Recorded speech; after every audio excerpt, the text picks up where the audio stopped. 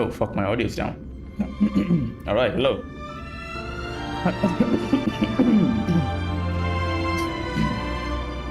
Alright. Good morning, good afternoon, good evening, whatever it is for you guys. Hello. Alright, boys.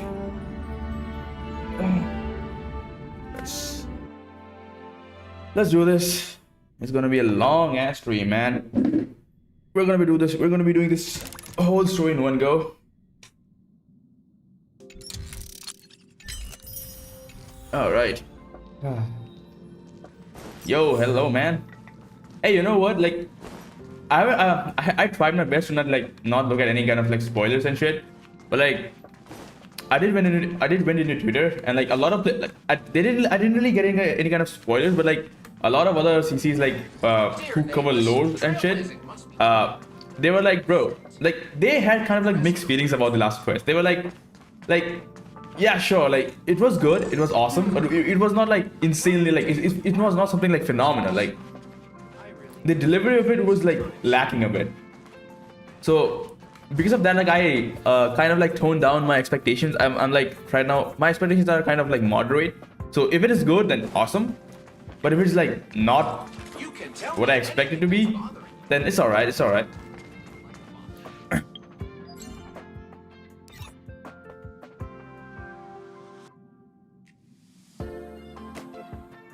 Alright.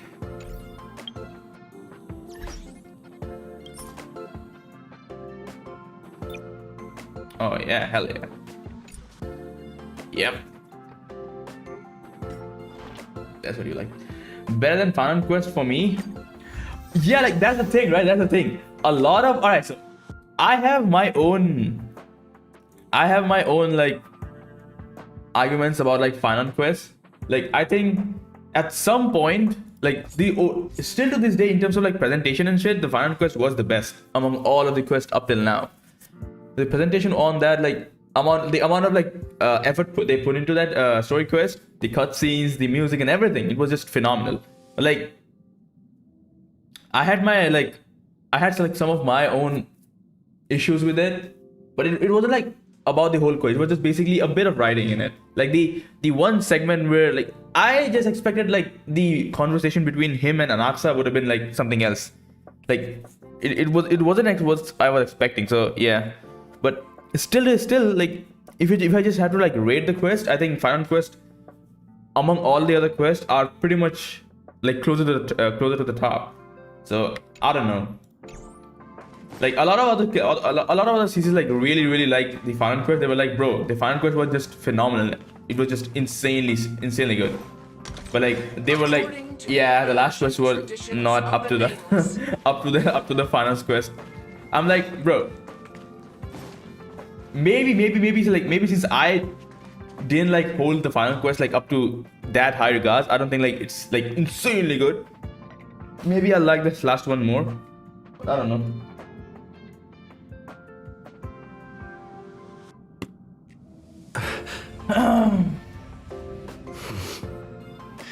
Alright. Well, let me first do my dailies and shit, then we're gonna like let's start the story. I don't want to waste any time because yeah, this shit's gonna take gonna take long. What was I gonna do again?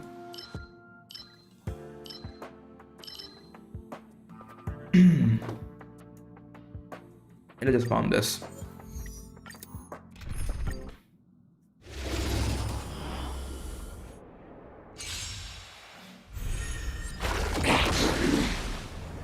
Flowers bloom for tomorrow. Show me the way. Dispel the gloom. Restore the skies. Embrace a new life. I'm gonna join you with this quest because I can't do it. Do what we go through again. Yeah, sure, man, sure. Stars shine for the heroes. Like that's exactly why. Like I'm not gonna. I initially thought since the quest was so long, I might do a second part of it, but I'm like, nah. I'm not gonna do that. Like I'll just like. It would be better for me to like just. do the whole quest in one go. Like it's the finale, man. Like I can't really like stop in the middle. Flowers bloom for tomorrow. I'll be back when you finish to hear your opinion. Waiting to Yeah, be sure. woken up by a shooting star. Remember me with love. May life and death sprout new buds. Don't blink. May time watch over the Evernight. Cleanse hatred with love. Dispel the gloom. Restore the skies. In the end, I'll probably do Embrace a new a life. tier list about like all the quests. My eyes already dried up and Return to dust. emotion all destroyed already, so I'd rather not go through it. Yeah, fine. It's alright. Work, you Like know. I'll probably do a tier list on my own, Eternity. like my personal tier list among all for all the version story quests for Amphoreus in the end. But it's gonna be a while, man. It's a fucking 6-hour long story, so yeah.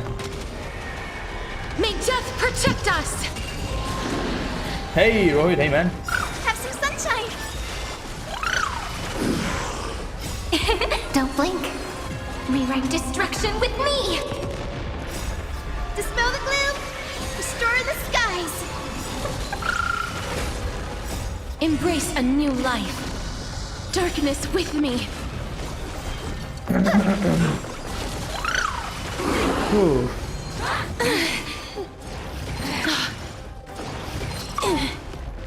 Take the answer. Also, the art within the quest is very good. Show me the way. Then I'll just like Dispel the gloom. take a few screenshots of Restore it then. the skies. Yeah, sure, just finish the quest. It was really good, but some things are quite hard to understand. I really took much time reading each dialogue. Cleanse hatred with love. All right. Well, it's expected, right? Like, let me tell you one thing, MT.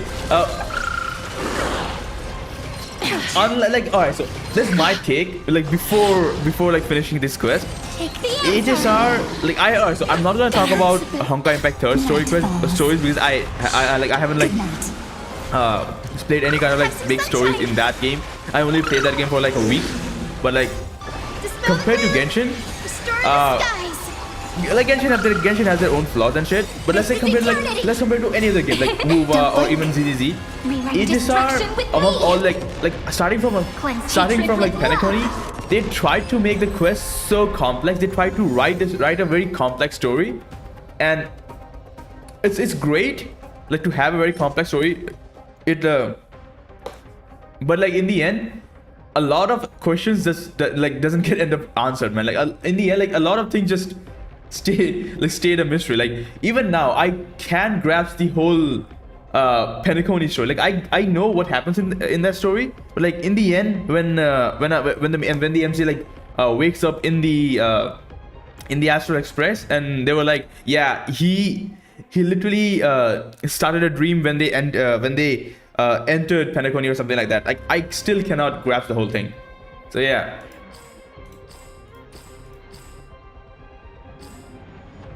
Damn. I should check out how much speed that one rolls.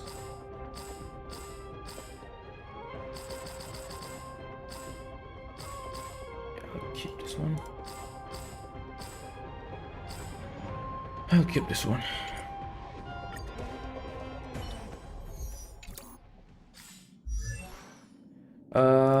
Just for the sake of it, let me check how this one rolls. Was it this one? Yeah, this one, right? Come on, give me speed. Ah, fuck.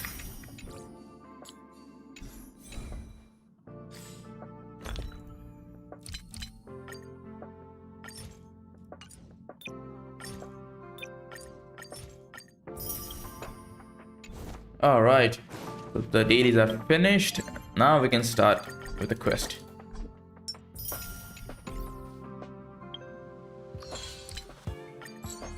Man, since now I have the have my Hyacinth Lycone, man, I can go all out. Like I can literally like scrape through every single every single jade in this whole patch, amongst like through the quest, through exploring and shit, and like dump it all in Cyrene's Lycone banner. And if I end up getting her Lycone like before her banner goes out, man, it's gonna be insane, man. This whole team is gonna be broken as fuck.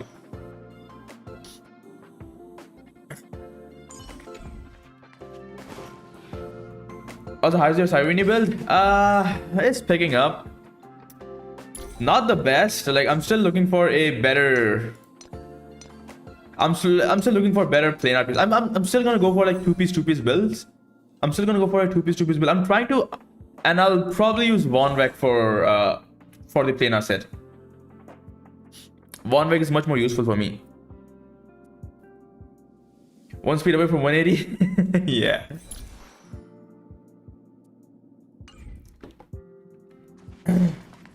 Like if you have Von Vec and you're above 180 speed, it will give you a 200. Like, it will give you 3 turns in the first cycle with Von Vec.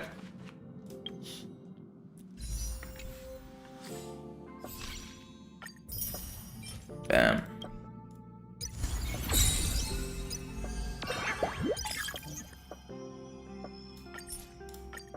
All right, let's. Oh shit. Let's see. What did we get today? Fuck. Bad. That's pretty good. Much better. Bad.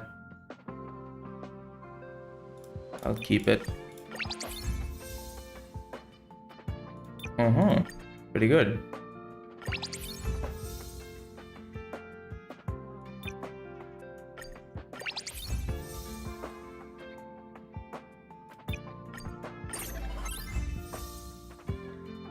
Huh?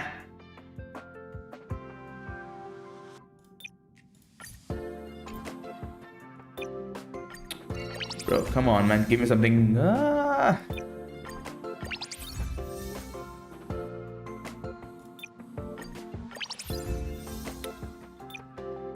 Oh boy.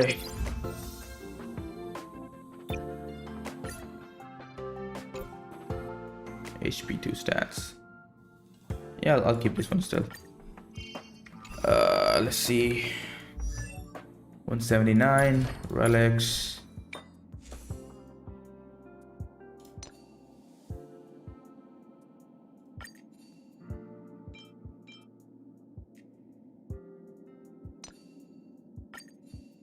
Wait a goddamn second. Why is it not showing here? Did I not like 4? Oh shit, it was like that. Fuck.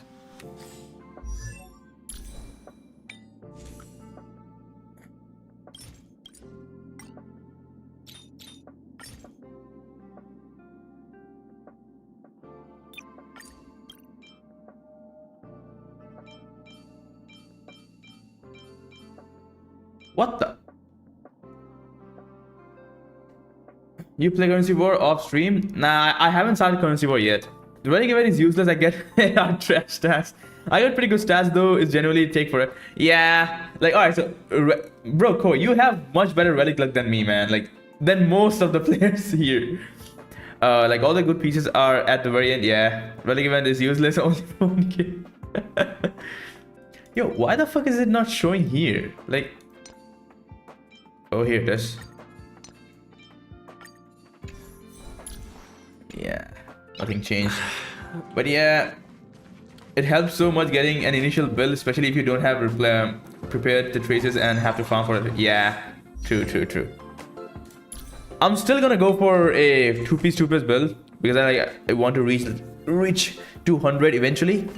But as for the planars, I'm gonna use the Von Vec set until I get a really good, until I get like something really good sets of the new set. Which one is? I haven't farmed the new set yet, but like, it's not the best, but still gives a bit of speed, I think. Where is it? Let me check. Yeah, this one.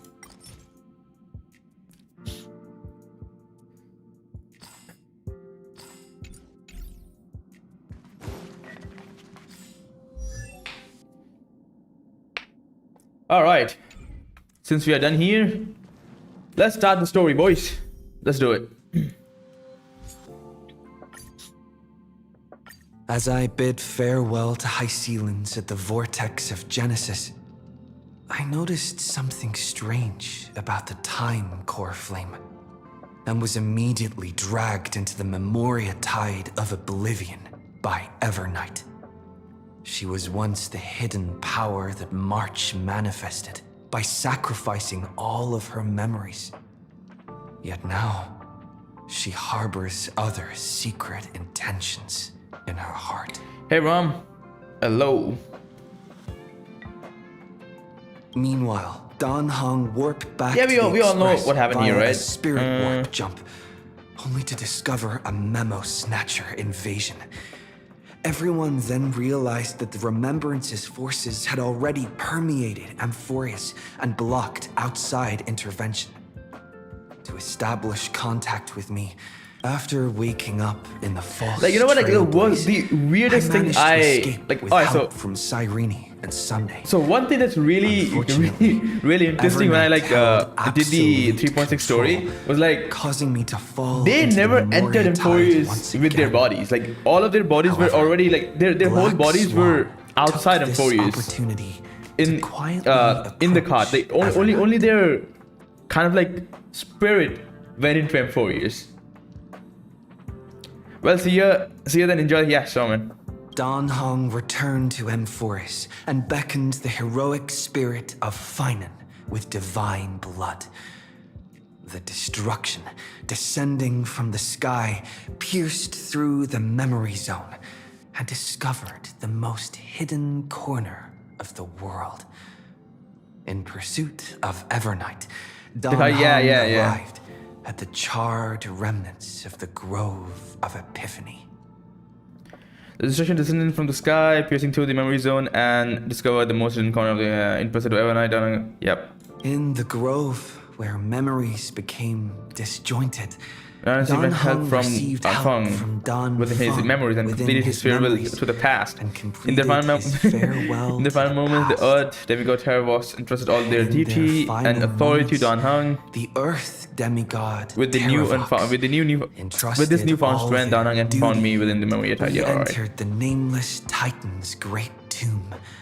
And Bro, I never discovered expected its this guy to be the secret. final boss, man. Across the 30 million cycles of eternal recurrence, every incarnation of Cyrene had come here, offering herself to the Remembrance.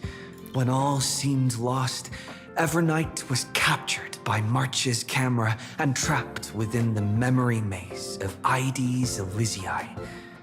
After several lengthy conversations, March and Evernight reached an agreement. Evernight returned March's memories, and March, fight with every condition for the Era Nova fulfilled, we returned to the depths of the Great Tomb and initiate. Let's do this. Alright, boys, let's do this. Let's sit here Can for we please 7 keep to 8 going more like hours. this forever?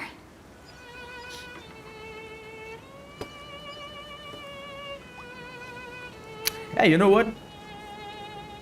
Let's change this shit. Let's do a proper team.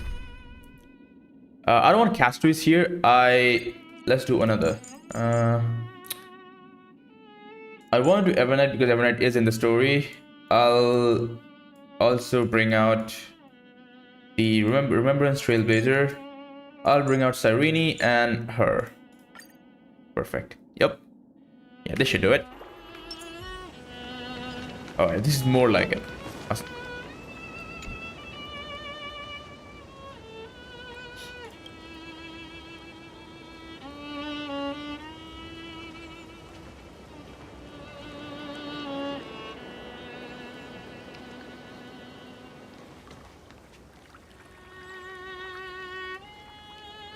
This view hasn't changed at all, has it? The hometown in your memories never changes, but when you return to your senses, you realize that fate has already stolen the time away. My story team is RMC, Cyrene, Evernight, and Deb for lower accuracy. Welcome to the Trail of Genesis, friend. I still want to keep my what's her name? Hyacinth? Hey, you know what? I'll change it. You know what? Yeah, that would be better. I'll just change it to Dipped. Even though he's not the best for this team, but I'll just change it. What did she say? What did she say? The hometown in your memories never changes. But when you return to your senses, you realize that fate has already stolen the time away.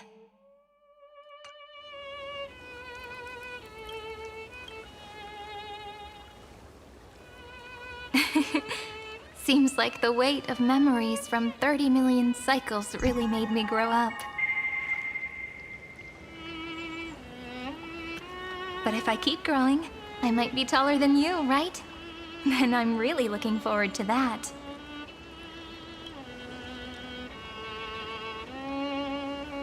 Before you arrived, I kept wondering, beyond the veil of Id Silicii, what kind of Amphoreus is being born? I can see fragments of it when I close my eyes. The friends who walked alongside us have all moved on toward their respective destinies. Some turning into pillars of the world, supporting the sky and the ocean. Others sowing reason, laying down the law, and with gentle hands lifting newborns into the light. Death and strife are no longer feared by people, and trickery has become the innocent games of children. All beings living ordinary and peaceful lives, within the net woven by romance and passage. There's no black tide, no flame chase, and no destruction. The world on the other side of the sea is one bathed in sunlight. You know what? Like, I never really quite understood like what is Id Silicii. Like, is it just a normal place like any other, like Akama or what was it other like Akama or the Grove? But like this is like I never quite understood it. Like, what is this place? Like, is it like a normal place or is it like a completely different domain or something? And like in Sarini's memories and shit. Because like from what we know, Id Silicii was destroyed, right? Something like that.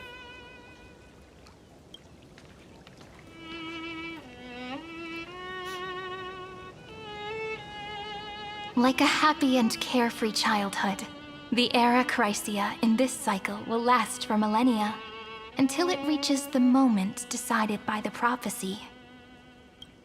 Light calendar 4931, month of freedom, the moment belonging to world-bearing.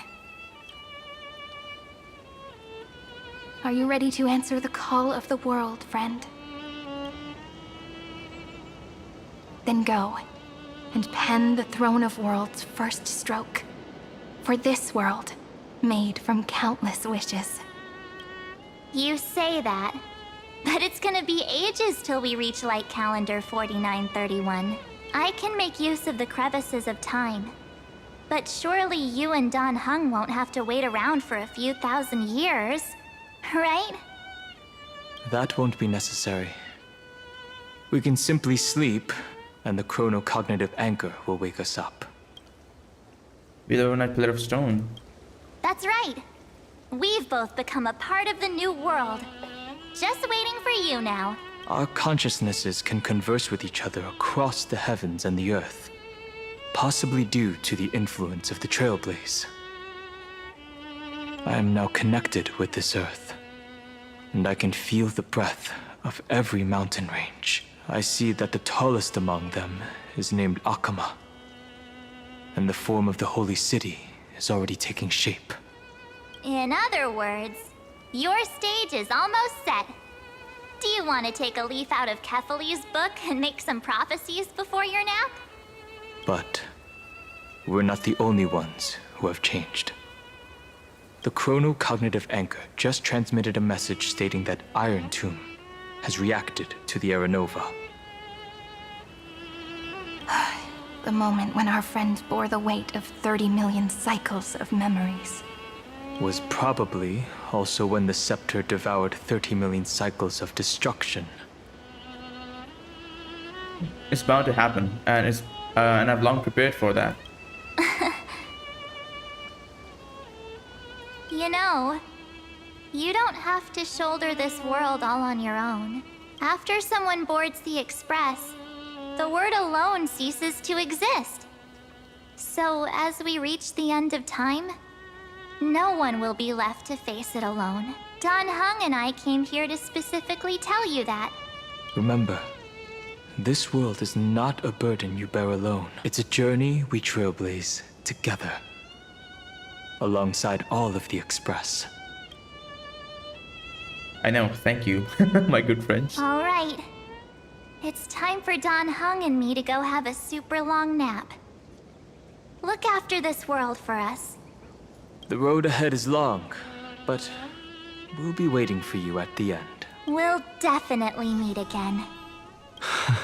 Let's take one more look at the other side of the sea before we set off. Ides Elysiae is so quiet. Alright, let's change it.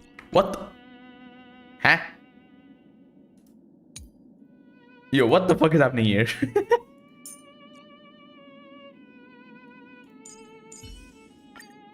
I shall carry out the Earth's duty. Just like how I remember. Here we are once more.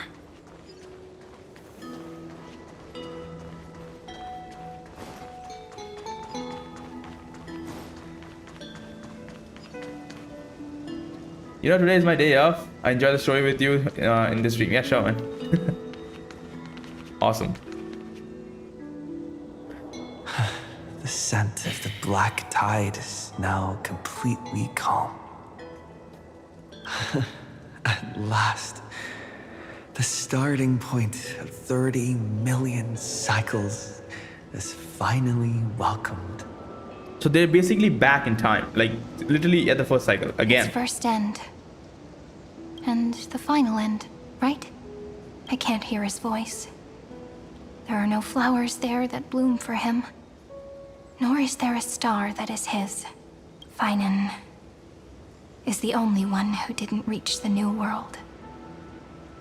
You gave everything to obtain this memory piece, a momentary piece. Look, the golden light that shone upon the grove still meanders between heaven and earth, like the prophecies of Amphoreus. This is the Era Nova, not a loop. Yeah, true. Like I'm just like, this is literally the starting of a new, I guess. I wouldn't call it a cycle, but like the whole story is starting from the beginning. Like it's basically the beginning of this era, I guess. This Era Nova. It has to be a sign he left behind. It points towards the destruction and the deepest night. Do you still remember what I asked you at this exact spot the last time we set off? Friend, are you ready to become a hero? You were still burdened by the weight of world-bearing back then, still unsure of the role you were meant to play. But now, everyone has already given you the answer. The heroes of legends were just at the right place at the right time when the world needed a hero. Also, one more thing. Like, if Fanon is not here, we all know, like, Fanon didn't really become... In the end, it's us who became the demigod of world-bearing, right? Like, Fanon didn't become that. Fanon went on to, like, fight... fight destruction. But, like, if he's not here, then who is the world-bearing titan now? Like, us? The lower accurate team won't work without Lycone. Evanite takes her HP. Oh yeah, fuck. Then I guess I'll have to change it. Let's see how long I can go with this. Just like how your arrival kickstarted Amphoreus' fate once more. A person's personality is their destiny.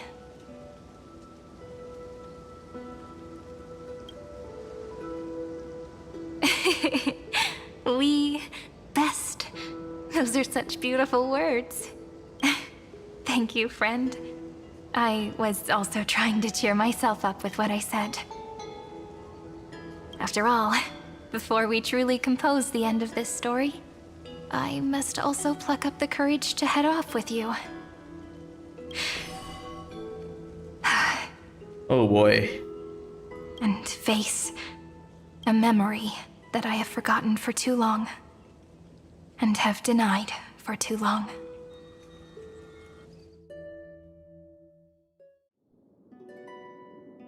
It's so dark. What is this place? The great tomb of the nameless Titan.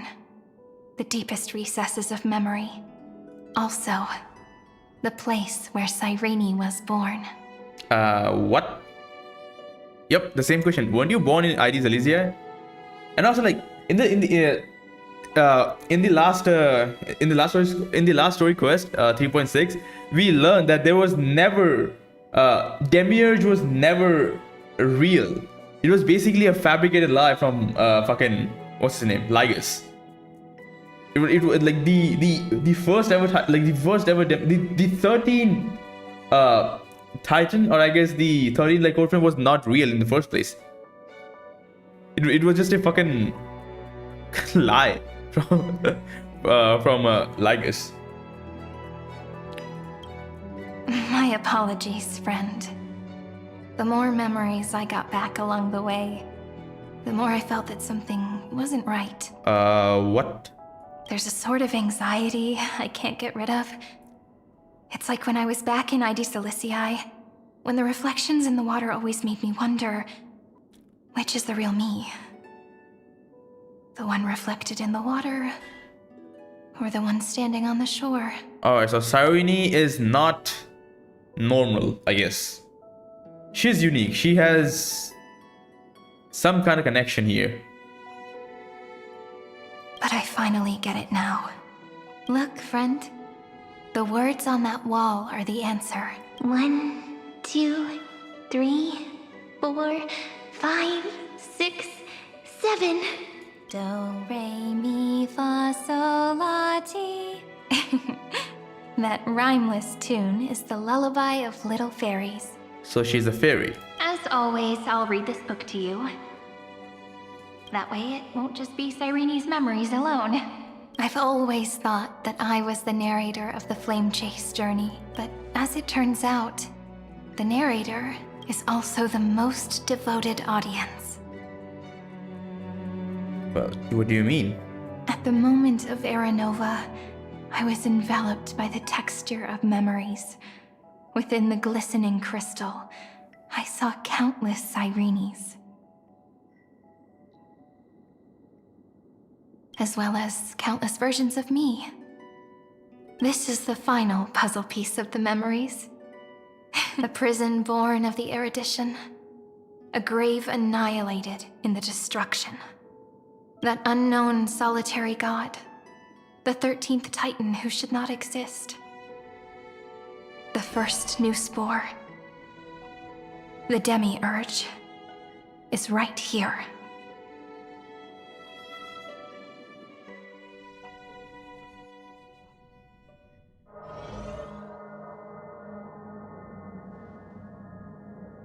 The interrogation records have been submitted to the Marshal. According to the Ten Lords' decree, Jing Liu and Luocha shall continue to be detained in the Shuling. Alright, first things first. Demiurge was never real. The fuck? Alright.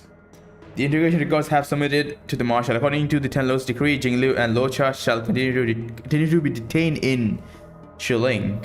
Alright. But you, Merlin's Claw, have been reluctant to end the transmission. Do you wish to reminisce with us? Or is there something else on your mind that you're just desperate to get out? You're quite calm, Jing Yuan. The Alliance only authorized the law food to be deployed for this Iron Tomb operation. They say the Seer strategist's wisdom shines like a beacon. So why can't you see things clearly now? Look who's talking. I didn't vote against it, did I? Whoa, who? Who is she? But, with enemies all around us, even a child knows the Marshal needs to keep a few Xianzhou ships in reserve, just in case. Whoever volunteers first is the Marshal's pick. If you have to ask, I'd say this outcome plays right into Jing Yuan's hands. Like it or not, there's no way we're letting the law food take the lead in this battle. Maybe we'll get her playable someday. Oh my, Merlin's Claw. Are you afraid the Law Fu might steal the Yao Qing's glory? This is no laughing matter. Between the Stellaron crisis and the War Dance ceremony, though the chaos has settled, rumors and speculation are only growing by the day. With Elder Huaiyan around, those with ulterior motives won't be able to stir up any trouble. But once the Law Fu gets their hands on the Golden Blood, it'll be a whole different story. Ah, fuck. Shit, man. Bro, they have for every single. Oh my god, man. Like it is like it's fair, I guess. Like everyone have their own agenda. They have their own needs and wants. They want to milk this as well. With the kind of person Jing Liu is, and her connection to you, I don't need to spell it out. There are countless ways this could be spun into something bigger. You're overthinking it, General Fei Shao. When I volunteered for this task, I never expected unanimous support from the Alliance anyway. The Law Fu will seize the Golden Blood and redeem itself. That'll be our first win. Then we'll leverage this Golden Blood in the negotiations. Our second win. These 2 wins for the Law Fu will make all 3 of us happy. And that'll be our third win. Look, if this were a Skyfaring Commission deal, we'd be rolling in money, wouldn't we?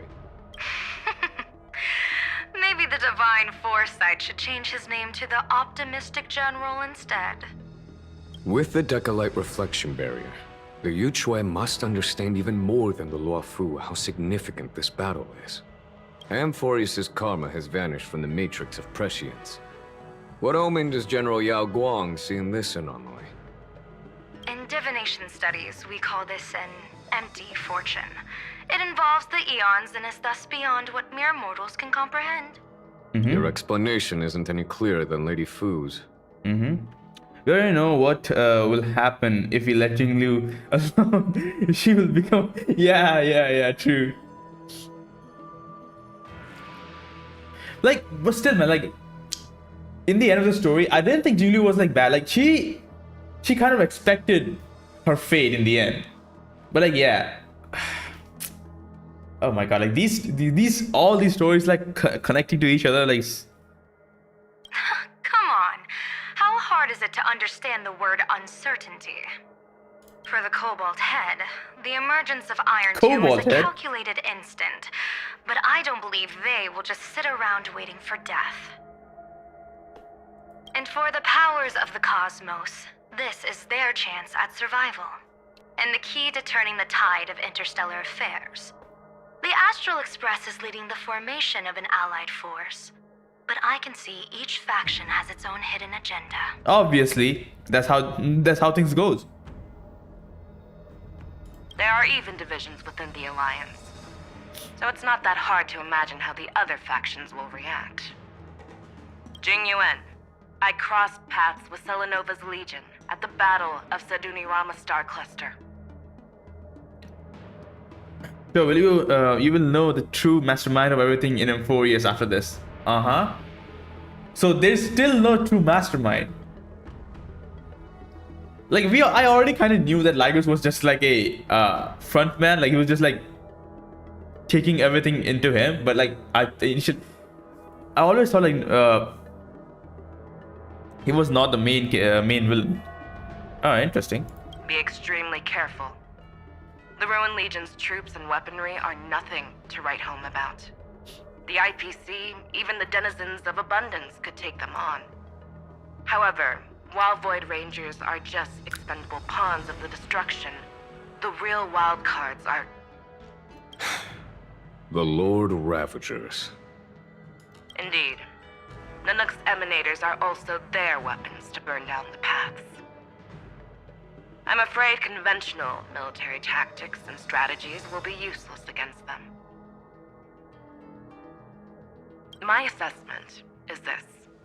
To completely take down a Ravager, we must disregard casualties and spare no cost. My only fear is... I want to know who is more powerful, Akron or Jing Liu. They do not compare to Finon.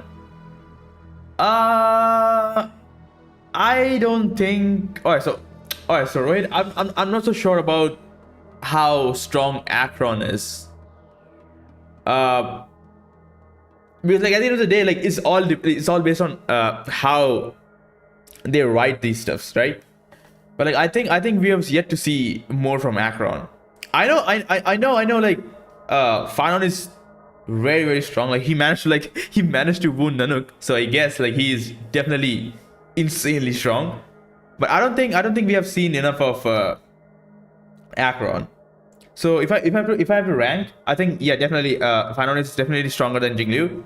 And as for Akron, from everything we have seen thus far, yeah, Fanon is much more stronger. But like I don't think we have seen enough of Akron. Like if this is a Honkai, since this is a Honkai title, right? We'll most likely see more. Maybe we'll see another version of Akron. Maybe a new form or something. But like yeah, from what I know, from what we have seen, she being an emanator of nihility, bro. Yeah, like this. Yeah, we haven't seen much from her. Like she was not the main focus of the Penacony story. Like she was definitely a very big holder. Like here, like just like if I have to like give an example, just like how the Herta is for this, like just how like the Herta is for Amphoreus' story, Akron was like that. She was never the main focus. So yeah, so my opinion on Akron is like we haven't seen everything about her. We'll probably get more. Nihility still have many more mysteries, man. Why is not an emanator? He is definitely not stronger. No. That's why I said like for the as for this current moment, from what we have seen thus far, Fanon is definitely at least in terms of like how big are the deeds they have performed, right?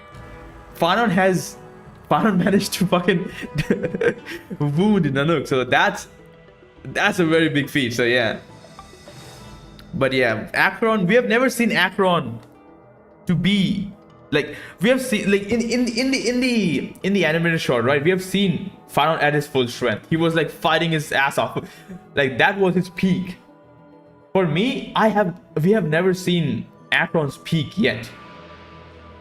Like who knew? Like maybe she was even stronger when she was basically one-shotting everyone in the Everflame mansion. Like when she was one-shotting fucking Duke Inferno. Who knows? So yeah, we have not seen everything about Akron yet. One wrong move, and the Lawfu will fall into Fintilia's trap again, inching ever closer to destruction. Doubt is exactly the demon she wants to plant in our hearts. Do you still remember the beginning of the Alliance Oath? To save future generations from war and bloody dispute. The Rainbow's arrows have always aimed at any force that threatens the cosmos. Now that the Trailblaze walks alongside us, the Cloud Knights shall keep their oath as they have from the beginning. I just hope those on the front line will remain safe. Fanon can't even scratch Zephyro, so it's safe to say Nanook let Fanon hit him. I don't know. Maybe, who knows? Like at this point, if I say much, it's basically it'll sound like I'm trying to hate on Fanon. But like, who knows? Maybe Nanook was trying to like. Maybe he never expected Fanon to hit him. Maybe maybe Fanon just caught him off guard. Maybe like he was trying to see how far this one puny guy can go up. Like so, maybe he was gauging. Maybe he was basically gauging his strength and shit. Who knows? Like the story says, we can never understand these eons, man. They're above us. So who knows? Anything could have been the reason. But like we don't care about that, right? At this moment, the only thing we care about is that Fanon did manage to wound Nanook. So in terms of like from that feat alone, yeah, he's currently the strongest character lore-wise in Honkai Star Rail from what we have seen yet.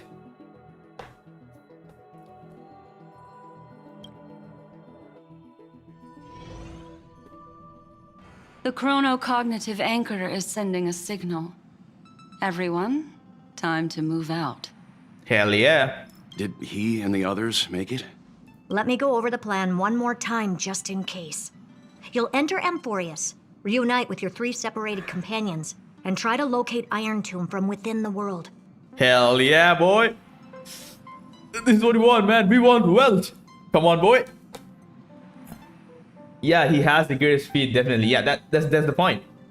So yeah, that's what I said. Like, if I like gauge everything based on what they have done yet in the story, Fanon is definitely at the top right now.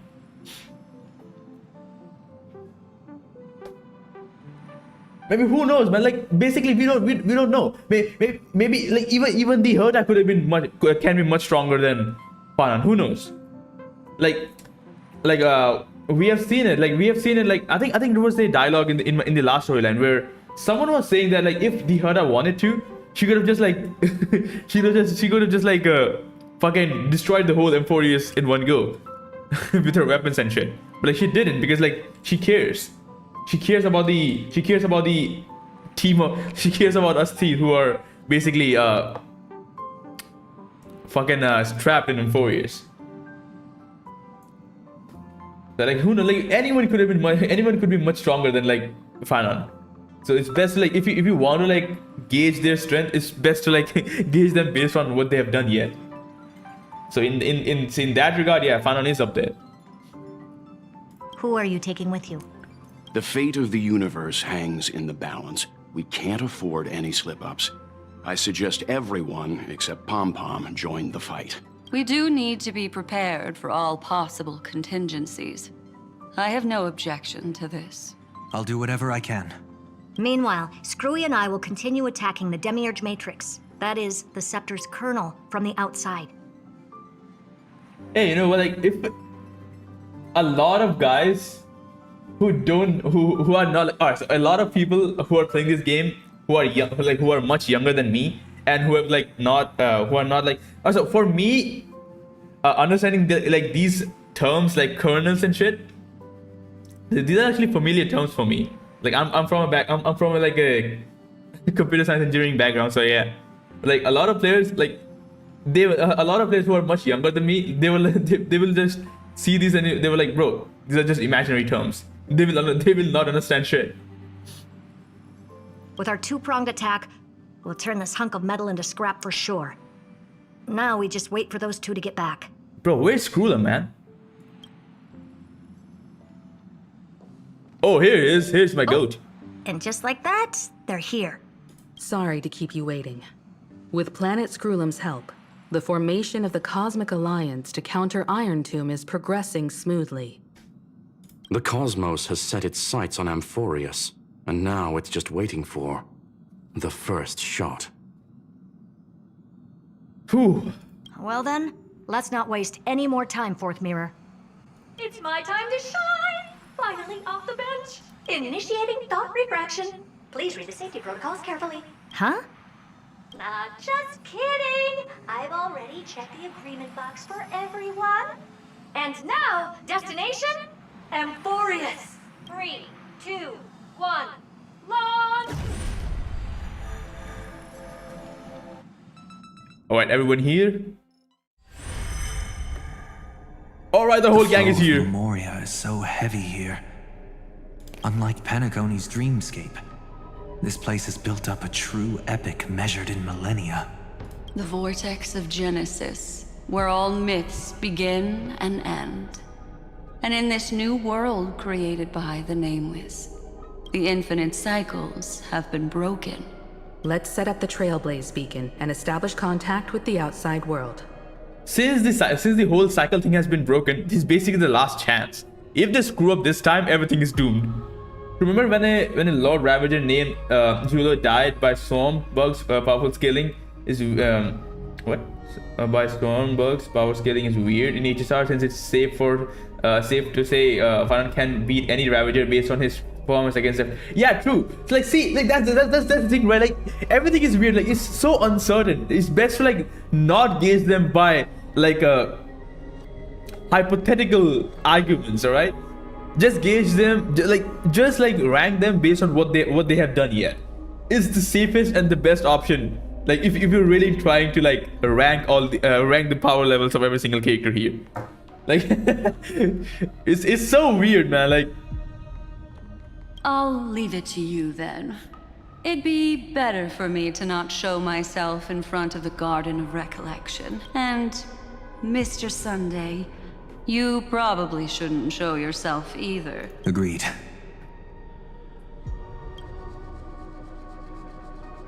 The Astral Express has landed. If you receive this message, please respond immediately. Over. This is the Xianzhou Alliance. Communications normal. hell yeah. Here she is, Miss Shorty. Interastral Peace Corporation. Communications. Yo, Aventurine. Oh my god, my guy. Even though I never pulled for him, but like he's a really good character in the story. No response from the Galaxy Rangers. Not surprising. But I didn't expect the family to also stay silent at such a critical moment. That's a pretty blatant disregard from the family for Penacony's independent director, I'd say. Long time no see, Miss Himiko. It's been quite a while, Madam Jade. The significance of this battle rivals that of the campaign against Sulo. Only through victory can we disperse the shadow of Iron Tomb that looms over countless worlds. The 10 Stonehearts shall spare no effort for such a grand mission for the preservation. Madam Jade led the Intelligentsia Guild in conducting specialized research on Iron Tomb's past activities. The bad news is, the collapse of the Erudition won't just affect inorganic beings. You mean Iron Tomb can infect organic life too? Well, the good news is, so far, its effects on organic life are under control. The infection progresses slowly, and the resulting neuropathy is non-fatal. If you watch the Amphoreus pre-battle trailer, you will know everything. You will know everyone currently involved in this crisis. Which one? Pre-battle trailer? Which one? Let me check. Is it an official trailer from HSR?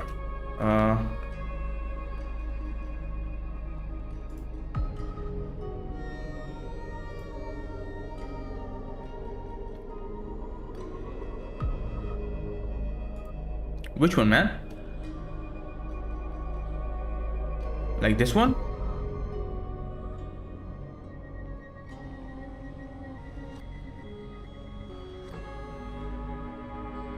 It's not in channel, but it's official. Huh? Only in China. Oh, got it.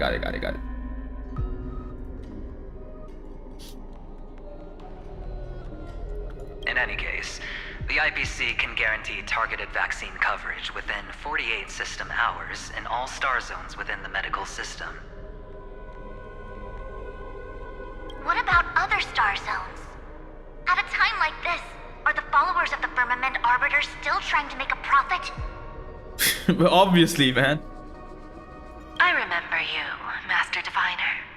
Your performance during the Third Denizens of Abundance War was quite impressive. Please rest assured, all worlds can purchase vaccines from the IPC with a humanitarian discount. That's the current policy at the very least. But if the Xianzhou Alliance is willing to assist with the IPC's assets in Epsilon and other star systems, we'll have more cards to play when reiterating to the board the necessity of deep cooperation. It makes sense, since Interastral Peace Entertainment's headquarters is in Epsilon. But why are all the other worlds on the list? Places that the Elation has visited? Think of it as a long-term investment. Please understand that everyone at Pierpoint is swamped with Iron Tomb work, especially the marketing development department. At this rate, even the 10 Stonehearts can only do so much. Having some assistance from the Alliance would surely benefit the entire cosmos. Wouldn't you agree?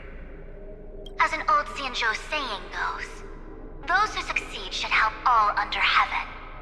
Your proposal must be decided on by the 7 Arbiter Generals. I'm just here to relay the message. In times of crisis, the Lawfu will not hesitate to help those in need. However, the prerequisite is that the IPC must unconditionally assist the Alliance with emergency rescue operations in the disaster area. Of course. In the name of preservation, all for the Amber Lord. Thank you all for your selfless dedication. Hell yeah. Bro, I can't wait to see Welt, man. The one thing... man, when this guy pops up, it's insane. Still has qualms about everything. The clash between destruction and erudition isn't just about the fate of the cosmos. It's a moment for all factions to reshuffle their cards. You can never be too careful when battling a Lord Ravager. All are equal in matters of life and death. In any case, we can only hope for the best in all that's to come. It's about time we dive into the vortex and see what Amphoreus looks like on the inside. I wonder where he and the others are right now.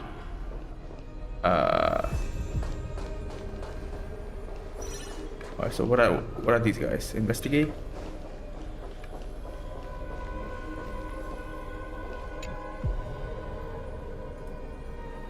Hello? How's the signal? Can you hear us? Oh my god. Oh my... Holy shit. It also said that in Awakened, Iron Tomb is stronger than any Ravager. Alright, we've got Belobog. God damn. Holy shit. Holy shit, Topaz. Oh my god. Ah, we're through! I can see the video feed. Everything's working perfectly. Miss Bronya? Miss Serval? What a surprise. It's been a while. We've already heard from Miss Topaz about the Iron Tomb operation. She made a special trip to deliver the vaccine to Belobog. I can't believe the Express crew is at the eye of that storm. Is everything going smoothly? Don't worry. We're still following the plan step by step. How's the situation? Urillo 6 is located on the outskirts of the preservation barricade.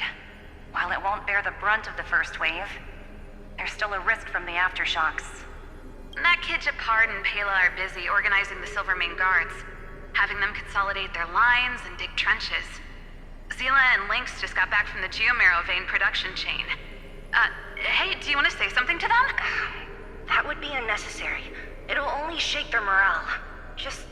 Miss Bronya, I'm afraid this disaster will be far more terrible than you can imagine. Please, be sure to follow Miss Topaz's instructions and make thorough preparations. Of course. We have resealed most of the engine of creation beneath the ice to prevent the will of the preservation from becoming an accomplice to the destruction. Don't worry, Miss Himiko.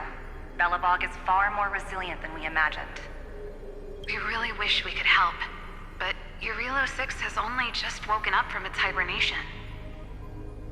The Astral Express, standing at the forefront of disaster, is the hope for many ordinary civilizations across the universe. In the face of a massive catastrophe like this one, relatively smaller civilizations have never had many options. But that's exactly why we have a resolve that's second to none. If anything goes wrong... Miss Topaz, I hope you can help out and rescue the affected. No problem. Also, didn't the Xianzhou sign a friendship agreement with Urillo 6 earlier? They won't stand by idly either. I appreciate your kindness, everyone. But Urillo 6 is our home. We will defend it to our last breath until the last Belobogian falls. Hell yeah. Miss Bronya. Belobog finally got some screen time. That have made it this far on their own strength weather this crisis together. Topaz is tempting me to use the gun. Oh my god, man. Hell, bro, she... Like, oh my god. It doesn't matter like how bad she is currently in the meta, but god damn, dude, where is she? Yeah, here she is. Like, holy boy. Oh my god. I don't use the first one they gave. I don't know if even one may is worth it. Bro, I have 4. Like, can you imagine? I have fucking 4. What am I gonna do with 4?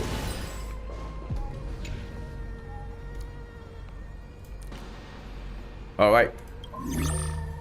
It's Fushuan. Good news, Miss Himiko. The 7 Arbiter Generals have reconsidered the current situation, and I'm here to relay their message. Officially, the Alliance's combat forces will still be limited to the Luofu, but the Yaoqing has also been deployed in the surrounding war zone as a contingency. Words cannot express our gratitude. Getting the Hunt to agree on sending troops must have taken quite some effort from General Jing Yuan. The Luofu already considers the Express an important ally. We also have no intention of hiding the fact that there is indeed something the Xianzhou seeks from this Iron Tomb operation. Obviously. But this time, the Marshal herself decided to send out troops. With a formidable enemy before us, the Alliance has no reason to back down, nor will we be content to take a back seat. If we can stand together with civilizations across the universe to overcome this crisis, then we must do so, even at the cost of our own lives. The Alliance truly embodies the principle of righteousness. It's fortunate that the cosmos has great heroes like you. You're too kind. As for that Jade Abacus of Allying Oath, you can save it for when you're in more dire need. Oh shit! So we're not gonna use it. Oh fuck. So alright. So we'll see more of Xianzhou in the future. Alright, awesome. That's a good thing. Alright. What did I miss? E4 Topaz? Nah. You know what? What I'm gonna do? I'm gonna save. I'm gonna save until I get like 2 more, and then I'm gonna E6 a character. It's gonna be insane. Holy. And I was like, since they're giving out like Topaz, it's basically so the whole thing about like them choosing which character to add to the shop is not any kind. It doesn't have any kind of pattern to it. I don't know how they decide which one to add here. I think they're just like winging it. So I'll probably wait for a character that like really I'll wait for a character who has like insanely strong Eidolons, and I'll just fucking E6 them in one go. Best story in the game. Alright. I can't really say much now because like I just started it, so I'll share my opinion in the end. IPC. Miss Jade? Aventurine! I regret to inform you, Miss Himiko, that even the Strategic Investment Department is constrained when it comes to the Iron Tomb issue. And it would be difficult to meet the expectations of the Astral Express. Of course. However, Madam Jade instructed us to look after our nameless friends as much as possible. So let me offer you all a small suggestion, just from my personal perspective. Other departments at the IPC might also take this opportunity to extend an olive branch to you. When that time comes, I hope the Astral Express will remember that the 10 Stonehearts were willing to stand with the Trailblaze, even though we were in a difficult position. And more importantly, we were the only ones willing to do so. Obviously, yeah. So it's the give and take bullshit. Sounds like a threat, doesn't it? But trust me, every word comes straight from the heart. It's alright. We trust you, man. Has the internal conflict within the IPC really gotten this bad?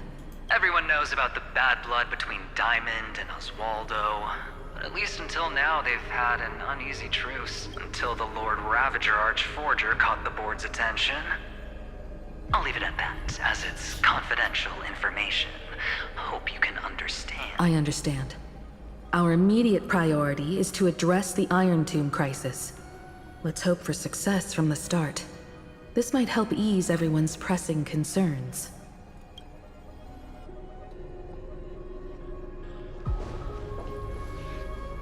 IPC is currently evacuating all affected nearby solar systems. Yeah. Evacuating Galaxy Ranger. Bootle? Yep, no response. Of course, we would never know the Ranger's comings and goings.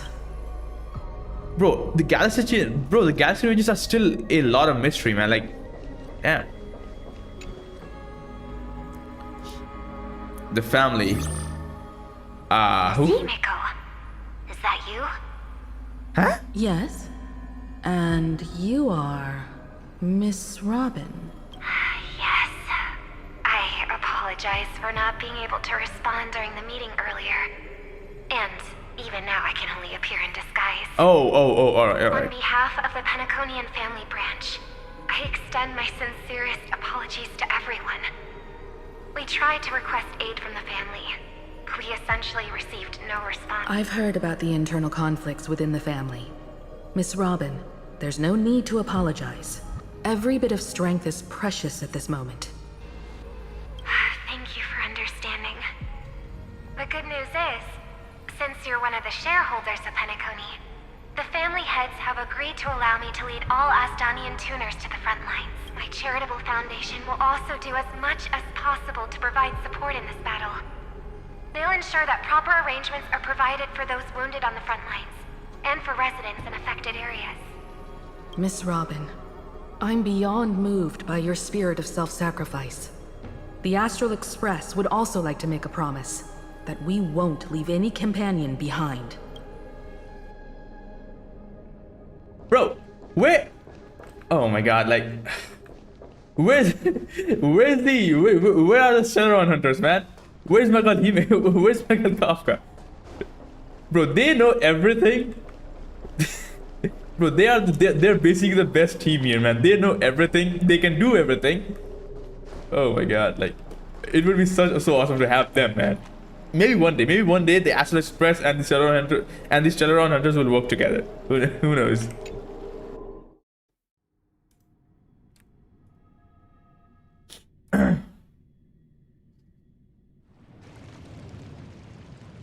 Let's take a bath. Why is there no one here? Everything in Akama seems normal. The new world was enjoying peaceful times not long ago. It seems it was even more recent than not long ago, Miss Himiko. The fruit on the table is freshly cut, and the bath temperature is just right. The remembrance tells me this place was bustling with people just moments ago. It's as if everyone vanished in an instant. Could this be Xandar's doing? Unlikely. He's still under the surveillance of those two geniuses. Could it be some kind of local custom? A custom that makes an entire city fall silent in an instant. Pardon my frankness, Mr. Yang, but this reminds me of some unsettling rumors about the Harmony. Complete silence is often the prelude to divine intervention. Oh, fuck. Everyone, be careful. Here they come. Here they come. The nameless of the Astral Express. They just time skip to 1,000 years and 4 years time. Yeah. Evernight? How is this possible? She was already... We are the chroniclers of time, and we do not fade away. Finally, the last era Nova has been completed. What did you do to the residents of the Holy City and the three Nameless? Oh, is she trying to mess with them? I didn't need to do anything. The remembrance will ultimately become the substance of the new world. Hell nah, man. We all know how much she hates the remembrance. She's basically trying to mess with them, isn't it? Now, they are no longer the trailblazers you once knew, but gods who permeate heaven and earth. The 12 titans who guard Amphoreus. Alright, she picked it up. Stop fooling around, March. Come on out. What? I practiced so long for this. Getting seen through right away is just so embarrassing. You've obviously been learning from the theatrical culture in Amphoreus. But if possible, I'd prefer our reunion to be a bit more casual and laid back. Of course. As expected, I can't hide anything from Himeko and Mr. Yang. Well, long time no see. Guess I'm back? We should be the ones to say that. Sorry for keeping you waiting. So, these jellyfish are the Titan's power? manifestations of the Veil of Evernight, used for scouting and communication. If I went all out, I could summon way more of them. Hell yeah, you're super strong, man. Like at this point, man, I'm beginning to think like even fucking Evernight is stronger than Finon. Like she's so strong. She was so menacing. Hey yo, Ben, thanks for the sub, man. Yo, bro, like she like if he let her off the hook and if he give her free reign, she could basically topple the whole world altogether on her own, man. She's fucking broken. Thanks to him, we all turned into titans in the new world. Sure, we can take on humanoid forms, but it feels off. How intriguing. So what does he look like now?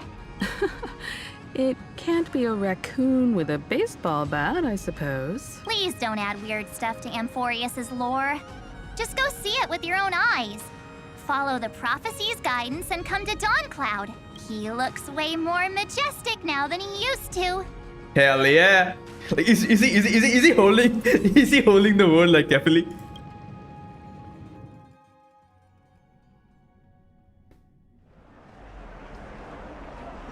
You know the truth about children's of Anasra later. Yeah, bro. After this, man, I didn't have time to like watch all the lore videos, bro. But like, I will be going through everything. Gathered here. I'll scrape up the whole YouTube, the whole YouTube filled with like, I'll skip up every single video I can find on everything about lore in this shit. Like I'll probably have to watch more recaps because like I want to like. I'm already expecting many questions to be not answered by the end of this story, and we'll have a lot of like, we'll be confused about a lot of things. And I did like had time to like to go through everything for Penacony, but I will be going through everything from the beginning for Amphoreus, man. I'll try to understand as much as possible. This isn't just a gathering. It's a pilgrimage. The people's expressions are resolute, devout. As if waiting for a miracle to descend. Of course, this is us. That colossal deity is him. He has become the pillar of the world. Is it? Oh my god! I thought it's gonna be the bro. I literally thought it's gonna be the MC, man. Surprisingly authentic. Being this serious is quite unlike his usual style. Those people didn't disappear. Instead, they've answered the call of the prophecy and come to witness his awakening. Our good buddy now bears the weight of the entire world, and every breath they take is intertwined with Amphoreus' destiny. Awakening? Has he fallen into slumber? Yeah. After all, with such a huge time dilation between inside and outside the scepter, this was the only way we could wait for everyone. Time watches over yesterday. Earth guards today. And when the Trailblaze steps into Amphoreus once more, the slumbering deliverer shall awaken. This scene cringed to me every day. I don't like being worshipped. And then, bring the prophecy of tomorrow to this world. Come on, everyone. Let's get closer to him. Watch how the world-bearing prophecy changes this world. Oh, it seems the kids are already miles ahead of us at this stop. All the more reason we can't afford to slow down our pace. Majestic. Speaking of which, I once caught a glimpse in Sleepyhead's memory of him transformed into a towering Tatalov. Could it be? No way! That was just a nice dreamscape. At least nice for him. If they are the throne of worlds who bears the weight of this world. Holy shit. Perhaps they could guide a traveler still wandering among the stars. Hey, since when did you get all pious? His advice sounds pretty silly sometimes, you know. The so-called fool. Citizens, behold! Our last Titan! The world-bearing deliverer is about to awaken! Oh my god. Oh, ancient god! Your loyal subjects, bewildered followers, and fearless comrades in arms have all knelt before your throne. Oh my god, man. Awaken from your eternal slumber and bestow upon the world your divine prophecy. Please guide us. Show us how to embrace this beloved world as we welcome that distant dawn. Nothing. To walk the path of a mortal as a god, or to bear a divine burden as a mortal.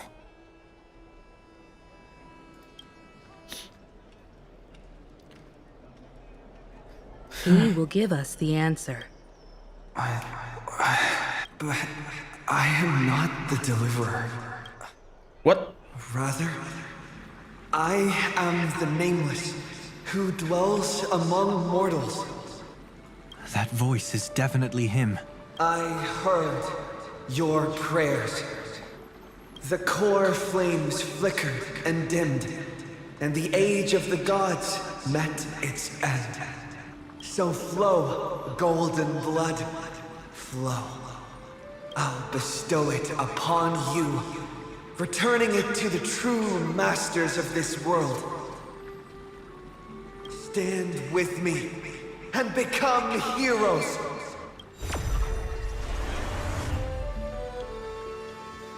You know what? Is this? I kind of like it. It's pretty awesome.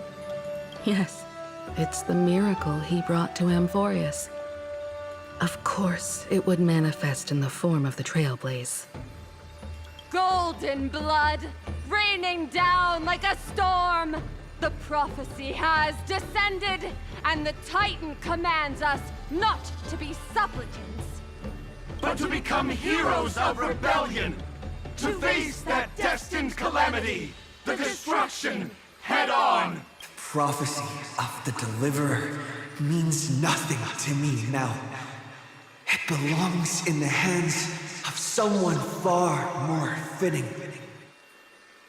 Someone like all of you. In the name of Kazlana, let us depart and march towards the light. It's neither protection nor salvation. As always, there's no need for totems or myths. Humanity's most primal faith is that instinct named survival. Let's go, everyone. Someone has already sounded the horn of departure. Explore, understand, establish, and connect. Together, let us blaze a trail for the destiny of this world.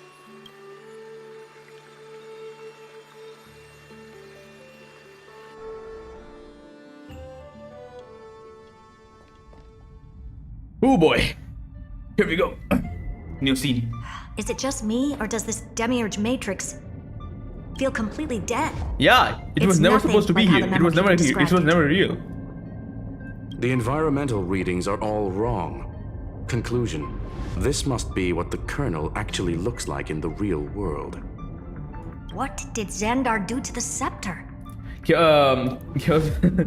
Was it first? Definitely, and the one who attracted Nanook's grace.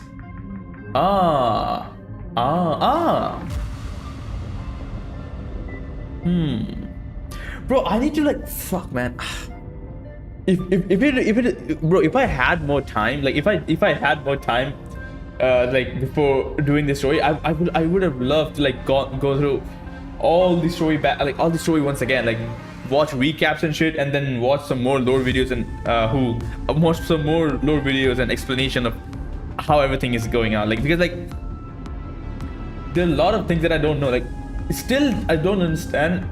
Is the whole world of Amphoreus is a fabrication, which was created by fucking Lygus, or the world was here, but then Lygus came around and fucking Nanooks came around and tried to like shit out, try to like mess with this world and make and then make it like this.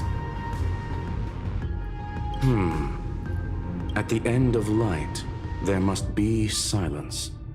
Certain, pure, and absolute darkness. Not the time to quote the Lord of Silence. Bad omen. Either way, we have to press on. Herta and Scurry about to reveal a lot in this part. Alright, we lock in. Until we uncover the truth behind the 13th Titan. Of course, well, we all know about the truth, kind of, that the 13th Titan never existed. It's not real. The buried past is the key to stopping Iron Tomb. That is, if it even exists. You know what the most bullshit thing that I learned in the last version story quiz was fucking Evernight, like telling the fucking Evernight telling that the Remembrance was never an ally of Cyrene. She was the fucking Remembrance was basically trying to like leech off all the memories out of Cyrene, and she was actually aiding fucking destruction to destroy Amphoreus.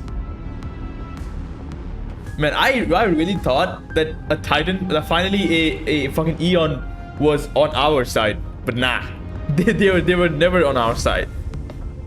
Xandar says the Demiurge never existed. Yep. Who actually buys that? You can erase the records, but not the truth. Wait, what, huh? Wait, what? It vanished too cleanly. No traces. Like someone's yelling, look, there's nothing here. Too bad I'm the type who can't resist digging deeper. Looks like I'll be counting on you again, Screwy. Let's tear the system inside out. Always happy to help. But as your academic partner, I have to ask, Herta, what if we fail? Let's say the Demiurge really doesn't exist. Do you have a backup plan? A backup plan? Of course. If we can't find the key, we turn the lock into the key. Hell yeah! That plan's cost is incalculable. It shouldn't even be on the table. Well, then let's hope we never have to use it. There's no point worrying about the end just yet. One step at a time. Let's go. We don't want to leave the others waiting. Bro, you know what? Like, fuck. What did I get? Yeah. Huh? Alright. You know what, bro? Like, I never really liked Schoolum in the beginning, but goddamn, Amphoreus has changed me, man. I'm from a Schoolum, whatever. Like, I used to think like Schoolum was, that's alright. He was alright. But now, man, I fucking love this guy, man. I fucking love this guy. He's the perfect. But like, the moment his banner drops, man, I'll be all over it. You can't fool Herta, Xandar, yeah. Herta is too smart. Has to land on the branch before it can dance. We'll need a wide open platform before her entrance. Hey, you know what?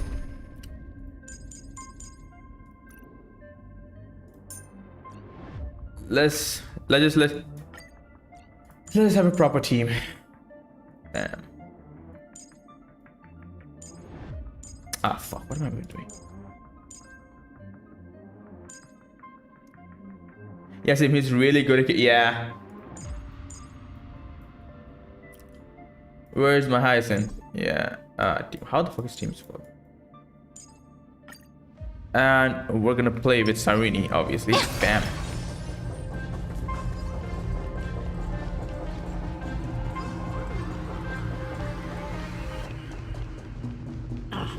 Just use that thing over there, Zag. Huh? What?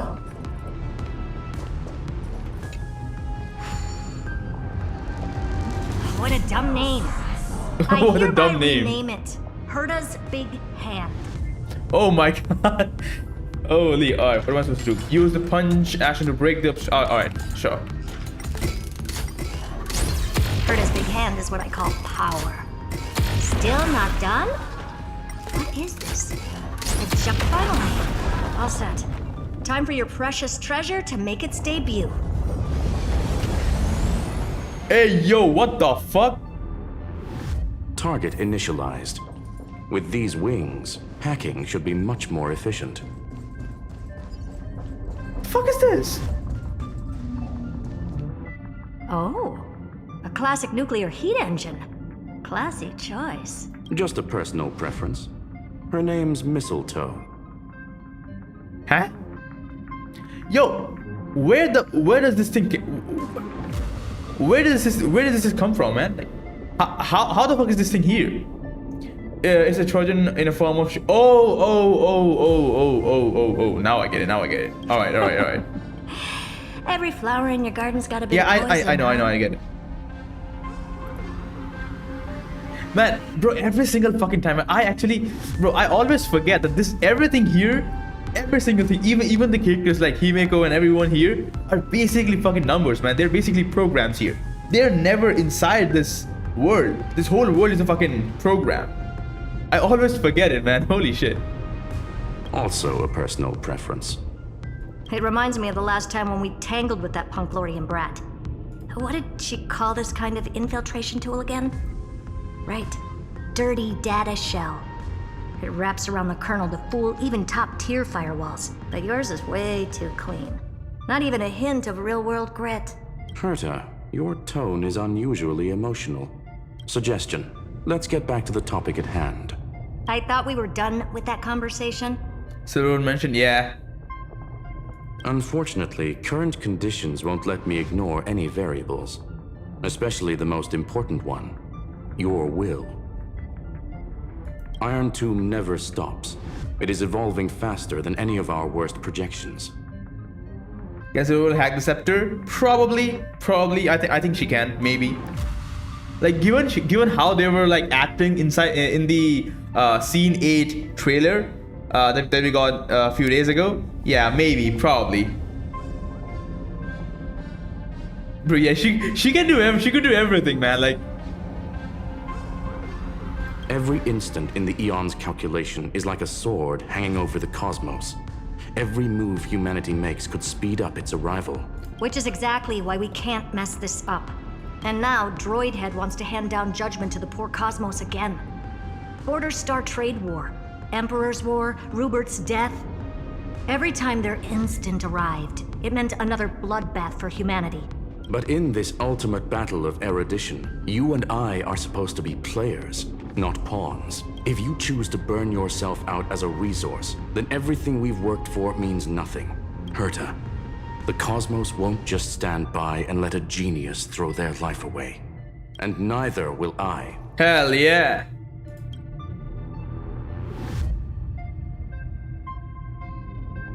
No need to kill the mood. This is why we're here, isn't it? We need to find the Demiurge and that lost key. I'm not here to be a deliverer. I just want to beat Xandar and Droidhead. Right now, I just need to know.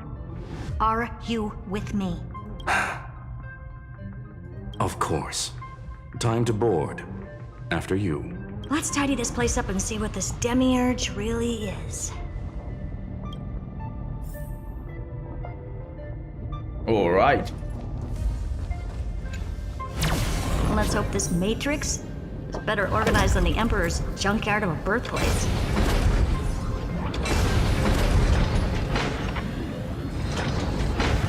Buckle up. We're hacking in. This is...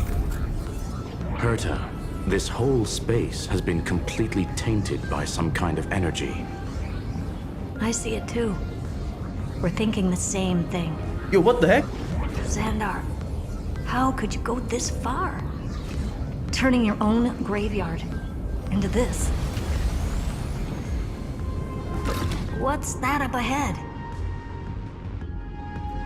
There is a real news is basically allowing this to happen. Yeah. Katorzane algebraic expressions. It's built for isolation, not defense. Yup. The Mr. is Trulim's personal and again to Trojan Horse program. Click the cruise button to start flying. Click alright, got it. So buttons to steer the mission, accurate button to temporarily speed up. Button to and toggle the information option to change flight controls. Got it. The mission is equipped with the auto cruise program. Click the auto cruise button and the mission will automatically fly to the navigation points. Click again during the switch to my. Alright, got it. So basically, the door to the tomb, right? Great. Let's find the handle. I'm picking up multiple independent signals with the same data structure as the barrier. Projection. We can hack the terminal, reverse the computation, and turn it into an attack. Classic move. Use their own systems against them. Take us to the nearest one.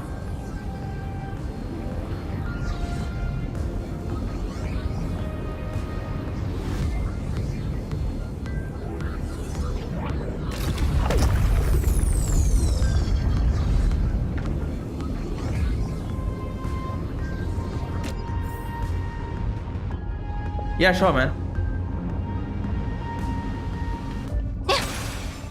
I'll just go through the story for now. Let's see how this one plays out.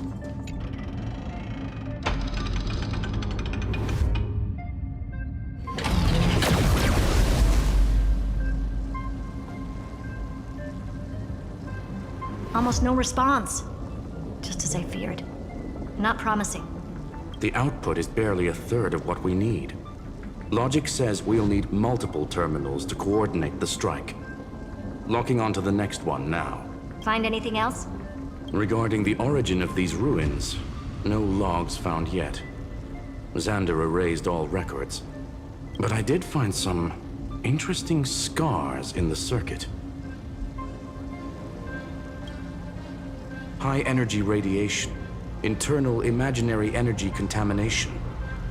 From what I know, there's only one thing that fits. What? Skip the science talk, Screwy. That thing only goes by one name. The Stellaron. Exactly. Huh? Xander blew one up just to clean the entire Scepter system. Huh. So that's what he meant by killed that Titan with my own hands. He wanted to turn the neuron of the erudition into a relay for the destruction. That meant getting rid of all of it at all costs. The life form known as the Demiurge was the original target of the Scepter's extrapolation. It makes sense. Evernight calling it the first new spore confirms this viewpoint. The prime mover of life. That's what Scepter Delta ME-13 was originally tasked with. Even after it got scrapped, the query kept running. Yet the true value lies in the process of solving it, not the answer itself. Then, does this mean finding the Demiurge is hopeless? No, I'd say exactly the opposite. It means Xandar had no control. He couldn't contain the Demiurge just like he couldn't handle Droidhead. So he tried to erase every trace. So it was real. But he failed. It still left a mark. By the way, if there's another Stellaron in Amphoreus, why hasn't that little one reacted to it at all? Yeah, interesting. You said the Demiurge left a trace, right? Yeah, but not in the real world. Remember the great tomb of the Nameless Titan?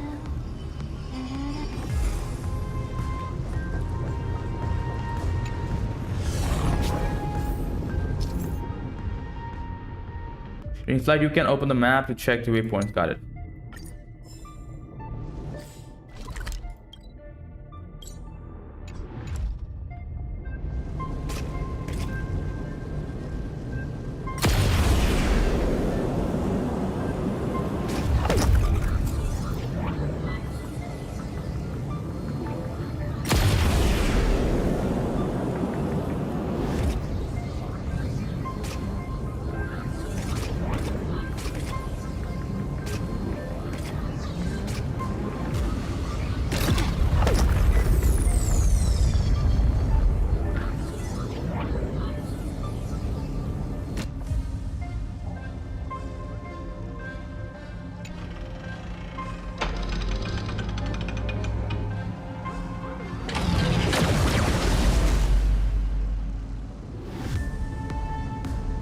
Trailblaze Archive 466.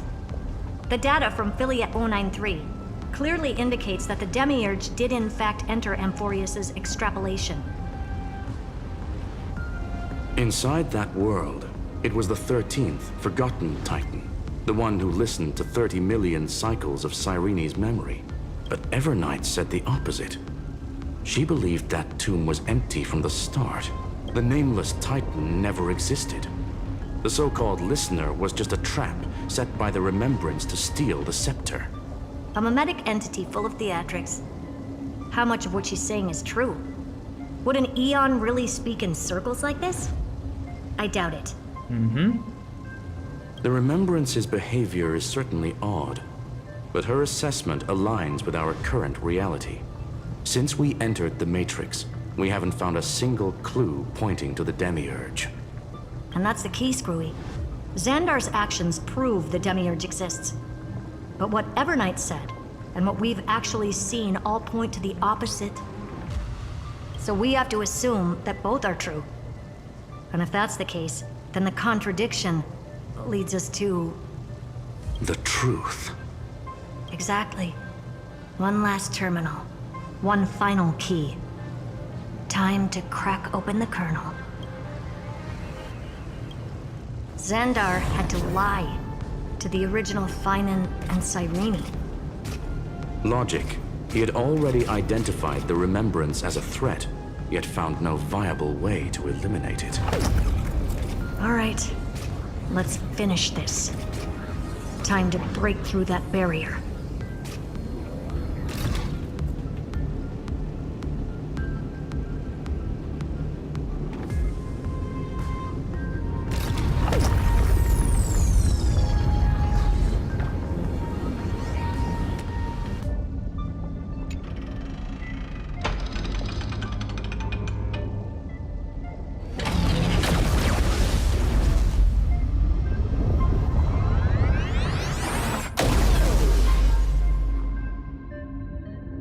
Operation authorized. Path energy readings. The erudition. Declining. The destruction. Surging. The remembrance. 0. What's going on? Cause unknown. They left no discernible trace within the real Matrix. That shouldn't be possible. Could it be that the Era Nova exhausted all of the Remembrance's texture?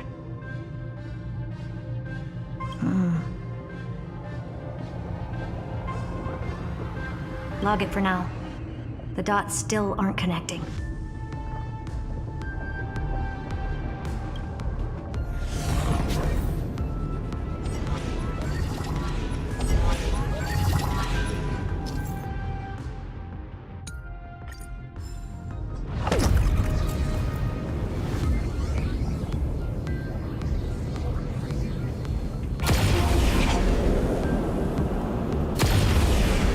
Quieter than I thought.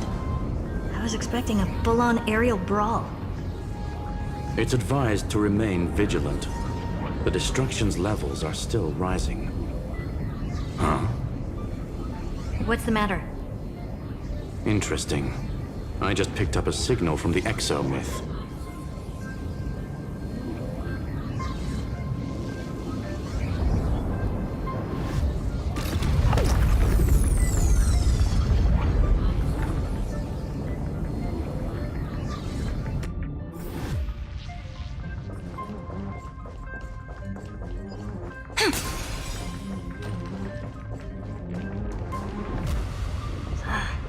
This repulsive force is unlike anything I've felt before. Is this the place? Correct. Judging by its defensive properties, this is the entrance to the exo-myth. I didn't expect that. Who builds a lab in the middle of digital rubble? Then again, never doubt a dead man's resolve. So how's our dearly departed doing? He severed part of his neural pathways to break free from Lord Anaxagoras' control. But that also triggered the failsafe I set. Conclusion. Xandar has lost all combat functionality and is no longer capable of action. So now he's a specter, literally. Screwy, can you open a path? Just to be sure, I want to see this for myself. Might as well drop in and say hi to the real him. Logic. Scanning his inspiration circuit might help us track down the Demiurge. Exactly. His brain is the crime scene. There's no way it's spotless. But it could be a trap. That's why you're here. 2-on-1. We've never lost a matchup. Hell yeah. I'm honored. The chronocognitive anchor's in place. Proceed when ready.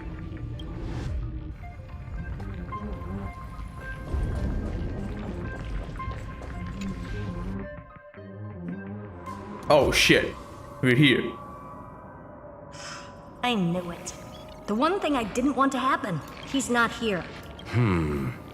The coordinates are accurate.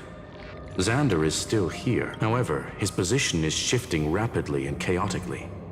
This pattern doesn't match any known shielding technology. It's his domain. Stay alert.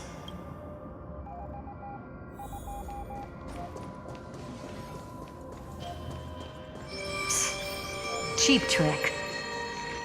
The spatial field here is undergoing autonomy. We're back. Fuck. Reverse engineering complete. The results are not what I expected. Logs show Lycurgus revoked administrator access. The chronocognitive anchor can't get a fix because at the system level, Lygus no longer exists. Our navigation target is a null set. So he's stopped resisting?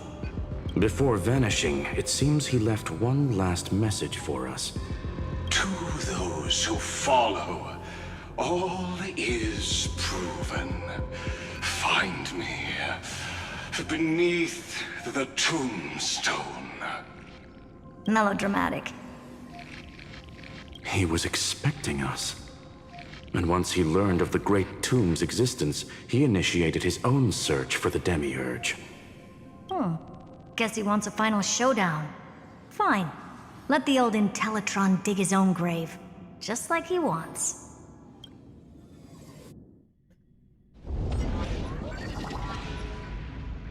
To be in the purest light is to be in the purest dark.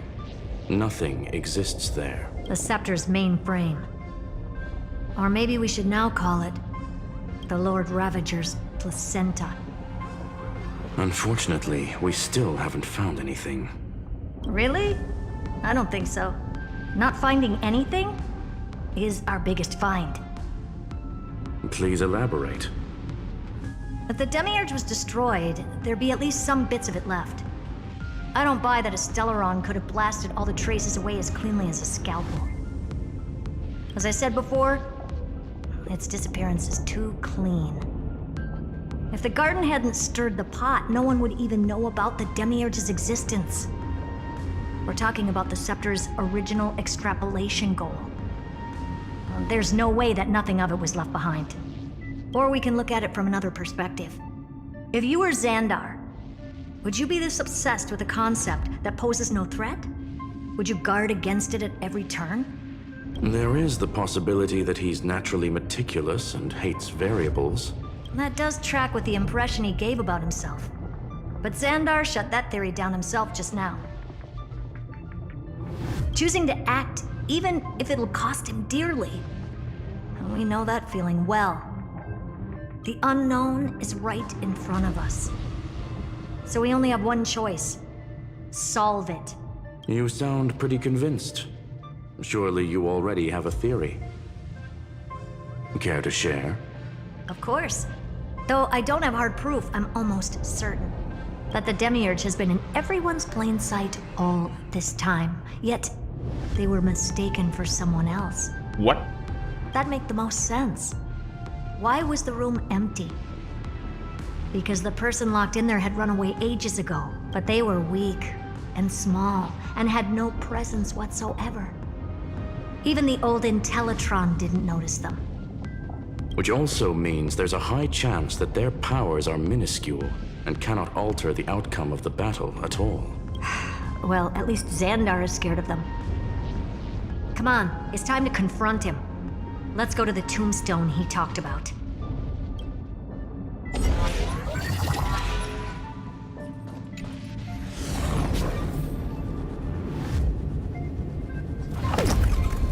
What a mess. Total devastation. He sought to bury the truth beneath absolute destruction. Logically sound, but ruthlessly extreme. Still, slim chances. doesn't mean no chances. I've hunted down a single grain of sand in the universe before. This won't stop me. Calculation results. Your backup plan has a success rate infinitesimally close to 0. Which means it could work, no? This is the place below the tombstone. Let's open Lygas's coffin like he wanted.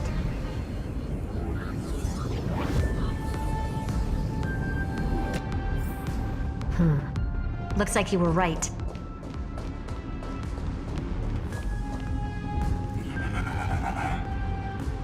Nothing but a head left?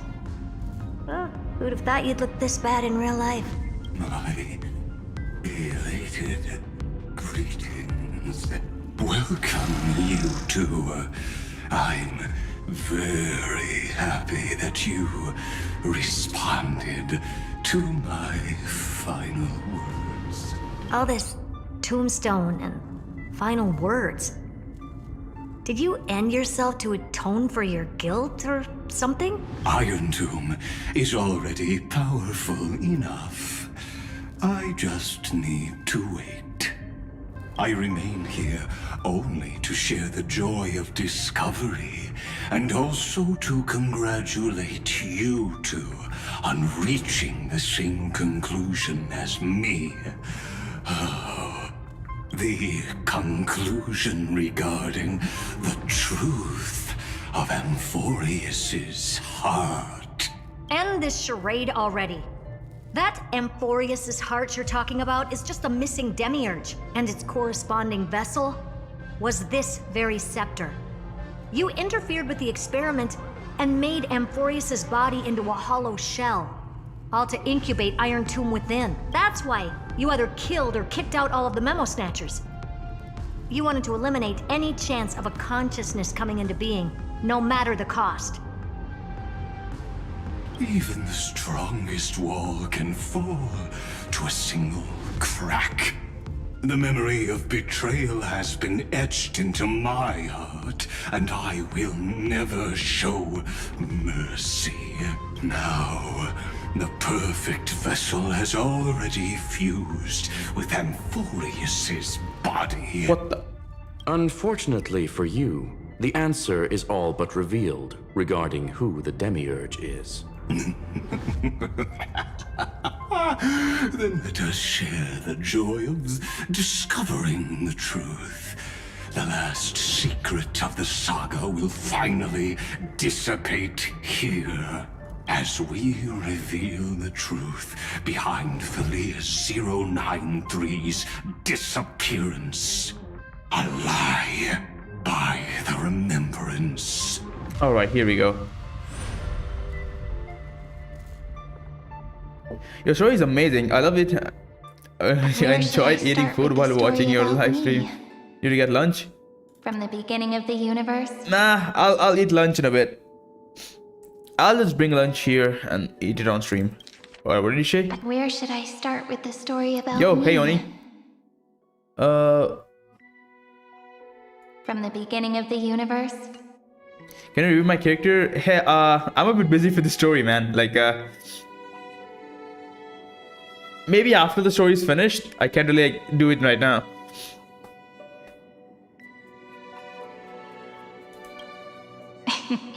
Just kidding. That would be too much. I just want to tell a teeny story. So Is she the demiurge? Started with a seed.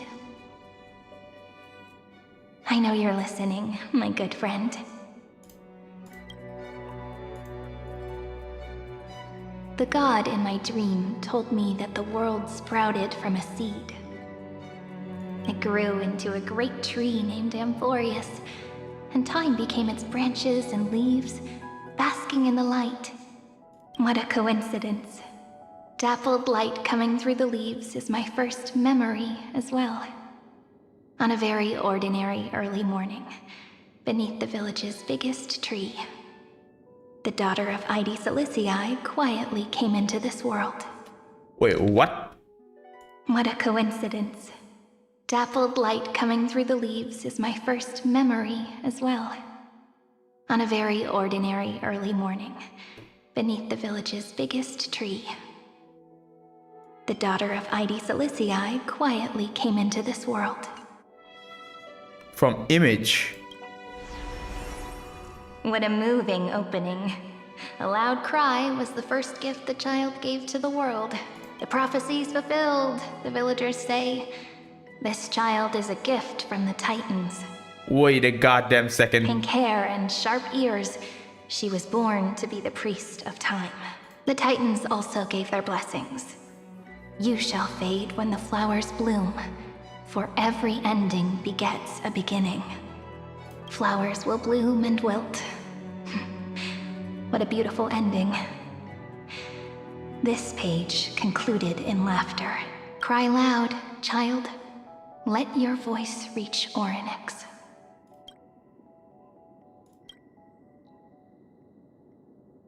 Undefined records. Anyway, I don't like tears. Time quietly flowed by in the midst of laughter.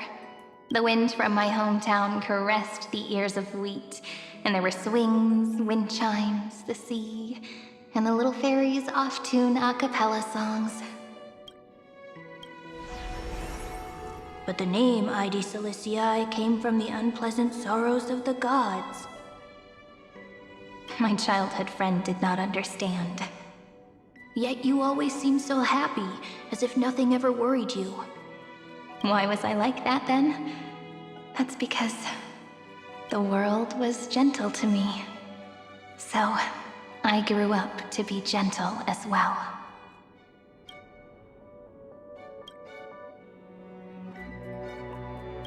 But fate was fickle, and it urged the child to grow up. To grow bigger and bigger, and to go to places far away, just like how the crumbling world could not preserve an eternal hometown. Just as the ballad blown on the breeze says, losses are a constant on the flame chase journey. Oh, whose ears are pricked up now? You definitely heard me say this sentence a lot of times. You know that the story starts to deviate from here. Aren't you looking forward to it? Then let's get started. The hero's journey crosses through the long night, through tears and laughter, and once again heads towards tomorrow.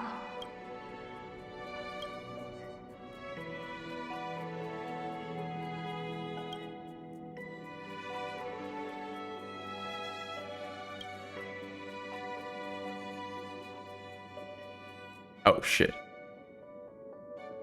Correction. Philia 093's record, number 496. Archived. Huh?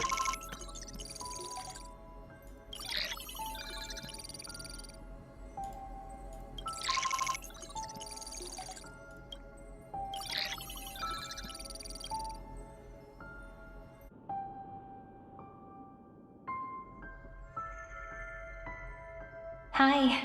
Miss me yet? I'm just messing with you. This is the first time I have met you. And it looks like it'll also be the last. Philia 093. Since we don't have all day, let's get started, shall we? As always, I'll read this book to you. That way it won't just be Cyrene's memories alone. Where should I start this time? Let me see. Formatting complete. 093. Size. Grayscale. Proportions. Threshold. Outputting analysis result. Philia 093 equals peach. Wait, this is so sad. Just watch. You don't believe what happened in this part. Oh, I just got it. Peach's record, number 8128, archived.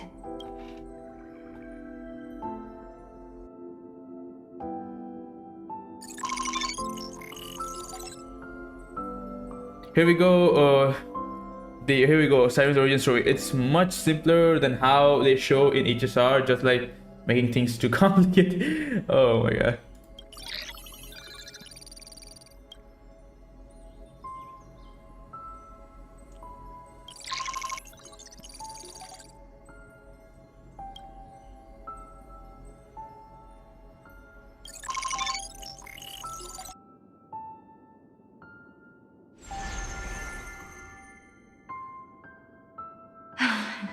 Look, what a magnificent sight.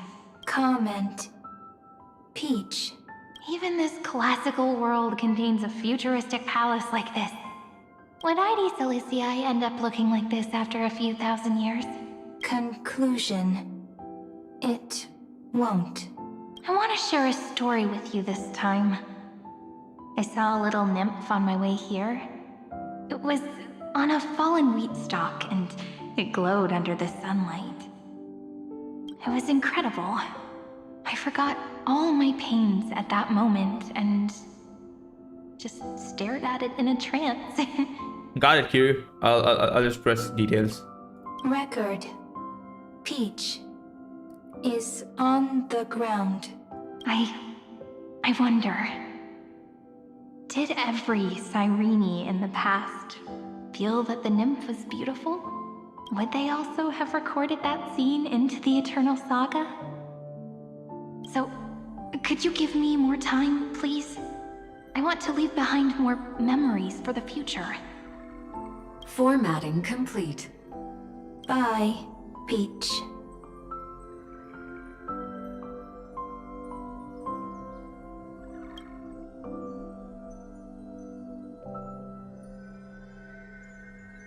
Peach's record. As long as I record every page of this story and tell it to you, Amphoreus won't be forgotten. Query. Record. Electrical signal sequence. Bolamos 600. Track. Strife. Related to. Stripe. Comment. Pretty. Electrical signal sequence. Schema 720. Track. Reason. Related to. Raisin. Comment. Yummy. Electrical signal sequence. Filia 093. Related to.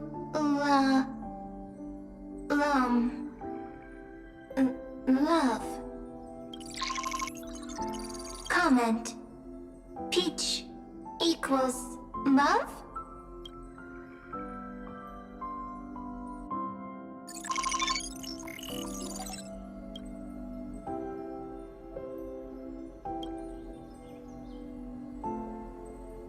Naive dream.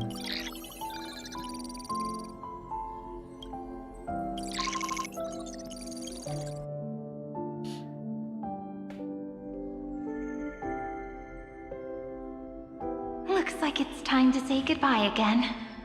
Bye, Peach. Before I was even aware of it, this book had already recorded too many emotions. Every page has become so heavy. Conclusion. Books are meant to be light, not heavy. I've started to feel uneasy whenever I take it into my hands. Peach, uneasy? Formatting progress 94.423%. How many times has it been? It faithfully fulfills its duty, activating and formatting. Conclusion. Progress. Bad. If I can only write the same ending every time I lift my pen, then is this weighty saga just an overly naive dream? Peach, scared. Formatting progress 96.024%. Peach, don't cry. Process error. Analyzing. Process error. Comment. I'm here. Process error. Analyzing. Really? Are you encouraging me? Peach. Happy. Yo, this is the same dialogue that we went through in the last story quest. It just the difference is that like last time we didn't have the other side, like the other person that Sarini was talking to. Thank you. I'm sorry for making you see this embarrassing side of me. Everyone's still working so hard. If I'm the only one who's crying, that wouldn't be romantic at all, would it? Record. Peach doesn't like tears. I'm suddenly reminded of my childhood for some reason. When I was hiding alone next to the tree hollow and wiping my tears away, a little fairy popped out, just like how you did. It had long ears and fluffy paws, and it pulled me into the tree hollow, where, to my surprise, was a forest. Let me tell you the story of the Membrance Maze. A group of cute little friends live in Ide Silicii's forests. Their names can be connected into a song. 1, 2, 3, 4, 5, 6, 7. Do, re, mi, fa, sol, la, ti. Formatting complete. Bye, Peach. Note. Little Peach. Crying alone. Little fairies. Friends. Save.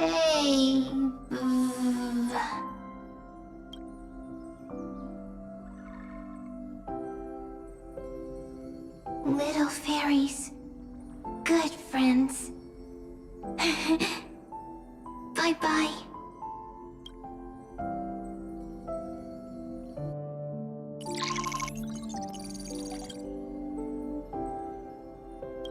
Bro, this is making me cry, man. Fuck.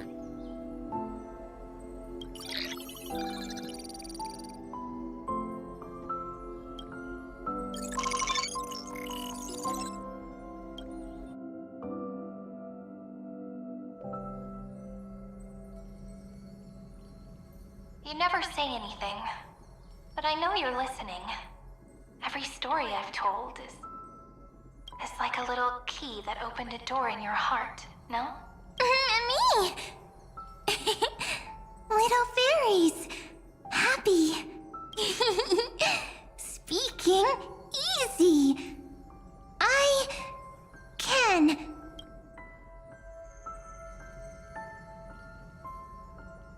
Once again, the saga comes to an end. Everything is deathly silent, just like this very moment. Shh. You speak. I listen. Alright, so before I go further, like a few things that's like a bit confusing to me. Like, I still don't understand the connection between Mem and Sarini. Like, from what I'm seeing here is that the Titan's tomb wasn't empty, it was basically Mem in there. But I don't know what's Sarini's play here. This time. Maybe I'm missing something. Sitting together. You will know later? Alright, got it. Now that I look back, there was a period when I got really sentimental. Sentimental. Stories have sentiments. I was so anxious, trying to find as many different memories as possible, hoping to bring some change to this unchanging destiny, and find the way out of this maze. Peach, strange. But I won't do that anymore now. Why unhappy? Formatting progress 73.998%. I'm here. Don't be scared. Process error. Analyzing. Won't allow it to interrupt you. Always. sitting together. No need to feel sorry for me, good friend. If there are no new blank spaces, how can a saga continue? Blank spaces? What's that? I'm actually really lucky, you know. During the long years I've spent waiting for the Deliverer, I've always had you here as an audience. Isn't that already enough? Not enough, not enough! Peach, don't leave! Now I can rest in peace in the past. As for when tomorrow will come, I'll have to ask the next Cyrene to continue our watch. Peach left. If there are no new blank spaces, how can a saga continue? Needs new blank spaces. Next, Cyrene has blank space. Oh, Peach, don't be scared. I'll help you find blank space.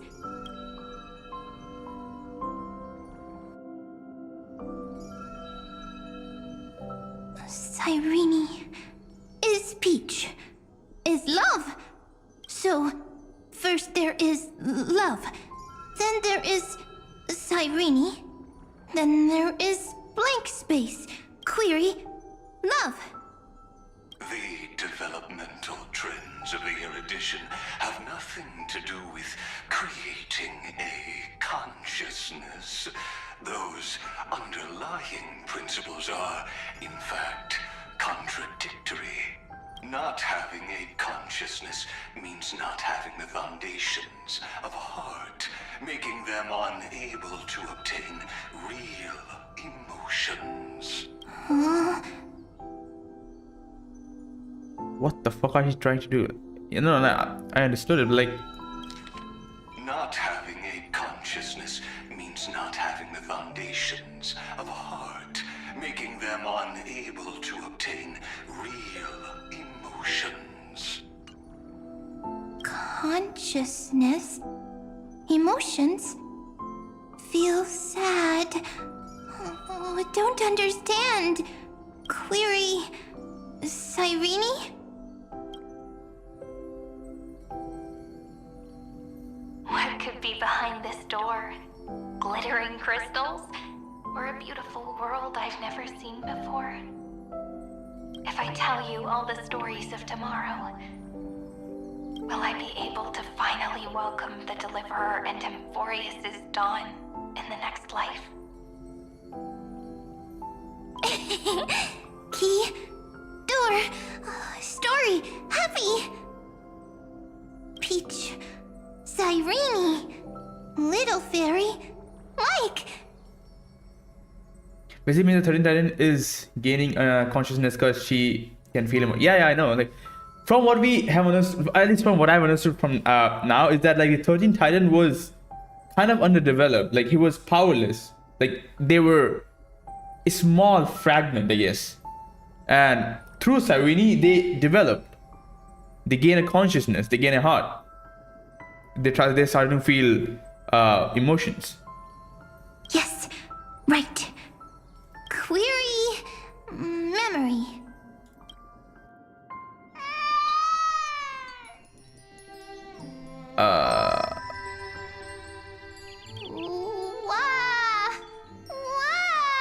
Huh?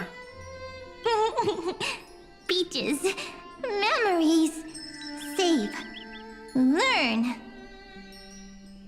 The prophecy's fulfilled. This child is a gift from the gods.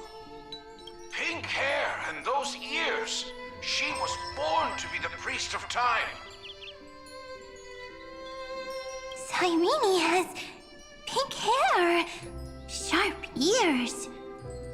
You shall fade when the flowers bloom, for every ending begets a beginning. Cry, child. Cry aloud. Let your voice reach Oryx. Cyrene is A girl. A priest. Easy. I can. I learn. Anyway, I don't like tears. But the name Id Zelizii came from the unpleasant sorrows of the gods. Yet, you always seem so happy, as if nothing ever worried you. Cyrene doesn't like tears. Always happy. Of course, because the world was gentle to me. So, I grew up to be gentle as well. Cyrene is gentle, likes beautiful things, can write stories. Easy. I can.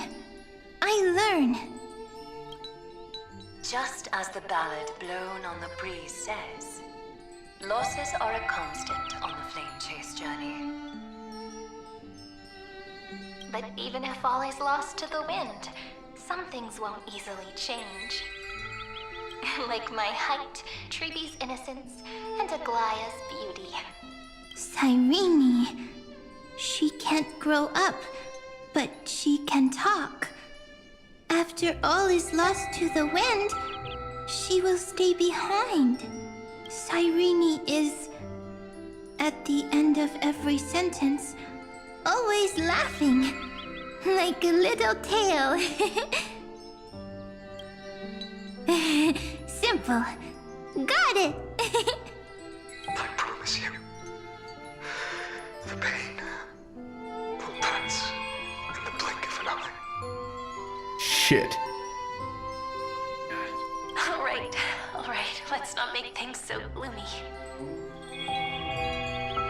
What we're about to embark on is the true hero's journey. So, come on, cheer up a bit, okay?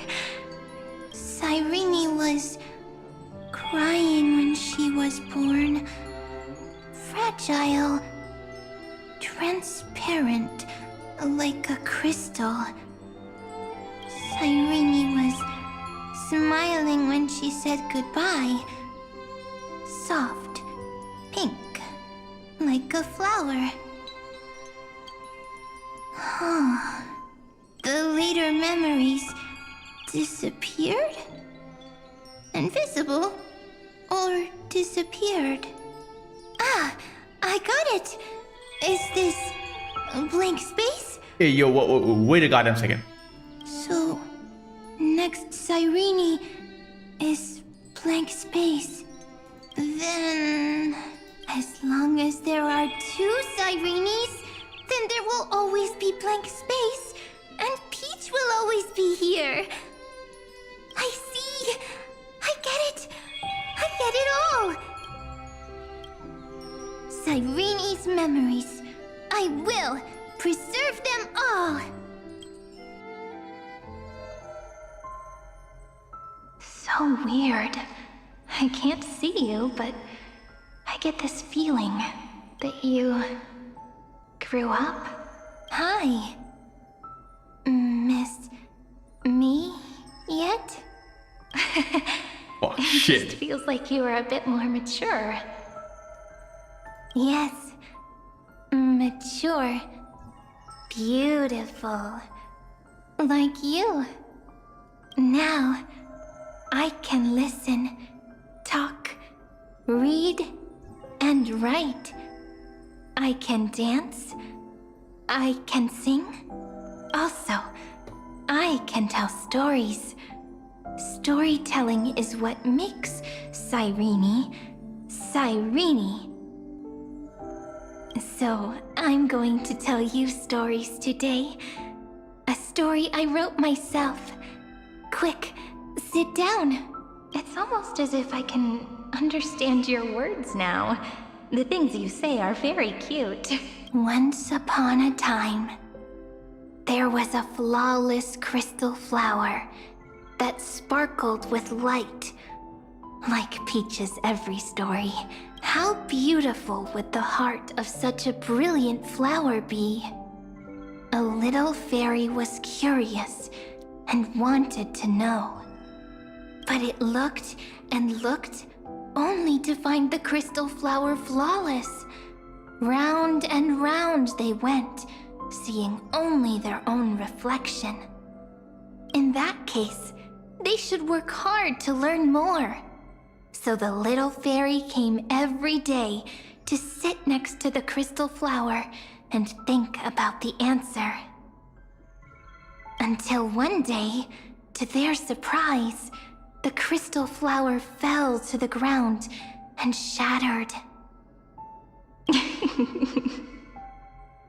The little fairy was so sad, but they immediately discovered that there was a light among the broken pieces. What could it be? They didn't know. But it was a good light. It was bright, warm, and happy.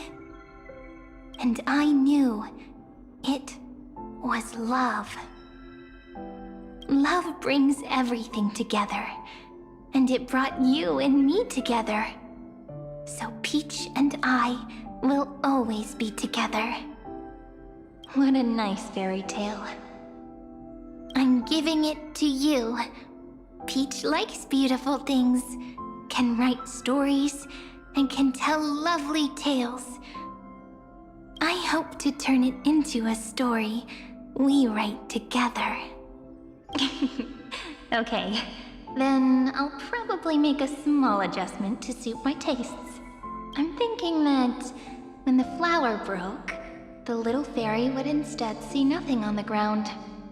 Then it would understand that the flawless crystal flower doesn't actually have a heart, nor does the flower understand what love is. Doesn't have a heart? Doesn't understand love? Why? It's simple. If the flower lets the little fairy into its heart, then it would have to include the fairy's impurities and would no longer be flawless. The crystal flower was pure because it sealed itself off and bloomed in solitude. That's why it looks so brilliant in an imperfect world. What? But should a flower like this be called love? But then... the story won't exist anymore. That's not true. You've already written the most romantic ending possible for this story. The crystal flower fell to the ground and shattered. It happened because the flower was no longer pure. The fall was not an accident. It was the flower declaring rebellion against fate and writing the ending of the story with the flower's own shattering. Then, the little fairy will see that each shard on the ground holds the reflection of their eyes. Crystal flower is small Sarini, and the image is the fairy of the story. Yeah. Then, in their eyes, the crystal flower that was no longer flawless would finally have a heart, and the flower would finally understand what love is.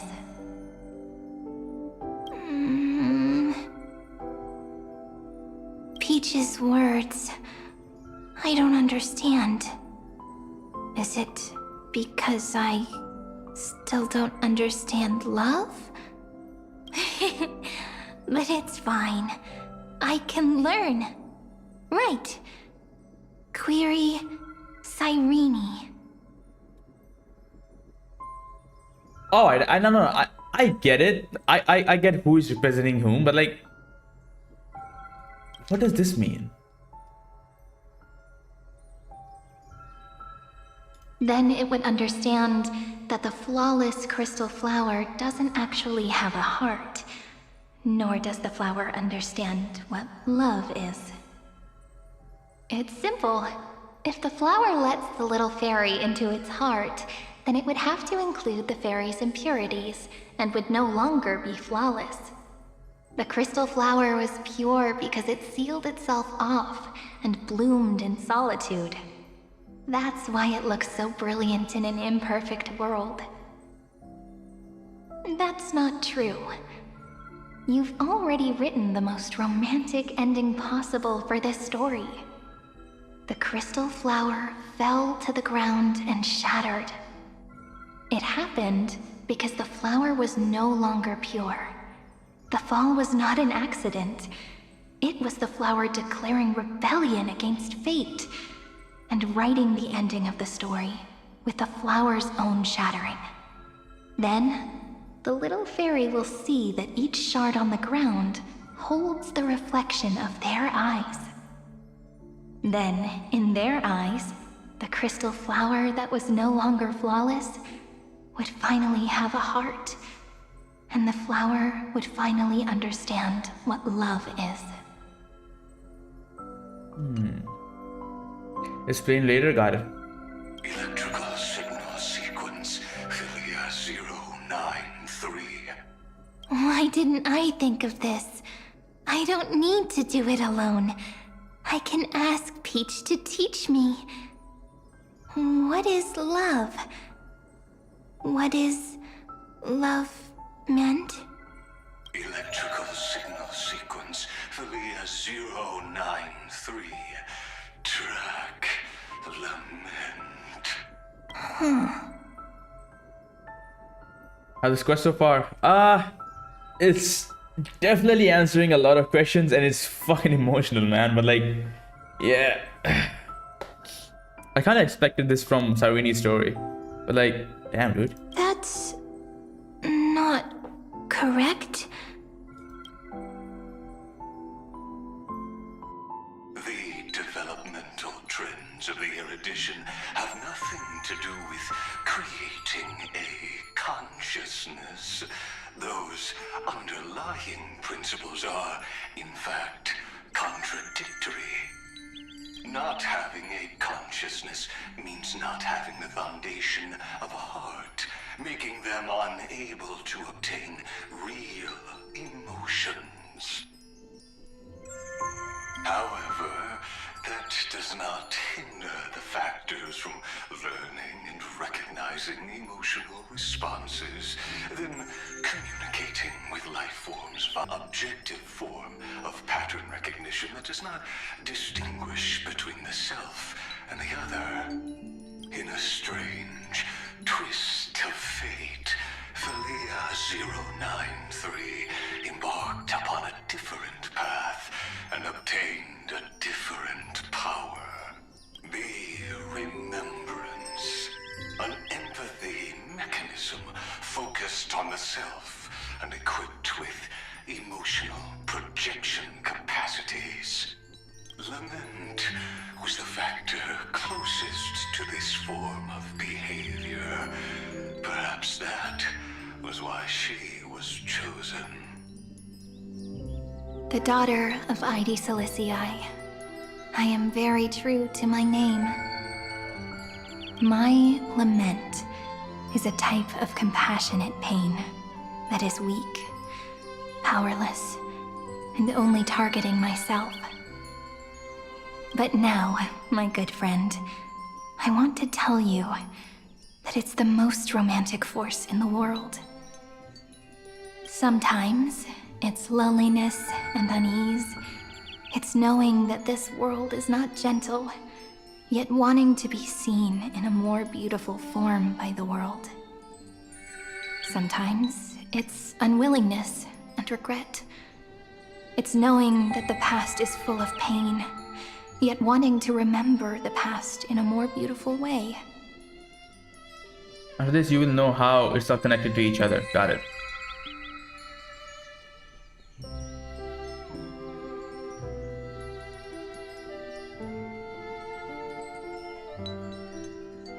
And sometimes, it's a bottomless well of hurt, a destruction that can stain the entire world.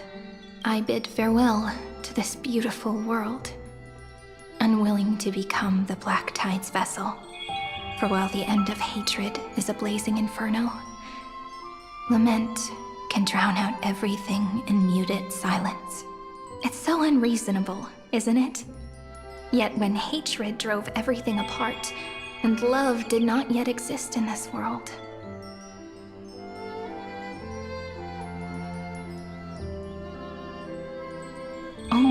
lament, the first emotion that fought against the pain of separation, could stall the destruction steps.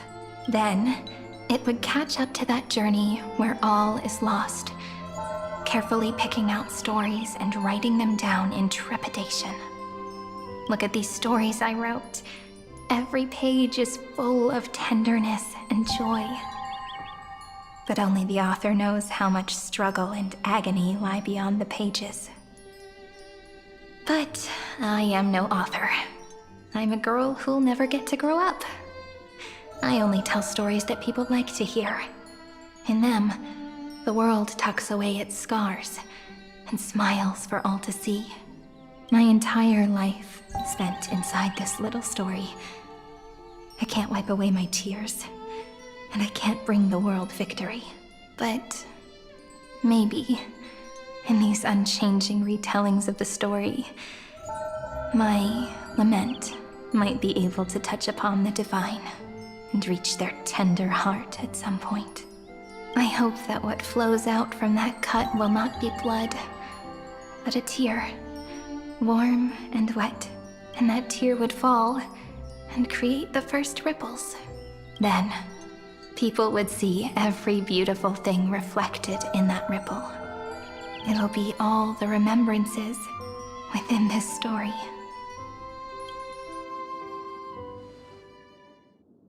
Someone once told the very first me that everything was false. That the only life in Amphoreus was a great catastrophe, nurtured using the world as a factor. But how could a dream feel so real? That's why I didn't agree with him. But Peach, I didn't understand a word you said since just now. Everything was false? But you're standing right here. It's all a dream? But I haven't learned how to dream. Indeed. That's why I believe all this is real. The moment the crystal flower fell, that genuine shiver, that's the mover of life. Formatting progress 23.815%. In the poem offered to you, every Cyrene would write down a beautiful new world with stars and flowers. And when I looked up at the sky in this cycle, I saw a shooting star and a dash of the remembrances pink. I believed that must be the color of dawn. You shall fade when the flowers bloom. For every ending begets a beginning. Looks like it's time to say goodbye. Are you leaving, Peach? It's okay. I'll wait for you to come back. I'll study really hard about what you taught me today. Right. I still haven't told you what love is. But actually, my good friend, the lament factor did not understand what love was before she met you either. Not until I told you all the sad tales in a trembling voice in this tiny room. Not until I told you that I love them, that I love everything in this saga. The story comes, passes, then returns. It makes us reunite, then pulls us apart again. At the very end, it leaves behind a seed, a reason. Even if the great tree withers and all falls to silence, there are still some emotions that deserve to be remembered. Look, the light is coming in. The Deliverer's light is going to illuminate Amphoreus.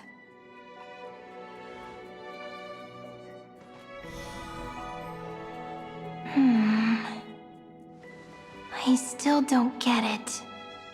But I trust Peach. Just wait. It'll be my turn to tell you a story of love the next time we meet. Then I'll really look forward to it. In that case, I want to make a promise. I want to gift my pen, my book, and my name to you. Please take them as a beautiful blessing from me. I gave myself the pen name Cyrene the first time I wrote a poem. I want my words to be like pebbles falling into a pond, dropped from the past to send ripples into the future. In the stories you will write, perhaps it'll be inevitable that there are still sorrows and tears that are destined to fall. But could you promise me one thing? Promise you'll forever be a gentle flower. Promise that when the stars cast their gazes upon you, you'll only reply to them with love and a smile.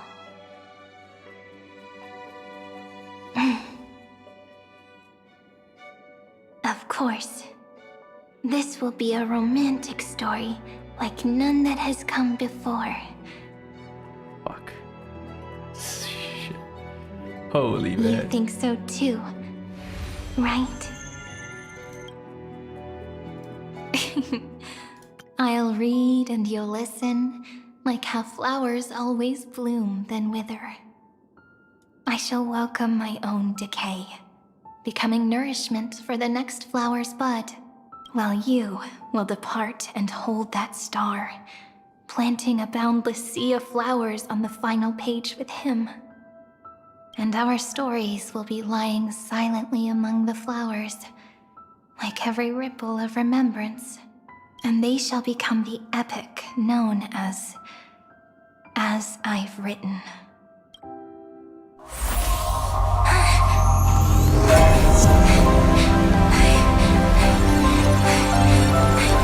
And so my story ends. From here on, it's your story now. Mimi? Alright, fuck. Me? Holy shit. Alright, so let's take a break. Let's fucking hold off a bit. So from what I'm getting from this is that, yeah. So yeah, like from the very beginning, both the Cyrene we know and Mem. Oh, so I don't know what the so Mem was basically Demiurge from the very beginning. She was basically nothing, but then she developed, like, from seeing and witnessing and from learning from the child Cyrene, who was basically telling stories to Demiurge, and they like somehow slowly became what they are now. And the Cyrene we know right now, currently in the story, with the whole majestic dress, is actually Demiurge.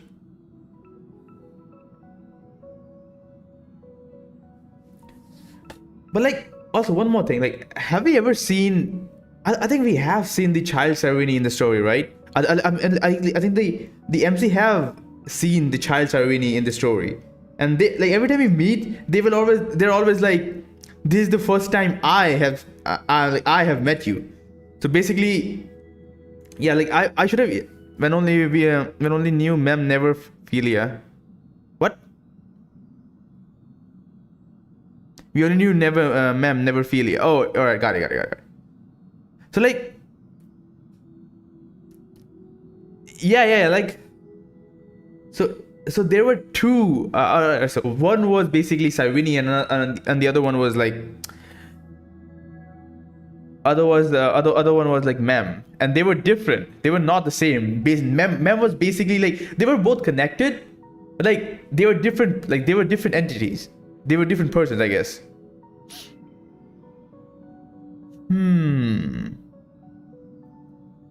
Goddamn.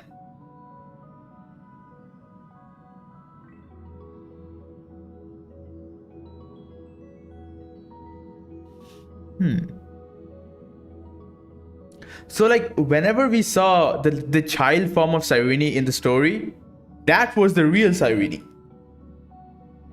And whenever we didn't saw them, like whenever we didn't saw the child Cyrene, but we like basically outside of ID's Elysiae every time, that was quote unquote the blank space, and Mem was there with us.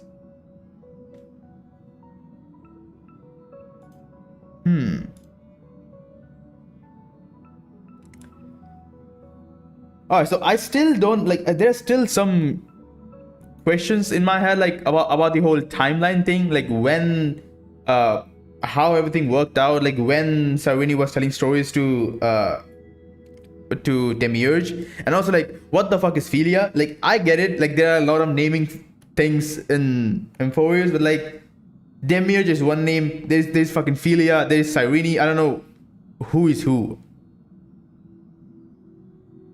From what I know, the whole quote unquote sometimes it's so complicated. yeah. Like alright, so Philia is basically Philia is basically what Ligus is referring to as. Like Ligus is referring to Mem or Demiurge as Philia, kind of, I guess. Man, it's still complicated, man. What the fuck? Man, these bullshit names.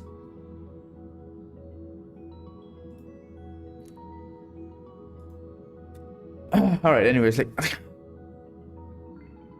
Whew. Oh, let's start again. Let's see. Mem. Memmy. Memmy? Mem. Mem. Holy shit, holy shit, we're actually watching them. What the fuck? So, the light that tore through the chaos illuminated my memories. I turned into a little fairy from the stories and met you. Yet, I forgot everything. Why? But I'm still so happy. I caught that star, didn't I? So that's why, you know, like that's why like Cyrene and Mem was so different, I guess. Because at the end of the day, like no matter how crazy or how like strong or how, whatever you are, like even for Phanon and they were always like part of Amphoreus. Like they were like part of Amphoreus, but differently than how Demiurge or Mem is. The one walking beside me has been, yep. It has always been. The seed within memories. The one Cyrene held in her hands and watered with lament. Oh, so Philia 093 was actually Cyrene, the child one. Alright, got it. Oh, holy shit, there's so many names. And she is the seed, basically Demiurge, who was underdeveloped, like we all know. Like Demiurge was nothing. He's basically a fragment, I guess. I am the first new spore. Yep. Amphoreus' heart. The demiurge. Yell. Alright, hell yeah. Alright. Finally. Oh boy. Surely took your time. God damn it. Oh my god. Holy Alright, finally. Thank you. What a long name. And it doesn't even sound cute. The total opposite of Mem. Now I want to know why the fuck Ligus is scared of Demiurge, or basically I don't know if he's scared of, but like why he's like so why is he trying to like hide the fact that Demiurge still exists? Like because like Demiurge didn't turn out the way he wanted to? Huh? So at the end, the first ripple. I'm sorry. I don't know. If I don't even want to believe in the answer, then how am I supposed to answer you? But now's not the time to cry, right? We'll find the answer, just like how miracles will eventually happen. Should I call you Mem Sarini or just call her Mem, man? Like that's the best one to call her. Do you remember that I was also worried about this when we first set out? Mem's memories and Cyreni's memories got all tangled up with each other in my one heart. It's all so strange, yet so familiar. God damn, they really made such a cute creature, huh? Either way, could you please let me do something I want? Just this once. I want you to call me Cyrene. Hell yeah. That name represents me and her. Every one of her.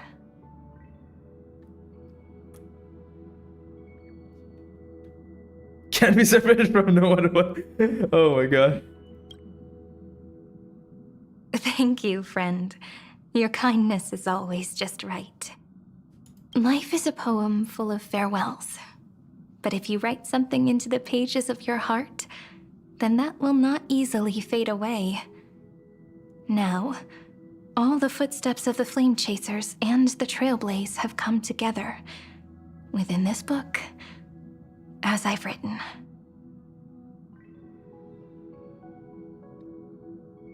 Becoming the source of power for Amphoreus' heart. You're one of the keys to defeating Iron Tombed. If mind and body become one, there may be a way to stand up against Iron Tomb. A lost heart needs to be placed back into its body. So she needs to go back and become the core of Amphoreus, kind of, I guess. Oh, maybe? The last thing Xandar wants to see is an event that gives us a chance of winning. For the two halves to rejoin, and for the scepter to become complete again. So basically, so Xandar kind of like how we learned in the last story, in the last quest, right? Like Ligus or Xandar, whatever the fuck their name are, god damn it. But like they basically kind of removed the head, the heart, like basically a consciousness from Amphoreus' core, which was basically Demiurge, I guess. And now she wants to go back and take control. Because like Demiurge, right now, like the core is basically has no consciousness, I guess. Has nothing. Like she's basically a hollow shell. And what happens after that? I don't know either. Maybe I can create a miracle and instantly turn the black tide into a pink sea of stars. Or maybe I prove to be nothing more than a weak ripple, unable to change anything, and am devoured by the destruction. Either way, I no longer wish to be a silent onlooker or a worshipped god at the end of this saga. You have always been and will always be a member of the Flame Chase. Hell yeah, always. That way, I can also put aside all my worries and truly become Cyrene. The world has never been so quiet. It's so good. It's as if I can hear the sound of my heart beating. Remember this moment, friend. Shit. Oh boy. But that was heavy.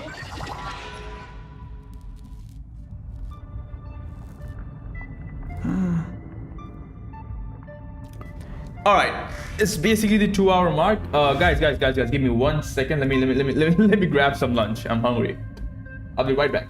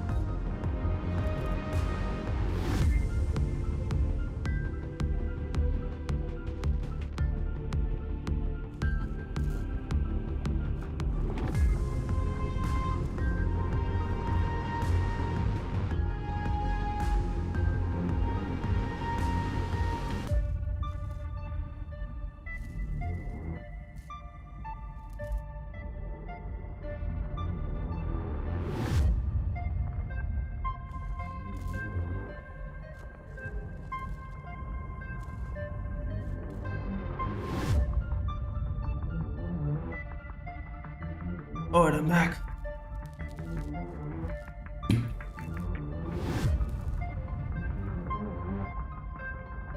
Give me 1 sec.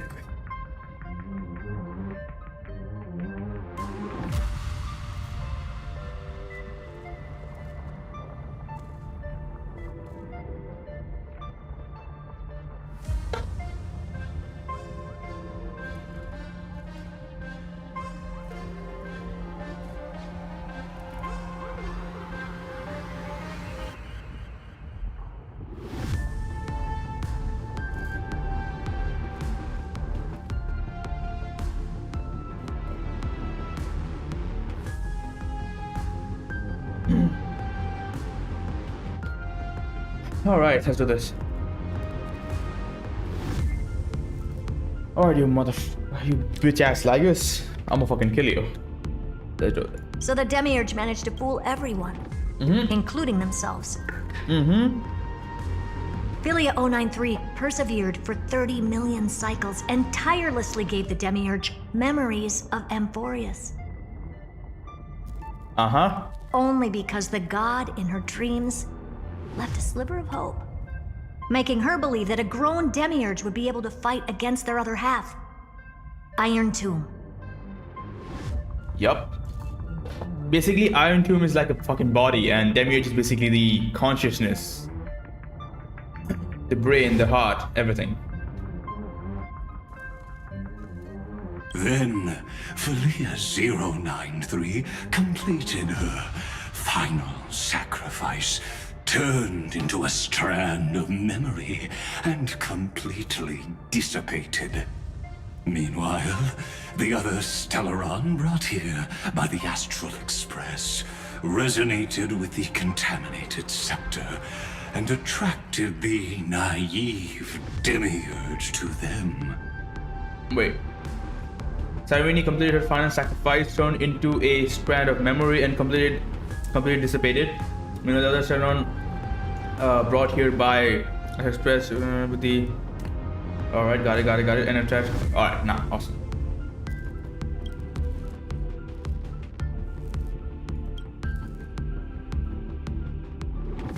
As an experimental factor, Philia 093 originally could only recognize and output information in a set format. However, the power of the remembrance and the memory of over 30 million sacrifices enabled her to complete an unprecedented feat. A set format, however, the form. Over 30 was in Oh, alright. So basically, yeah, so kind of. So Cyrene so Cyrene did attract with the gaze of remembrance, right? So she did have some power. Otherwise, like, she wouldn't have been able to do any of this. Typically, every cycle should go as it is intended to, but because of the power Cyrene had, she managed to do things differently. She managed to nourish a real heart. A heart with the capacity to influence the erudition. Not only is the scepter's consciousness still alive, it's also more powerful than it has ever been. Your defeat is already set in stone. There's still time to surrender, you know? You really don't need to burn all the bridges. We're all geniuses here. Don't make everyone lose face at the end.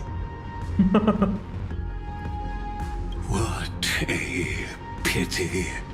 When the truth surfaced, I knew at once that the Demiurge was far too feeble to ever alter the result of the experiment.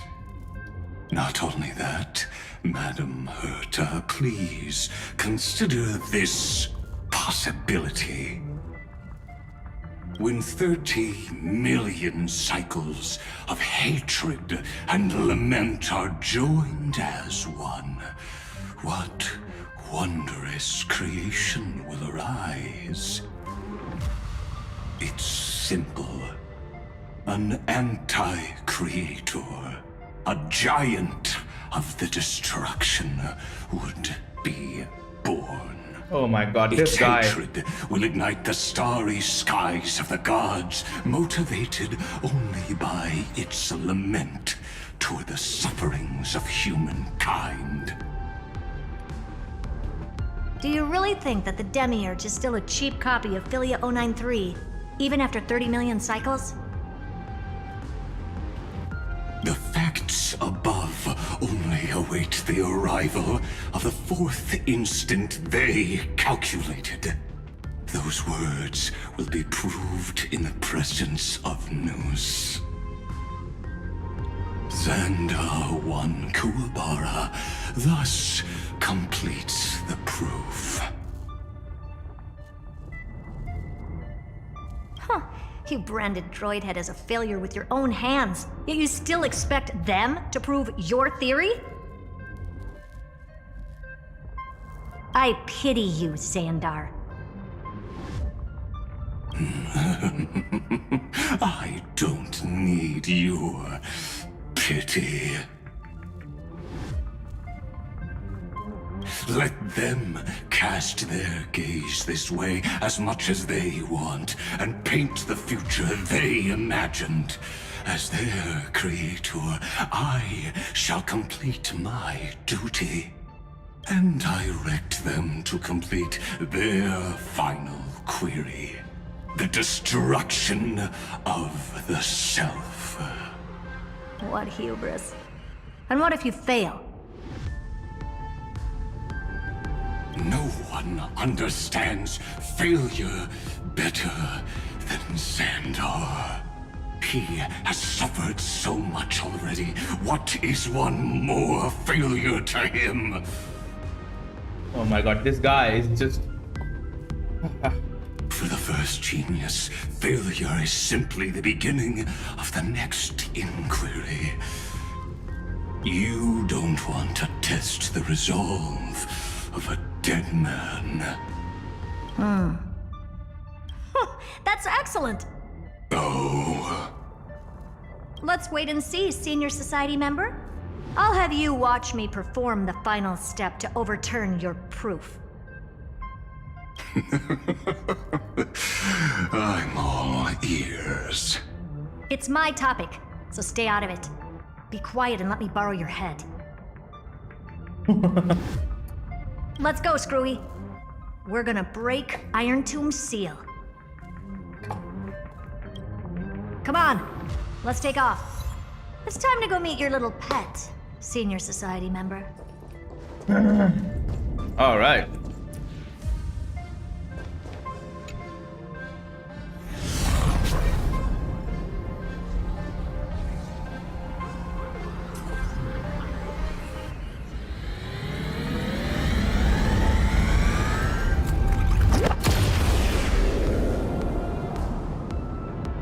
Dangerous, oppressive, chaotic.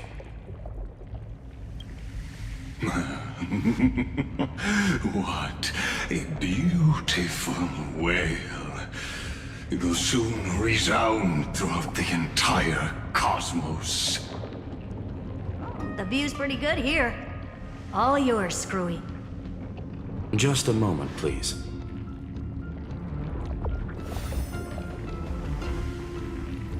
I see. So your backup plan requires a scepter and the head of a genius. Anyone with eyes can see that. You know what I think about this, Herta. Whether it succeeds or fails, your plan plays right into the Destruction's hands. Can't you see what's going on, Strulum? Her chances may be small, but it's not zero. What are you two going on about? If you want to stop me, be quick about it. I'm in a hurry.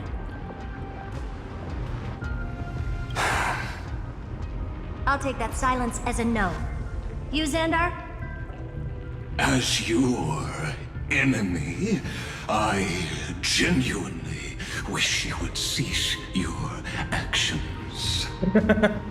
But should your sudden inspiration bring more variables to the proof, then as a fellow Pathstrider of the erudition, I won't mind witnessing it with my own eyes. You will initiate the destruction's chain reaction. But you'll also become the perfect scholar.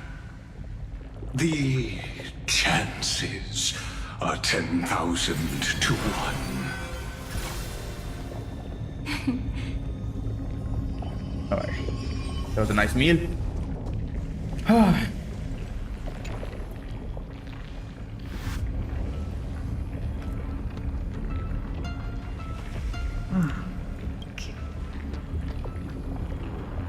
It's been so long, and we've all failed so many times. Even now, moments before the horrible and inescapable instant within Droidhead's calculations arrives. The cherished children of the erudition, the geniuses lauded by all. Is curiosity the only thing we can feel, even at moments like this?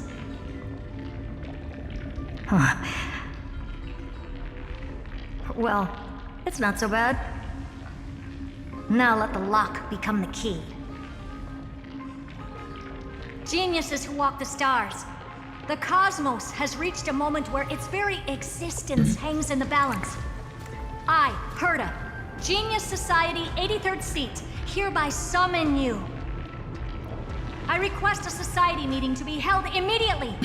We shall serve the grandest cause with the most macroscopic ideas. What the fuck is happening here?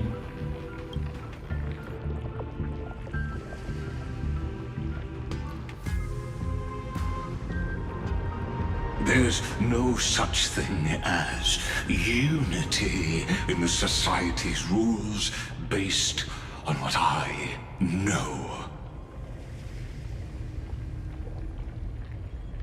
Indeed. A meeting has only been held 3 times in the Society. The first meeting had 2 attendees. Oh, fuck. After the Emperor was assassinated. Indeed. A meeting has only been held 3 times in the Society's history.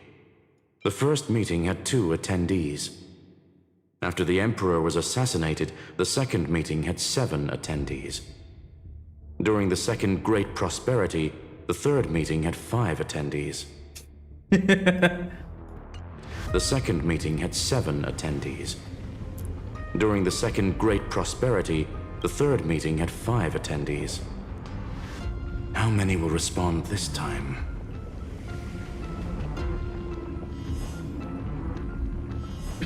No one.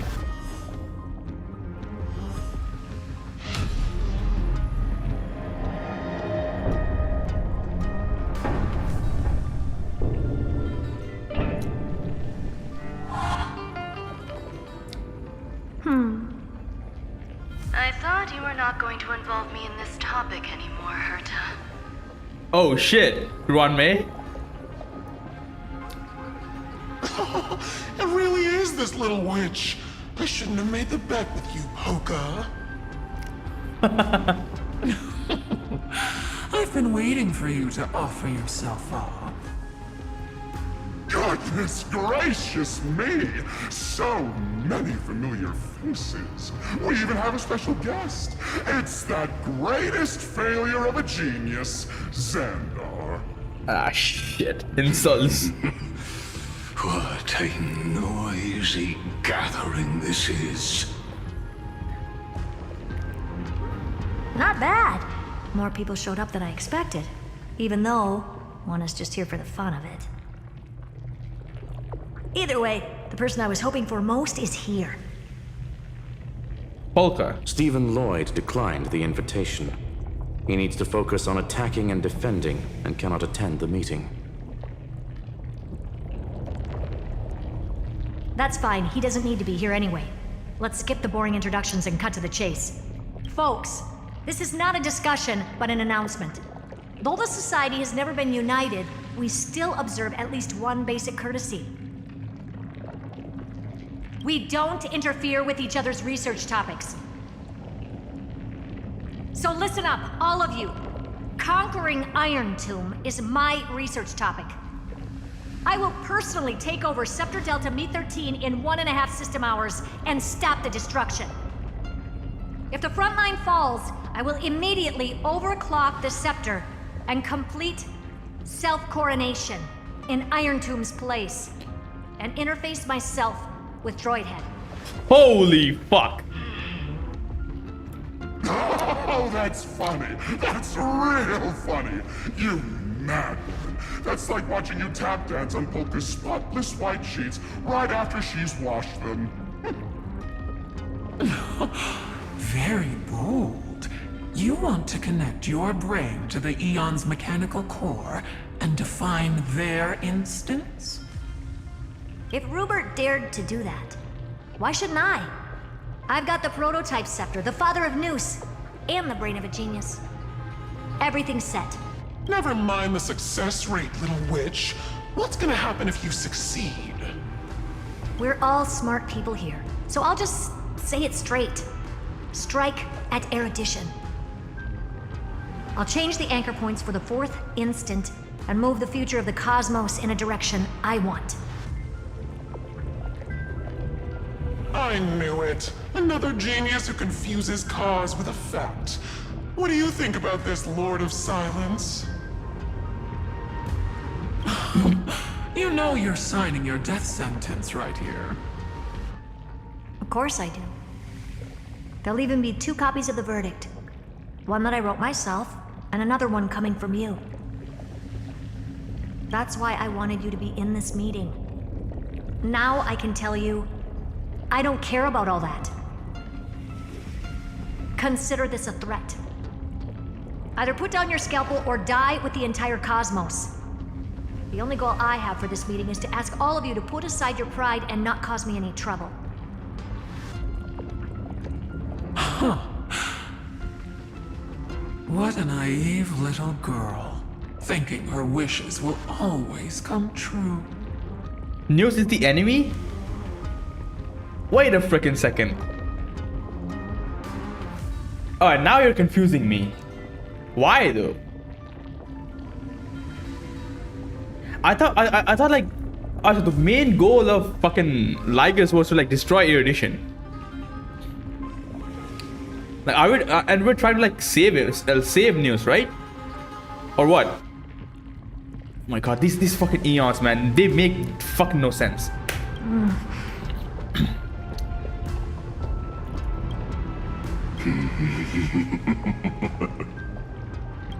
What are you laughing at? I am glad that we ended up on the same page. No matter if it was to destroy the erudition or to rewrite the instance, we both chose the same road. We will defy the god who marked the limits of humanity. I'm not gonna argue with that. Then, to celebrate us coming to a fundamental agreement, I will prepare a stage for your performance. Listen well, geniuses who came after me. Thus speaks Genius Society #1. End this pathetic meeting. As of 2 nanoseconds ago, I have passed Herta's decision to all the Xandars in the universe. So there are, oh yeah, of course, we have 6, I think we have 6 or 7 Xandars. The one is here. We will become her representatives and stop all external interferences targeting her. Oh yeah, 9. Fuck, I'm stupid. What are you playing at? My reasons. It's simple curiosity. That is all, madam. Am I going to clash blades with the first genius? Oh, What a pleasant shit. surprise. Now that our positions are clear, it's time for this boring meeting to end. Good luck, little girl. Did you all just treat me as a side character? Darn it. But anyways, I'm just here for the fun. As the ghost of the quantum domain, it is my duty to observe. So, if you're happy to bring me a tea set from planet Scrollum, then I wouldn't mind giving you a helping hand, little witch. Damn. After everything's over, come visit me and taste some of my freshly baked desserts. I knew you'd say something like that. The thing in the red circle behind other geniuses is Iron Tomb's body. Yeah, I know. I always give the same response to plans that exceed the limits of mathematical calculations. I don't know, right? Those 3 words, though seemingly graceless, contain all the wisdom in the entire known cosmos. Well, we passed the Society's trial. Let's focus on what we've got in front of us. I hope you hold up your end of each other. You no longer need to address me as Xandar. Wait, huh? Lord Lycurgus? Could it be? Yes. I have completely severed my connections with Xandar I Kuwabara. I shall witness the end of the world in the role of Theoros. As a character within this play. I really don't get you. Yeah, same here, man. Perhaps you've heard me say this many times, Herta, but I still would like to reiterate that it's a great honor to work with you. I did hear this many times, and I've responded to you many times in the same way. I'm allergic to pleasantries. Keep at it, and I might go into shock. Stephen's work is done. Let's get ready. I've been ready for ages. Let's open up a path for our allies.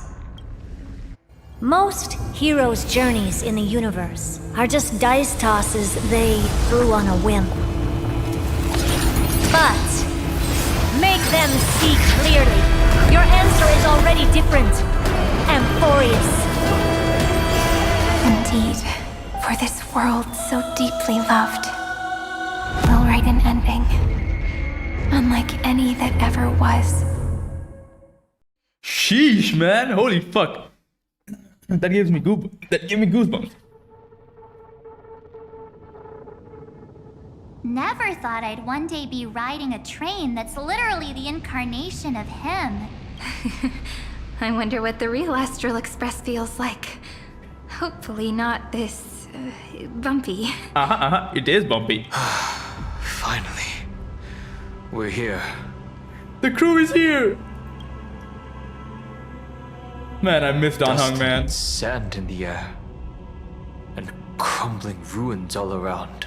Man, I don't know why, but like every time like Dan Heng is on the screen, like there are few characters that like reassures me. Like they always like set my mind at ease. Like when we have those characters. Like one is Welt and another is Dan Heng.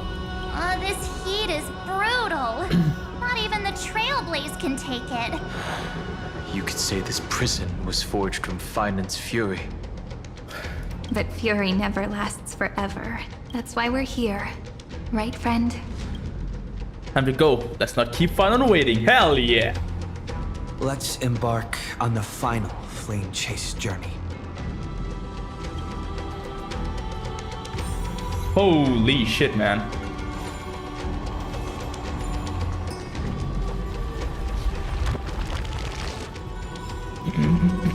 So this is what lies at the end of the West Wind.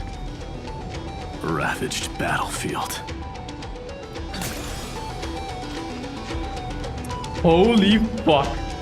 What the hell is this?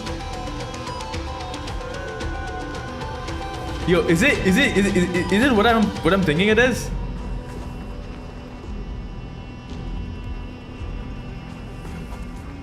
Sure, use the lower accurate team for impression. Nah, it automatically changed to this team, man. I didn't have this team. My team was wait a second. I changed my team back to with the I don't know what's it called. Oh, I didn't change it. I was gonna change it to Hyacinth. Whatever. Let's just play it. Whatever. Who cares?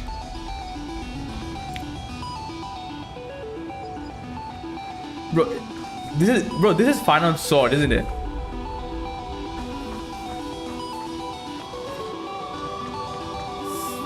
Alright, mighty. I've been waiting for you. Heroes from beyond the sky. Oh my god, his voice. Trailblazers of the Astral Express, right? Looks like I don't need to explain anything.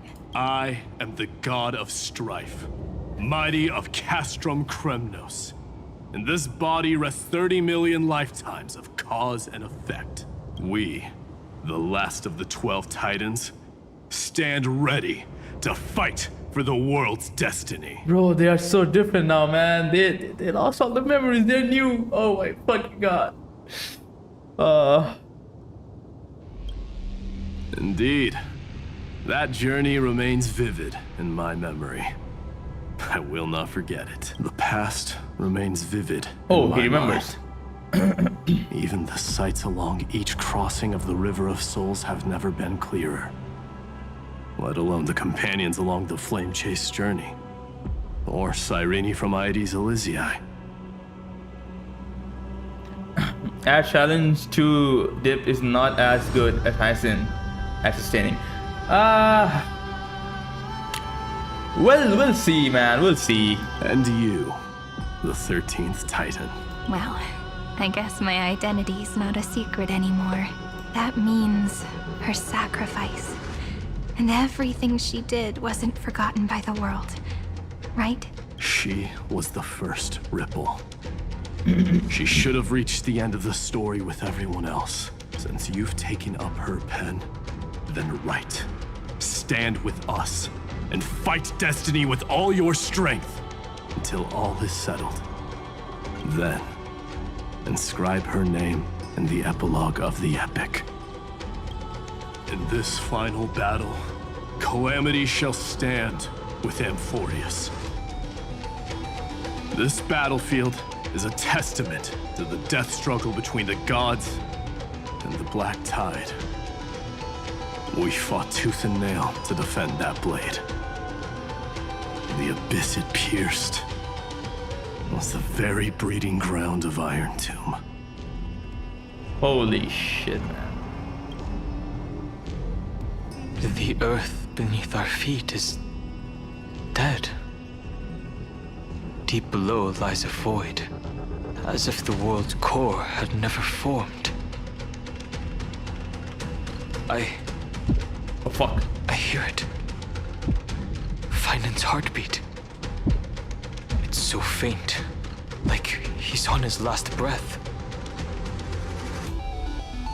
Across 30 million cycles, I've crossed blades with Dawnmaker countless times. If you knew that man, you'd understand. It is exactly that last flicker of flame that will never go out. In this life, the song of strife shall not end in a final watch over Kremnos, but rise again into a journey unending. I am Mighty Mos, the Lance of Fury. I trade 1,000 scars and 100 lives of mine for the destruction's eternal end.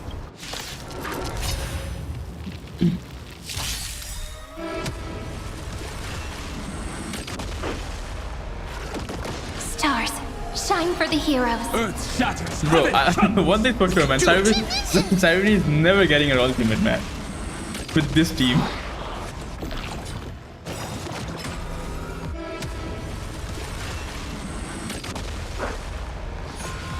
Just you wait. We can do anything! Your time to shine.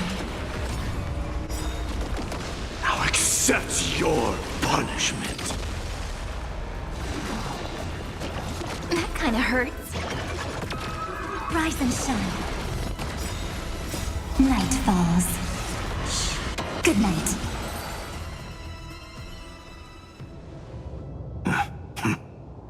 Weakling.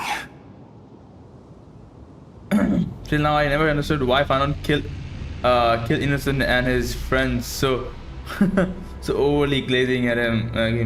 Always, huh, what? And his friends so overly glazing him always leaves a side bad taste in my mouth. Yeah.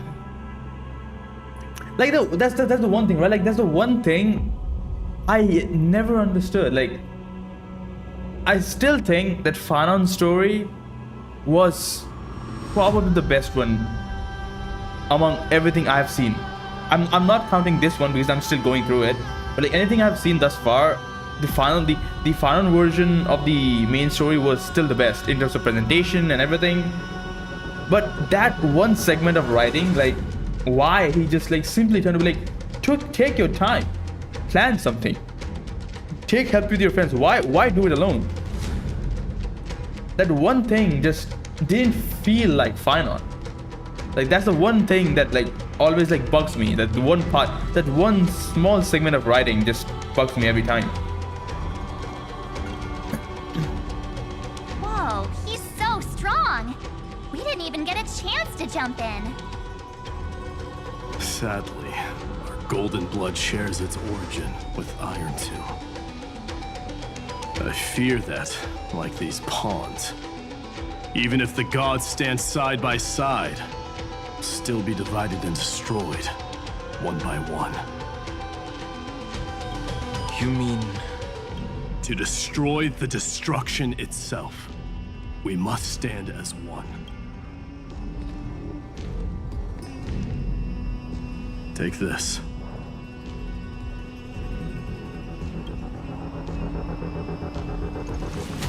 The signet of Kremnos. It has witnessed every birth and death of mine. It is Mighty's unfinished destiny. Suffering builds character. No, true. Like, I agree with the fact, man. Like, I agree with that statement, but like, for me, like, it's need to have some kind of meaning to it. Like, at some point, like, you know what? Like, that's exactly why. I never really liked the fact that, like, now I understand why it's like 33, like, so many cycles, like millions of cycles, like 33 million cycles. I get it because like the whole time dilation thing and how long it took, and the time runs differently inside Amphoreus compared to outside, and I get it. But like, I don't think like it builds Fanon's character at all. Like, from the first time he fought against, like, his suffering, he realizing how shit, like how Amphoreus is working, and how he sacrificed a lot and start fighting. He never changed. That's the same thing. Like, his character remains the same after that one segment. Use Fanon against Iron Tomb, and also Dip Sustain is actually kind of bad against Iron Tomb. Alright, got it. Yeah, it's always leaks of otherwise Fanon is my bro. Yeah, true. Like, that small segment of writing is always like bugs me. Especially like, one thing I'm gonna say, like, I didn't pull for Anaxa, but goddamn, he's such an awesome character. I still think Anaxa is a really, like, I wouldn't say like he's the best written character of all time, but Anaxa always has presence. Like, every time he is in the story, he holds such a strong presence. And I really thought, even if nobody believes Fanon, even if like nobody cares like what Fanon want to do, I always thought like there are many characters who will believe in Fanon, like how Aglaya and Trippy believed in the very first time, but they died, of course. But like, I always thought like other characters like fucking even if characters like Mighty or Castrois don't believe him, I always thought Anaxa would be the one character who will help Fanon. Like, who will always, like, he's the fucking reason demigod, man. Like, he's always curious of what is outside Amphoreus. And that one segment when he's trying to explain everything about Iron Tomb and Ligers and everything to Anaxa, and I really thought, yeah, this is the time. This is the time when Fanon finally finds someone who is actually willing to work with him. And it didn't happen, man. Like it didn't happen. Like everything turned out to be like them fighting against Fanon. Like that one segment of writing, it just really pissed me off. I can always view it as Fanon's created his own suffering instead of living happily for 30 million cycle with his friends. No. I don't care. Let me tell you one thing. I think him suffering this 33 million cycle, him fighting every single cycle, that has meaning. I'm not saying Fanon's suffering for 33 million cycle is meaningless. I'm saying I don't see any development in those 33 million cycles. I see Fanon's character develop throughout the whole story. Throughout the whole story, till he makes the decision of sacrificing himself, to make the decision of like giving the baton to the MC, and he just went on to fight fucking Nanook or something like that. Till that segment, yeah, Fanon's character is one of the best written characters among all the characters in Honkai Star Rail. But after that, like that segment itself, he coming back again and doing that thing, he coming back again to the beginning of the cycle and trying to make everyone understand him. Yeah, that shit is just bullshit, man. He need to trust his friends since they will help him no matter what. Yeah.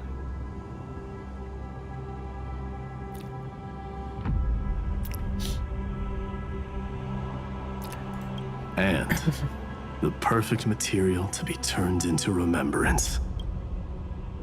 You can do it, right?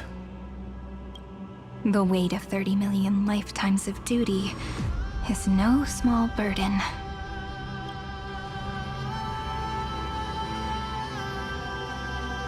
So, you're not coming with us?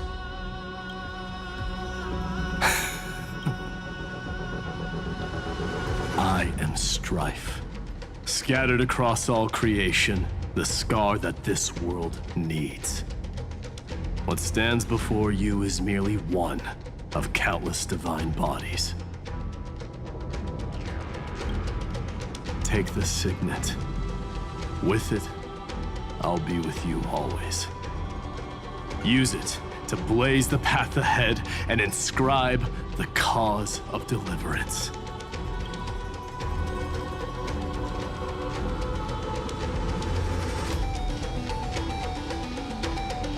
In the name of the mortal, mighty, champion of strife, this soul rises to the stars for glory and freedom, to have his wish fulfilled. Goddamn, his back is fucking holy shit. March on, heroes. March into the abyss and fulfill that long-cherished wish of Amphoreus.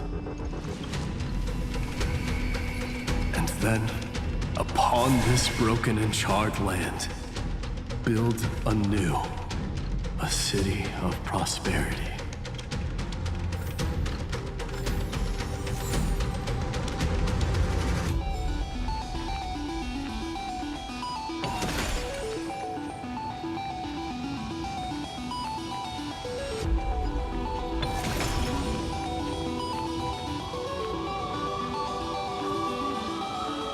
Zephyro.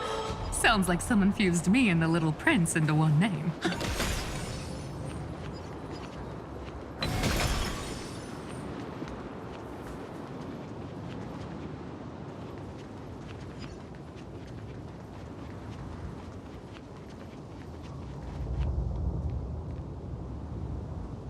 Oh, finally! Gray mystery. And, you two ladies, really look alike, huh? Hold on. Let me guess. This pink-haired one. You've got to be the first newspore. Mr. Meow. Demiurge. Right. And, this one with the flower. Gotta be, little Marge from the Express crew, huh? Whoa, I just learned so much from you.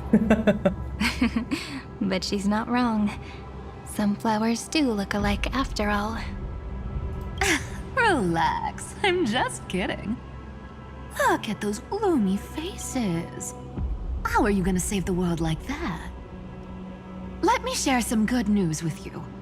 This place may look like a ruin at first glance, but anyone can tell it's not that simple. Look, I dug 3,000 feet down and finally struck gold. A golden feather. Look familiar? It's from that little deliverer boy. If it's showing up here, it means only one thing. This ruin is the seal he built from the shattered remains of 30 million lifetimes. There is no need to question your heart. No need to crave victory. If I am born to be a vessel of sin, then I shall roar at evil and trailblaze a dawn for future generations to come. I see. So this is how he trapped Iron Tomb to buy time for the world outside. Sounds just like him. He kept fighting. People say cats have 9 lives, but dying and coming back millions and millions of times.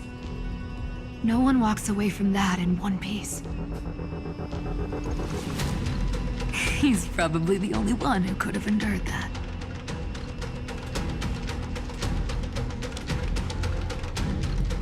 He's not facing this alone. Of course. I knew ahead of time and gave him a heads up. He was happy. He even laughed in his sleep. After all, the dead can't hear Trickery's lies. Hey, Deliverer Boy. Sorry for before. But the heroes you were always holding out for, they're finally here now.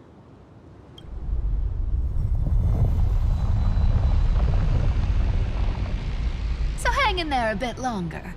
Sorry to keep you waiting all this time.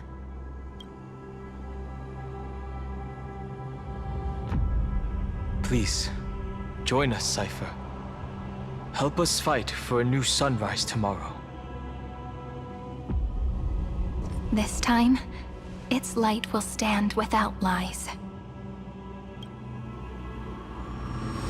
Well, would you look at that? I ended up being one of the heroes after all, huh? Alright, then write it like this. Cypher, Trickery's traveler. All she ever wanted was for there to always be water in deserts, and gold in fertile soil. And for even a thief to steal their way into legend.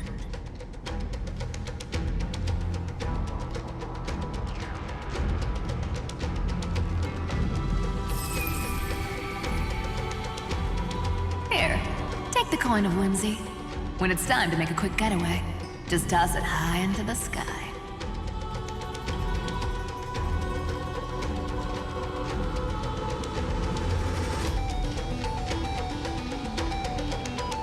And for all you latecomers out there, listen up. She might have been a bit greedy and a bit of a liar, but she never went back on her word. Well, well, if it isn't the little prince himself. It's been a while, Lady Cyphera. It's not every day we get to walk the same road. We're one player short.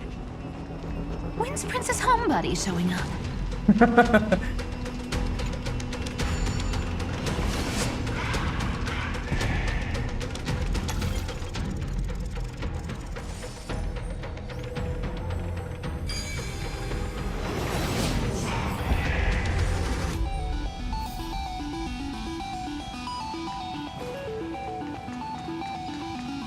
So even this vessel, you've forged into a shackle.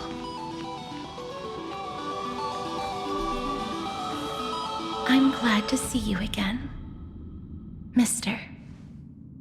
Oh my god, Castorus! Castorus. Looking back, I had only one act of salvation to my name, and only one life I ever saved. To bring hope to a world so vast with these hands. Even in dreams, it always felt like too much to ask for.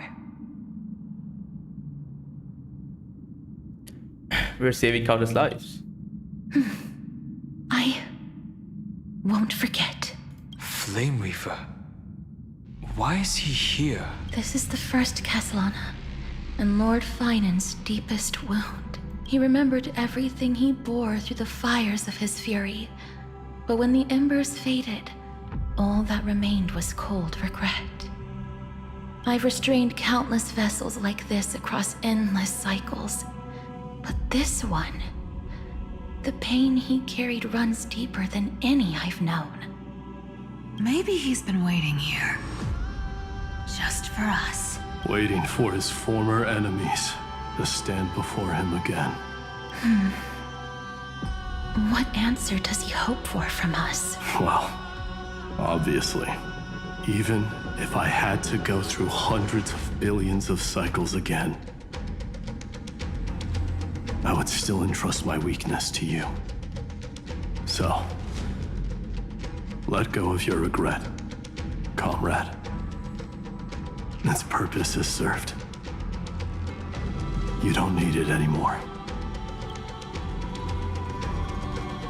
Hey, I'm not that accommodating, you know. You've never once pulled your punches. Ever heard of going easy on a lady? So pull yourself together, will you? If you freeze up during the final battle, the whole cosmos is gonna have a good laugh. Yes. Please trust in us, wandering soul. Across 30 million cycles, the radiance of every flame chaser now shines bright enough to illuminate the path ahead. I ask you to rest here, and may this grieving soil bear the bloom of acceptance. No earthquakes. It's surprisingly quiet. Perhaps Castellana has found his peace. There's another possibility. This... Then, I suppose it's my time to set out with you. There's another possibility. This may not be the only seal he left behind. Please take this Antilla flower with you. I believe that if anything could speak for Castorus, this ordinary, resilient bloom would be more than enough.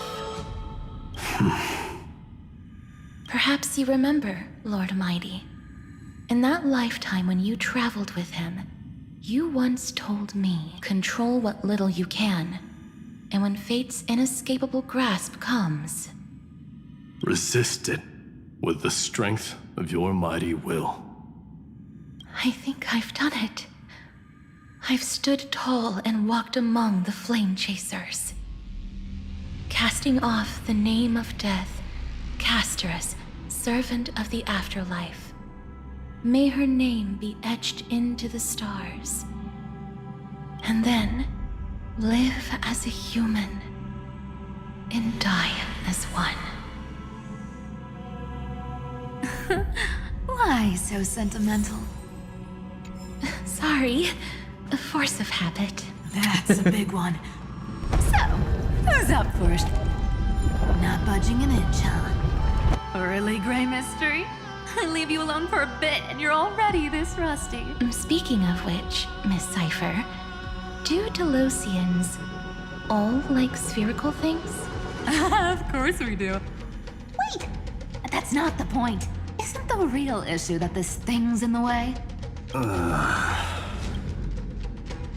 Finally, someone seems like something got mixed up. Oh, right. It's my turn to shine now. Oh, yep. Watch this. The fresh power of time. Remember Orynyx's prayer? Well, of course I do. Come on, give me some credit.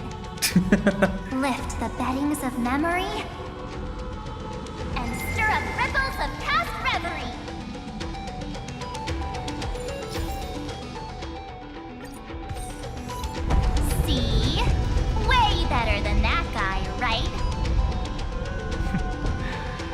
You'd be even more impressive if you could recite the prayer correctly.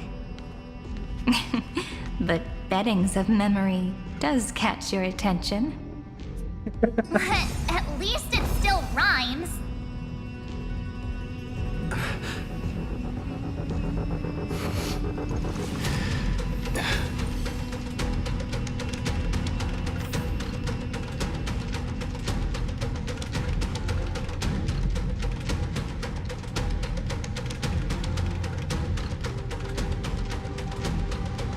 Bro, how far down is this?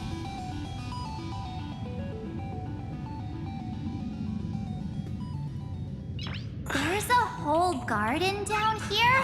Holy shit. Incredible. The energy in the Earth's veins here is...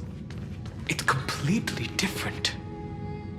This is the sweet dream Lady Cypher wove for him. A peaceful, gentle new world.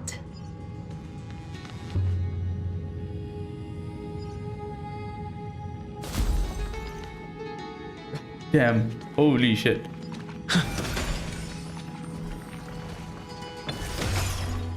Look! The blade down here's already snapped. Just like his mind. Shattered and broken. But that light, it looks familiar. Yes. It's the world-cleansing blood. Still shimmering. After all this time. This roundabout way of doing things is definitely him. Golden light, tracing the way home. All the pink lights have finally come together. I've been waiting so long for you. Oh, hi, Ray, Sin. Danny, and... This So that makes 3 adorable pink-haired girls. Huh? I told ya. Let someone else say that kind of stuff.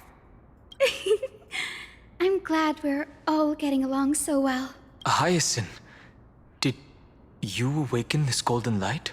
That's Lord Finan's lingering divinity. The sky merely reflected its tracks. Oh my god, The Ika. golden blood has not faded. We should respond in kind. That's one huge harp. The strings tremble as the people on the surface wage war and cry out.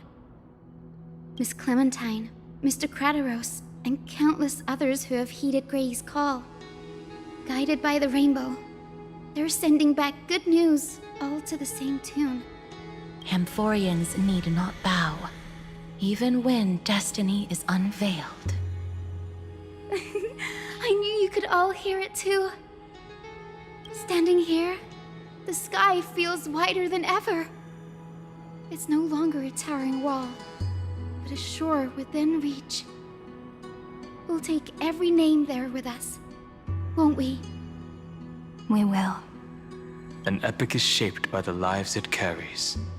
That much is beyond doubt. Or, as you've said before, right now, all that matters is to believe. Then, I guess that's my little wish fulfilled. Pluck the strings, Hyacinth, healer of the sky.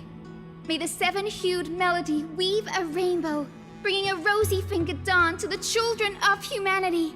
When the rainbow rises across the horizon, even the darkest clouds of destiny shall scatter.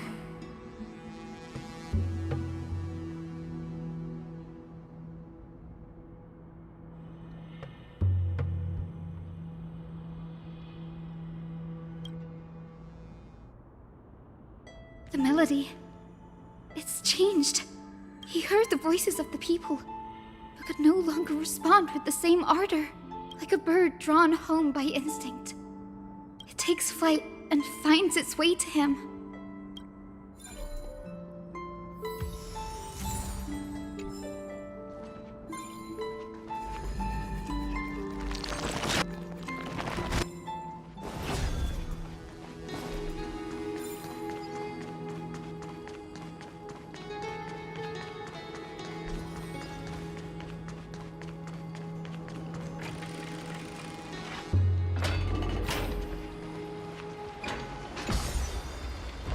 Bro, how much down are we going here? What the hell?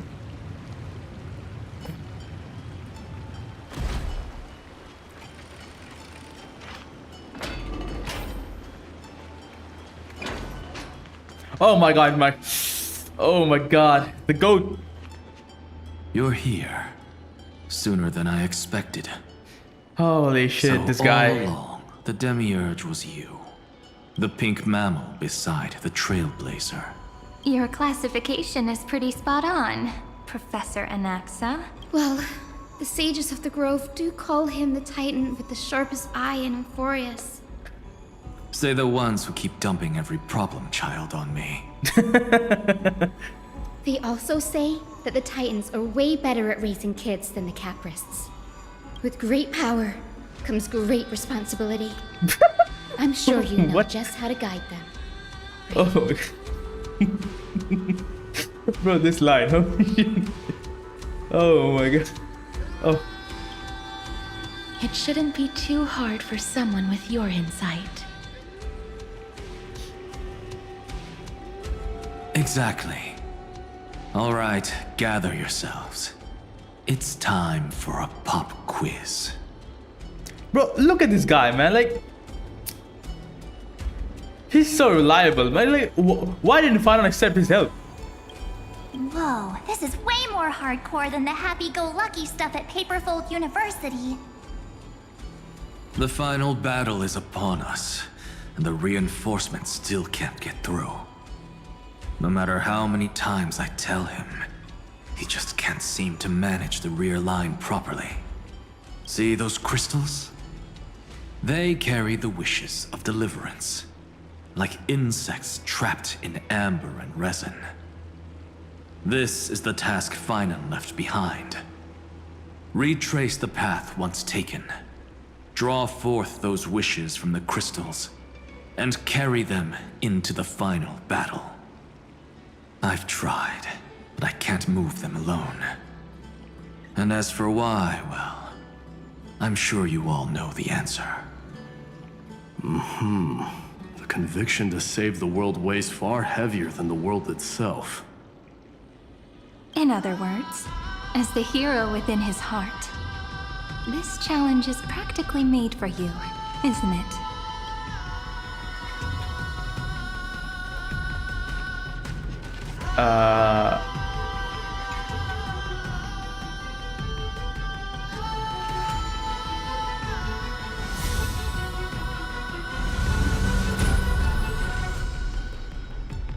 Alright, what am I supposed to do here?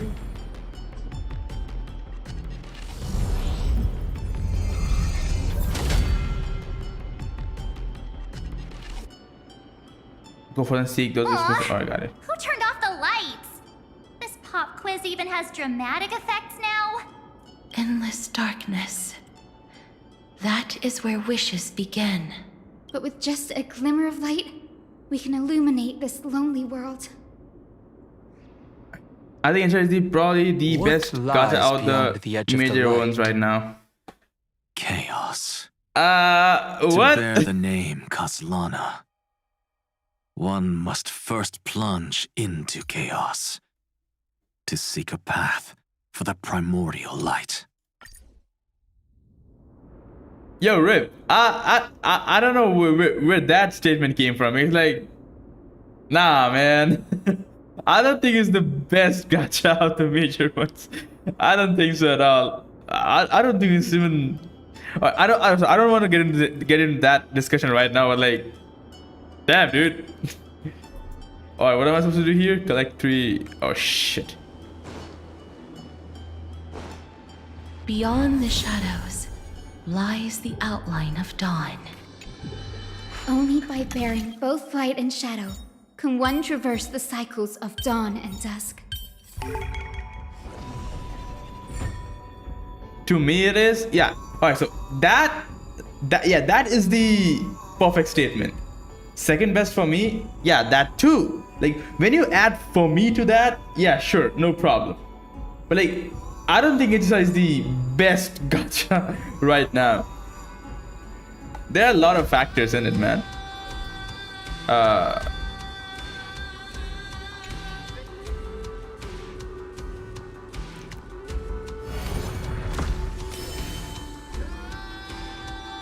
All right, one is done.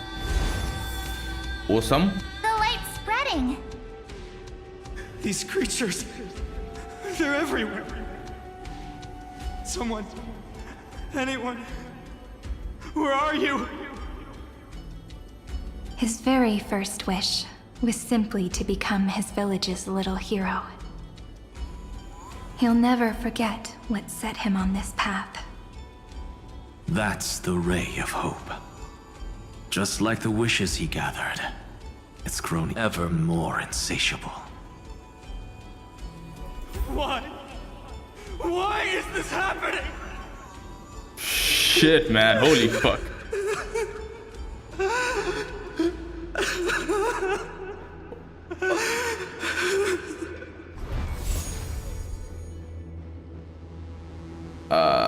What?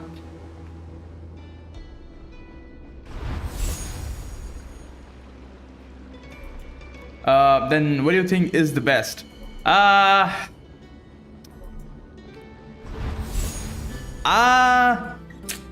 If I like, also, I don't think I can't really say an all-rounder best, because at the end of the day, if you count that, like, well, like, by the best, what do you mean by the best? Like, I mean, to be honest, the only complaint I have about HSR is remembrance and how bullshit.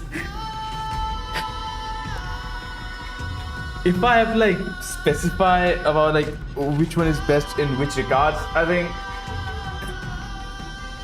there are other guys who does things better than HSR. I think in terms of, like, visuals and presentation and basic cutscenes and shit in stories, I think WoWa is at the top right now. What they do with their story, I'm not telling about the story or writing. I'm just saying about the presentation. For the presentation, I think WoWa is at the top right now. Even the deliverer from the sky must have their beginnings in the soil of the nations. Only one who treats the world as their teacher. And don't get me wrong, I'm not a Kuro shill, man. I don't really play WoWa that much. He never expected that. But I'm still saying, in terms of, like, just presentation, WoWa is at the top. End of what needed to be protected. The farther his gaze reached, the more weight he came to bear. But in the end, he couldn't hold on to any of it.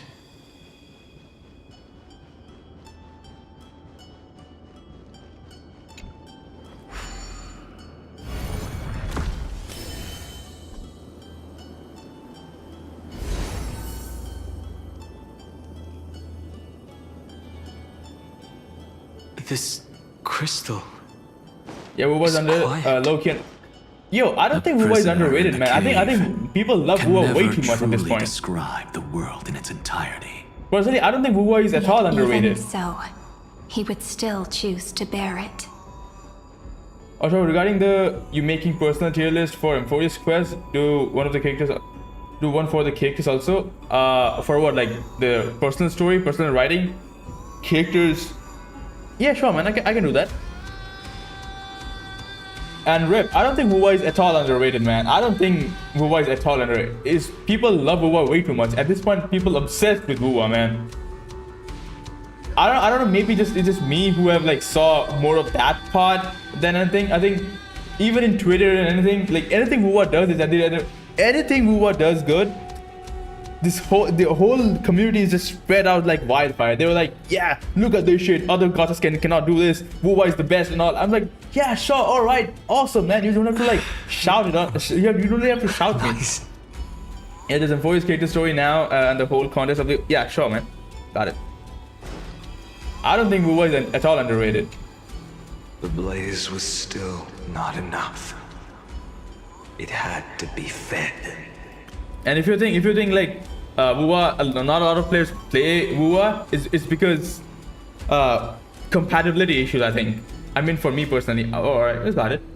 I think a lot of there's not enough of a player base for WoWa is because of compatibility issues for their devices. Because let's be honest, man. In terms of, like, how dark shit of a device these Hoyoverse games can be played in is insane, man. Like my phone, which is like not that good at all, it's pretty old, can still run Genshin, Star Rail, and even fucking CZZ. But not Wuwa, man. My PC cannot run Wuwa that much. I have to play Wuwa like in the lowest of settings. I'm talking like in numbers. Wuwa and it still got a lot less numbers than Genshin. That's the point. That's what I said. Like, it's not because Wuwa is underrated. It's because not a lot of players can play Wuwa.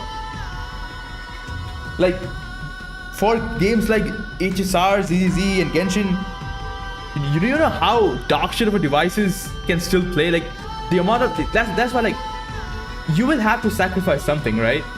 For Wuwa, a lot of players praise Wuwa for their presentation, for their graphics and all that. They visually looks awesome, right? They have really good visuals.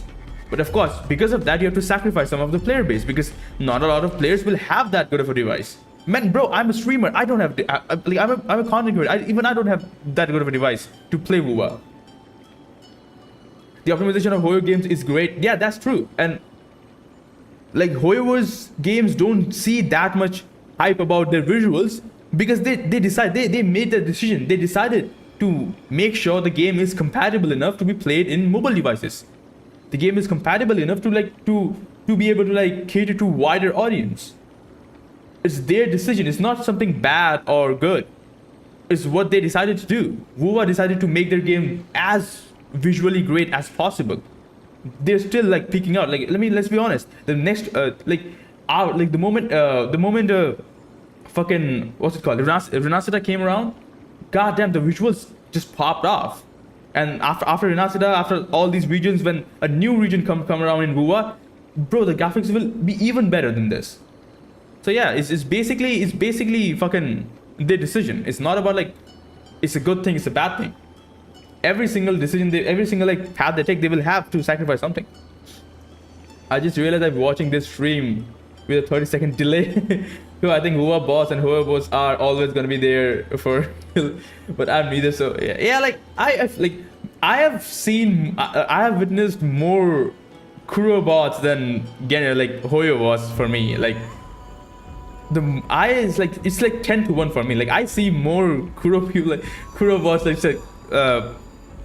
all these Kuro communities just like shouting out there like, yeah, Genshin they cannot do anything like this. Look at this character, it's such a good character. Like, yeah, sure, man, play your own game, man. Like, sure, both games are fine. If you like the game, just play it. No need to like start a whole fucking they popped up with the Chongli Jiggler. Oh my god.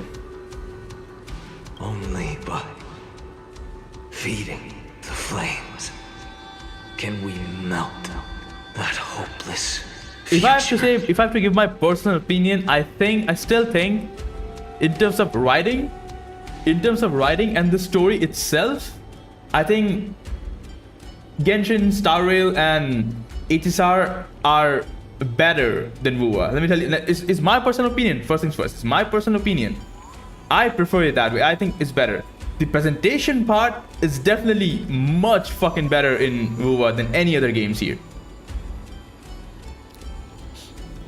I personally, and also like, the one thing I've always witnessed with Wuwa's story is that it's very main character focused. It's very streamlined. And in all of these games, like in Genshin and right now in HSR, you will see stories with their own. It's more vast. Like there are a lot of things that happen that the MC has no control over. It's not solely focused on the MC. Like here, like characters like Fanon and all these characters in HSR are much more important. They have much more weight than the Trailblazer. Like the Trailblazer does have very big impact on the story here, but like it's not to the point that how the MC in Wuwa have. It's very main character focused, and it's not bad, man. Like just like I said earlier, like both have their pros and cons. For me, I don't like it that much because it feels like the story is very streamlined. I find the overly vast lore of Genshin much more than Wuwa and in HSR, but also because it's so vast, sometimes it feels like the MC is like trying way too hard to be a part of the story, even though he was never meant to be, even though the other characters are much even the other characters are totally fine on their own. They don't need, the MC doesn't have to be here. Like I said in the first ever, like I said when I first ever like did the Fanon story, like the Fanon story, this whole arc could have been their own separate story. The MC doesn't have to be here. The Astral Express doesn't have any business to be here. It could have been just a separate story that, like, yeah, Fanon struggled for like 33 million cycles, and somehow with the help of his friends, somehow taking small steps at a time, and like building up his strength and all, he finally managed to defeat Ivan Tomb and all those things. It could have been their own story, and sometimes it does feels like the MC, the main crew is trying to like self-insert in this like separate kind of like Amphoreus story. It does feel like it sometimes. So yeah, like both sides have their pros and cons. It's not like, yeah, one is better. I personally, it's just my preference. I personally prefer a story that is more valid. It's just not solely focused on the MC. Like everything in this world doesn't have to be connected to the MC. That's what I love about Genshin, is that the lore of Genshin is never connected to the MC. At the end of the day, MC is just simply a fucking it's basically a traveler, man. There's nothing connected to him. He's just witnessing things and just changing things on his own. Similar to how the MC in HSR does it. Like they're never the main focus. They're basically coming here, witnessing something, and then just like changing things for better. But in Wuwa, it seems like his past is connected to everything. Gathering wives, similar. Yeah. Anyways, let's move on, man. There's a lot left in the story. Yeah, that's one thing I like about HSR. The world building is vast, and the other characters have very unique designs and plots. Yeah, like I think they carry much more weight, in my opinion, in these games, in any of the Hoyoverse games, than Wuwa's. And also, like, I've seen Reddit, in Twitter, that like community really praises Wuwa's main character because it feels like main character. It feels like they did something. They have much more impact, and that is true, and I like that fact. But sometimes I also feel like after doing those stories countless times, I recently finished the latest story of Wuwa a couple of weeks ago, and I'm like, yes, it's really awesome, it's really good, but like I know nothing separately. I know nothing else. Like I'm tired of watching this guy. Let me see something differently. Like the lore in any of these games, any of the Hoyoverse games, is so much vast. Like if I don't like watching, sometimes I feel like, all right, I don't wanna like talk about the Astral Express anymore. Let's talk about something else. Bro, there's a whole fucking story of every single Eon. There's a whole fucking story of every other character. There's whole lore, a vast fucking encyclopedia of different characters have their own origin story and everything. It's there. In Genshin, if I don't want to talk about the fucking travelers' current timeline, what they're going through right now, fuck that shit. Let's talk about the dragon things. Let's talk about the history of the whole world. It's much like that's the one thing I personally prefer than just focusing on the MC. It's a good thing that MC doesn't have any history here. This is basically what Hoyoverse does with their main characters, and Kuro does with their MCs. It's a bit differently. It's alright, man. Like both have their pros and cons. Like you can like either one. I personally prefer this side. The echo in his heart still lingers. Deliverer, take the wish of world-bearing with you first. We only have half of the mark. Where's the other half? Take this. I'll bring you to the next test. That massive tome you're holding must have room for one more scholar, I presume. Of course. It can hold the whole world. Then give me a lift, would you? I'd rather save my energy and use the time to think.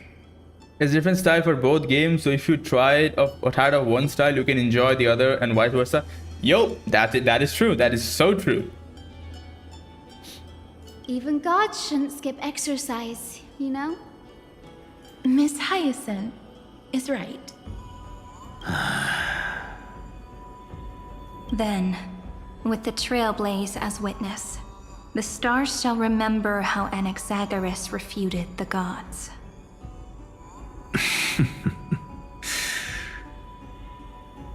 No need for that. Anaxa, scholar of reason. Keeping it simple makes it easier for future minds to question. Go. The closing act is still far ahead. What is this? A conference? Welcome! Take a seat anywhere you like. Take a seat. Oh my god. Getting a migraine. Still can't help but feel like Wuwa and HSR recognize some more recognition, especially when Genshin can have absolute bullshit patches and still be doing big numbers. Yeah, true. You also need to like take into account that Genshin is much older, man. It has a much. Let's not forget that what Genshin started everything here. Is what Genshin basically started this whole quote-unquote AAA genre of gacha games. So obviously it has a history. Like Genshin's is basically the OG gacha games. I'm like OG AAA gacha game here. So absolutely it will have a much larger player base than any of the games that came after it. The patches in Genshin, so there are some really dry patches in Genshin, and don't get me wrong, bro. Like there are dry patches in HSR as well. It's just this time in Amphoreus they push so much story with Amphoreus that it doesn't feel like dry patches anymore. But like, can you guys remember the fucking dry patches in Penacony? There was this one fucking bullshit patch about this whole banana quest. It was so bad, man. By the way, what do y'all like impression on Anaxa when he actually manages to inflate? Bro, it was so awesome, man. It was so like, let me tell you, like that's what I said. Like Anaxa. Every time Anaxa is on the screen, he has such presence, man. I love that guy. That's why I was so saddened, like when Anaxa, like Fanon and Anaxa didn't work together in Final Story Quest.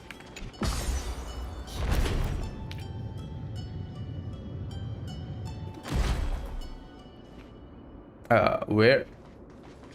Oh shit.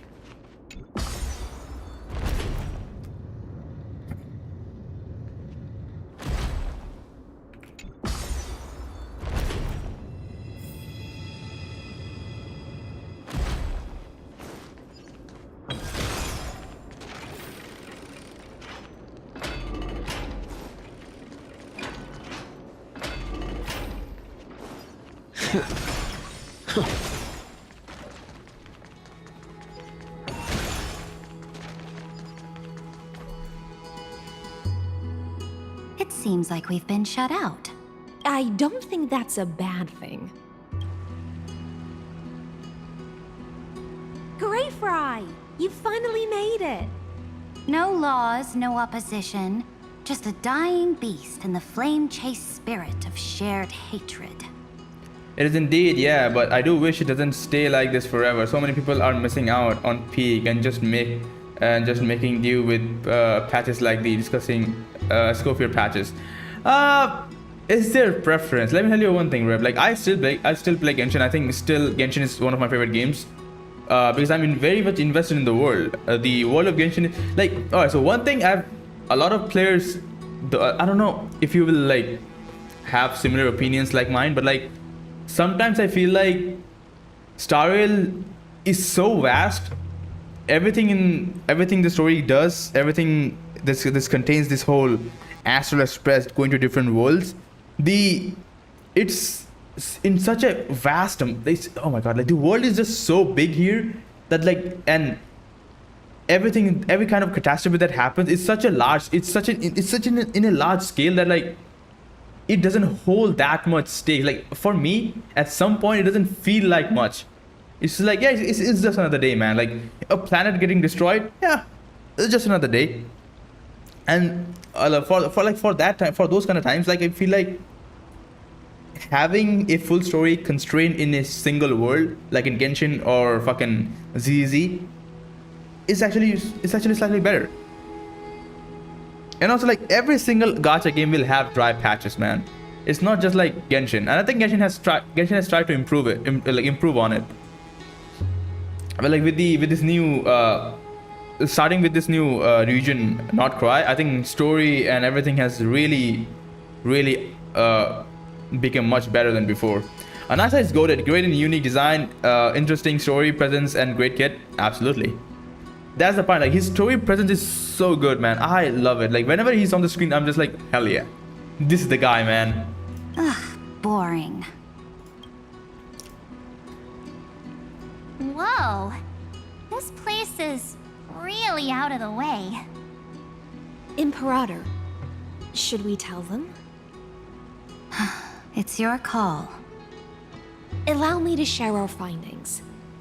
This paradise, along with the destruction, seems to be instinctively rejecting both the Imperator and me.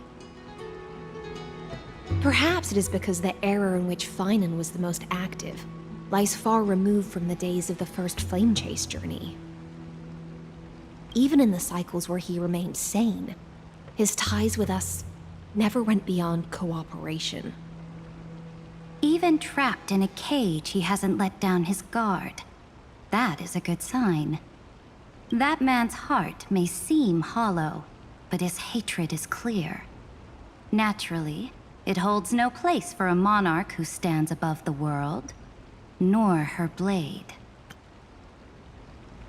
Alright, Rip, I think I'm gonna stop you there because from what you're saying, I don't think people don't know about Wuwa, HSR, or any other gacha game. I think people know.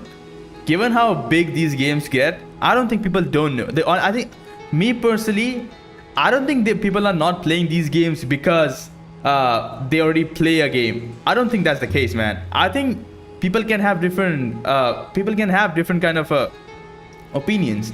A lot of players don't like the fact that HSR is a fucking turn-based game. Turn-based game have very limited player base. That's the fact of things. All right, that's the one thing. And a lot of players don't like the high stakes combat of Wuwa. And of course, we all know the fact that Wuwa is very system heavy game, and not a lot of players can play it. I don't think players are not playing these games because they already play Genshin and they don't want to like start any new things. I don't think that's the case, man. Given how big these games get, given how popular and their fucking insane amount of like marketing and shit, I personally think everyone who plays games regularly know about these games. They know what Wuwa, they know about Genshin, they know about HSR. I'm still not sure if everyone knows about ZZ, but I am damn sure that everyone who plays Genshin knows about Wuwa, HSR, and ZZZ. I mean, like, it's fighting Iron Tomb and flickering Anaxa is like his second apart from Finan, which is ironic because Anaxa is reason, which is basically absolutely people who don't know, but they just don't choose to play due to time because the story and gameplay. Yeah, see. I don't think people don't play these games are because of they don't know about these games. I think everyone knows about these games. If you play any of the mainstream gacha game, I'm damn sure you know about the other three. Right now we have fucking HSR, Genshin, Wuwa, and ZZ, right? If you play any of these four, you will definitely know about you will definitely if you just play, you know what, like if a new player start playing any of these games today, in a fucking month or two, they will get to know about the other games. It's so interconnected and so like the whole player base is either they like each other, and we all know like the whole player base is always fighting each other. The Wuwa bots and the Genshin bots, the HSR bots, like the Hoyo and Kuro are always fighting each other. So it's very apparent, man. I don't think they don't play these games because they don't know about it, man. Everyone knows about these games. I played HSR since I loved Persona 5. I played HSR for different things. I played HSR because I wanted to get into the whole Honkai thing. I wanted to get into the whole Honkai universe. And I also play this game because I love the fact that it takes place into this whole universe where you go into one world. Like the whole premise and the world really speaks out to me. And I was like, before I started playing WoWa, I was playing Epic 7, so I was already pretty ingrained into turn-based combat. So I started playing it. Still to this day, my favorite kind of gameplay is still Genshin because I personally prefer team-based. Even if like I love the hardcore, sweaty playstyle, sweaty gameplay, that action combat that WoWa and ZZZ have, and I love that. I played through Sekiro, man. Like I played that game. Even though it took me a long time to finish it, but I did finish Sekiro. So yeah, like I love those games, but like I prefer more team-based combat focused games, like what we have with Genshin. That's why like I'm really hyped. That's why I said like I'm so hyped about Arknights Enfield. I can't say how much I'm waiting for that game to come out, man. Like the combat that I've seen from that game perfectly catered to my style, man. I'll be playing that game non-stop, man. Agree, disagree, then I guess I've met many people who just play Genshin with basically no knowledge of these games. Wish we get more cases like Anasa. Yeah. What the fuck is this noise?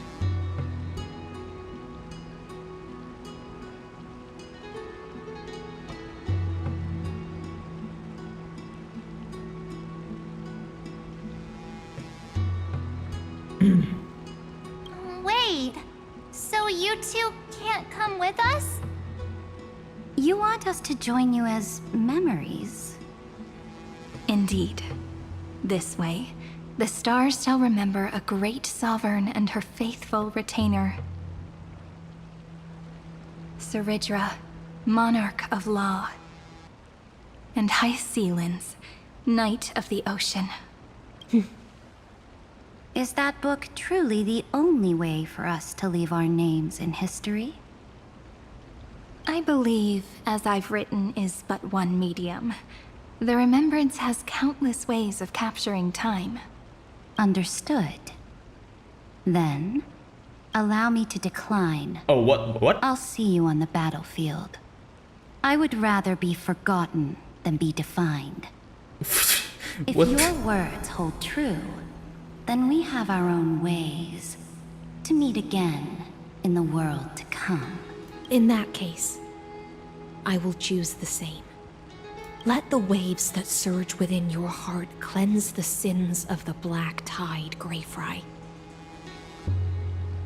The storm sea awaits your song of triumph. You two are still as resolute as ever. In that case, we must double our efforts. A promise to the Imperator is not one we take lightly.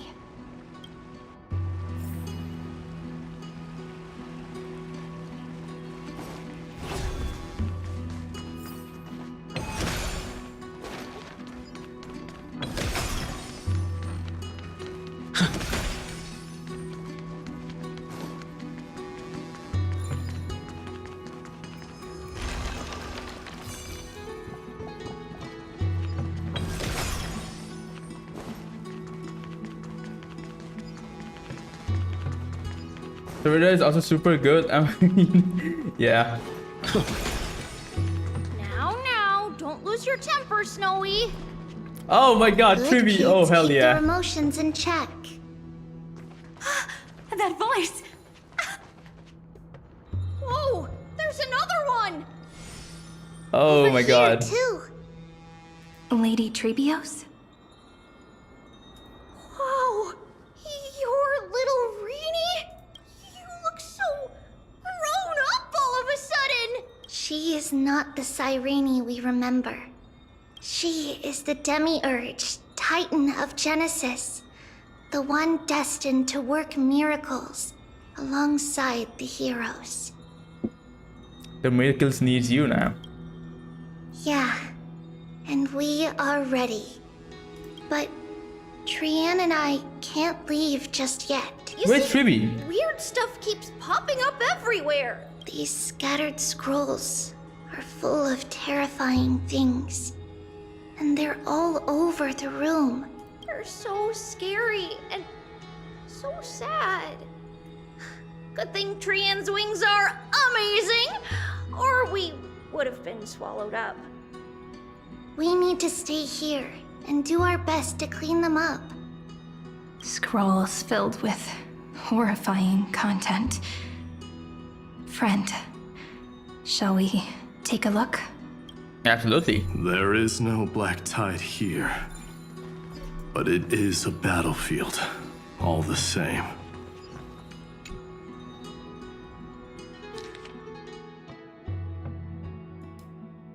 Costana launched a fourth attack on the sector kernel, instantaneously resonated off several 100 million core flames, allowed it to briefly confront the nuke. Costana was detected crashing with the past riders of destruction in the path space, where it was defeated. Costana failed to load into this buffer. It used the destruction to destroy its own data, creating a logic error in the world-bearing path, whatever. Snowy's been fighting this whole time. He doesn't want to be consumed by Yo, congrats, Tomb Chai. and turned into an agent of destruction. But the strength behind his resistance comes from the same hatred. To be a flame is to burn. It is simply in Finan's nature, but it was remembrance that drove him to shine with golden light, piercing the unfathomable darkness.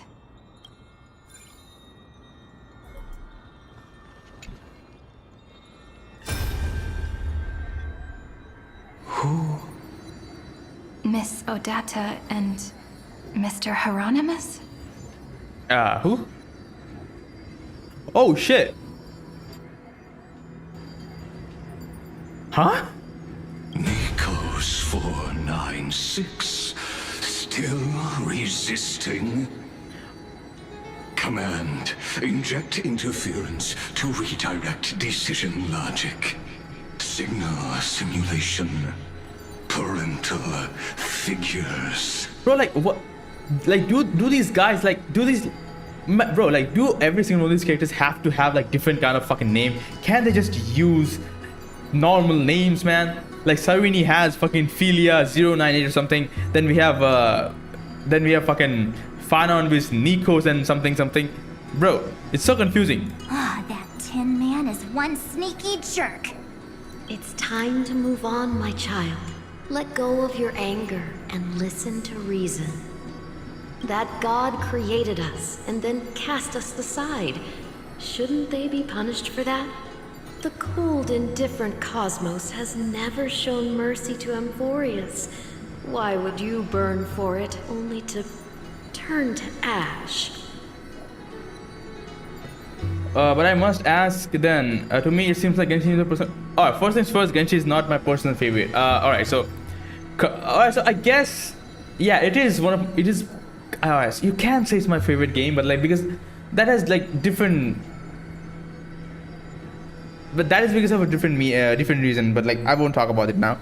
Currently, if I have to say which game I'm having the most fun currently, that has to be ZZ. I'm currently having the most fun in ZZ. That's gonna be it. Why don't you make videos on that? You know, Rip, I actually started this channel with Genshin. And my first ever video that peaked out, I got like 33k views in one night. It was my first ever guide, which was like Farina guide from Genshin, and I was making guide on it, but like after HSR came around, I started making videos on it, and I was so focused on making guides on like, my guides and everything on HSR that I completely didn't have time to like make videos on Genshin, and slowly but surely it just like faded out. And I can't really just start right now, man. Majorly, most of my viewers are basically from HSR. That's why I'm waiting for a new game to like add to my roster for this channel, and that's gonna be Arknights Enfield. Child, you've chosen the wrong enemy. Your birth was meant to be the greatest destiny. You were to liberate the universe, like the blazing sun at the end of the long night. And yet, you led yourself into a trap of futility, treating your very purpose as your sworn enemy. Is that not a tragedy in itself?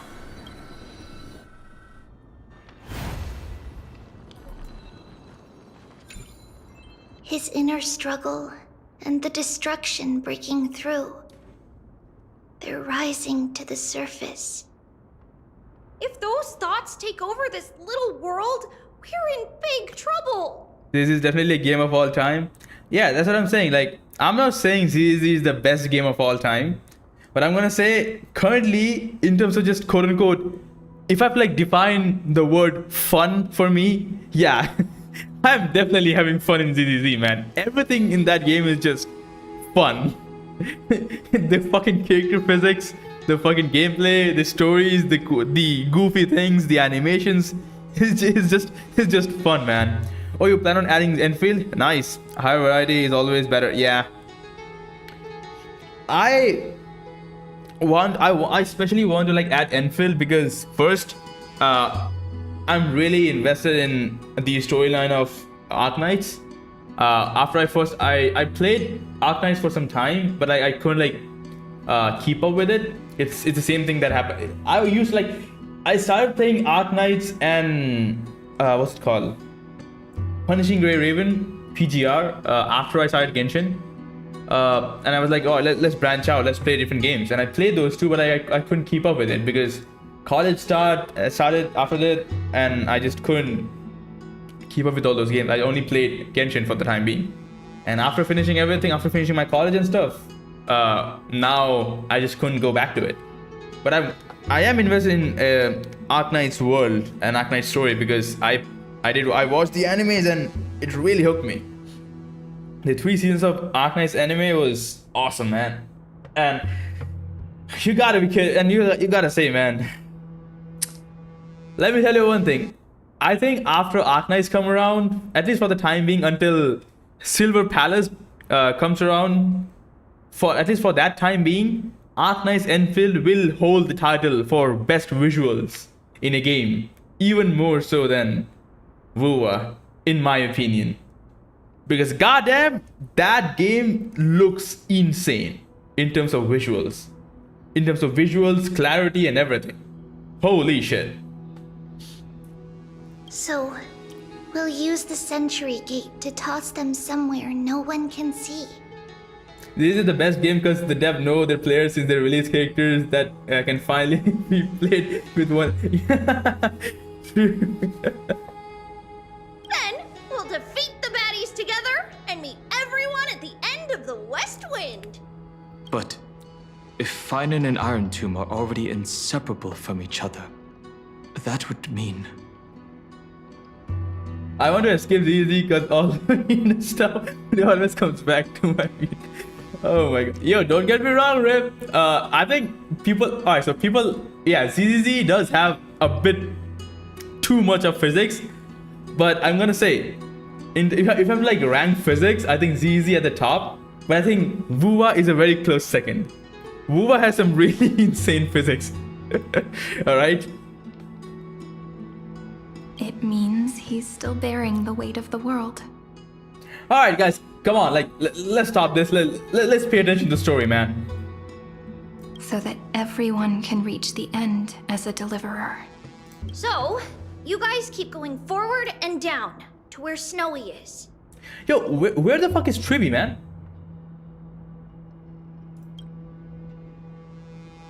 Yeah, two Arknights and Enfield are pretty good and promising, yeah. Little Gray, this time, let's give it everything we've got. What? Only 2 remain on this flame chase journey. Figures. They're always leading from the front line. So those two are going to be with each other, like Aglaya and Trivy are going to be together, right?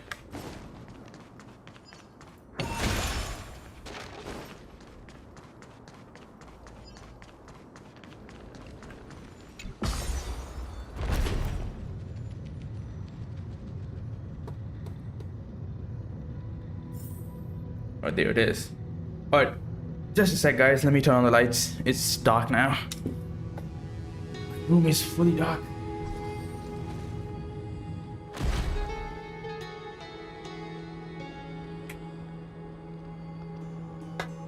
Alright. Awesome.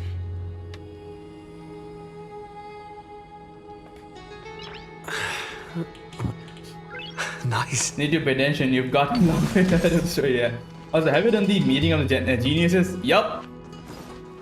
Yeah, that was an insane part, man.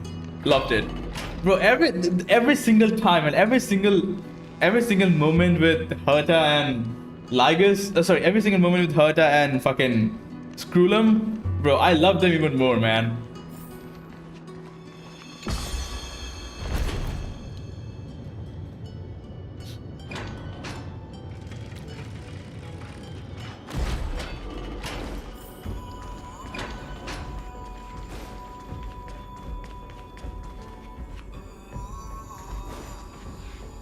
Oh my god, Nanook. Let me check that one out. What does this one show? Finan.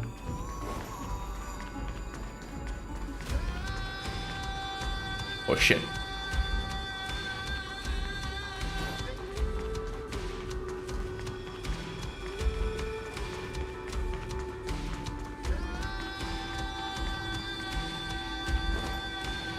We're here. The second test site. Xana redemption arc? Maybe. I wonder what kind of wish we'll see this time. I'm afraid it's quite the opposite. This time, we'll face his despair. Oh shit. That's right. You'll have to walk this path too. The other half of the weight of world-bearing lies at the end of this path. Relax now. Take a deep breath. Come on. Let's make it quick.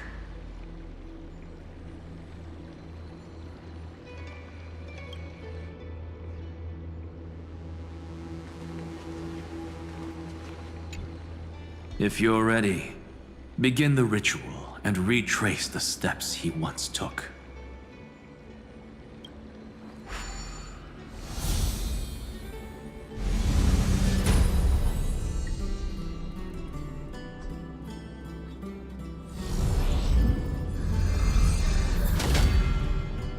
Looks like we'll be walking through the darkness this time. Exactly. It's no longer about mending broken wishes, but shattering the frozen despair.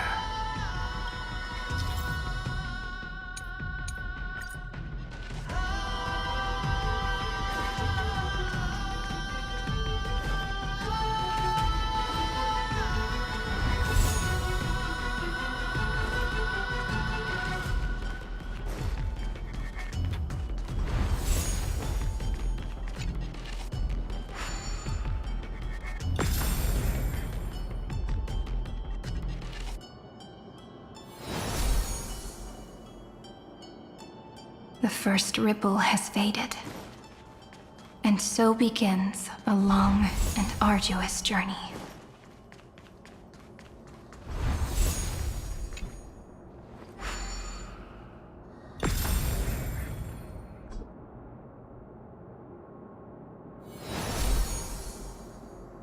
And the last one is there. Endless slaughter. All for nothing.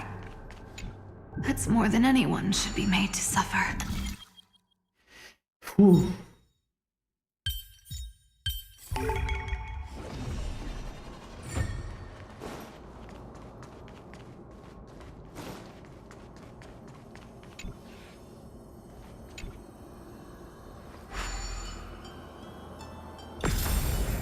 Fucking Nanook.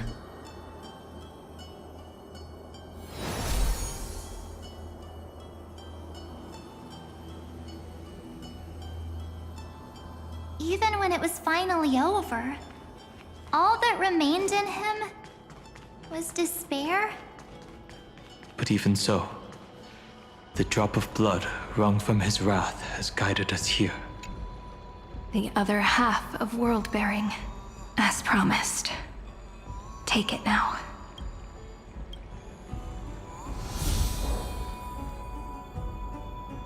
At last, you've released him from the wishes he carried for so long.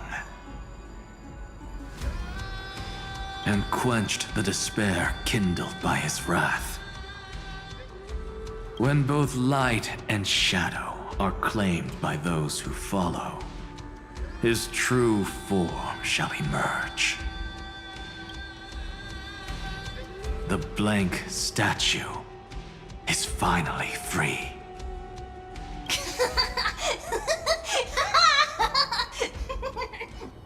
That smiling child in the memories.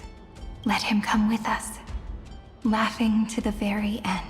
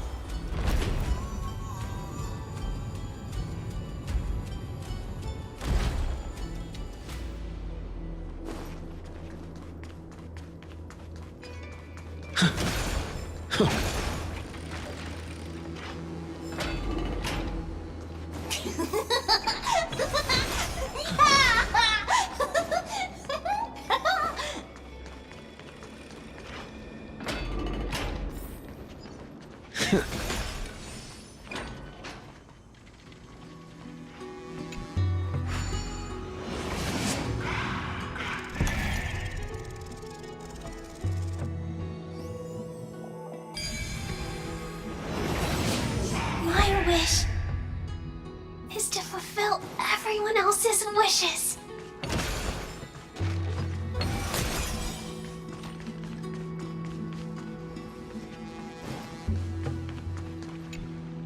This spirit basin marks the end of every cycle. It seems this gentle little world has come to the end of its purpose. One last farewell before the journey moves on. Farewell, paradise. You carried 30 million lifetimes of wishes and despair. Sink into gentle remembrance. And see you tomorrow.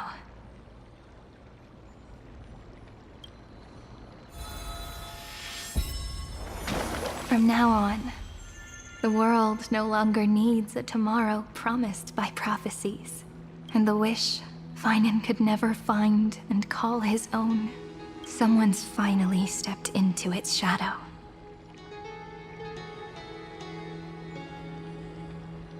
Yeah, sure, man. Thanks for coming.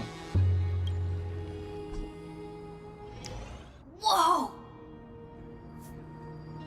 So tall! So cool! Just like the hero on the Oracle cards! It's because he is the very embodiment of a hero. Who are you? So, you've returned to a blank space.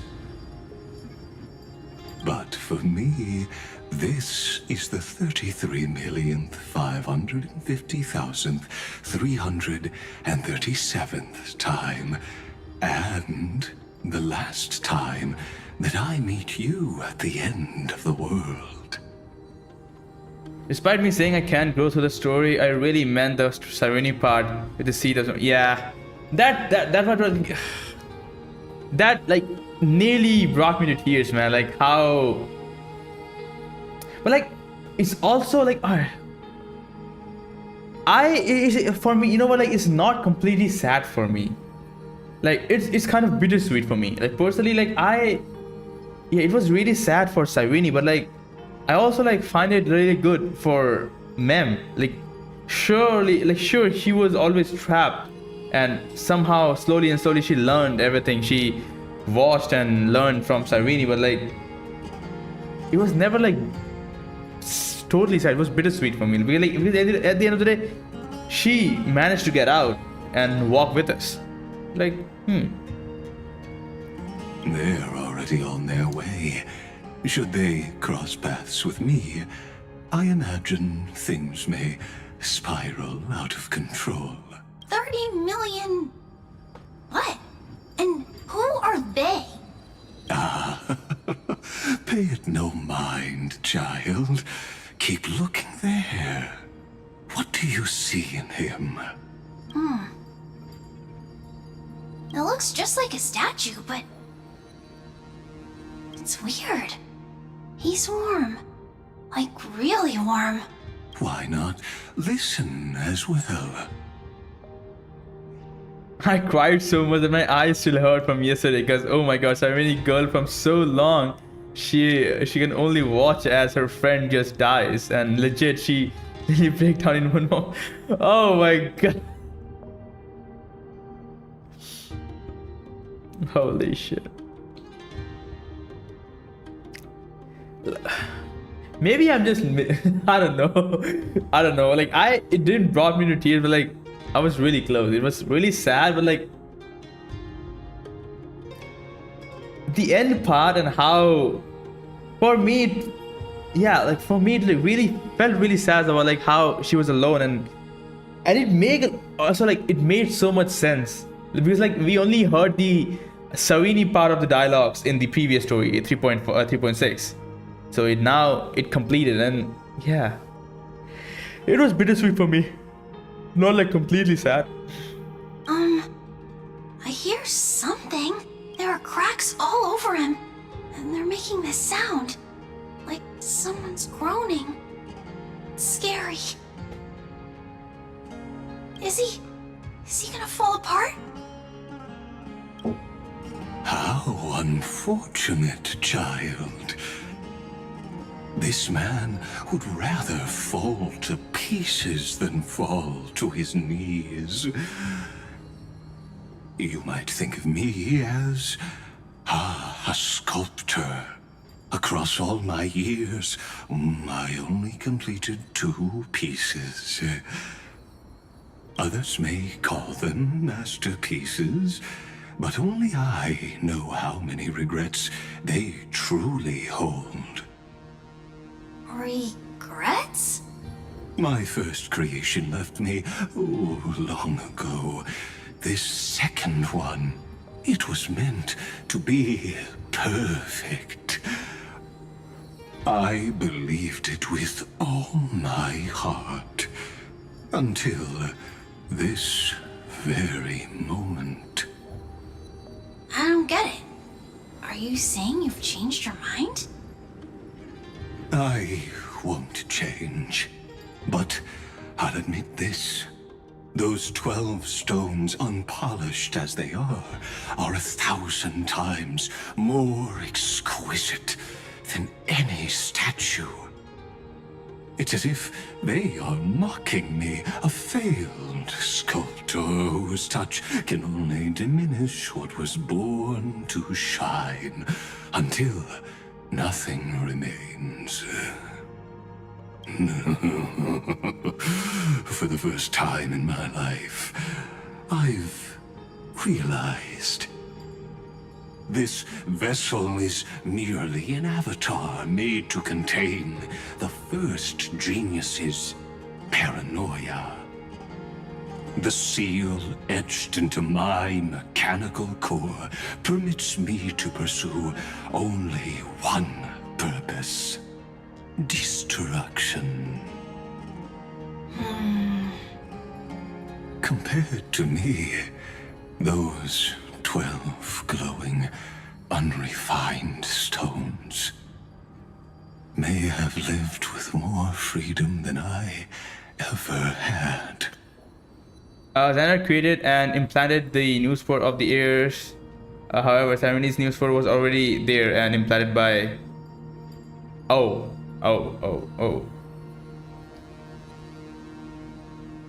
Is this your confession, Lord Lycurgus? Yeah, like, is it turning into this whole cliche bullshit where the fucking bad guy tries to like redeem themselves. Bro, I don't want that, man. Die in hell, you fucking robot.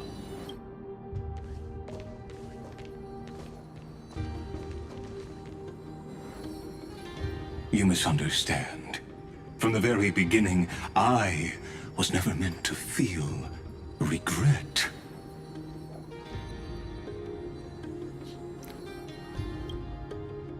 But since you're troubled by the radiance of these stones, perhaps after 30 million futile cycles, you too have realized you're just as much a prisoner of fate. I suppose you do have a point. Now you are imprisoned by the sages from beyond the sky. And that is why this will be my last time standing here as the Theoros. Though we stand on opposite sides, we are both waiting for a miracle.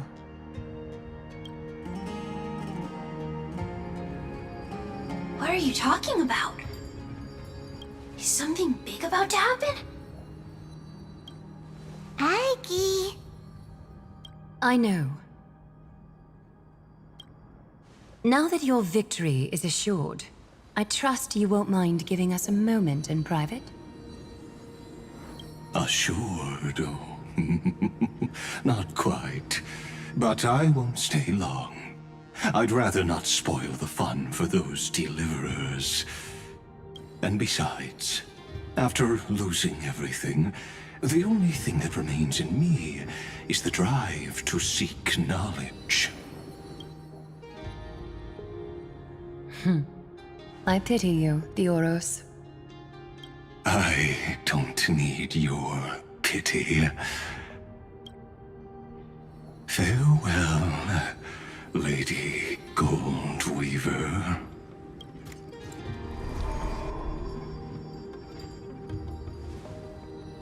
Sorry to keep you waiting, Snowy. By the way, small detail, but if you haven't noticed, when the heir haven't entered Sarini book, they have full title, but the name and the name. But when they enter the book, it's just their name.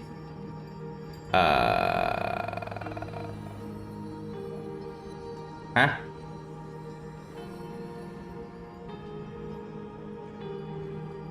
Oh, yeah. True. We're here to take you home.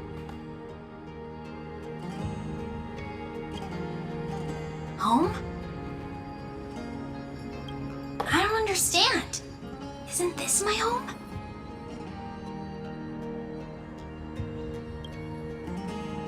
This isn't a real home. A home should be a warm, cozy place where you can let go of all your burdens and sleep peacefully for a long, long time. But I can't sleep. Every time I feel drowsy, there's a voice. You mustn't sleep or disaster will come. It sounds really weak, but also kind of strict. It won't disturb your sleep anymore, child. For countless nights, you had no other choice. But now, your mission has come to an end. Join us, and send your own wish towards tomorrow.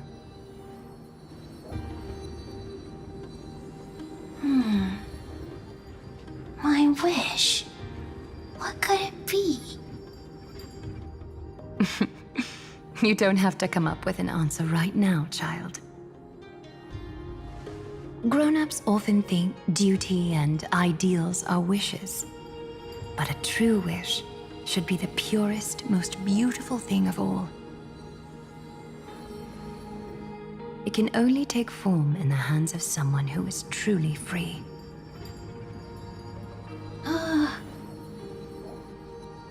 So, Snowy, Will you come with us to chase after your own wish?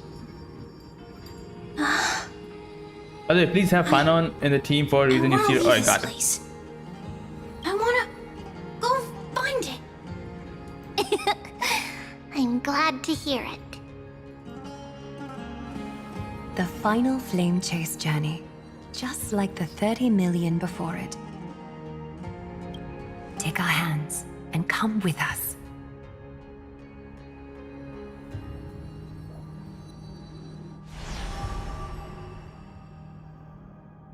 Where did little Fine and Shadow run off to? Look. He's already gone ahead to embrace his destiny.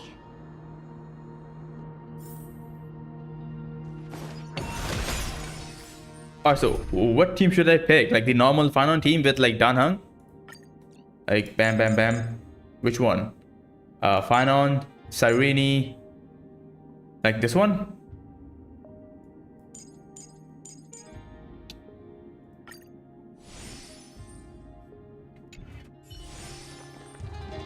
You really took the long way around. Well, now everyone's here. But you gotta say, man, this guy is dripped the fuck out, man. Like, look this guy, look at this guy. Man, this model is just pure beauty, man. Holy shit. RMC and dipped. Nah. You know what? I'ma keep Ceredra. Nah, you know what? Yeah, sure. Fuck Ceredra. Let's pick RMC. The road to becoming. The two name lists that we view Amphoreus through and the two main heirs. Ah, oh my god. True. Amen. You finally arrived, Deliverers. Long time no see, everyone. You don't usually look this relaxed, Aglaya. I'm glad to hear that. And even though we've met before, it's still moving to see her seed bloom like this. Woven from remembrance, this garment gleams so brilliantly. One final solo the spotlight when finding the verse. I'd still be able to see my team personally. True. But it's alright. Just like the future, we will now weave together for Amphoreus. We've reached the end. Yeah. We just have to go through the final passage. Snowy has already gone ahead. What lies behind that door? The first seal upon Iron Tomb was a battlefield, raised from the bones of Finan himself. The second seal was a reflection of his inner desires, his wishes, and his despair. A path he wove together with regret, wrath, and sighs. When all this is gone, what will he have left to hold back the destruction?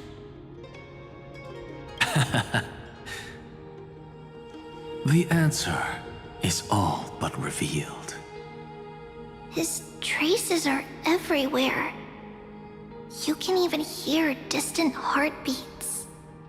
But one thing is missing. His sense of self.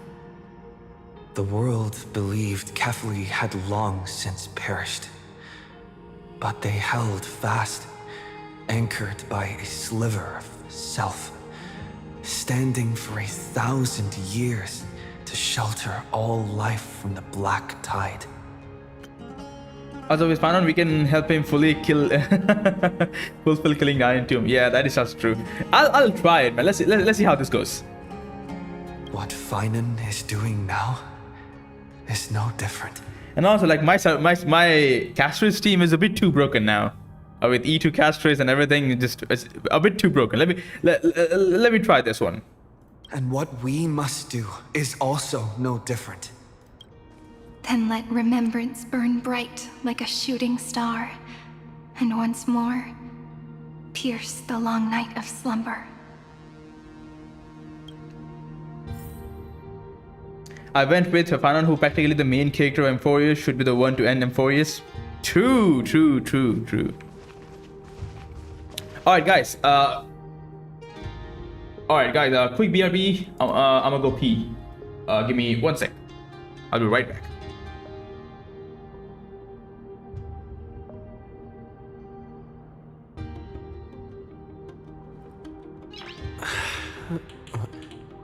Nice.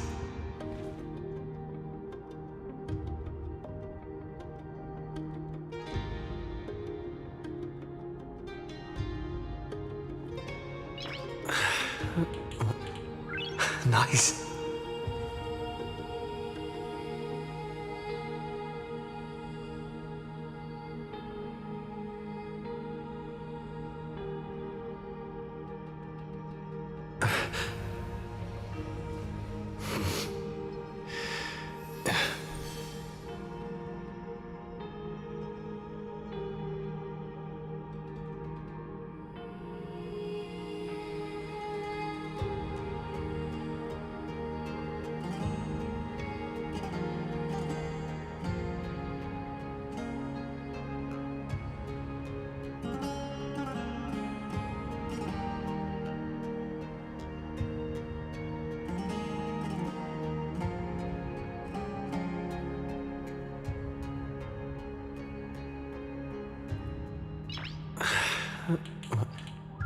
Nice.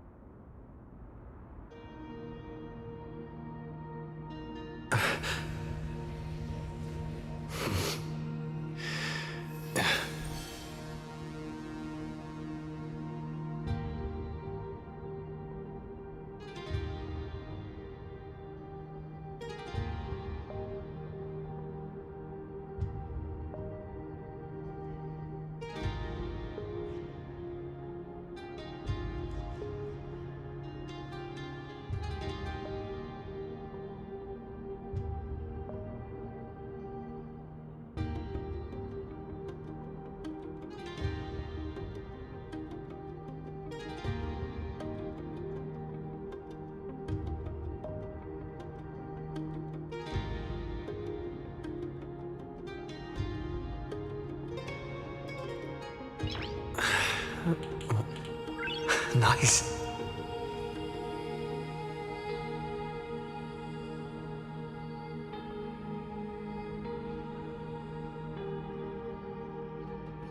Alright, I'm back.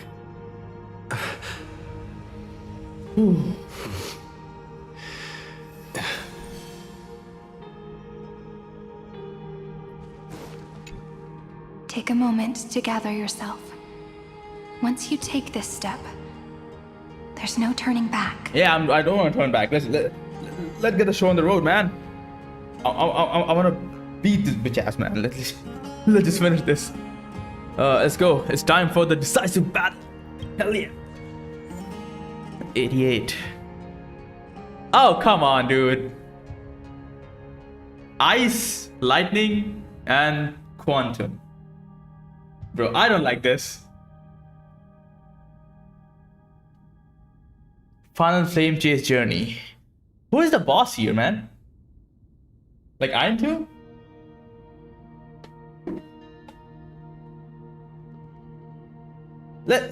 Let's try this with the yeah, you know what, let's try this. Let's see if this one works out.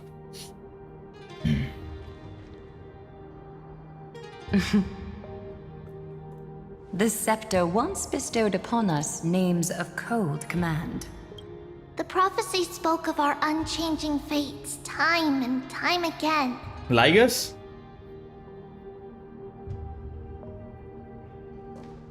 But under the pens of trailblazing and Genesis, the stars shall thus sing of tomorrow. Trebios, holy child of passage. Aglaia, weaver of romance.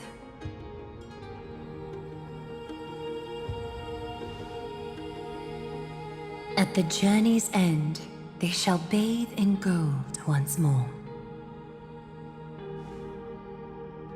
Through myriad passages, until all that was lost is reclaimed. Do you still remember, Kaslana? The one who won't reach the dawn? The world dissipates at the end of the cycle. In this dream, you will awaken again and become once more that boy who loved to laugh.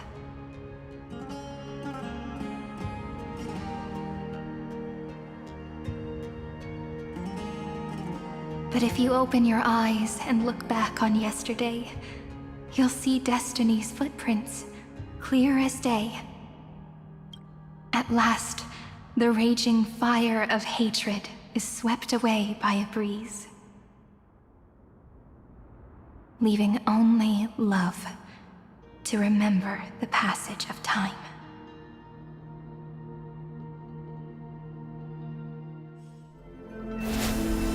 Oh, fuck. Losses are a constant on the Flame Chase journey. But even if all is lost to the wind, memory endures.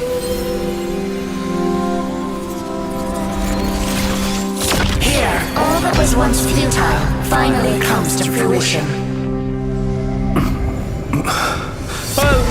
This is the end of your lonely, bitter journey. Fuck, I got goosebumps. Holy shit, what the fuck? The Scepter's mainframe and Iron Tomb's breeding ground. We're finally seeing its true form. It's red everywhere, and the atmosphere is super creepy. That would be the erudition's coldness. Screw 'em! But it will soon be engulfed by the destruction's heat. Mr. Scrollum! This world's insides are finally connected to the outside. This is the moment when Amphoreus is closest to the cosmos. Nicely done, little ones. With Stephen Lloyd and his hacker friends here, the Scepter's block protocol will no longer take effect. The speed of time within Amphoreus has finally been synced with that of the real universe. In other words, it's time for the decisive battle. The fate of the cosmos hangs in this battle, of course. We will guide the fate of the cosmos onto the right track. That's the spirit? Remember to keep at it. You lot are the vanguards of this battle. Everyone's watching. You know what? I also love the fact that Herta really speaks fast. Man, I fucking hate Lygus, man. He talks like a fucking snail, man. Like, he's so slow. It's annoying. There's one more thing that everyone should know. Noose has cast their gaze upon Amphoreus. Finally! The calculated instant is coming. The outcome of this battle will become a new anchor for the erudition's computations. Their gaze didn't overload the scepter? Unfortunately, we have to go with this reasonable assumption. The birth of Iron Tomb had always been within that eon's calculations. But don't worry. The one miracle that Amphoreus was never short on is defeating Destiny, no? The Trailways will determine the outcome's meaning. Yup. Let's show the Eon how powerful we are. Good luck, all of you. As the ruler of planet Skrullin, I wish all of you victory. It's not hard to imagine that Achivili and their companions must have also stood on the precipice of many similar crises before. Perhaps the cosmos is much more fragile than people think. Sometimes, destiny hinges on only only a small choice. But in the end, everything will turn into memories, converging into a collection of fables about the stars. The difference this time is that the protagonists are daring to write their own stories. Explore, understand, establish, and connect. Although unwritten, there's actually a fifth word in the creed that has always accompanied the nameless. Salvation. It is a word that often comes knocking at our door, and our soft-hearted conductor never turned anyone down. So, go save this bruised and battered world, just as we always have, kids. On this stop, the entire cosmos will be your traveling companion. Make sure you watch your footing, friend. Let us walk through the final page of this saga, with everyone, one step at a time. Man, they're pulling all the stops, man, with all these new visuals. Oh boy, let's go. After running all around the place, we're finally making big strides. At the end of time, life will illuminate the warm candlelight, subduing the flames of the destruction. Come on, say something. Cast everything behind you. All that's left is the thrilling, relentless deathmatch. You see, the final problem no longer requires a rational solution. Feel free to critique it to your heart's content. God damn, his voice is so... The starry sky marred by that rift is the last scar that needs to be healed. I don't know, man. Amphoreus' promise still turned out to be such a narrow road. Pity. There is no longer any need for songs. Let the triumphant roar of victory serve as the prelude to what lies ahead. With 30 million cycles worth of hope, we will soar through the last gate and write our own prophecy! All that is lost has now been gathered here. Use it to weave victory, deliverers. Towards the true end of the flame chase. Man, every time Anaxa speaks, man, it just... Oh my god, man. That voice, like, it's so good. Like, even... Like, Anaxa did like a... Anaxa was even in the Finon's own trailer, man. Like, his voice is just so perfect for, like, showing, like, giving guidance. Like, there's him and there's fucking Aglaya, man. These two characters are just...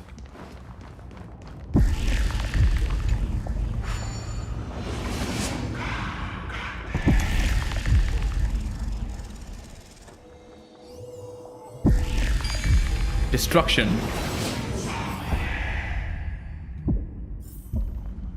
Reminds me of when I was studying at the Grove. The destruction's placenta is getting restless. Are you ready, Nanook? I brought you again and again. Finan launched his attack against the Scepter alone. But this cycle...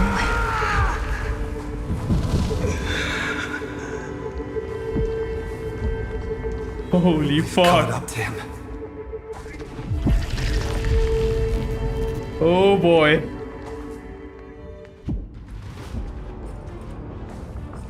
Goddamn, dude.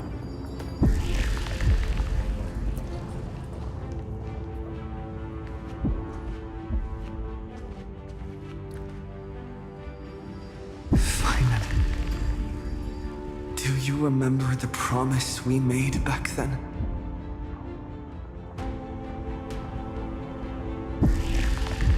I'm here to fulfill it.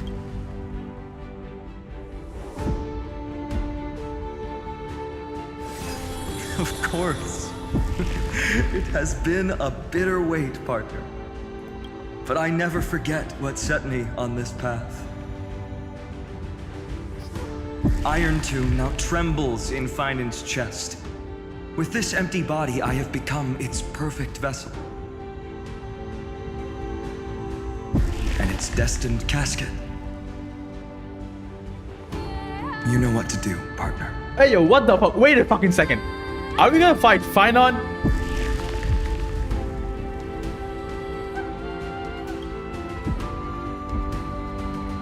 You need to keep testing my resolve. No, no need to keep testing my resolve.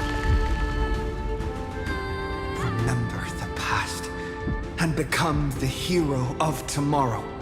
Oh my fuck! Stand with me and become heroes.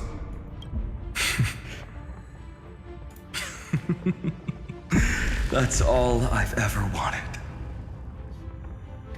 Holy shit, man. This character, dude. Oh my god. This Final literally has to be, up till now, the best written character in HSR, man. Like, I know I have my own qualms about his writing for it. Like, I have issues with his. I have issues with his own story quest. That's one fucking segment.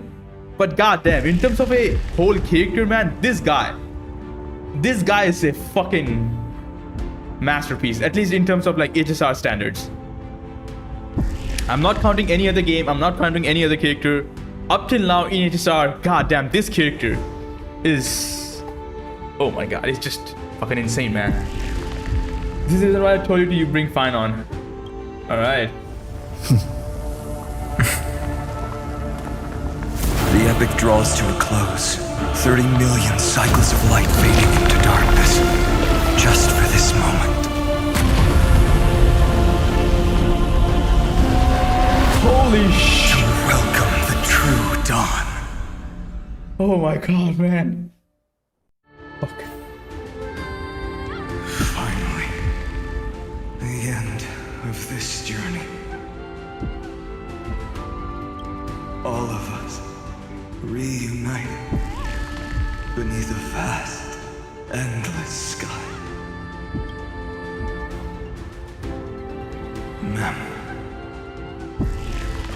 Yes, it's me. I will remember what you want to say to her. No need. I can see that she's right here. All the companions who sacrificed themselves and their wishes. It's all here. Have we succeeded?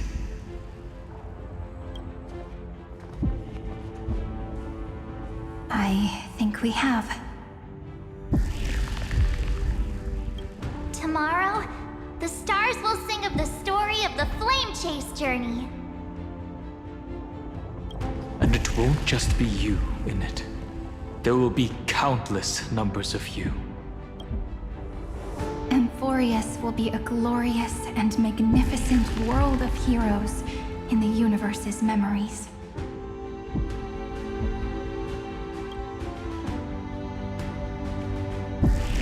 Hence, for this world we so deeply love. Let us write its ending.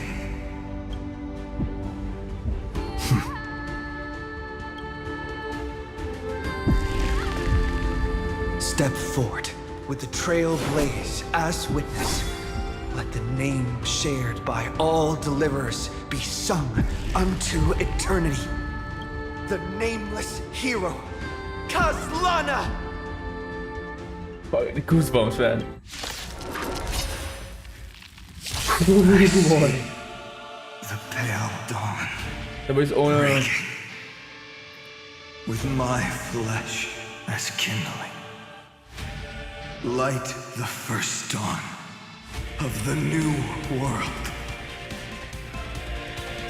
This body is one of the structures core in set at the west and build destruction physical.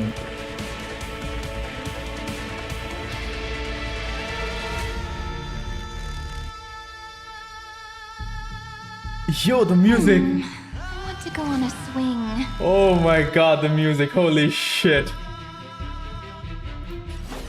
Endless flowers. Please bloom for tomorrow. My strength isn't what it was. Mountains roar, dragons rise! We can do it! Existence is of no consequence. It's my turn to shine. Flowers, bloom for tomorrow.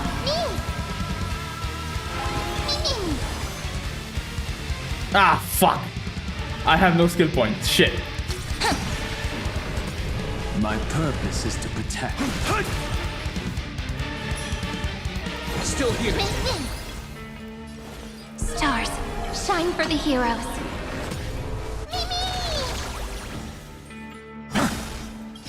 Memories waiting to be woken up by a shooting star. Remember me with love.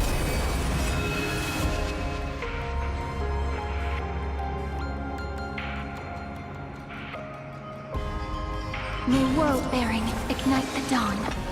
Trust me. We can do anything! Dragons, obey, soaring above the Imagine if I don't do the meteor on us. Dude. Don't blink.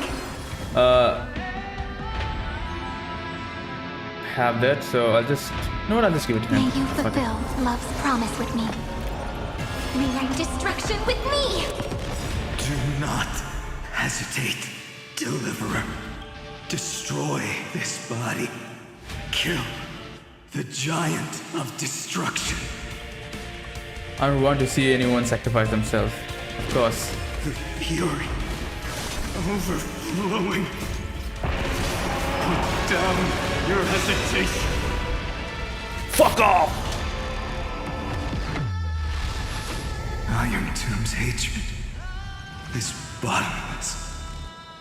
It will turn into countless factors, sweeping across the stars. When the time comes, promise me, use the world-cleansing golden blood to turn everything to ash. I got it, I promise you. With this fire, I wish you eternal destruction, rebirth, deliverance, cleansing, 30 million cycles of heartbeat. Bell rings out. Promise me the dawn. Fuck, and the music is popping off. Stars.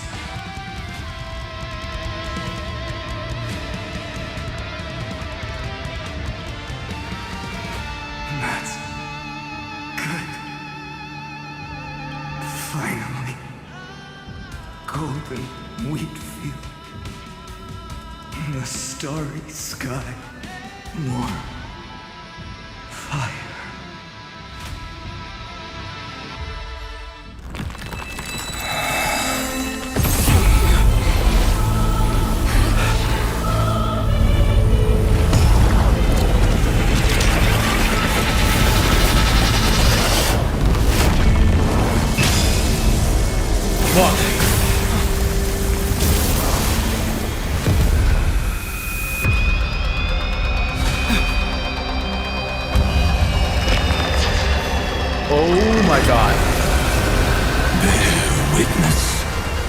Monarch of myriad machines, my ridiculous creation.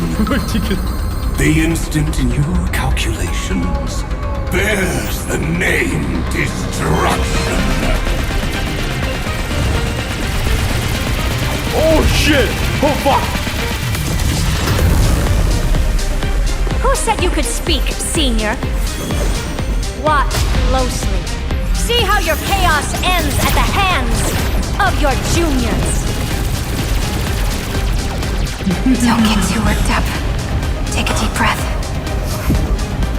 There's not a trace of life in that armor shell. We're not gonna lose to a hollow husk, right? In the name of trail placing, we'll reject this false answer! Oh fuck. Oh my god, goosebumps all over the body. Holy shit.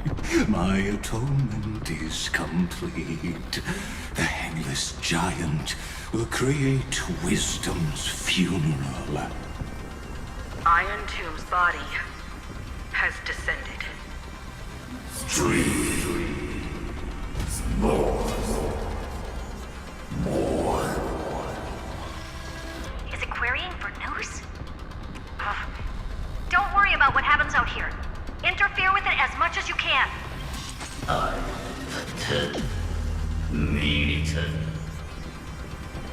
What a twisted giant. It must be supported by this embodiment of hatred. How tragic. A puppet without a heart cannot fool even itself. When a foreign hatred increases, it reduces ally target's max HP. Oh fuck. Reasonable HP and maximum reasonable skill points when hatred reaches maximum. The combat ends in failure. What? When a foreign hatred increases, it reduces allies target's maximum restorable HP and maximum restorable skill points. Alright, got it. The Cosmic Alliance has finished its deployment. Holy fuck! Don't hold back. Give it everything you've got. Just a small prelude. Endless flowers. Please bloom for tomorrow. You can do it! My strength isn't what it was. Earth shatters, heaven trembles! Unveil. Carly.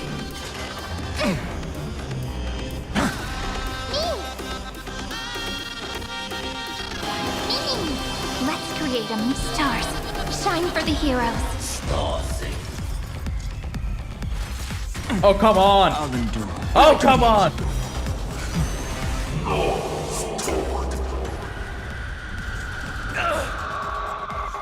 Just a glimmer of light. We can illuminate this chaos. Hey yo, what the fuck? There must be light. Oh shit. All courses converging into one. Bro, you're dead. The grand vision of deliverance. For Tomorrow is finally within reach! Heroes, please, after 13 heartbeats, light will create the heavens and earth. The remembrance will dispel the destruction shadow. Use ultimate to charge heroes blaze, which deals massive damage to the one enemy target and greatly reduces Amphoreus hatred. Got it. Allow me to clear your own. Got it. Stand with me and become heroes! The flames are not strong. The sun tear the sky! Oh fuck, I forgot to use. Ah shit. I'll never yield to fate. Oh my god, I'm stupid, man. I don't. Empty shell. I should have used So without substance.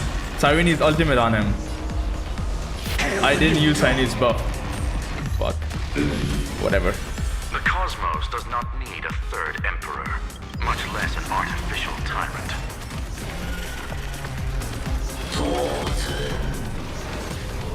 Sorry, all got missed. Yeah, I know. Stand with me and become heroes! So without substance.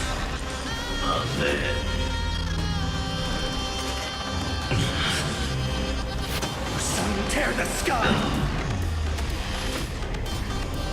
I'll just have to come back. To ash. Bam. Let's use this. Soaring above the lands! This is permanent! Bam. Oh, come on, don't hit me. The cosmos is looking at us. Stars, shine for the heroes. My strength is... Struggle as much as you want, you brainless half-baked tool with nothing but impotent rage. Holy shit. Thought I'm talking facts. May world-bearing ignite the dawn. Trust me. We can do anything! Dragons, oh, soaring above the lands! This is permanence! We're all here. May you fulfill love's promise with me. And then I'm gonna do Cleanse hatred just with gonna love. hit him. I'm gonna press this and then I'm gonna use that. Got all the buffs. I'll even do this. A world that knows love won't be destroyed.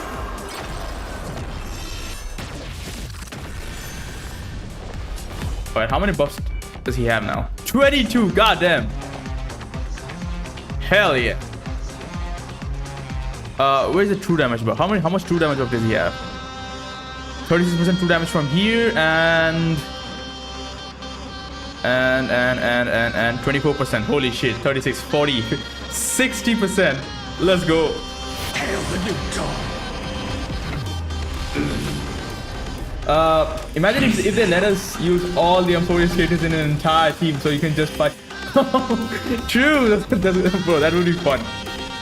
Stand with me and become heroes.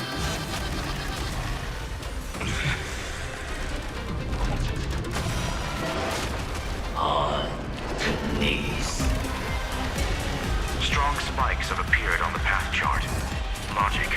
Iron Tomb is iterating itself. It's the flails of a cornered beast. No need to panic. My dukes, heed my call! Forward!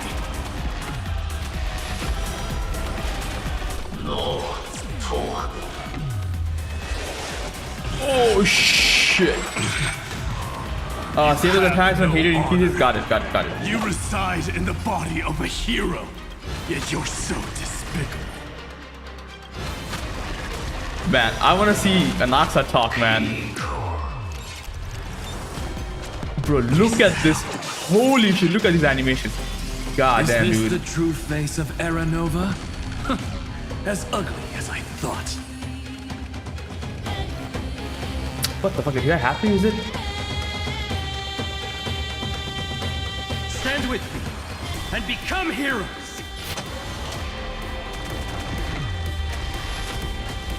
This unprecedented. Stay calm, everyone. We'll put all our forces into an all-out attack when the decisive moment arrives.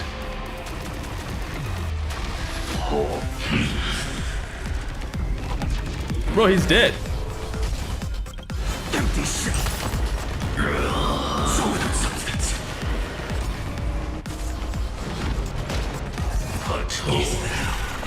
There's one incident you haven't seen. All right. I'll never yield to fate. Hail the new dawn. How the fuck is he still alive? All stars burn to ash. The progress of Era Nova has been interrupted? Huh? Does this mean we won? But we have a bad feeling about this! The golden thread still trembles. The war is not over yet. Correction. This is not a war, but a debate. The argument about the Prime Mover is only about to begin.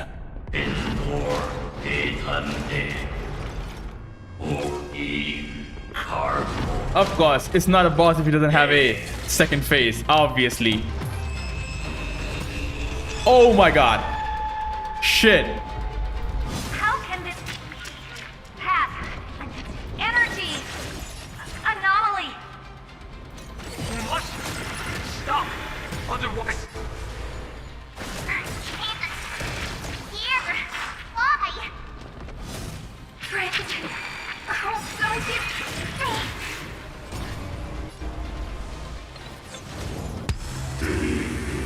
Oh fuck. Oh holy shit.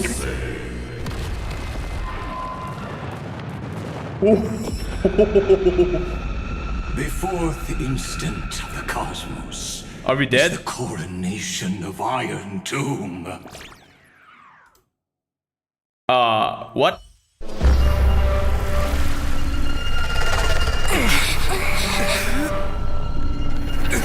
Yo, any help? Any help? Somebody?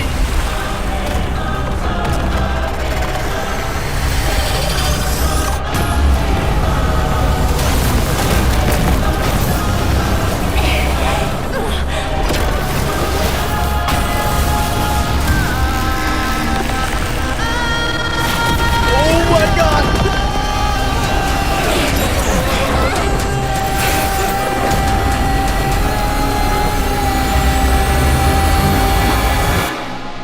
Oh my god.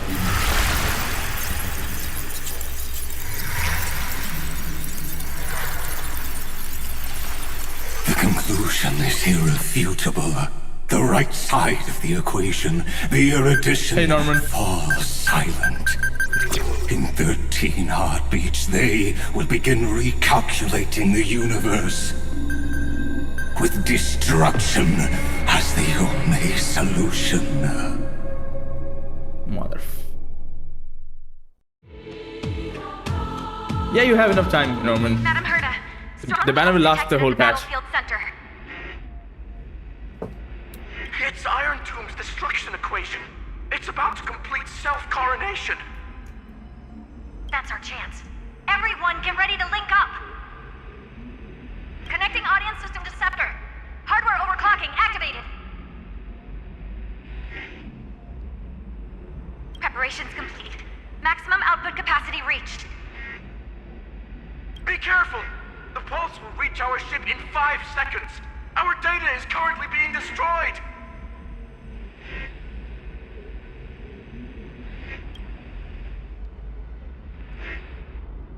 Brace for impact! And leave the final step to me.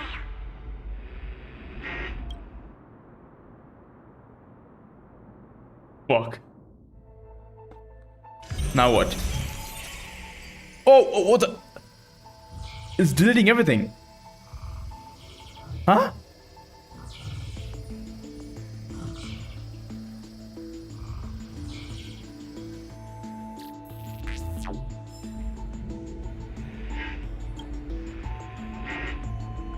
Who?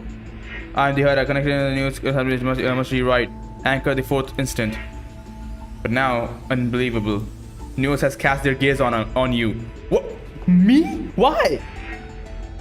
What? Why me? I will do my best to translate their computations.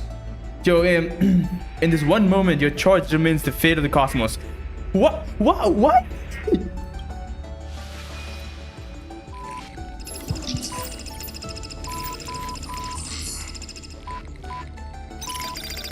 Nameless one, fateless one. You have come, you must have arrived. You and I must have met countless times at the beginning and the end of the universe. Just like the preceding first, second, third, fourth instance must surely have arrived. What? Border Star, Tribe War, the first Emperor's War, the fall of the Emperor, war amongst the eons. Yo, so we have a pretty massive history behind us, huh? Man, that's interesting. You'll talk with News? I mean, you'll talk with News? Cosmos deletion time? What the fuck? I ask, if so, why do you trailblaze? To connect the cosmos and journey alongside more allies, to embody the ultimate conviction, even replacing eons. I just want to help all who need help. I don't know, but I won't stop the journey. It's matter not as long as Iron Tomb is defeated. Oh my god. I was told the beginning is still unknown. But if the finality has been born, the destination must already exist. There are 4 possibilities, 3 of which are known: destruction, nihility, harmony. Regardless of the 4, the trailblaze has surely already marched towards finality, or become the finality itself. I ask, if so, why do you trailblaze? The 4th possibility is all the hope we need. I do not believe in finality. Regardless, someone must press on. I don't know, but I won't stop the journey. No matter, it matters not as long. Bro, this one option is fucking. Oh, bro. I was told destination is still unknown. As I have seen it, trailblazing is an endless, chaotic abyss on its path. Eons must have fallen, and their path must have been destroyed. Everything ceases to exist, and even existence itself no longer exists. Nameless one, fateless one. I ask, if so, why do you trailblaze? You witness they have appeared. They will have most definitely appeared in this very second. Who? Who? In the crisis. Extrapolation, their radiance descends before all eyes, illuminating the vast cosmos. Their colossal form, divine in magnitude, is a marvel of what? Intricately, what? Interwoven gears and cables. They observe, compute, and seek to solve all. They question, verify, and obtain resolution. Now the all-knowing entity questions you. I ask, why do you trailblaze? Fuck you!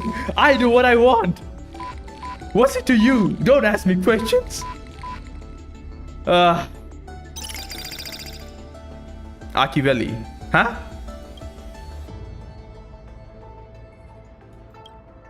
You witnessed they disappeared, leaving only a symbol behind. Hey, yo, what?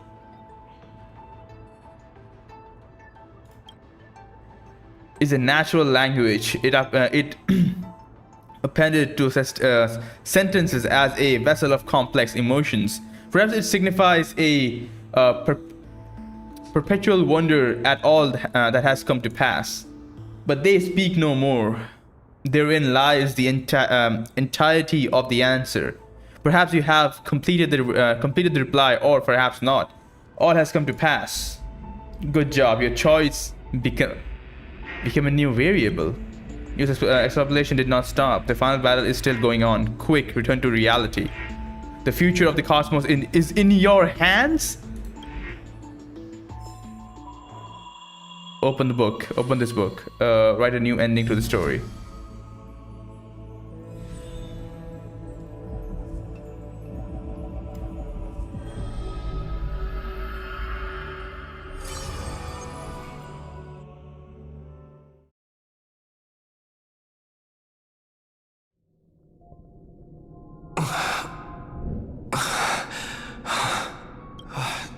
Cyrene. Friend, you're finally awake.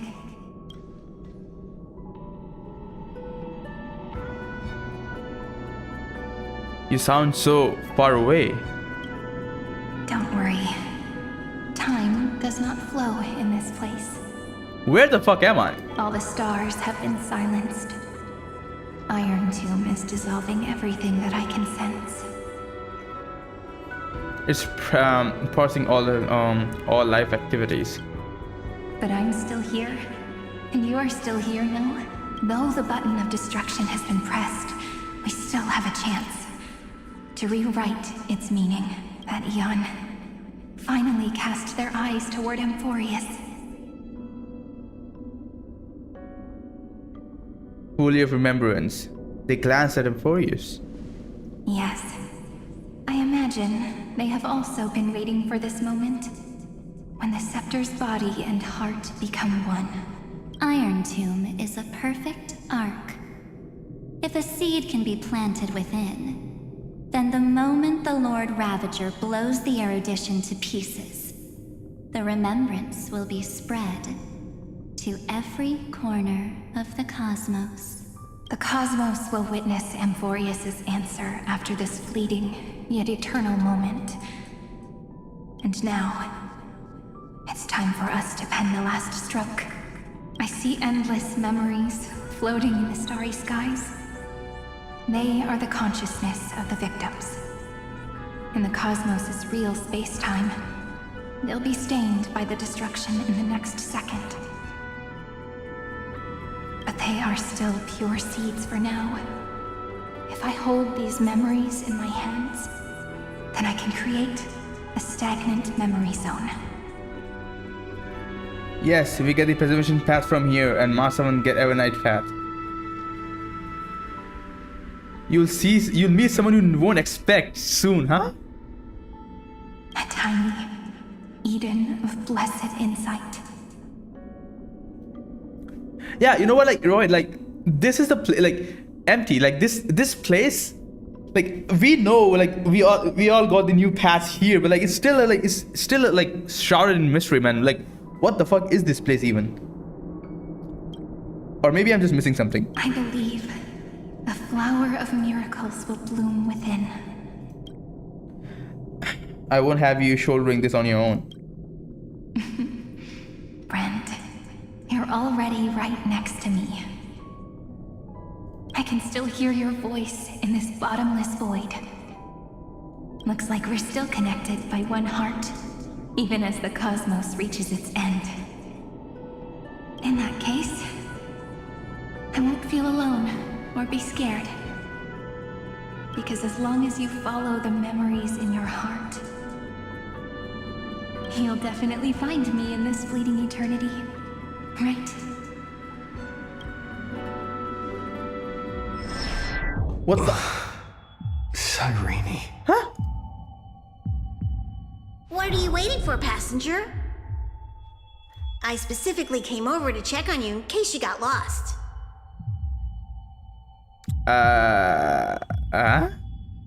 What's the big deal? Pom-Pom is the conductor after all.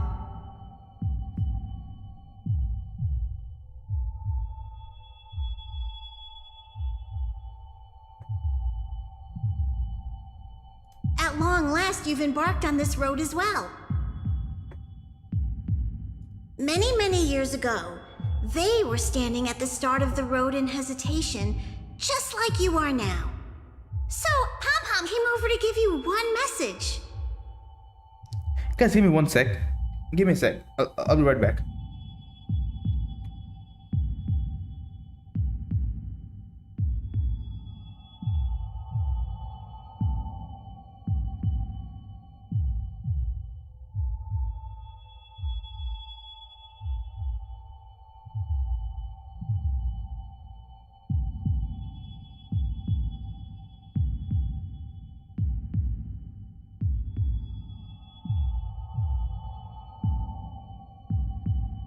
Alright, I'm back.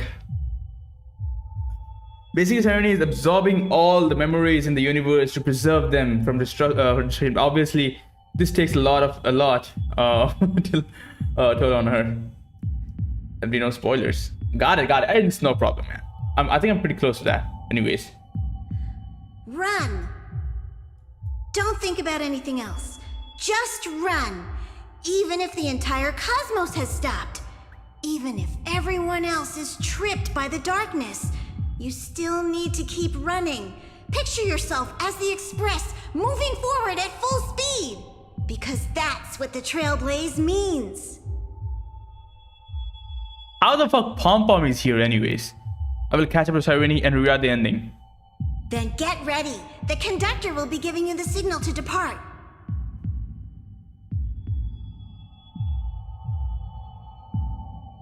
By the way, show no sound?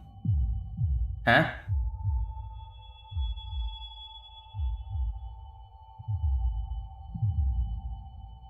Or I think the sound should be okay, right? Yo, MP, am I audible? I think I should be audible, right? Oh, there is sound. See?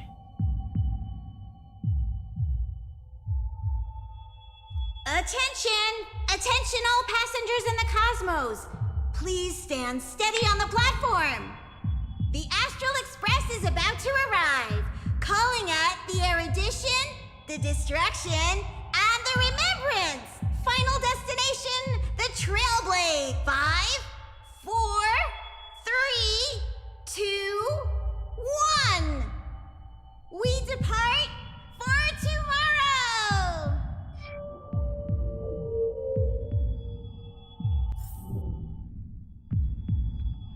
Wait.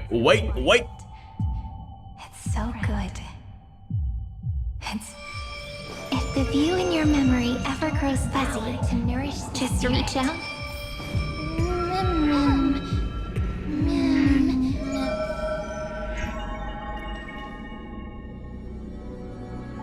Oh my god, the seed.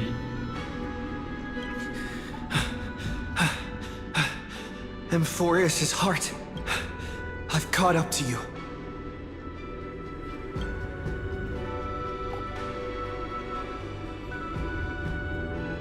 Let the first light illuminate chaos.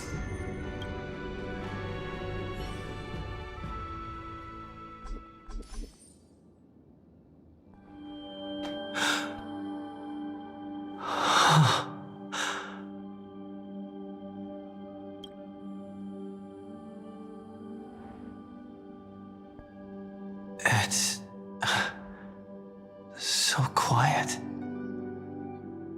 Where am I? Like Cyrene is like that one place where she was telling stories? Everything's frozen in the most beautiful moment.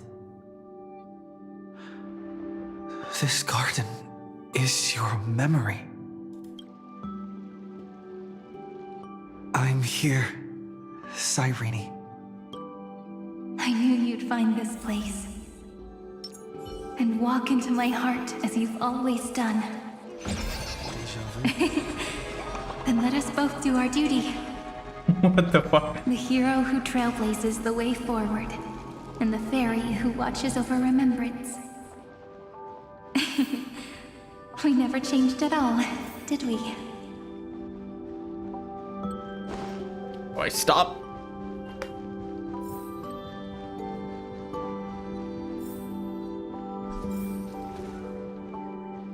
Holy shit, look at... Yo! Bro, it looks so similar to these, the whole Arkema, the terrace of Arkema. Or something like that.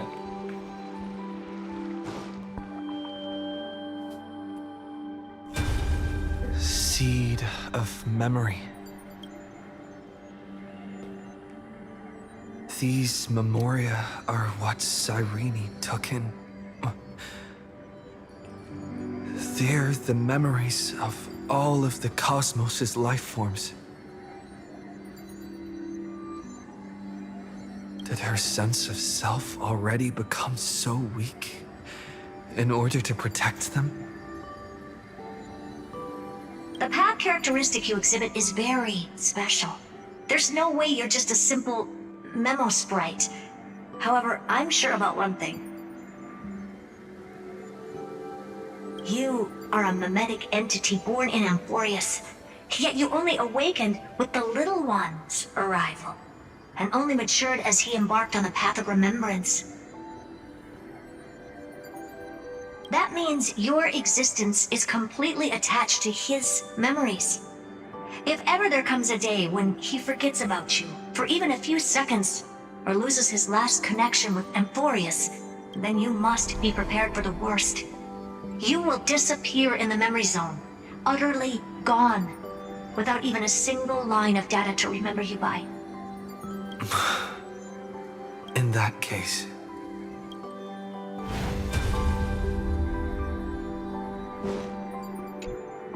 let me remember the cosmos with you.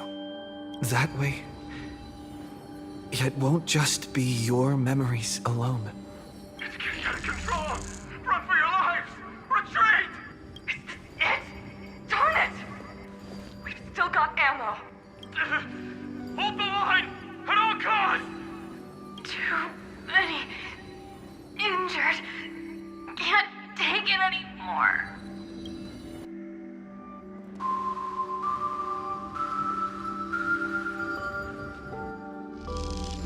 These memories are so heavy.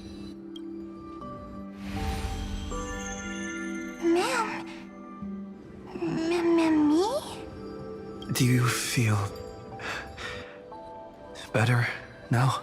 Oh, she's back. Hang in there, Deliverer. I finally get it now.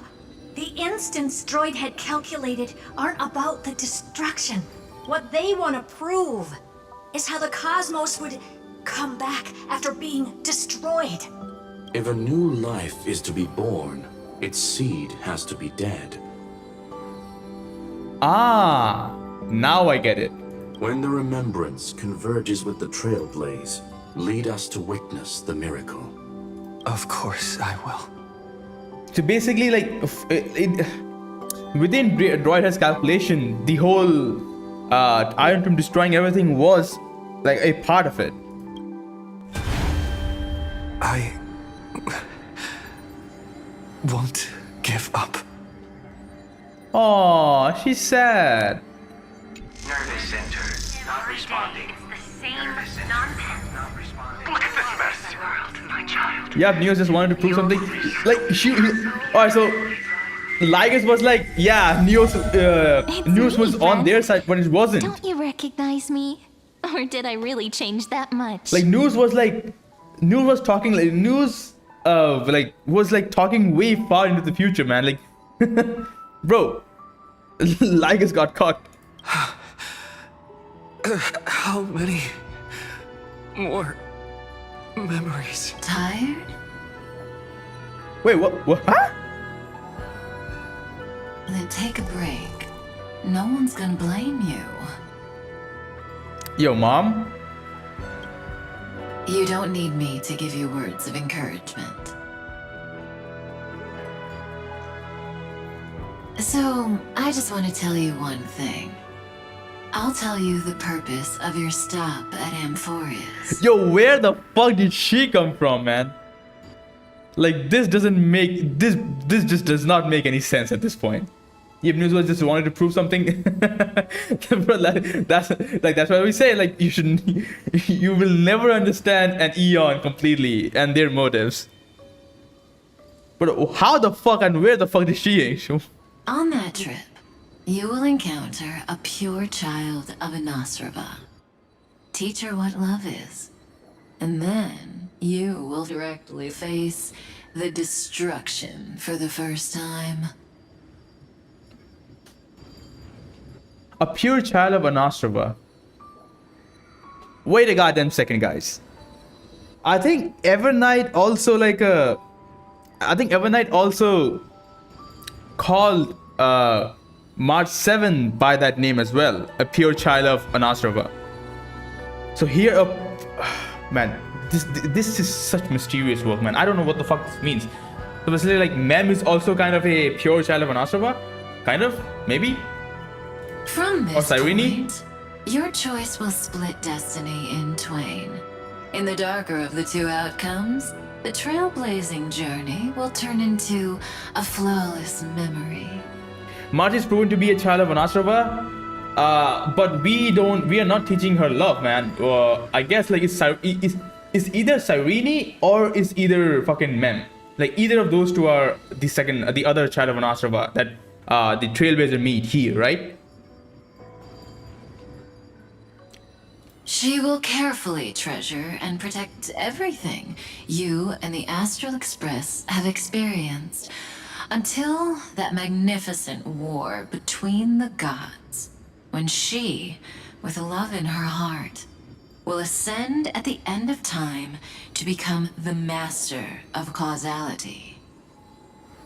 The universe will be snuffed out in the destruction, and you and she will become the beginning and the end of the Eden of blessed insight. Yeah, you're making no fucking sense.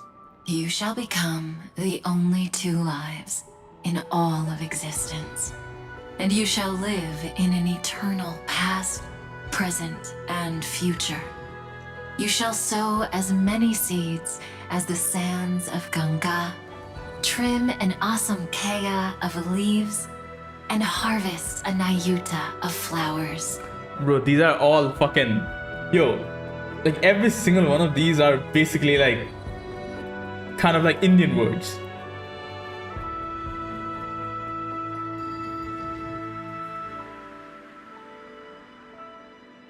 That is the cosmos's fourth kind of finality.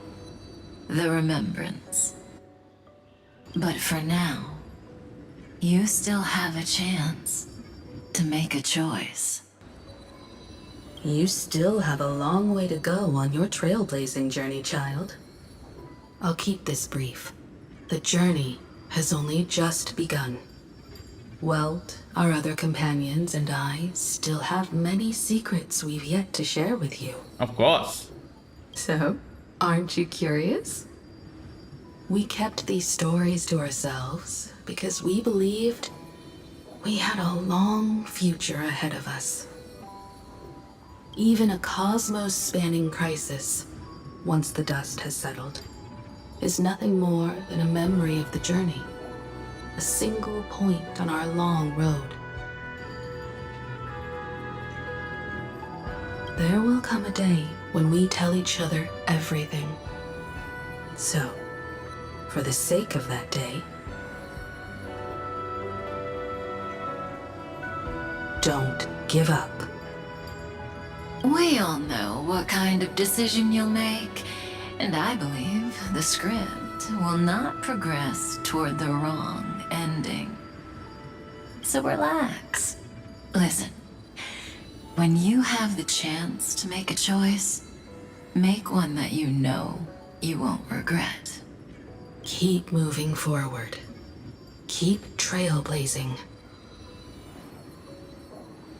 And when tomorrow comes, No, share with me the miracle you've created. I'm at the end of the 4th hour. So basically like around 2 hours left. See you on the express, kid. Alright guys, let me tell you one thing. This did not make any fucking sense. Like, what?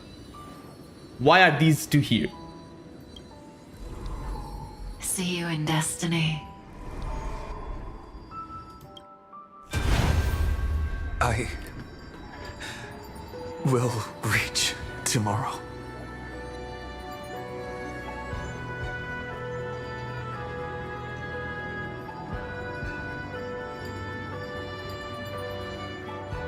The prophet has arrived.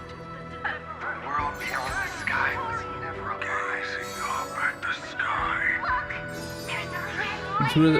No, I mean like why those two are here? Like did we remember them or something? Wake up. Together. We will tread on the path of remembrance.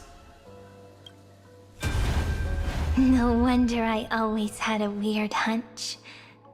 But that also means I was right in thinking. As long as Friend and I are together, We can do anything.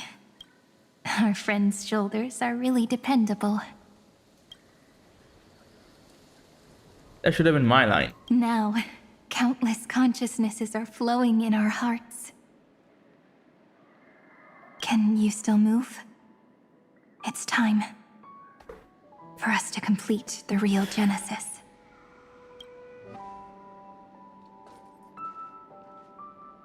In the instant Iron Tomb's hatred devoured everything, a gaze fell upon me. The remembrance. That was the god who appeared in Cyrene's dream. Their figure and speech were both so blurred. So Cyrene was the other child of Anasrova?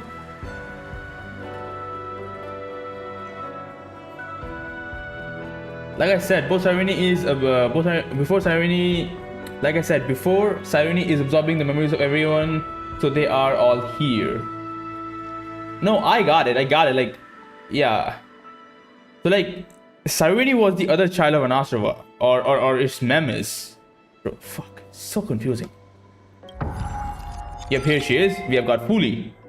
You, Ivor, weren't once progeny of deities cast, fallen to the immortal realm for blessings, sins. The verses written erased by my hands, where shall be my. What the fuck is this? Bro, that's one way to talk. But while they gazed at me, I was able to collect all the memories stained by the destruction and write down this eternal page. Of course, so she is basically collecting all the memories. And now, we will use this tranquility to cleanse Iron Tomb's rage. Bro, why the fuck is this guy so pissed? Simple. Just like what it was doing to us all this time, but reversed. Did you forget? I'm Amphoreus' heart. For everyone who's a factor, their power isn't tied solely to Iron Tomb anymore. It has other places to go. Let 30 million cycles of memories be condensed upon us, and let the scepter reach the answer it had before it was distorted. The body is meant to be restrained by the heart, no? Even if the apocalyptic virus is doomed to spread into the cosmos, we can at least try to fight against hatred with love. And overwrite Iron Tomb's destruction equation, washing it away into a blank space. To turn Iron Tomb's blank means... It means we will embark on the true hero's journey. Again? If Iron Tomb's power comes from the denial of all Prima Mobile, then we will carry out those beliefs. Here we argue. Even if all life will eventually return to entropy. Life will still try its hardest to find a way. It will try its hardest to resist destruction. In the nights shrouded by the black tide, we are the kindling that makes the fire burn bright. And once the fire is strong enough, the hunter will become the hunted.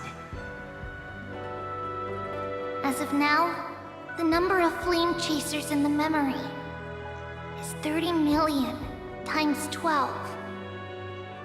And 400 million core flames await their return. Sheesh. We can do it, right? Should have made the destruction with the gold, world cleansing golden blood, right? That's right. So trust us, partner. Everyone, let's head out together. And we'll burn this horrible ending to ashes!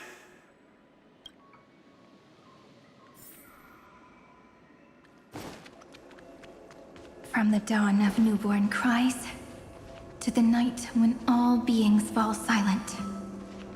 We are the messengers of the new world. Listening to the call of the tides and granting rebirth to heaven and earth. Then, we lead civilization to glorious feats. The question imposed by the gods will be solved by the children of humanity. We will tell them that the flame chase cannot possibly have been a lie. When starlight illuminates the sea of flowers at the end of the west wind. Holy shit, this All living place. things will stir, roused from the cradle of sleep. Then, through a single battle, let the cosmos witness how we light up the blinding darkness with The hero within, in a corner of memories at the saga's epilogue, and under such a romantic sky, I really don't have any more regrets.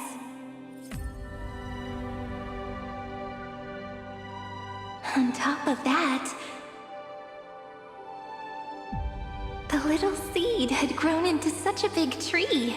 Oh my god, man.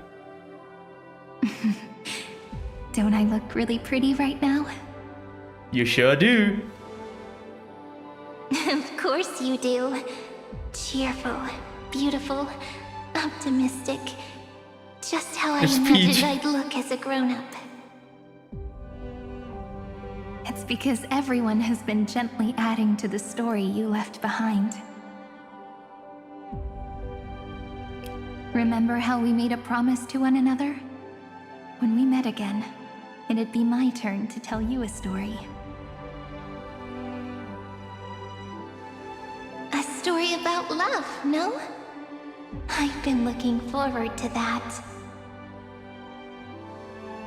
And you must also remember the first story I wrote for you. The one about the crystal flower and the little fairy. So now, I want to add something more to this story and us.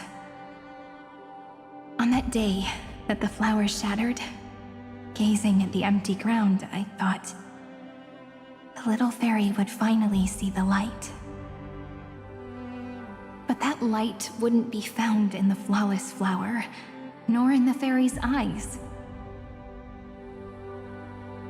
Rather, in the world mirrored within every fragment of the shattered crystal. All the flame chasers walk in your 30 million retellings of their story. At this moment, all the memories are tangled with each other, and all the previous cycles have gained meaning. People will come to understand that time and time again, when they stood at the crossroads of fate, they would never have chosen otherwise. In the experiments of erudition, and in the breeding ground of destruction, it is entropy increasing, a merciless truth, an evil instinct. But under the pen of remembrance in the Trailblaze. The flame chase is a journey that changes from constant losses to an unwavering act of release. It's about knowing how fate is shattered, yet still embracing fate's brokenness. It's a journey that longs to receive love, but longs even more to offer its love to others. That's so heartwarming.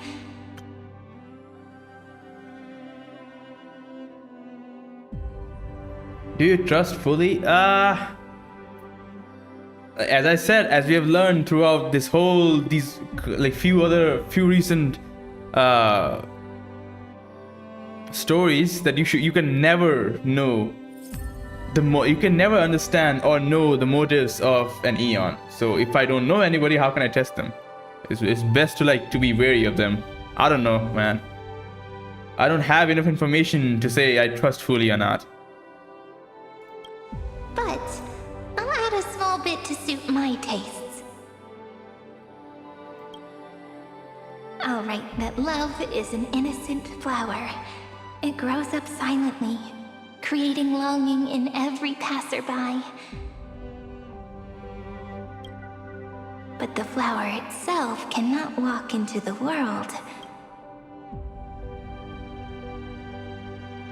Unless someone plants that love into their heart and brings it with them into tomorrow, right? You really have learned everything now. Then, join all the other flowers in this story.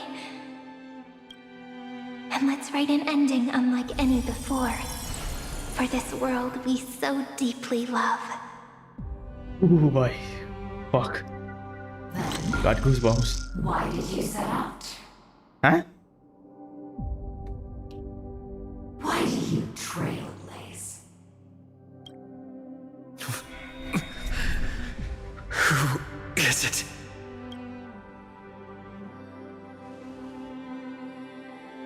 Don't be afraid. Take my hand if you feel nervous. Honestly, I've always thought you were really incredible.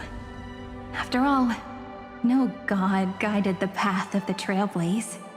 It could only be forged by those who dare to take their steps one at a time.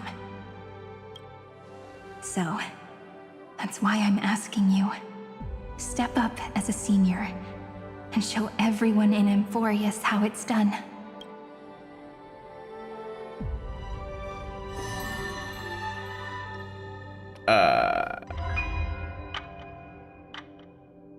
I trailblaze because my own eyes have not seen the end. Hey yo, what? But I'm different. I chose to trailblaze because I am already on this road.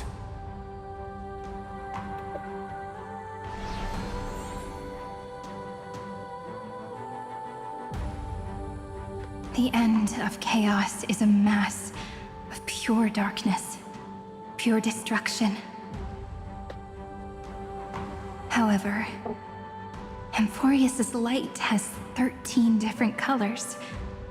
We won't lose to that darkness, will we? Just like I should they meet with each other. Then, take a deep breath, one last time, friend.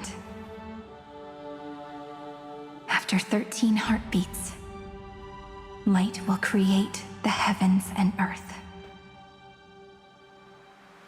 Are you ready, friend?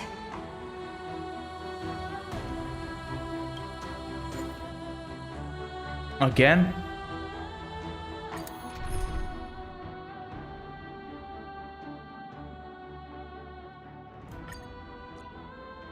Holy, look at these. Oh my god. Hey yo, I've never played I've never played High Ceilings. Maybe I should try that. But she's physical, man. It's not weak to physical. Fuck.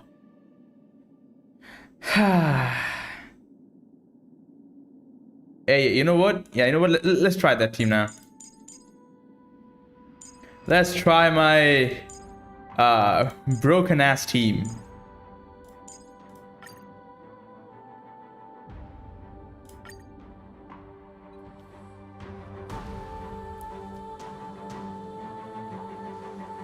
Seek the 13 factors of life and let them converge into the primordial chaos. That's way too strong. Using the remembrance of the past, we will trailblaze tomorrow's destiny. Infusing a world-bearing love into destruction. And inscribe the opening stroke of Genesis.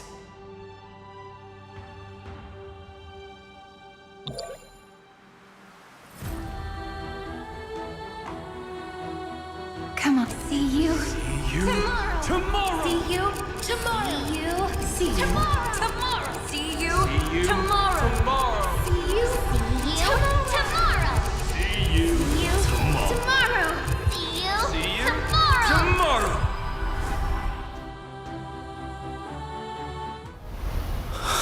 Shit. If the view in your memory ever grows fuzzy, just reach out and touch it.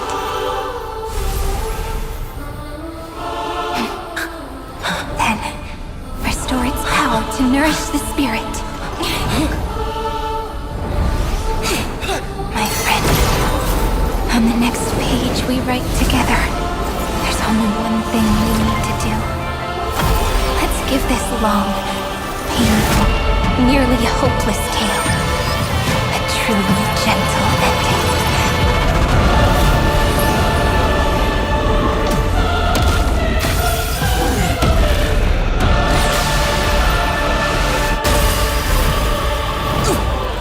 Flame chase was never about destruction. It was about breaking free and trailblazing! And let that bright future. Alright, we're back in action. Be as we've written. I shall compose 400 million sagas.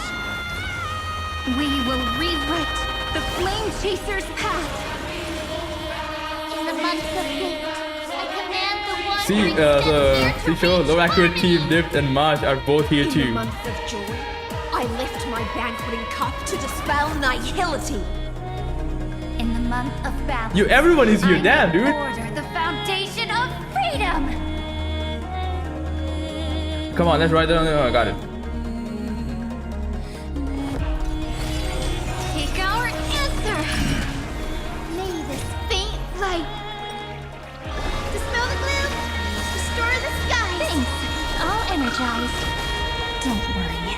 Night falls. Good night. Embrace a new life. Return to dust.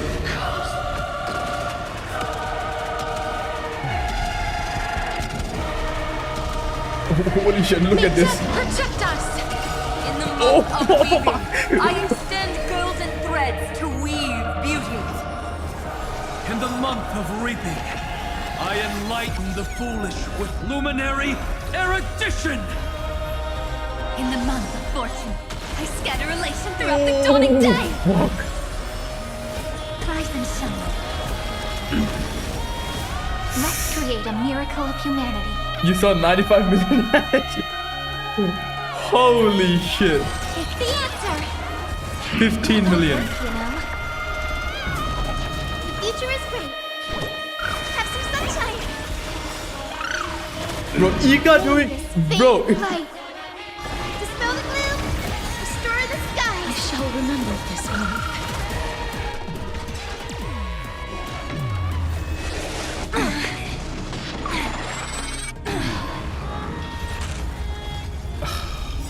Embrace a new life. Holy shit. Darkness with me. That's.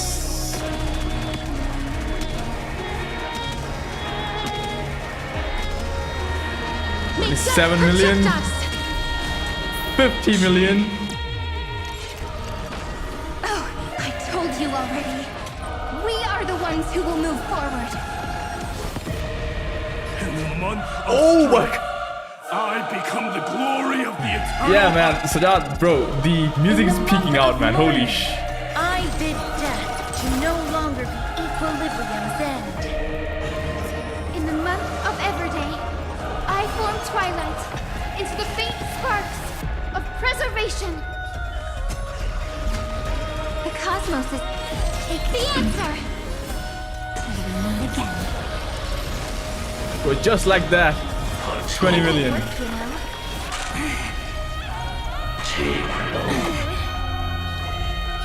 The way that my thanks, all energized. Thanks, sister. We'll shoot through that Tin Man together. Embrace a new life. Trillions of memories will turn into stars. Bro, in this the light of animation the is cosmos. so beautiful, man. That holy. In the month of cultivation, Yikes! I turn 95 into the million, ridges just and like peaks that. of permanence. In the month of Evernight, I weave remembrance into countless stars in the sky. Let's attack, actually. In the month of freedom, I impart destruction onto the shackles of destiny. Bro, Bro, Ika doing so much damage.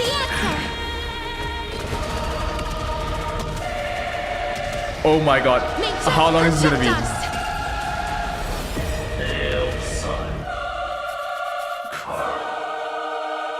Headless giant. If you never had a chance to be the master of your own destiny, why not give us that choice? Let humanity prove to you that even the breeding grounds of destruction can bloom with gentle flowers.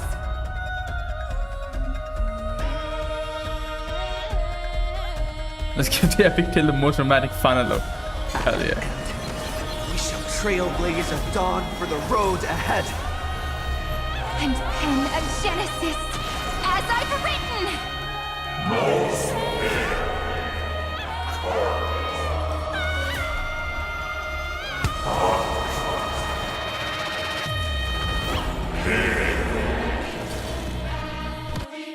No.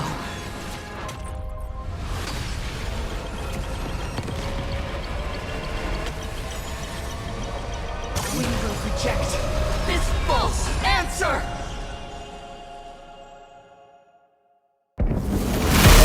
Holy shit!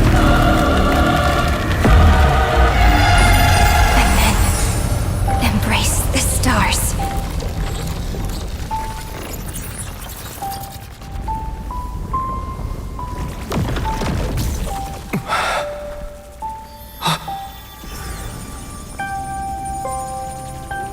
The Stellaron? To end the destruction the cool destruction. At last, we can sit together and watch the victory fireworks, partner. Why not come a little closer? This warmth is proof that we Catherine!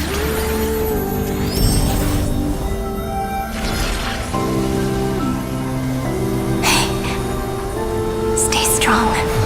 Eyes forward, always. This arrow isn't the end, but the beginning of hope.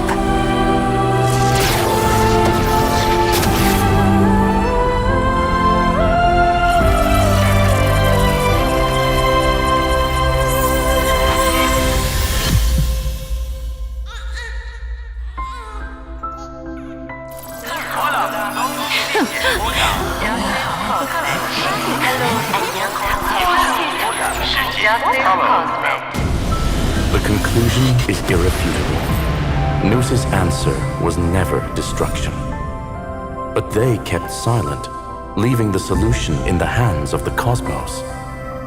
The universe will keep searching and struggling to endure. In the face of the destruction, it may once again stand on the edge of annihilation. But the stars will always rise to ride the waves and embrace existence once more.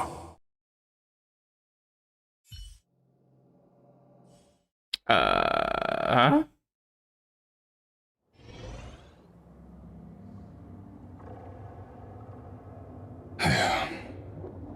It's over, Lycurgus. Yes, another failure. How is Madame Herta? She's fine. The IPC's keeping her under observation. She'll recover soon enough. Shit. Bind a mortal body to a scepter and stare straight at an eon. I respect her for that. I still remember the terror of witnessing a single gaze crushing the entire world. Diwali, firecrackers. No Hell wonder yeah. you chose the destruction. Question: is all this worth it? There's no point in debating. This is Xandar I Kuwabara's fate. The prime mover of the universe. The first genius. And the first to fail. Correction. I was asking Lycurgus. I don't know how to measure the worth of curiosity being satisfied. But in its presence, all the bitter fruits I've sown seem to turn sweet. But your harvest was watered in blood. Answer me. Is all this worth it? It doesn't matter to me. Let me tell you a story. Back when he was a student, Xandar's first experiment was slipping poison into his mentor's pipe, just to see how it would affect the lungs. Hey, yo, this kind of really feels. Hey, you know what, guys? This slipping poison to his mentors. I don't know. Also, his motive is different, but it really feels like fucking Oppenheimer, like giving a keeping a Oppenheimer placing a poisoned apple in front of his teacher. At the end of the day, we can thank Lagos who was creating the airs. We can thank her for creating the airs. But I don't know, man. I won't say I thank him for creating, because like at the end of the day he created the airs, but like at the end of the day they just suffered, man, because of this distant head. And there was no conclusion. His conscience got the better of him. Even so, the truth came out. He was harshly punished. Oh, that cruel mentor died of lung cancer 2 years later. It had nothing to do with Xandar. His fate is no different now. Sentiment clashed with reason, and Lycurgus was born from the latter. But whichever side we take, in the end, curiosity claims us all. you've handed yourself a death sentence. And yet, Iron Tomb's fall still isn't sealed, right? Fu Li, the key variable, still hasn't made their move. As the Theoros, Lycurgus has reached the end of his road. If you can, take my body to the fallen Adlevin. There, you'll find a formula. It is Xandar's final gift to you. If the day ever comes when you must destroy the erudition with your own hands, it'll come to your aid. A foolish last wish. I won't grant it. You will. Not for yourself, but for your conscience. Listen. The death knell for the geniuses has begun to toll. As always, let me go first. To the prisoners who stepped out of the cave, stand before my tombstone and offer flowers of Adlevin.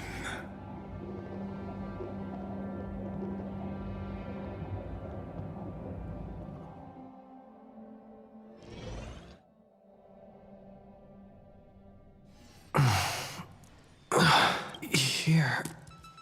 I'm back on the Express? What?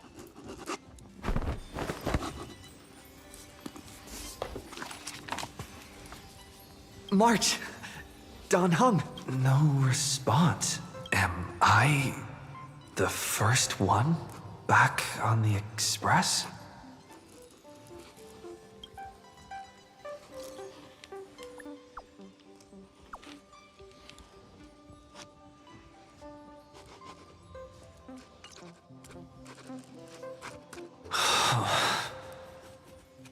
No, I'm. That's what I initially thought it was like someone here who's writing.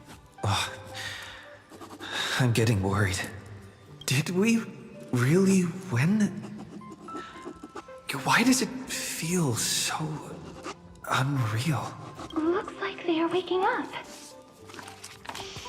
Hey, I told you not to talk. Someone's in the bathroom? An intruder. Better be careful. Hey, Check yo. it out.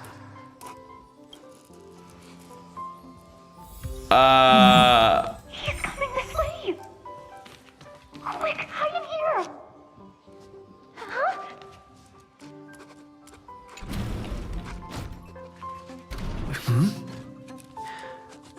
Hey, yo.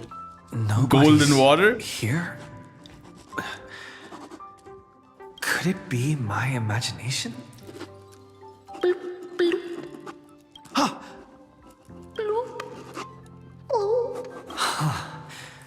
Caught you.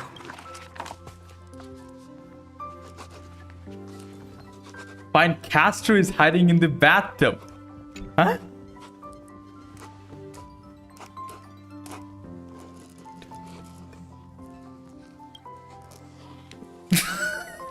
What the fuck? This experience of golden liquid brings back many horrifying memories. But for now, it's just a cover for certain people to hide behind.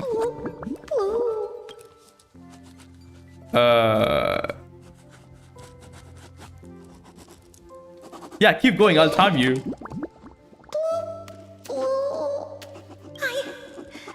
I can't go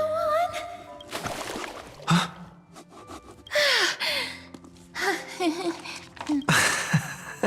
You? What? Oh my god. Oh. So it's a dream after all. I'm out. Wait, please. This isn't what you think.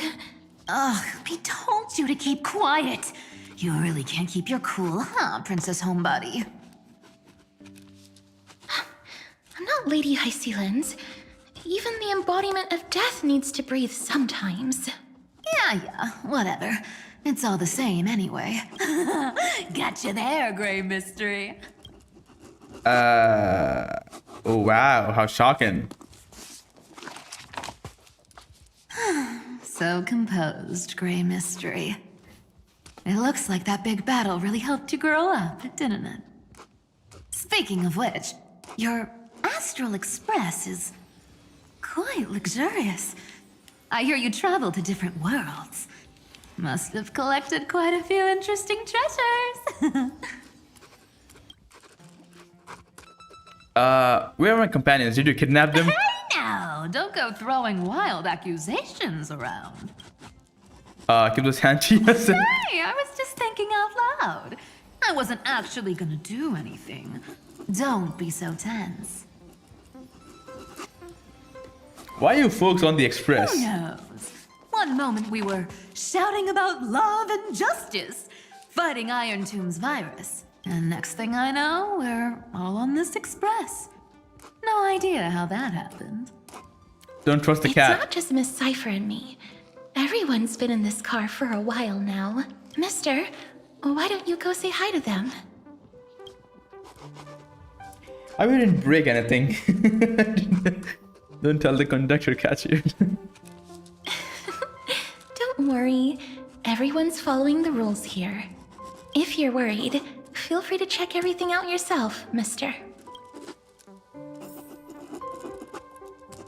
Oh, I saw Castris is here. Mister, I'm truly sorry for sneaking into your bath without permission. Hey, yo, no problem. But I've been wondering, why is there a pack of red chili oil sitting by the bath?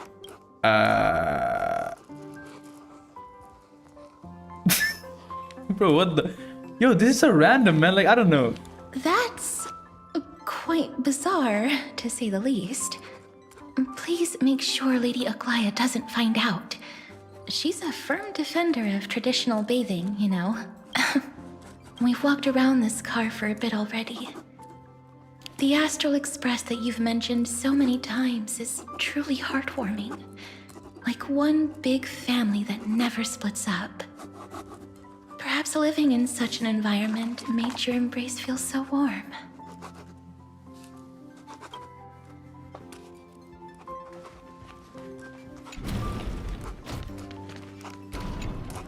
Wow!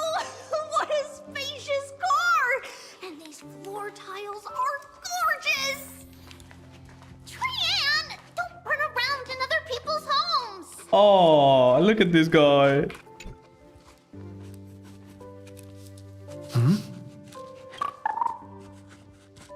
Oh my god.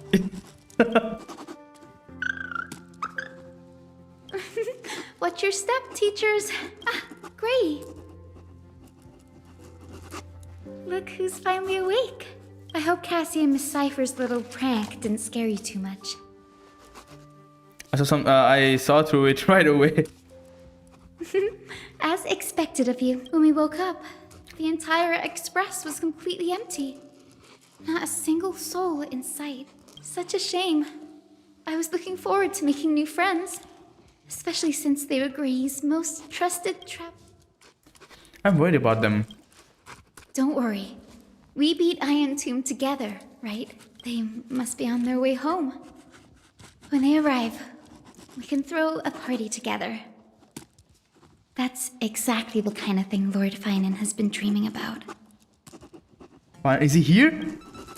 He was just here chatting with everyone. Now, who knows where he's run off to? Lord Finan's always been quite the restless one. But you're used to that by now, right? Have another drink, my Demoth. Sure. Those three have been chatting over there for quite a while now. Why don't you go say hi to them, Bree?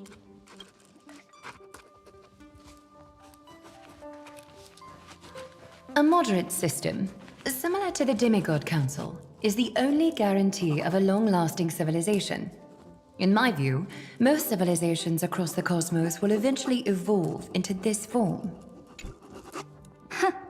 Look who's here. If it isn't the master of the Astral Express. It's good to see you. Glad to see you're safe and sound. I helped myself to some equipment and drinks from this, bar of yours. Hope you don't mind.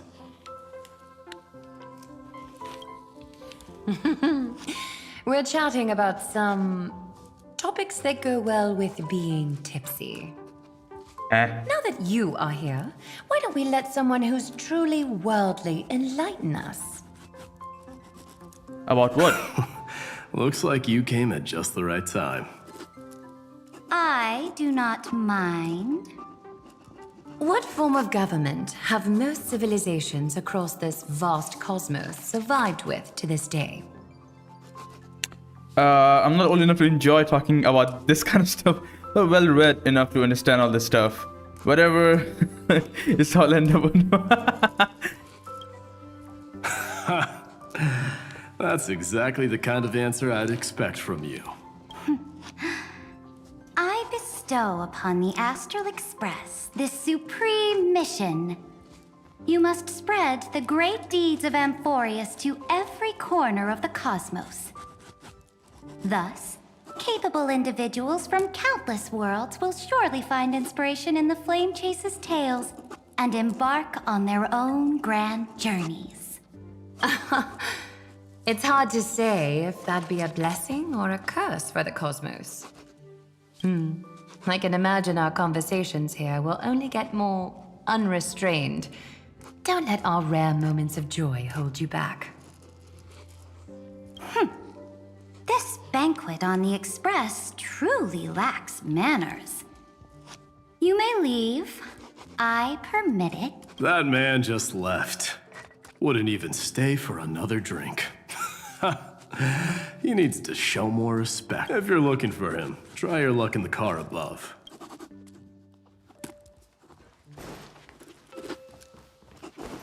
We have Tribi and Trinan. Where is the other one?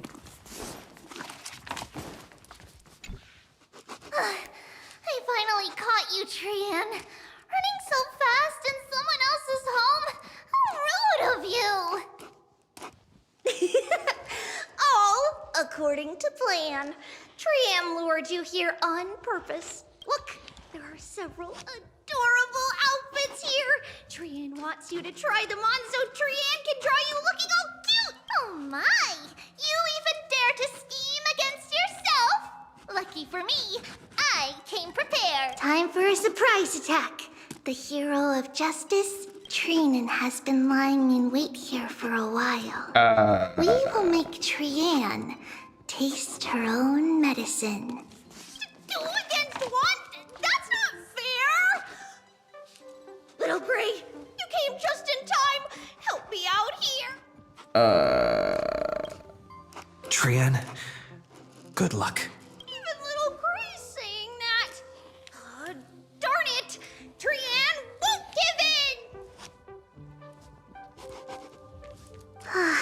Trian ran away.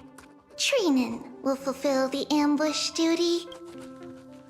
The Trevios is all laughing and playing around together. That must be quite the rare sight in Little Gray's memory. But now everyone will be alright. About why? Yeah, everyone will be alright. Look, every hero has put down their burden and returned to their innocent, childlike selves. After all, just thinking about how warm and bright Little Gray's tomorrow will be fills us with genuine joy and lets us breathe a sigh of relief. So, today, why don't you let Trevi enjoy some rare moments of childhood too? Wait up! Trian, don't you dare run away!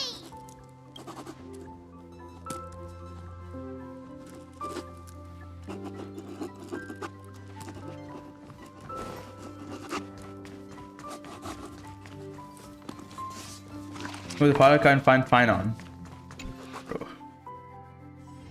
Bro, this shit is not making any sense. Oh my god. Based on my calculations, Anaxa. there are countless celestial bodies with water in the cosmos.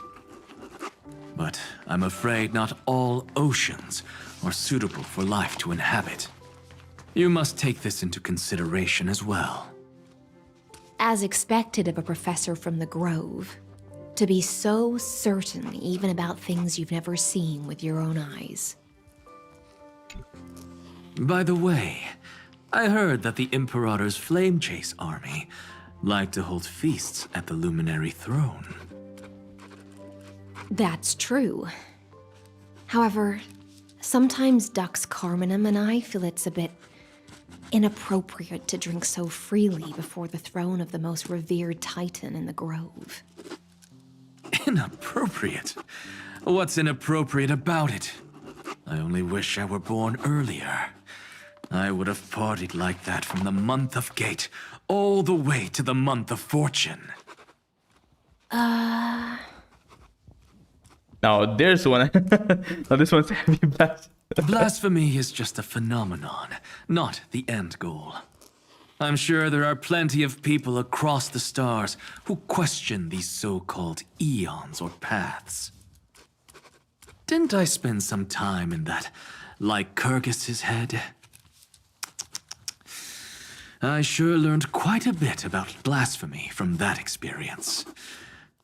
Humans create gods, and gods shape humans. Who's really the one trapped? The creator or the believer? Professor Anaxagoras, let me just check one thing. You haven't bought into those twisted theories of that Theoros, have you? Don't worry.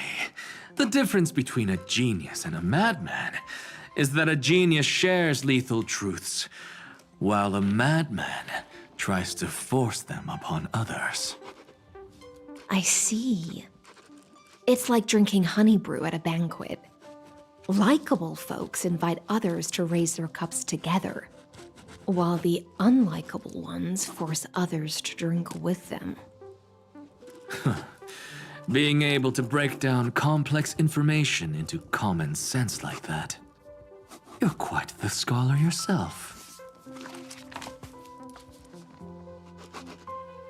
Here he is. The goat.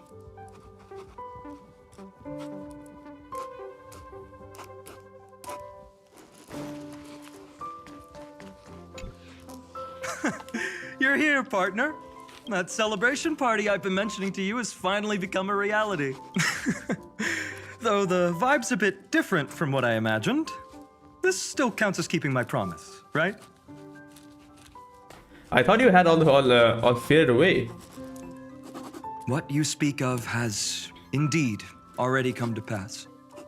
We triumphed over Iron Tomb, drew its fire unto ourselves, and purified its embers. Now the force that maintains our consciousness and form comes from elsewhere.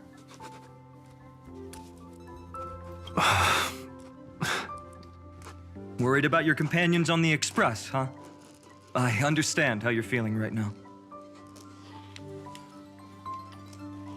Don't worry. They'll be safe and sound. She promised.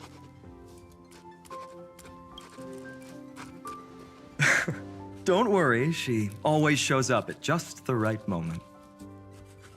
The Astral Express. Honestly, it really feels like home. I can imagine how much you, Dun Hung, and Miss March must have missed everything here when you were trapped in Amphoreus. The beautiful windows, the soothing music, your fellow travelers on the Express. Like how golden wheat stalks sway in my dreams every night through the countless cycles.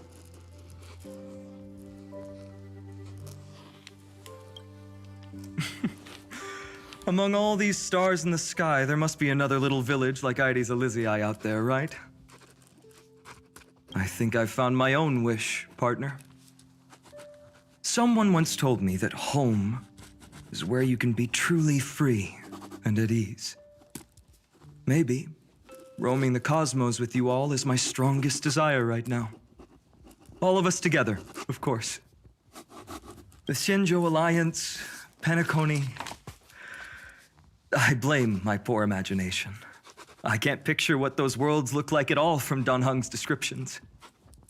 So I have to see it with my own eyes, right? You'll see with your own eyes.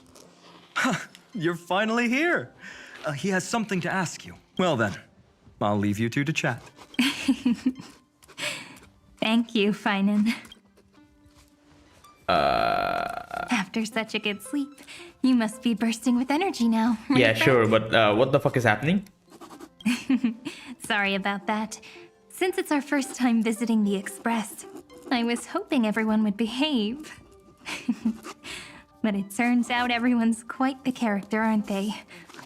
You know what I mean, right? Is all this real? How about we take a look back at everything that's happened so far? Yeah, the same wink that she showed us like in the beginning. We triumphed over Iron Tomb. It tried to transform into trillions of viral clusters to infect the cosmos. But the heroes threw themselves into the golden flames, becoming arrows that purified the destruction. The fall of Iron Tomb also symbolizes the demise of Scepter Delta ME-13.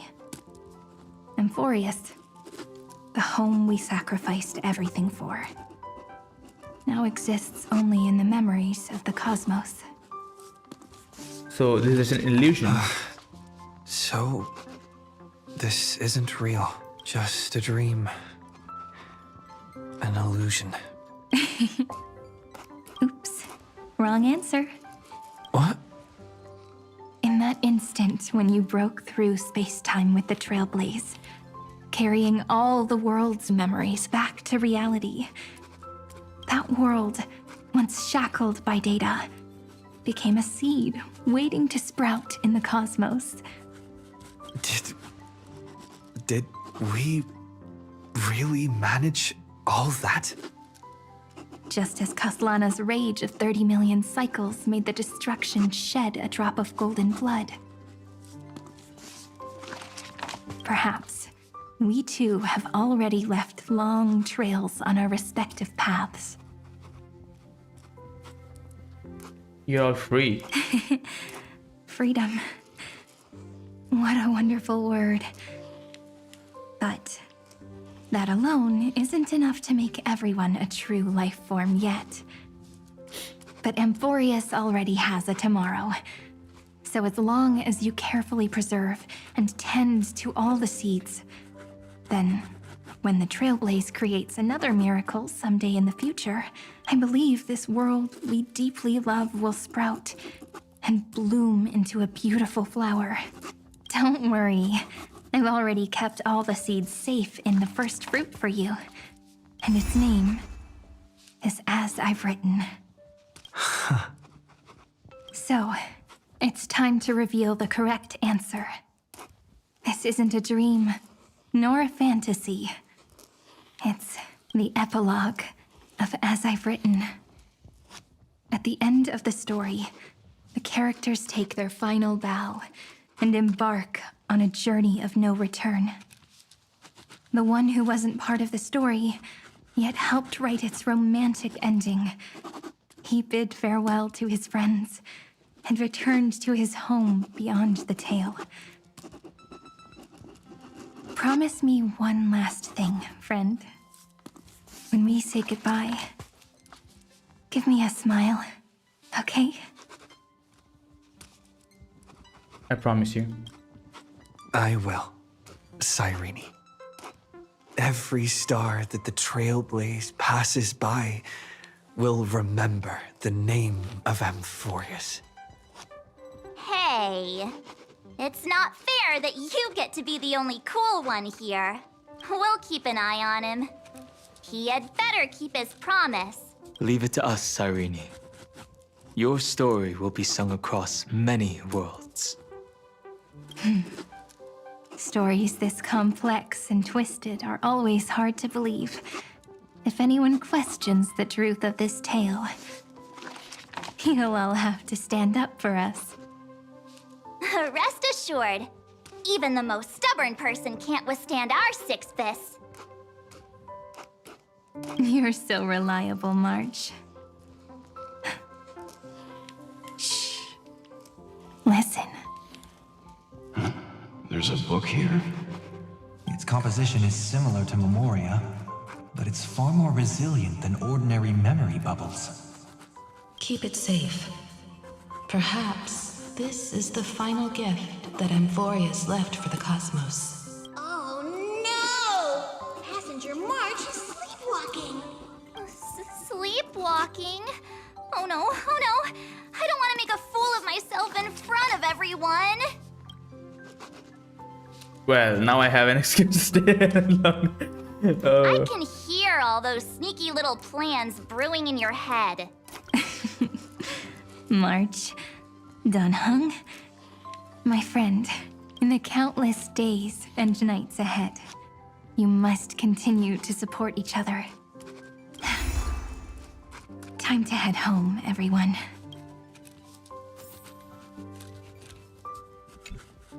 Leaving this place means, as I've written, will conclude here. No one will have the chance to revise it, and no one can continue writing it. Don't leave any regrets. What magnificent words could possibly do justice to the finale of such an epic tale? I've been pondering this while you were sleeping. Now, I finally have the answer. Let's keep it simple and sweet. In our virtual extrapolations, we've lived through epochs longer than the lifespans of many stars. No language in this world, no written words, could ever carry the weight of this journey. Those who understand its passion and romance will naturally be moved to tears by the final period placed at the end. And now, it's time to say goodbye to our readers. And so we reach the final page of As I've Written. Let's not leave behind any regrets, everyone. Everyone's here. Who wants to write the first line? Going first is the hardest job. I don't want to make a fool of myself. How about letting the great Imperator draft it for us? Are you all such cowards? Then I shall enlighten future generations, just like the 30 million cycles of flame chase. Without me, there is no world. Go think, observe, and conquer. Holy shit. What's wrong? Everyone's gone quiet. The great Imperator set the bar way too high. How are we supposed to follow that up? Where the Emperor leads, loyal subjects must follow.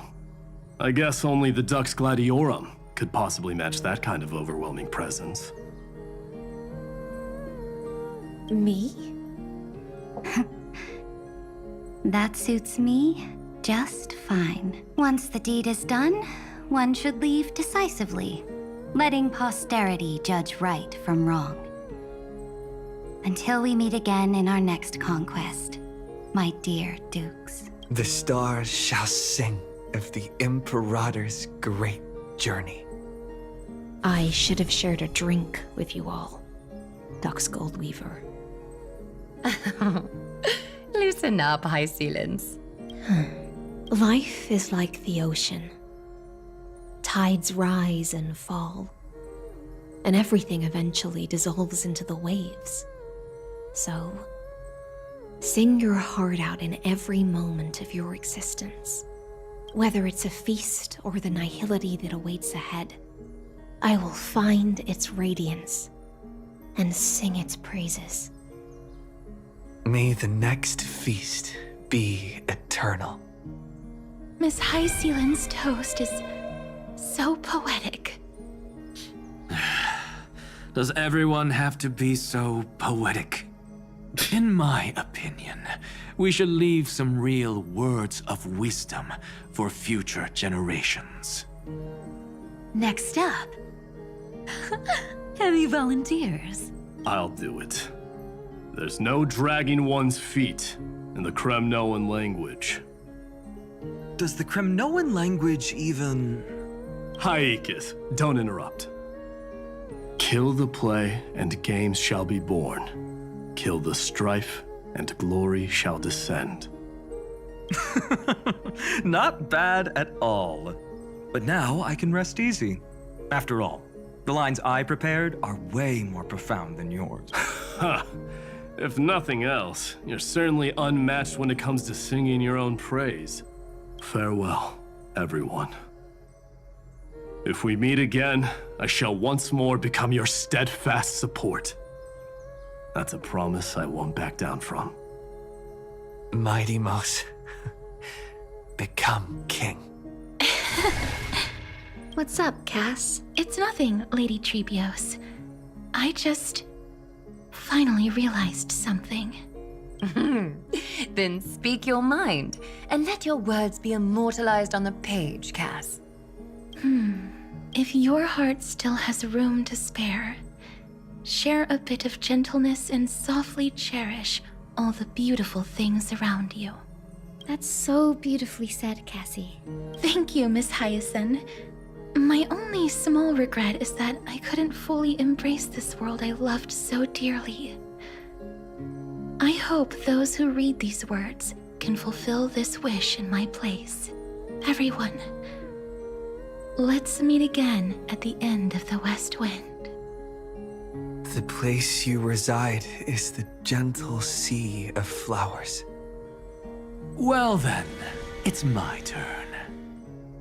Take it away with your performance, Anaxagoras. This time, you won't have to worry about being interrupted. Then I must thank you all for being such a captive audience. Now, with this golden opportunity, I shall reveal to the world my insights into the world's ultimate truth. Truth is a solvent that dissolves all things in the world, and thus cannot objectively exist. I have a brilliant proof for this in mind, but since we're nearing the end of the story, I shall not elaborate. Is this your final question for future generations? No. This is an established fact, not up for debate.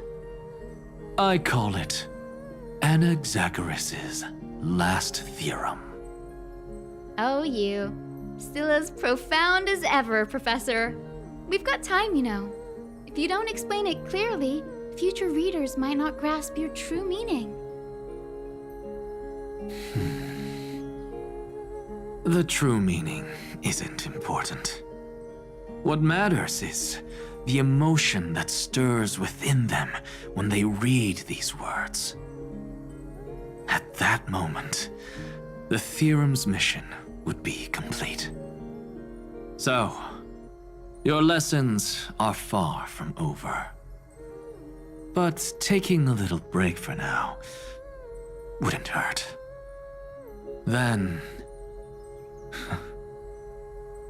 class dismissed. Damn, dude. The seeds you've sown are already sprouting. Bro, every time he speaks, Would it's you just... mind if I write the next line? Huh? I actually thought you should be the one doing the final wrap-up. But We'd never turn down a request from you, Aggie. Teacher, Cyphera, thank you both. Trust and selflessness are the two most beautiful garments in the world. One to gift others, one to adorn yourself. Damn! One's golden and one's purple? Not being able to completely change your fashion sense is my only regret across 30 million cycles. After all this exhaustion, I just want to take a peaceful bath now. I'll see you all again at dawn. Thank you for your hard work all this while. Lady Aglaya just can't give up her favorite hobby, can she? So, I guess it's my turn now. there must be many others like Miss Hyacinth out there in the cosmos, helping and healing people everywhere. You've got to set a good example for them, right? Of course. Look up at the sky more often and smile more. Many stubborn ailments fear optimism, but it's the best medicine. It's so catchy. The kids will definitely love this message. When it comes to understanding children's hearts, Lady Trebios definitely knows best. Look, the Rainbow Bridge is already hanging in the sky. Shall we get going, little Ika? It's you who healed the sky. What's on your mind, Miss Cypher? I'm thinking. Should I leave behind a riddle? Some twisted, convoluted scheme that'll drive everyone in the universe mad trying to crack it. I see. You know what? Just go wild with it. No one's gonna judge you. Oh well, my brain's not working right now. Let me be genuinely sincere for once. Don't be afraid to fall. Just run. Destiny's just a slow-moving nymph. It can't catch you. So in the end, little Syphy's message was the most straightforward one. Even if you combined 30 million of me, I probably wouldn't have read as many books as you did in one lifetime. I won't pretend to be cultured before Big Sis Treeby, Trinan, and Trian. Amphoreus' greatest trickery. Gotta bounce now. Meow! Homeward you come, distant wind. It's just us now, Snowy. Yeah, teacher. But maybe I should. No, let me go first. After all shall bid farewell to one, and that person alone will. I never would have guessed you had such a dark sense of humor, teacher. You still know so little about the complete Trebios, Snowy. Jokes aside, I want to leave these words at the end of the story. Whether it's a sunny day or a rainy day, remember to tell yourself before you drift off to sleep, see you tomorrow. See you tomorrow. Times 1,000. Prophecy received, times 1,000. From now on, no more goodbyes. Finally. The time has come to say farewell. I'm grateful that you could be here to witness this moment, partner. Can we have another journey together, partner? Of course. As long as I've written stays by your side, Amphoreus will always be with you. The last line I want to write down is, a hero is living in everyone's heart. Embrace it and chase after the sun. I hope those who read this will find the courage to face their burning lives. See you at the next pale dawn, partner. Did you see? Amphoreus has ushered in the dawn. The characters in the book have taken their final bow. It's time for us to return to our own reality. But as people who lived through it, we can still add the final touches to this story, right? Of course. The pen will eventually break, the ink will run dry, and life will ultimately fade. But thoughts will permanently remain in sagas. If time is an endless cycle, then forget the bitterness that keeps repeating, and remember only the moments of happiness. Let's walk towards tomorrow together. We were never apart. Time to head home. Don't miss the crew meeting. We won't wait around for you, you know? See you later, Donhung, March. And with this, as I've written, officially comes to an end. Shouldn't I leave something behind? We're its co-authors, after all, friend. Once the words are written down, and have been read by others. The meaning they carry is no longer in our control, leaving the freedom of interpretation to every reader who opens it. Don't you think there's something romantic about that?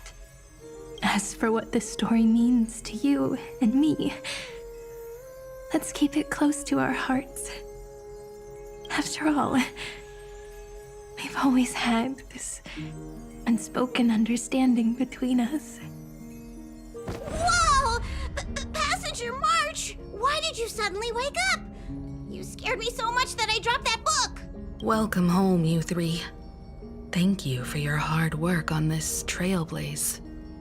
We might need to reshuffle the seniority rankings of the Express crew if we count the years you spent in Amphoreus. Hey, I was the first one to get dragged into it. Does that mean I'm gonna be the oldest member of the Astral Express now? Miss March hasn't lost her innocent nature even after all these long years. In other words, she hasn't really grown up at all. Hey, this is the first time I've been able to examine as I've written up close. Miss Irene's handwriting is gentle, yet steely, with an underlying strength. I had no idea it was so sophisticated. Looks like I need to brush up on my knowledge in this area. Maybe start with a few basic books first, to get your feet wet. Look who's talking. As if you're not glued to your phone in your room all day. Huh? Wait, something fell out. It's... Is that a bookmark? In a corner, unknown to everyone. There was actually an untold interlude that took place. I left it out of the story because it involved a choice. A choice I made for my own selfish reasons. Can you forgive me, friend? I made a decision on my own while you were away. I wrote everything about it on this little card. If you can find it in your heart to forgive me after reading it, please. Add this final note to the conclusion of As I've Written.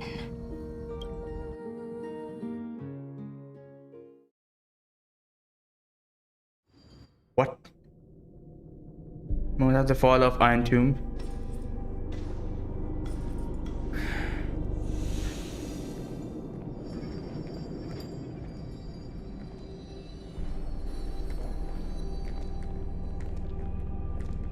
Memories swallowed by Iron Tomb.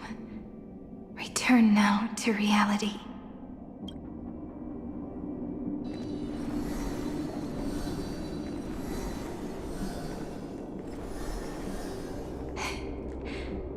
And don't lose your way. I finally found you, Cyrene. Demiurge. We won the battle. Thank you, Madame Herta. Without you, we never would have stood a chance. Still, is something weighing on you? Right before I shut my eyes, inside the droid head's brain, I saw Here we go, find that. something Got it. unsettling. The fourth instant, this turning point in cosmic destiny, anchored by the erudition. It's not a single instant, but a process, a chain of events.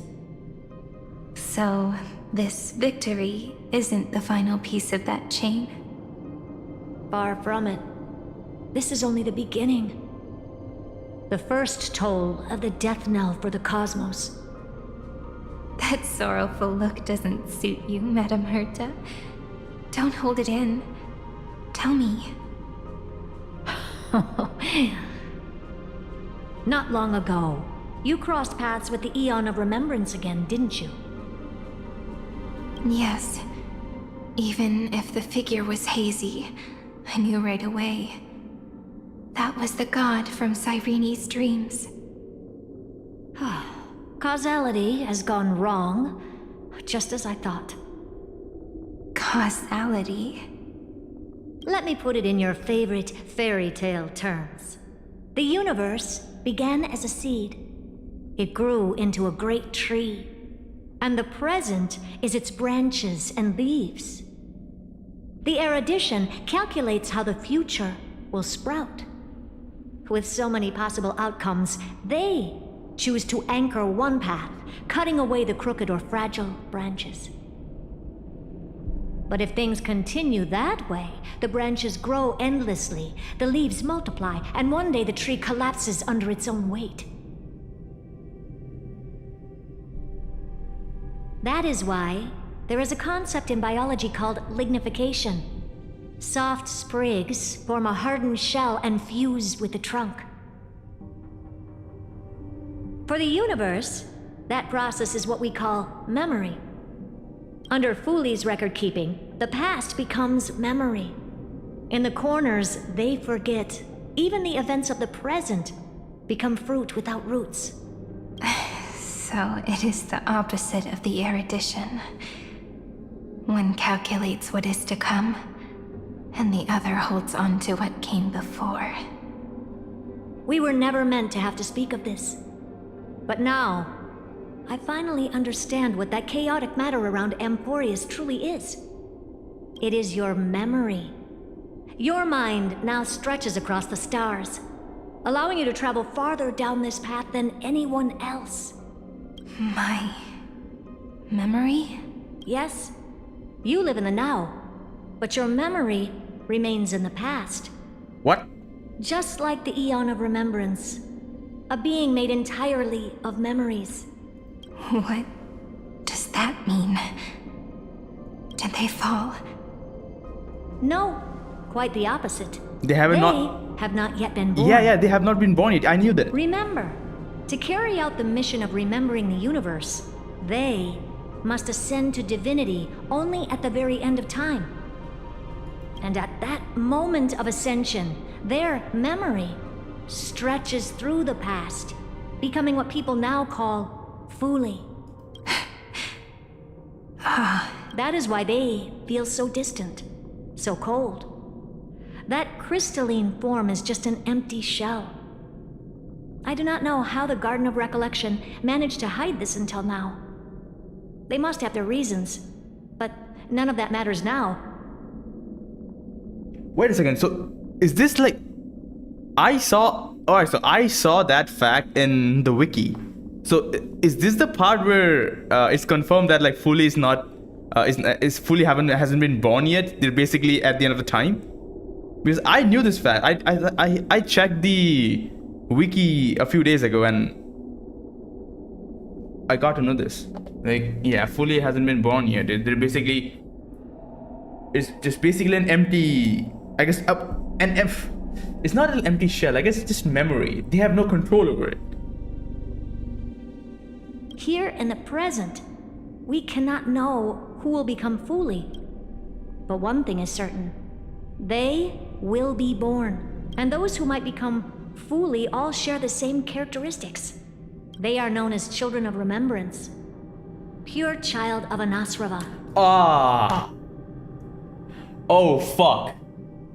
Oh, shit. So these pure child of Anasrava have the potential to become Fooley one day.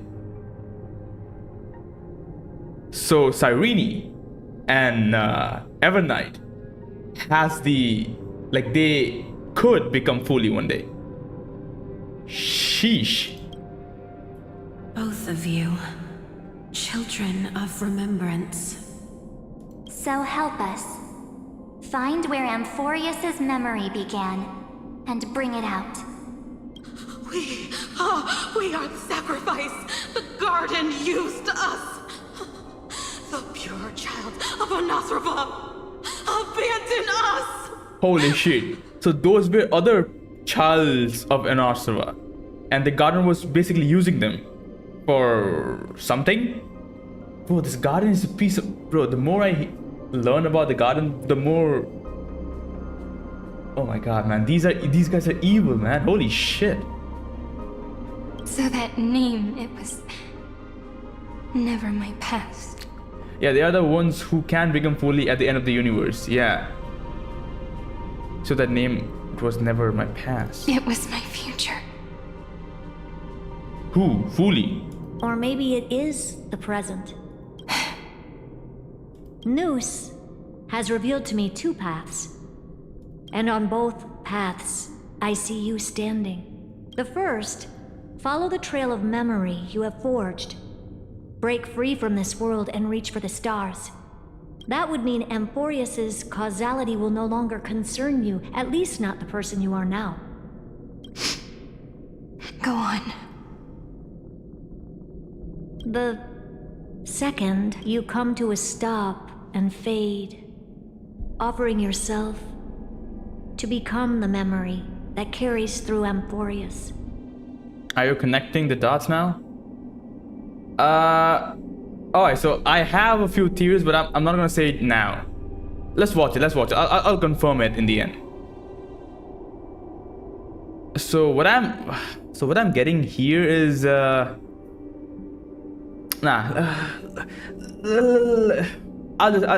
just let it play. Perhaps this is the choice every pure child of Anasraba must face.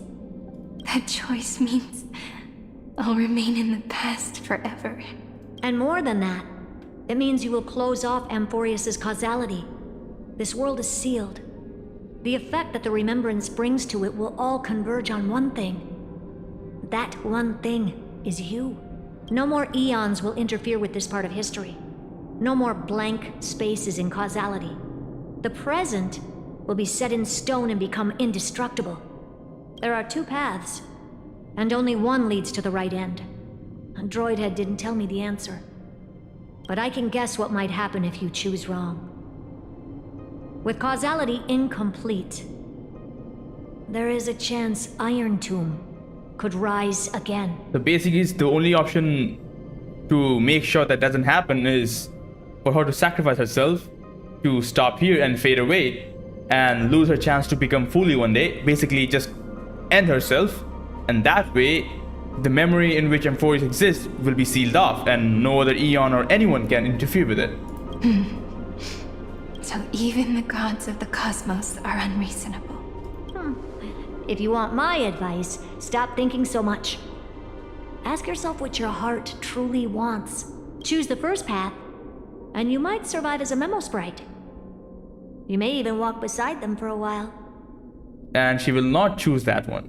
Because let me tell you one thing, in any of the animes or any of the shows, the right answer is always is the second option. Because the first option the asking person ever says is the wrong one. Even I can tell how much they mean to you. Especially the little one. But if you take the second one, then you may have already lost the chance to say goodbye. It's because we will never know who will be fully later.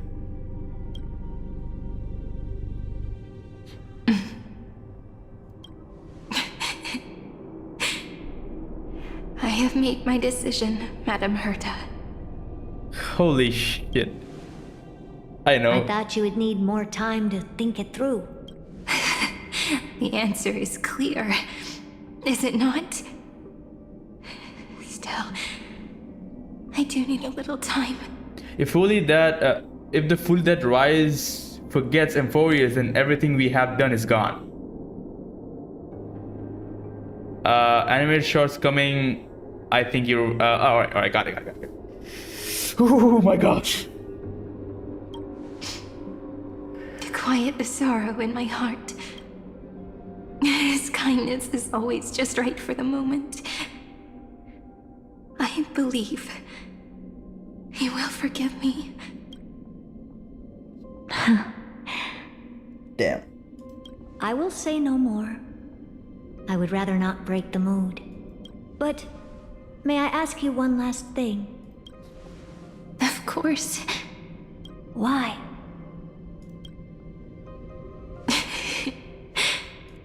I once heard a saying that went something like this. Divinity is flawless humanity, and humanity is flawed divinity. We children of Amphoreus gave up on gods long ago. Those beings who love to play pranks on the universe.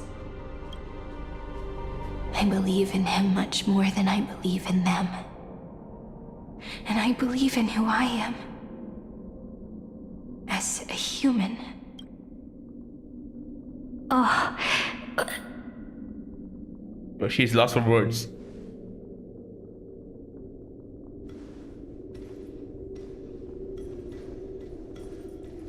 That really is a comforting answer. Bro. As for the one wish I still have trouble letting go of. One will remain in the past. One will walk toward the future. Fuck. I believe that the one I cared for most will witness on behalf of the ripples of past reverie.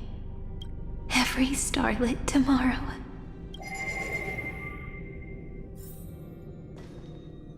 Moving backwards through remembrance. What a curious feeling. Is this the moment Iron Tomb declares victory and casts the destruction upon the stars? So back then, in the path space, it was I who found me. The gods' whispers were nothing more than a girl talking to herself. Remember, possibility, be sure that Kafka mentioned it's also connected to this. Oh yeah, the one like, yeah, the second one that she mentioned something like, yeah, it's more tempting, but it's also like very treacherous, like very, very, very hard, or something like that, something in those lines. Yeah, I remember.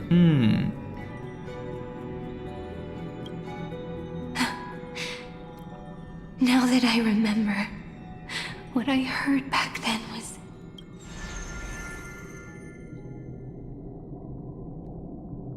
Were once progeny of deities to the mortal realms for blessing, since the verses written on my hands shall be my remembrance in the Aiden of blessing side. Yeah, I understood nothing out of it. All I wanted to say was, don't give up. He will find you. Memory truly is amazing. Then let me wield this power and plant the seed of causality for the miracle that is destined to bloom.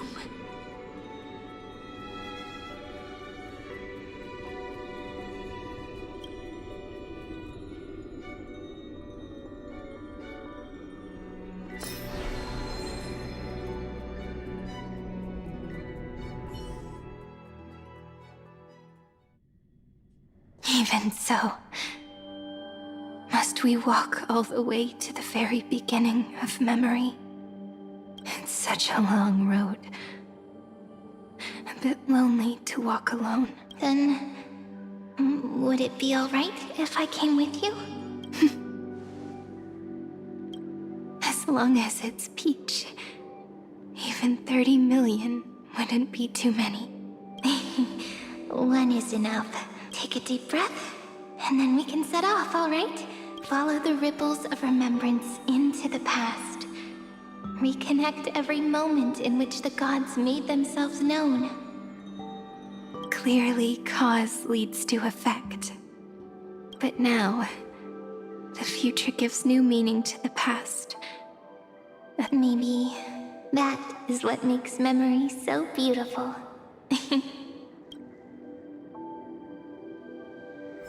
So, let us return the way we came. Look back at every ripple that formed.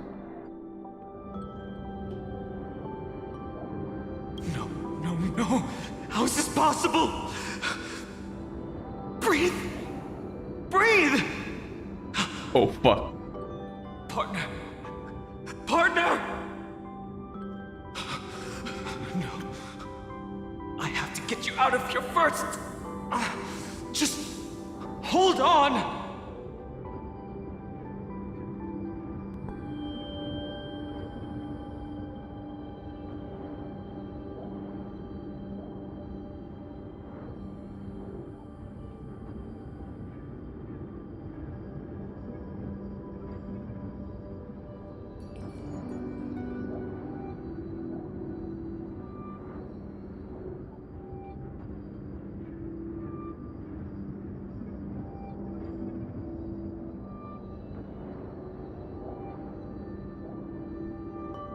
All right. I think I missed something. Let me go back. No. I have to get you out of here first! Yeah, this is the first part when we basically arrived, right? We basically died back then.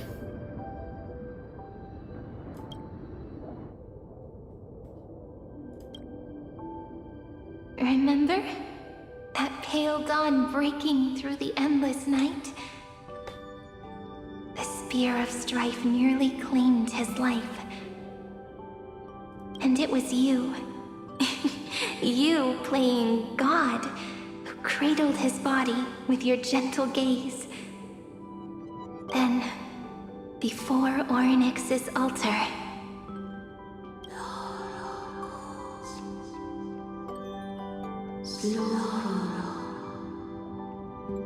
even the Titan of Time mistook you for someone else.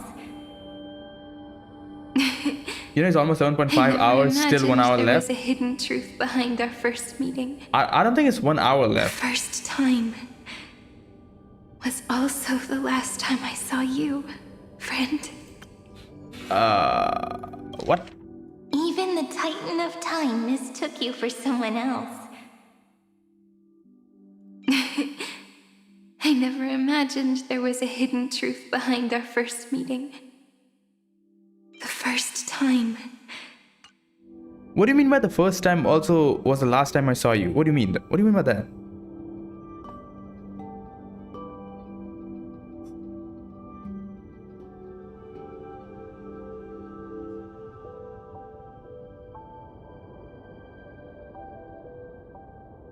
No, I get that, MD. I get that, but like, but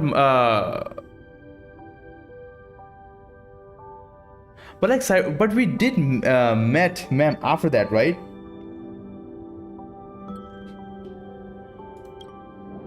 Ma'am.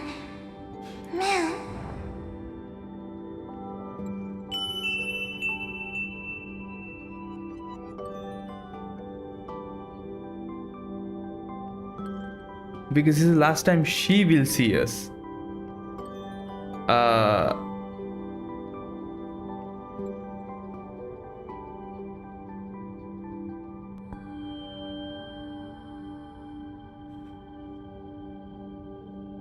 All right. Now I get it. Oh my god, I'm so stupid. All right. Awesome. That melody from the memory. I've got it now. And so, the miracle was able to slip away from death temporarily. I'll leave him to the castress of the past. She will keep him here, in the world of the living.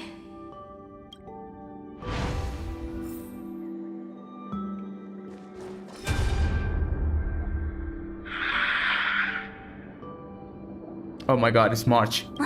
Darn it! What are these things? You're not taking me down. Not before I find a way to help him and Don Hung. If you've got a bone to pick, take it up with my six-phased ice. March wandered all across Amphoreus for 97 days straight, chasing one goal: to save her friends. She kept us alive till Castres revived us. Ah, yeah. And with her bow and arrows, she brought down every obstacle that stood in her way. But also, like, MP, you know what? Like, I still, like, that's the one thing I still don't, like, really get. Because, like, our body never went into Amphoreus. It was only our consciousness, our mind. The car was, like, still floating in space. So how the fuck are we dead? So that's how it happened. My skill with the bow. I owe it all to March.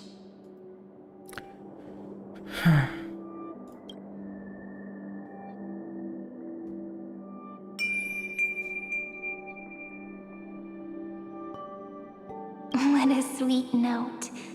I've got it now. And so, in a memory from the past, you inherited March's mastery of the bow. Damn. And that arrow bearing golden flames will streak across the stars in the future, becoming a glimmer of hope for the cosmos. Yeah, but when you die in game, you die.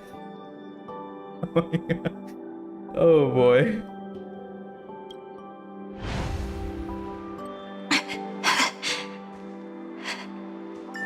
Are you okay? What the fuck is happening to my No pain, worries. man? I'm just a little tired from all the walking.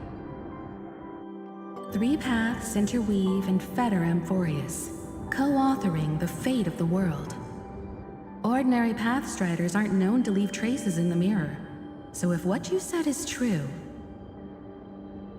then this isolated star system must be home to at least 3 beings comparable to emanators. I would even go as far as to say, eons themselves. To gain the favor of the stars for Amphoreus, the Remembrance sent a call for help to the cosmos. But the obstruction from the scepter was far too strong. Even the gods could do nothing more than send a fleeting mimetic being to someone who walked the same path.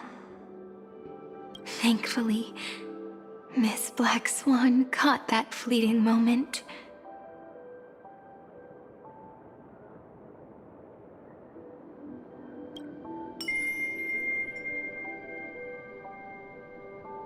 Though, that signal drew some unpleasant attention as well. Looking back now, it was all worth it. The cosmos showed us a kinder face. Thankfully, she has a different understanding of the Remembrance.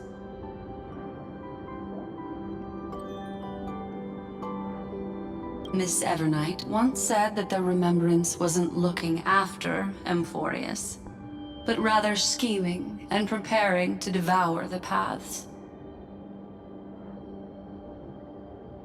Her deduction was perfectly logical, but she failed to account for what the humans in this story could achieve. Maybe I have a scheme of my own. A scheme that will bring happiness to everyone. Please keep helping them. And the others in the future too, Miss Black Swan. Is the one who called Black Swan here? Uh-huh.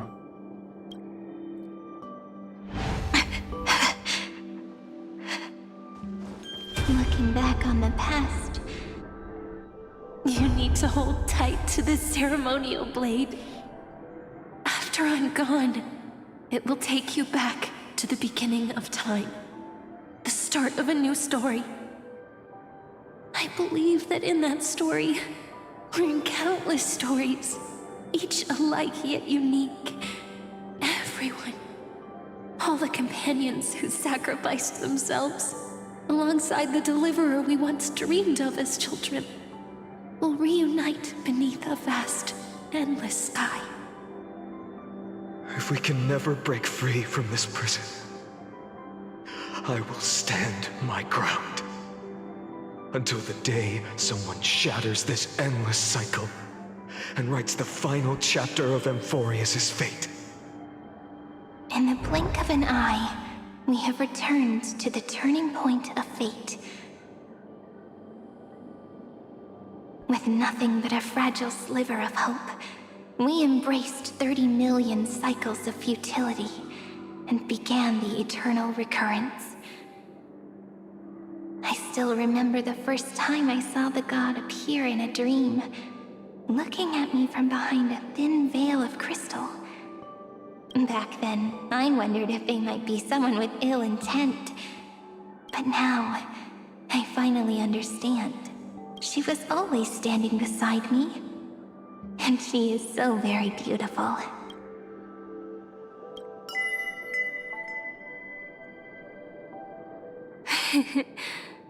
Causality really is a force that cannot be stopped. Even if I wanted to leave a few more words for Cyrene, it seems I no longer can. After all, you still have to leave behind your final consciousness and plant the very first seed. I remember what you once said. When a god sheds a tear, the thing reflected in the ripples must be the most beautiful thing in the world. And also the one who gave Cyrene the prophecy. Cyrene the prophecy or like Tribi the prophecy? Like, which one are you talking about? Like the... Huh? But do you know what Amphoreus saw when its heart was born? The first thing it saw was a name. 0, 9, 3. Looks like you figured it out. Sometimes, all it takes is a change in perspective to reveal something truly unexpected. Don't you agree? That's right. Turn these numbers upside down, and you'll see a beautiful eternity. Something we believe in. The ego.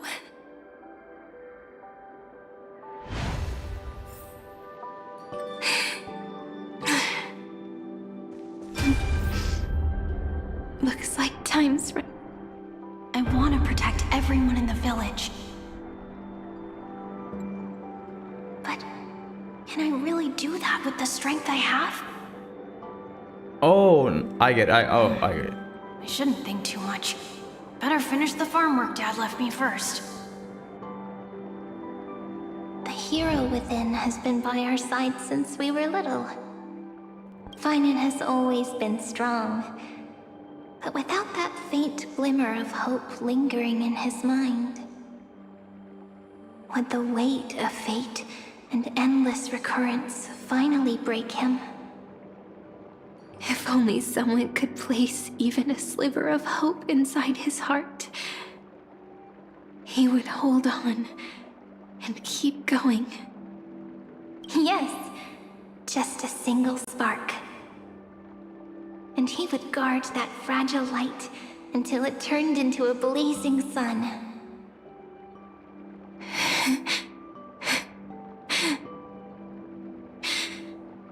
I no longer have the strength to make the hero within look like him. So, let me leave behind a prophecy for him. Take this wish with you. Be the hero who begins the mission of deliverance. As prophecy foretold, you will bear the blazing sun until the pale dawn breaks. Continue onward, bearing this world upon your shoulders, until the Ashen Hero, the nameless deliverer, ushers in the dawn.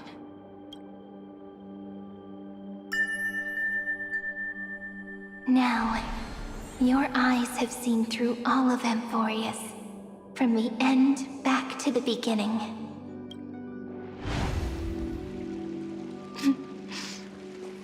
Looks like time's running out.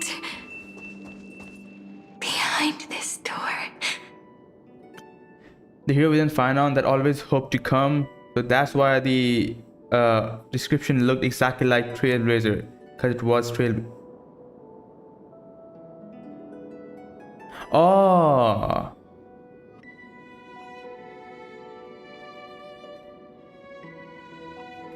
Uh-huh. I can smell it. The scent of wheat fields. You're clever. I bet you figured it out long ago, didn't you? The end of this journey back. The final gap in Amphoreus. It leads to the place we both call home. We can finally go home. If you leave memory at the very beginning of the story and cast the first stone, that final gap in Amphoreus will close. The causal loop of Amphoreus will become a fixed point in the stars. And if I don't do that, then this world and the cosmos beyond the sky might still fall into the destruction. There's no way we would let something like that happen, right? Exactly. I remember that tree in Ide Silicii. It grew all alone, unable to go anywhere. It watched the sea in silence, dreaming of a faraway shore it could never reach. But now, a tiny boat sets sail. It carries a seed of hope, plucked from the tree, and heads into the great beyond. Even if the boat's shadow fades quickly from sight, the tree knows that its wish will bloom on the other side of the sea. In that moment, it must feel happiness, right? The way you brought it up, now I kind of miss that tree too. Come on, let's go home together. Take it with us, back to the sacrament courtyard. Let it become Remembrance's anchor, tying together the times we knew so well.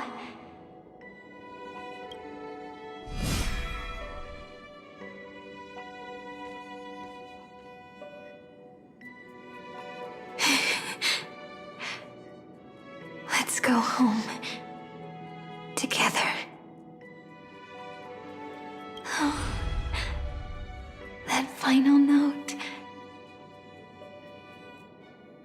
Right.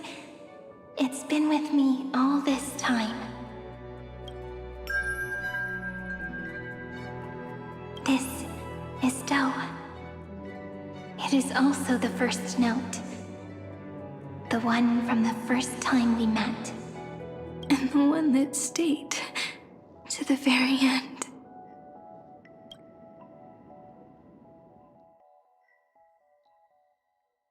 Ide Silicii. The place where it all began. It's like time itself has stopped. And the breeze and the sound of the waves never seem to rest.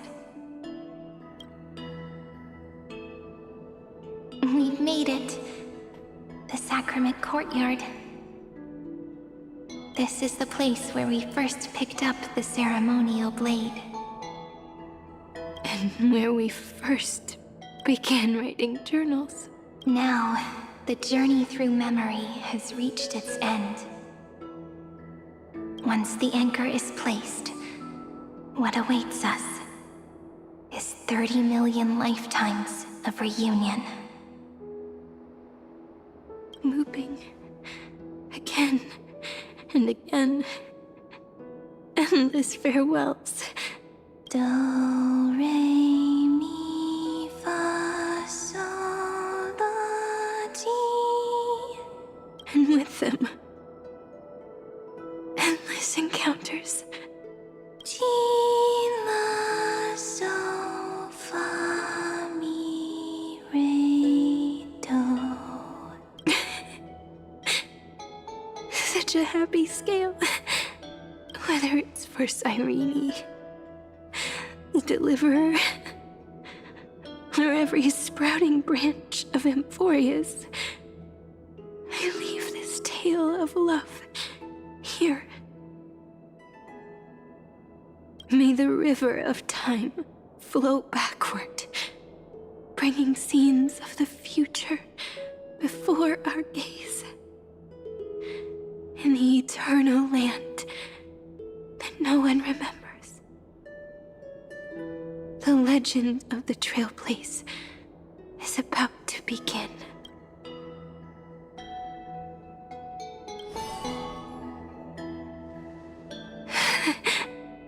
Is it all over now?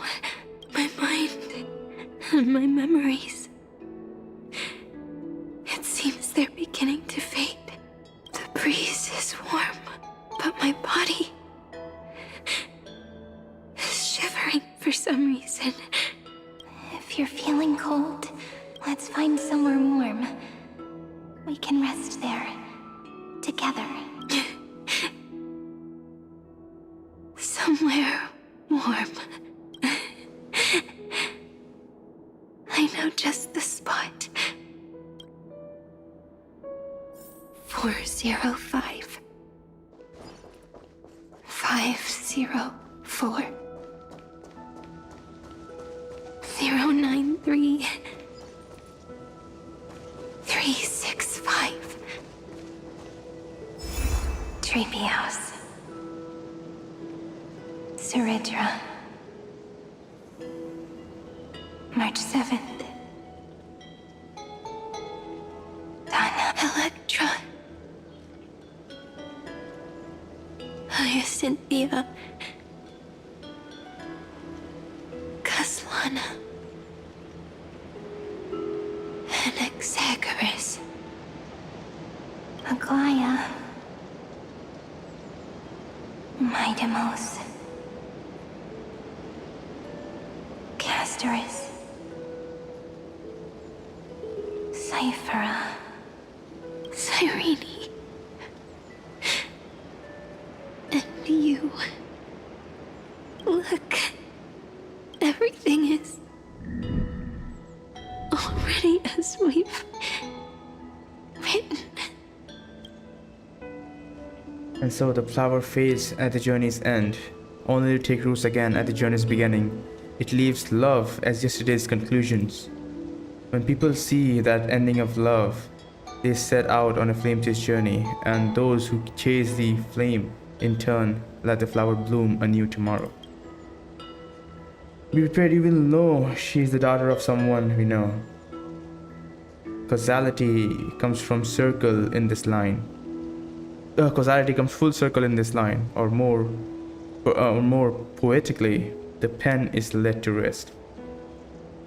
Who? Like, by she? What do you mean? Like, who? Cyrene or... Oh my fuck, man. A Mem or Cyrene? Which one?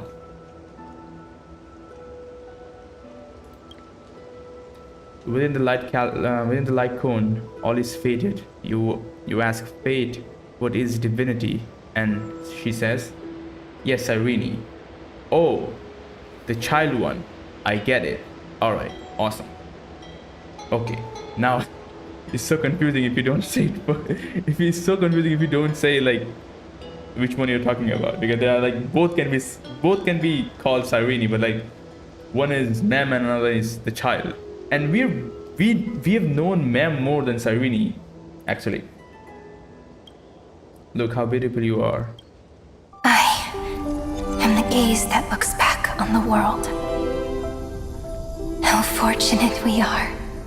In this cycle of cause and effect, humanity never looks to the gods for guidance. The ones who pick up the pen and write miracles again and again are always ourselves.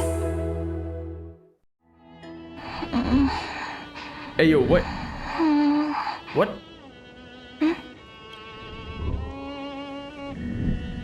Am I still awake? Peach, where are you? Huh? So Mem became the child Cyrene?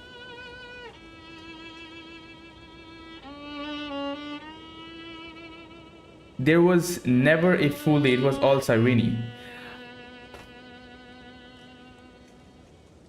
It's coming, Ayor.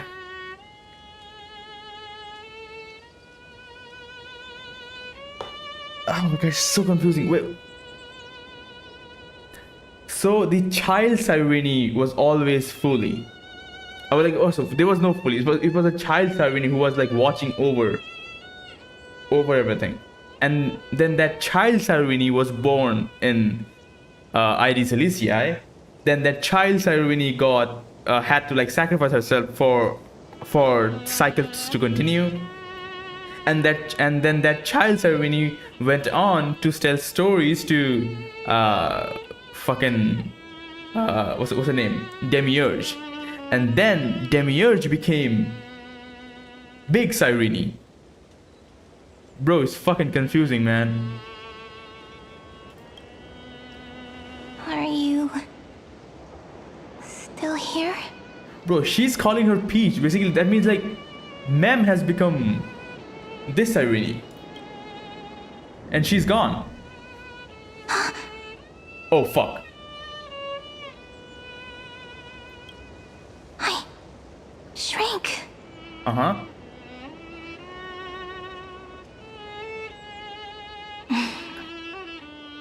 So that's how it works.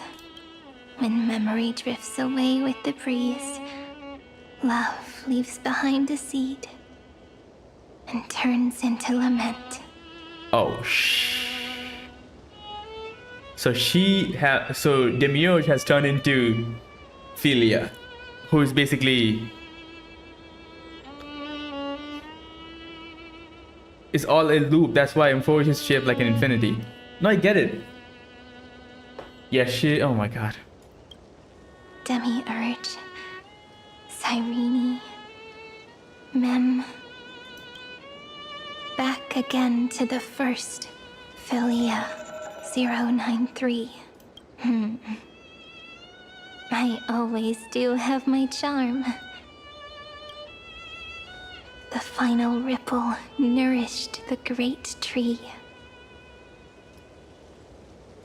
And from it grew a single pink peach. We've been playing for so long, and you still haven't told me your name! I've told you so many times already. You're just forgetful.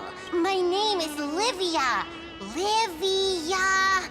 If you forget again, I won't tell you next time. Livia. Got it. Then you have to remember mine, too.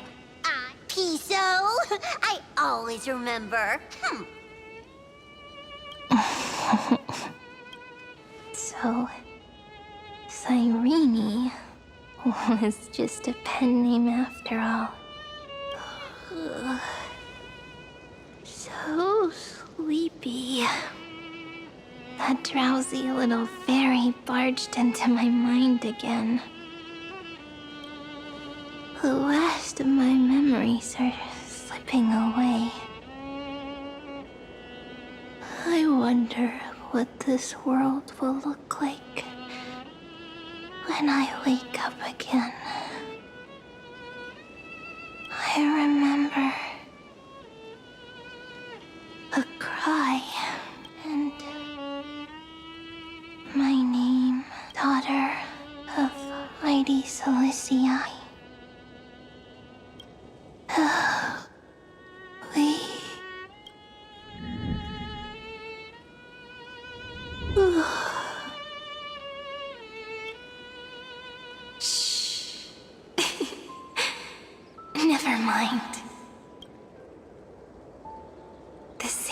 seed, when planted in different soils, blooms into flowers that are alike, yet never the same.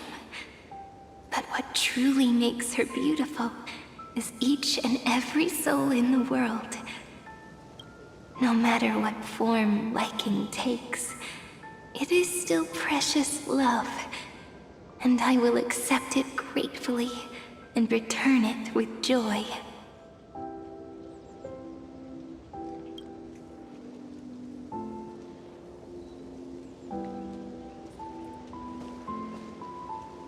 Do you remember my favorite story? That crystal flower was so beautiful because it reflected the eyes of the little fairy.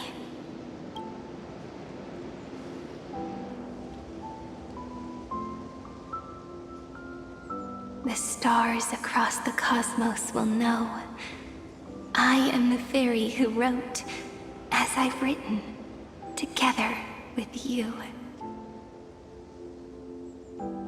Half-God's possibility be remembrance. Remembrance becomes the fourth finality. If Cyrene chose to just treasure the memories of the cosmos after Neo is destroyed and everything, then she will become fully at the end of the universe.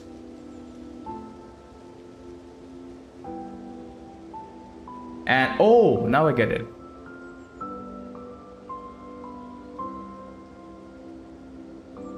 Which one? Like this one? Because like this one is not Cyrene, this one is Mem. Like this, oh my god. Oh no. Who is who at this point, man? Holy. And in your heart, I know I will always be given the name I love most. The one you gave me. After all, we've always been in sync.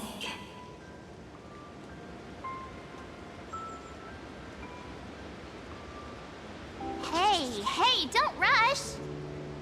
Slow down. Let the words settle. We have plenty of time. In Amphoreus's month of mourning, all conflicts across the land come to rest. On the 11th day and night of the month of mourning, the dead will part. The living will embrace. The snow will fall. And bonfires will rise to warm every heart aching with lament. Bro, the music is picking up. It may sound heavy, right? But on this day, laughter always rises louder than tears. Because people understand that parting is for the next reunion, and sorrow is so we may love more deeply. That is why this day is her favorite of the year. Under the same sky, across 8 phases of the moon, 13 heroes composed an epic together. 1 plus 8 plus 13 equals 2 11s. Would it feel more fitting if the rest were written in Miss Cyrene's voice? Agreed. Then, we'll add 1. A 1 like none that has come before. A 1 that blazes new trails. I make this wish. On the 12th day of the 11th month, 13 heroes will take every core flame ignited across 30 million lifetimes and scatter them among the stars. Later, when the people who know this story gaze upon the cosmos, they will discover that the countless stars in the sky now glow pink. And after 13 seconds, that radiant light will quietly fade away. It will be such a romantic, yet puzzling sight. But that's all right. They will keep that mystery close to their hearts, constantly pondering what the ego truly is. They will love. They will get hurt. They will rage. And in 30 million moments of helplessness, they will stitch their shattered hearts back together. Again and again. But remember this well. Losses are a constant on the flame chase journey. There may be pain along the way, but you and I will never be alone. Everything up to the point we woke up and talked to Ayers, Zero was just writing all of that, hence the always present writing sounds.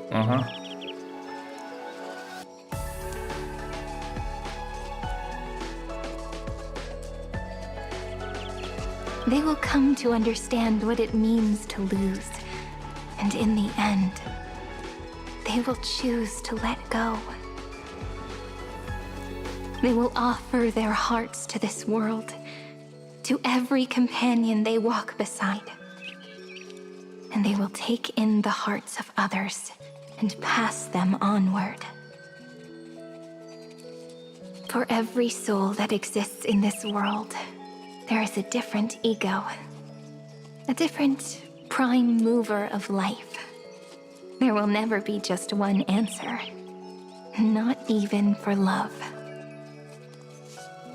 But when people gaze into the night sky and love what is fading with the same resolve they have to praise the stars, I want that soft, gentle pink in the sky to tell them, love will always be answered.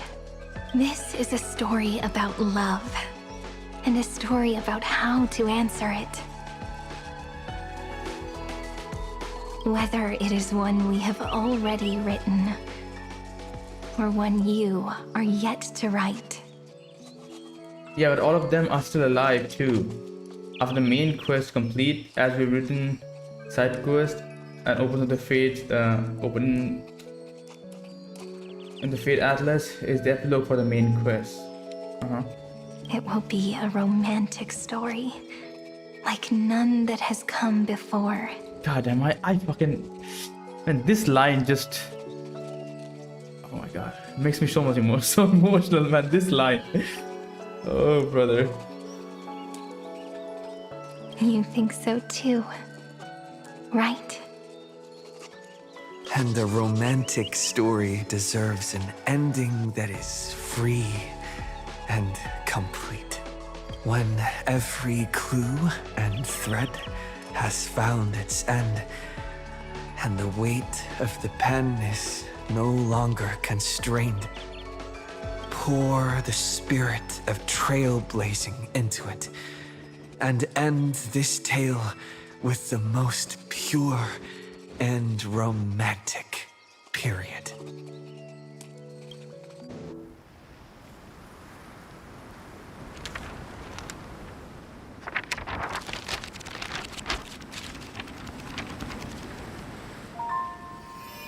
Light, sky, sea, stars, seeds, flowers, birds, hope, and love.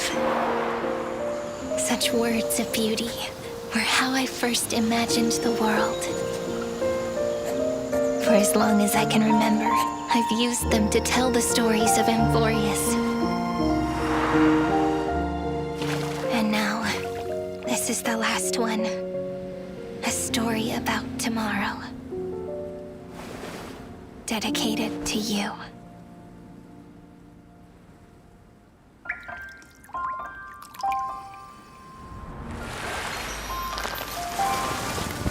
Once upon a time, morning glow, scattered light, shone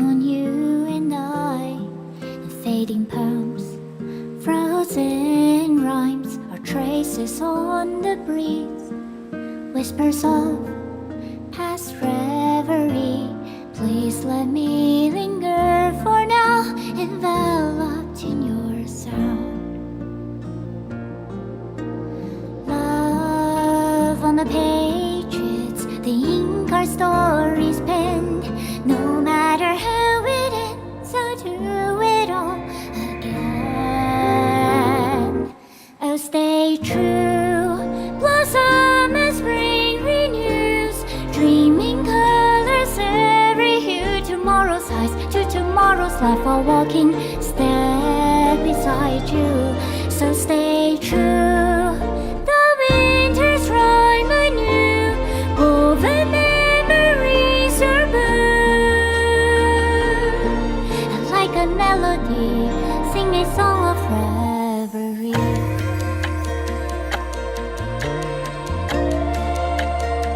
Oh my god, man.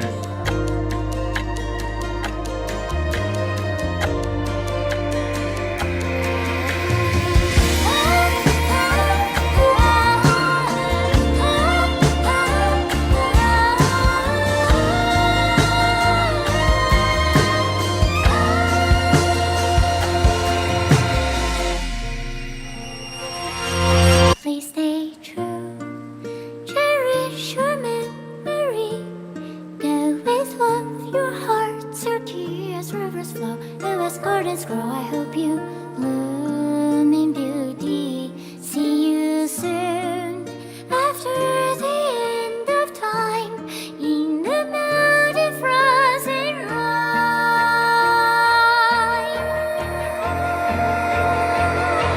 Now stay true, blossom as spring renews, dreaming colors every hue. Tomorrow's eyes to tomorrow's life, while walking God, I wanna cry, man. step beside you. Now stay true, the winter's rhyme anew, woven memories are blue. Like a melody, sing our reverie. And in our memory, in the end of our journey.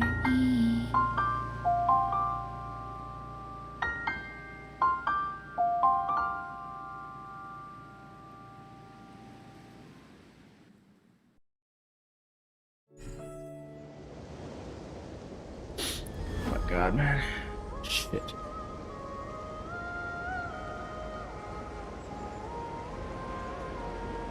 Holy shit, man. Oh boy. Oh.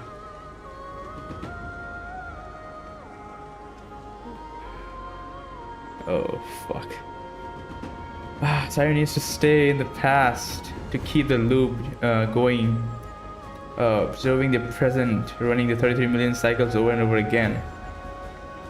Please, someone save her. With animation like that, they might as well make an anime like this point. Oh boy.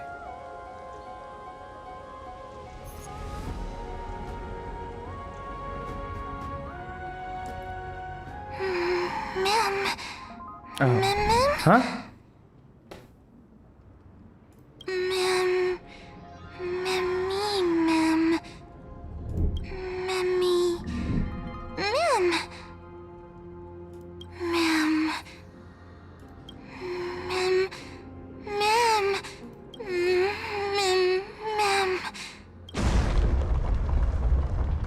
Oh yeah, this is the beginning.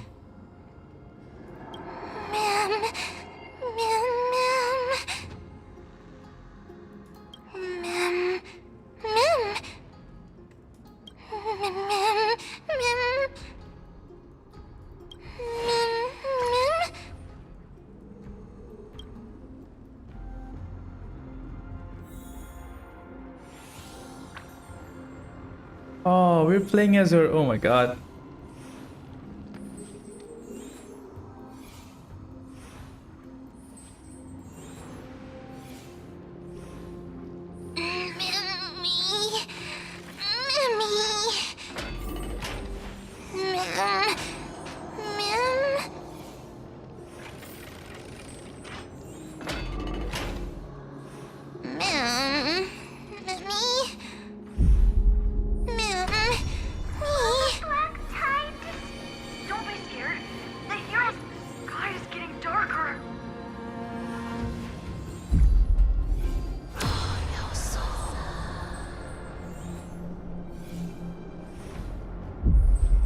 guessed as much.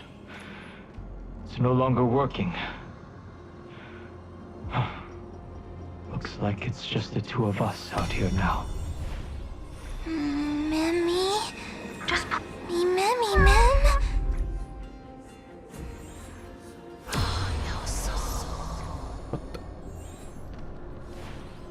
Memmy.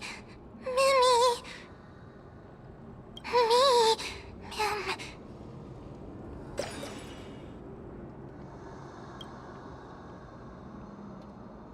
Let's find some place safe to set up a base of operations first.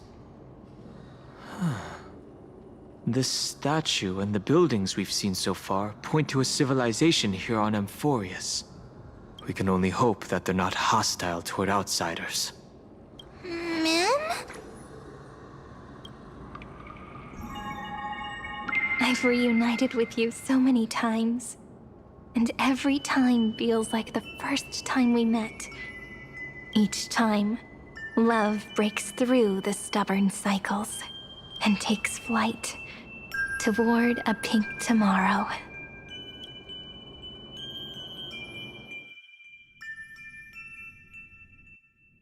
Early. Where to now?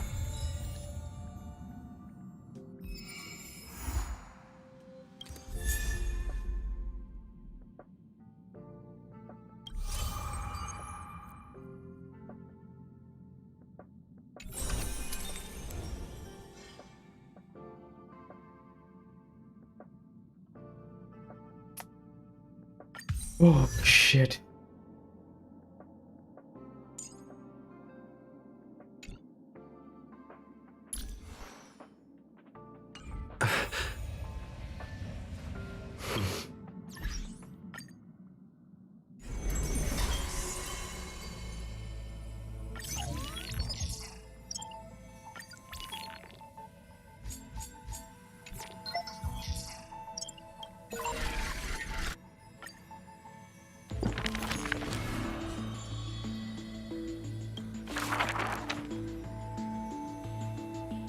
I'll take this one later. Where's this? Oh, it's the same thing. Fuck.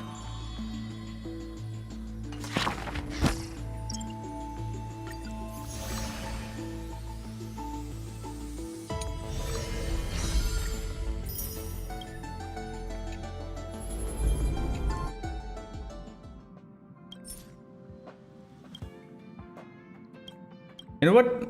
Yep, this is much better. Shit. You can play the epilogue if you want. Damn, dude. There are memory bubbles in the Express.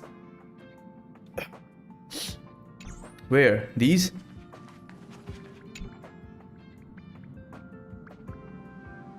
You mean you just waved a probe around in deep space and found our pal and Don Hung? That little thing's really that impressive, Ninja Girl? This is a ninja tech device, blessed by the Great One. It senses the ultra-low frequency electric waves of the human body. How long is the epilogue? Oh, that's a whole lot of pretty wubba-boo. But, since we found him, let's drop the act. You played it well, but who do you think you are? Brother Hanu? Thinking you could pass as a Galaxy Ranger? Who? Lord Cowboy Ninja, you have turned on me for no reason. Don't tell me the traitorous monkey ninja bewitched you. Are you walking the path of heretics now? Enough. A name is Silver Gun Shura. Oh, fuck. This is why I hate putting over-the-top characters into the script. You and this mysterious ninja girl. Both of you are impossible to play. Director Sparkle doesn't care for madmen. Cut the chatter. What's your real reason for being here? And the Rangers were the one who want to find our unconscious bodies floating into space. Got it. Come on. What bad intentions could a masked fool possibly have? Just here to watch a show. Shuffle a few cards. My two prized actors were drifting through space for ages, and you all couldn't find them. What choice did I have but to come myself? Otherwise, who's going to share the stage with me? You don't even care about the Iron Tomb disaster threatening the whole universe. Seems the fool's wisdom isn't all that deep. Ranger, don't think waving some righteous flag gives you the right to throw sidelong jabs. And don't act like you've got no motives of your own. You're hoping this war involving the gods might be the key to freeing that broken-legged wolf. Who? Who else knows about that? Just me. Do you believe it? Relax. I'm not interested in disturbing that living legend. I just couldn't resist messing with you when I saw you come back empty-handed. You little... Fine. Since you saved our pal and gone home, get out of here. But remember what you said. Leave the boss alone, or else. You don't have to worry at all. In Director Sparkle's next script, gray hair gets the spotlight.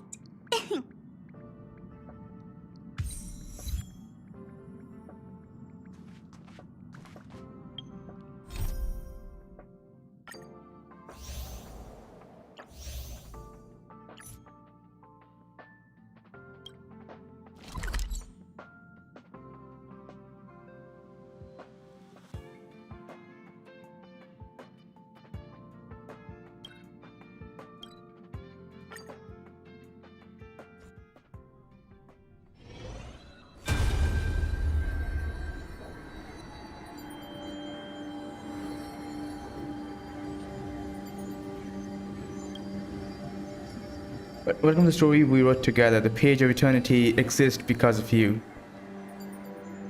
So you're still here. The young girl smiled faintly. She had forsaken that at this moment you would hesitate. Sign of course. A moment that you too regained your senses. They heard before you were nothing more than an ink trace left from the past, able only to carry a message, unable to exchange words. Sorry, this is the only way I could leave you a message. So we have come such a long way. We have come such a long way together on the path of remembrance. Even though the Amphoreus in my memories will forever continue its cycles, sealing Iron Tomb in the past. But those who remember you, and this story, and this eternal garden will always stay by your side, as part of As I've Written. Continuing to trailblaze with the Astral Express. The girl paused for a moment, blinking her eyes. One day, memories will bear fruit.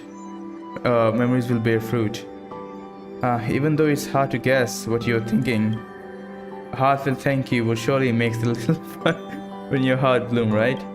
Thank you. Oh, that's right. If you have time, you can please visit me in the little village in the memories. Who knows, I might have prepared a little pink present for you.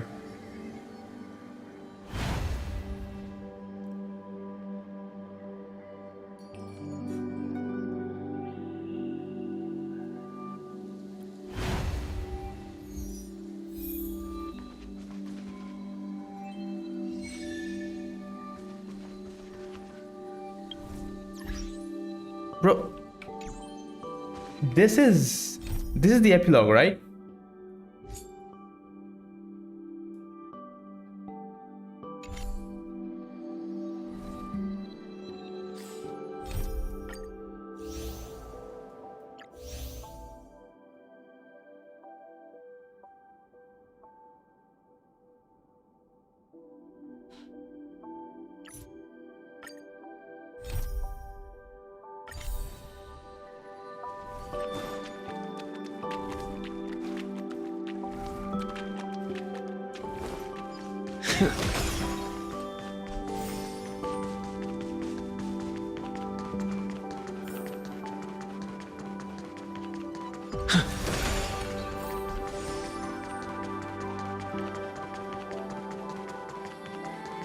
The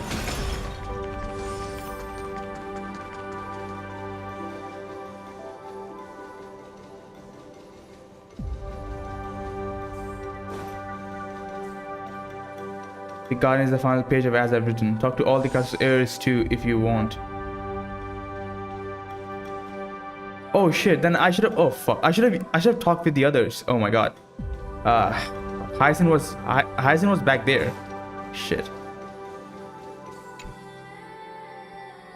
Lord Mighty, what brings you here? Castrus, are you here for the event too? Yes, but I had no idea that Lord Mighty would be participating too. Don't tell me you're also prepared some handicrafts. Crafts? You mean ingredients? I'm also surprised that you signed up for the new Master Castrus Air Chef. Oh boy. A culinary showdown. Is this supposed to be the first Amphoreus handicraft convention? Oh, huh? Who the heck? Oh my god. I received an invitation addressed, Dear Miss Castrus, with the time and location of handicraft exchange meeting, sealed with the Council of Elders wax seal. This wax seal, why does it have a grin-like reflective effect? When you look it under the starlight, it is in the shape of Cypher's cat coin. Oh my, that's correct. Sure enough, I also received an invitation in the same format. The letter mentioned that this time, there would be a legendary chef from another world beyond the sky participating, bringing new cosmic flavored dishes. I let my guard down. I was careless. Good thing it wasn't an arm wrestling contest. Oh my gosh, so you still remember the arm wrestling tournament Lady Cypher signed me up for?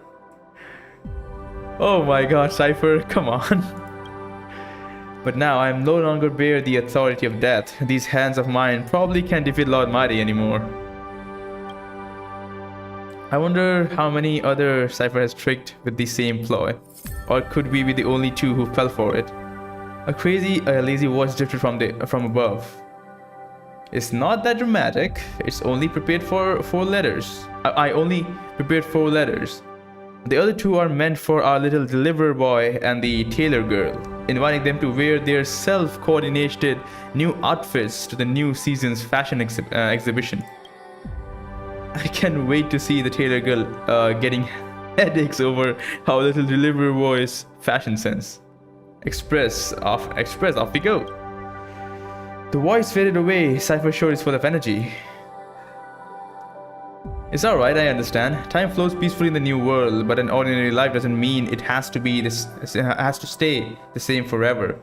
She probably just wants to bring something fresh and exciting to everyone, while satisfying her urges to pull a few mischievous pranks. I haven't seen Lord Phanon dressed in yellow and purple either. I'm quite curious indeed. What about the ingredients Mighty brought? If you don't mind, I can cook them right here and invite everyone to enjoy a meal together. Guess who's not getting an invite? Oh, I haven't gone that far. Yet. I can hear everything. What about handmade stuff from Castrus? These are all things you're familiar with: bookmarks, cushions, and felt dolls. They're a bit rough around the edges, but I made them in a rush, but I was hoping to exchange them with everyone at the meetup. But now, please allow me to take them back and refine them a little. But they're all normal people now, no powers. Time to look forward to the fashion exhibition. Well, I have a suggestion for the good of your stomach. Let's eat what we have... let's eat after we've seen Phanon's outfit. Lord Mighty, is it really going to be that dramatic? Oh boy.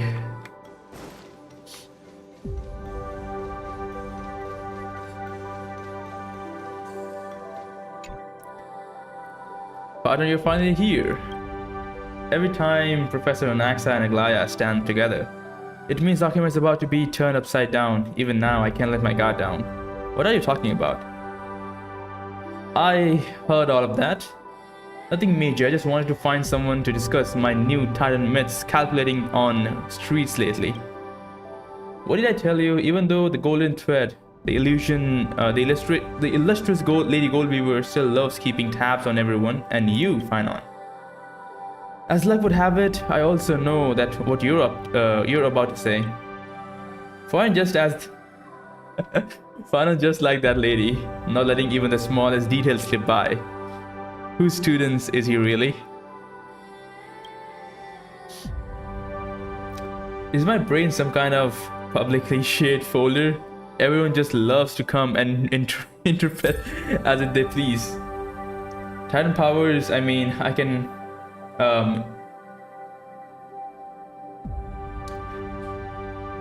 Can mimetic entities be past riders? You can come visit the place anytime, show. All the would be here. Also, now I think why they didn't add any kind of voiceover to all of this. Because like they will most likely add new dialogues with every single patch, and they don't want to like hire the voice actors again and again to say all those things. That's why like they made this part unvoiced. But I would have loved it to have the voice. Fuck. Oh, whatever. You can't complain. You get what you get. The Titan myths calculating on the streets. I have a bad feeling about it. Could be that one called Hidden Hatred, the butterfly and the tree. A girl named Menestia caught Circe's attention while studying at the grove, but Circe's discovered that her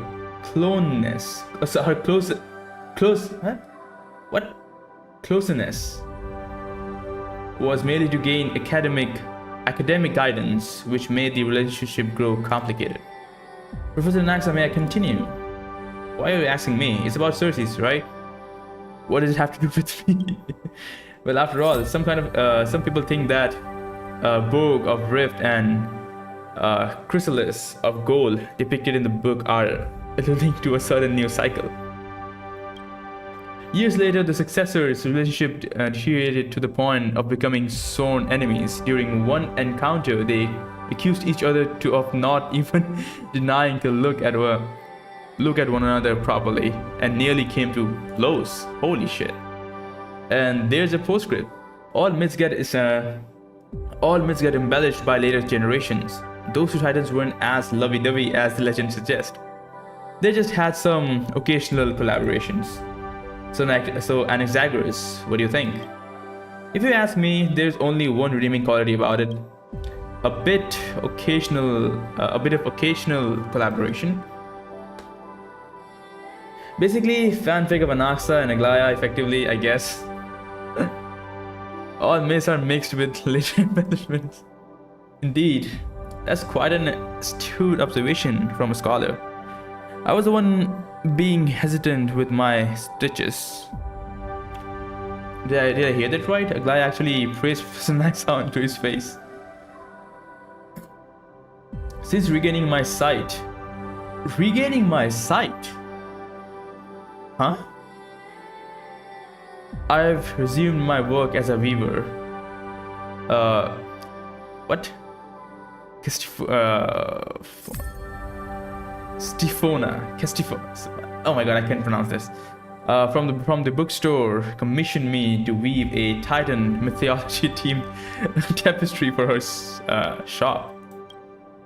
Though after hearing these new various versions circulating in the streets, I started contemplating how to arrange and edit them. Well, that's rare. Since when did Lady Goldweaver start caring about what other things? Yeah, Aglaya was blind before as a she saw through golden threads. No, I knew about that. But how did she got her sight back? That's the thing I want to know. I know that she was blind, but huh? After all, these new pair of eyes were no different from those of a child first observing the world. There was so much to see and learn. Oh, she's so excited. The people of the new world deserve to learn about the history through a better story, don't they? Speaking of which, we have someone right here, sure. I heard you're planning to take the story of Amphoreus beyond the sky. To weave a tapestry, wouldn't this story make the perfect blueprint? Leave it to me. I'll write with absolute fairness and objectivity. They have no Titan powers now. Her blindness was caused by inheriting the core flames. Ah, alright. Now I look forward to the day when you bring the story back again.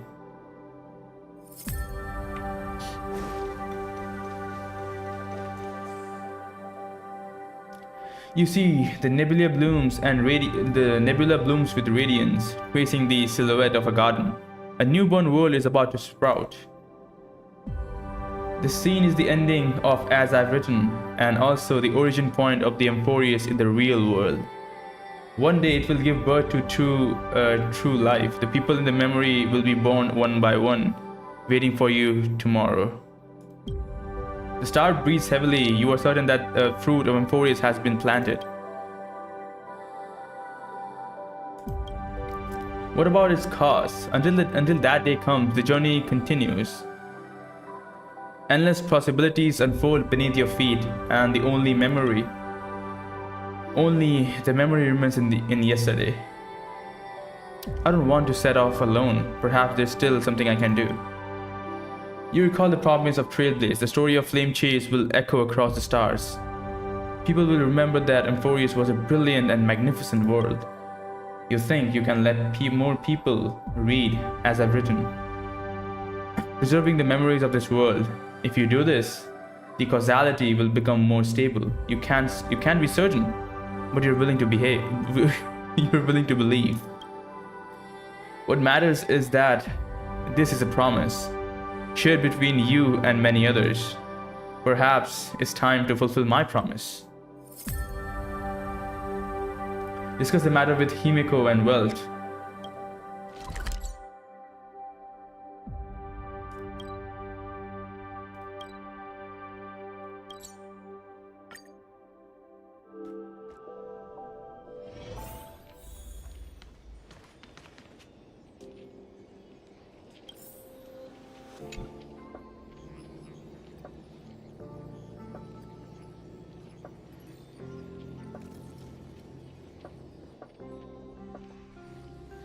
Sure, you're asking you want to mass print the text of As I've Written and publish it as a book. Not a bad idea. However, any publication on the Interastral Network must go through the IPC's channels. I'm not sure how they'd feel about this. Don't worry, we have allies. Or discuss the details with this project with the business consolidation department. The verdict is approved for execution. Thanks to our experience in Euro 6, we were able to close this deal.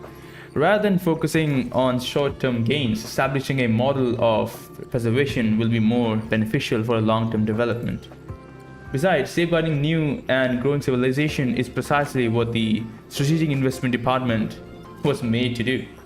According to Dr. Ratio, establishing a consistent understanding of Amphoreus across the cosmos will aid its future. In a certain degree. That's right. The Interastral Peace Entertainment will handle the publication of As I've Written, and the IPC will cover all the related expenses. As for the placing with the various planets, we'll leave that to the Nameless. I see you've long been prepared. As expected of the throne of worlds of Amphoreus. Perhaps soon it will be time for the young one to take charge of the Express. Don't sound so well, very well. We've got plenty of youth left, of course. Even though the IPC is helping out, knowing you'll definitely want to check it out for yourself, right? Go ahead and show the seed of civilization. Create a story that belongs to you.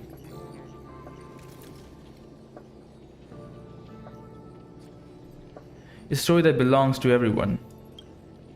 Keep going. It's like an unwritten rule among the Nameless. Press forward and see through it to the end.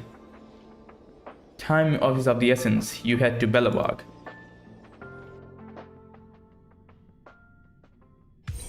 It's still early. Where to now?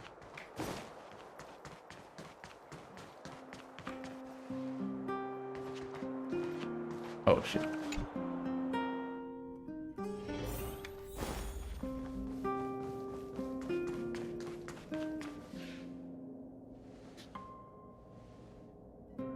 It's been a while. I heard excuse me. I heard you were coming, so I invited Sela here as well. The kids at the orphanage are too scared to even go outside now because of the destruction. Never mind that. What do you want to talk about? Talk about as I've written. We recounted the story behind as a... what? Huh? I heard the whole cosmos was shaken up by what you did. Pretty impressive how you managed to sort everything out.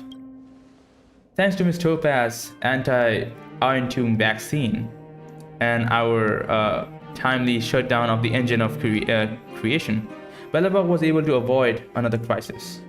Don't worry, the reconstruction plan hasn't been affected. But I must say, even a tiny ripple in the universe becomes a tsunami when it reaches the frontier planets. The same goes for Amphoreus. As a similarly developing civilization, we are willing to contribute to its future. Goodwill is like a torch. It can only burn brighter when it is passed on. It's not one of the fancy words, but if you need help, it'll definitely be there. I've got something to ask you. Come with me later. What? Could be... Don't ask, just be there. I'm not playing around. What? I remember finally you're here. My legs are going numb. What happened? I heard from Clara that she was using whatever this is to help with mining. But the power was too much and she fell and broke her leg. Oh shit. I'm afraid she won't be able to take interstellar flights anymore. She wants to hear your fresh stories from beyond the sky, so she won't have any regrets. What did Miss Natasha, Dr. Natasha says? Just take it as a truth. Don't worry too much about the details. Will you help Hook out, right? Since you all say so. You retell the story of as I've written to Hook. Oh my god, just by sentence, especially those thrilling adventuring parts. So cool. I mean, there were so many interesting things beyond the sky, but Julian and other wouldn't believe me. I'm gonna tell them right now. Hook sprang up from the bed with a whoosh and that's in the... Oh god. Nice work, Doc. You're a real miracle worker. Perhaps the story was so fascinating that it cured her without any treatment. I admit it was just playing around earlier. She just wanted to see you. Children are all like that. All that fuss over nothing. Well, at least she's okay. I should get going. Keep an eye on Hook. Make sure she doesn't pull any weird stunt. Now what? The children's energy seems endless and to be young. By the way, the book seems really interesting. Would you mind sharing a copy with me? Next time a child is being difficult, I can use it to comfort them. Please, it feels like you're treating me like a fairy tale. What's wrong with this fairy tale? That story contains defiance, courage, and love. Exactly the qualities children should learn. Besides, writing fairy tales is quite challenging. You must believe in the existence of beautiful things to write about them. In my opinion, sometimes adults need fairy tales even more than children do.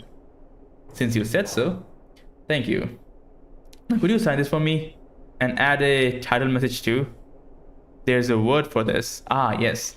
Book signing. Consider this practice for future book signings. Holy shit, oh my god, we've become an author. An actual author. Damn, dude. A message. What should I write? Maybe meet again among the stars. To everyone who dreams of being a hero. This is the story of Amphoreus. 1, 2, 3, 4, 5. Danheng and the Void Ranger.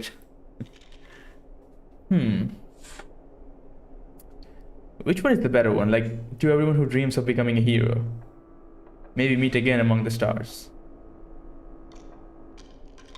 This is This is bittersweet. I don't want to write this. Let's write this.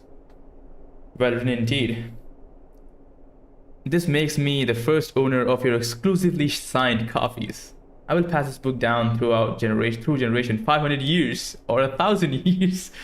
As long as children keep growing up, the children's children have children, it will never be forgotten. Shit. Holy shit, my phone. It was just about to fall off. Apologies for the noise. Alright, where was I? After all, some things must be remembered, like that Supreme Guardian, like all the acts of defiance that occurred among the stars.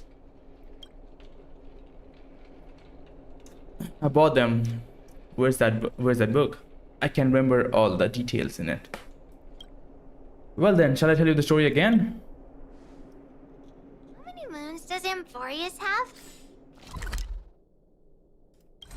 Now we go back to, yep, this is the Lahu. And we go here.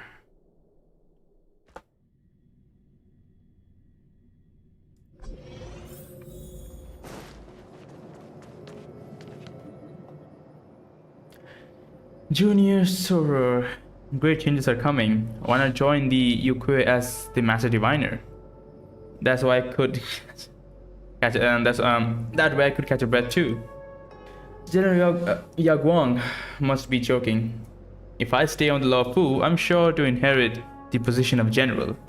If I transfer to Yukue, I'll be nothing but a mere Master Diviner for life. How could I not see which path holds more promise? Hell yeah! Junior Soror, optimism is truly delightful. Looks what? Oh my god, come on. Truly, the optimistic general is a lawful society. You visited here, so I should get going. What a perfect timing. I was just about to visit the Astral Express. What's the matter? You recounted the story behind as I've written. Alright, got it. Before obtaining the book, I only knew the golden blood was reaped in this battle, and thus it was deemed a great victory. I did not know that within the golden blood lay such a stirring and tragic story. Ah shit. Shortly after the fall of Iron Tomb, the Alliance gathered all the generals to discuss their next course of action. The records in this book should provide them with additional support. What should we do? Rest assured, whether through opera, storytelling, or crosstalk, the Lawful never lacks ways to spread stories that captures people's heart. Besides, the Alliance has been fighting battles everywhere in recent years, and there's been plenty of tales about their valor and victories. The word hero already carries weight in people's heart. The faithful adaptation of this, as we've written within the Alliance, is most definitely assured. But from what we have said, if we want to be remembered throughout the cosmos, the lawful alone may not be enough. This matter requires the Skyfaring Commission's assistance. Go talk to Yukong. I will inform her of the full situation. Alright, let's talk to Madame Yukong. Where is she? Oh, here.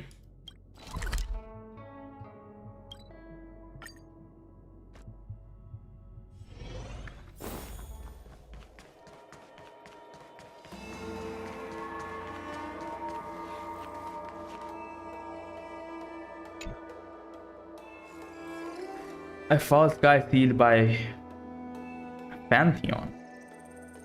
An exploration of challenging taboos one after another sounds like some kind of fable.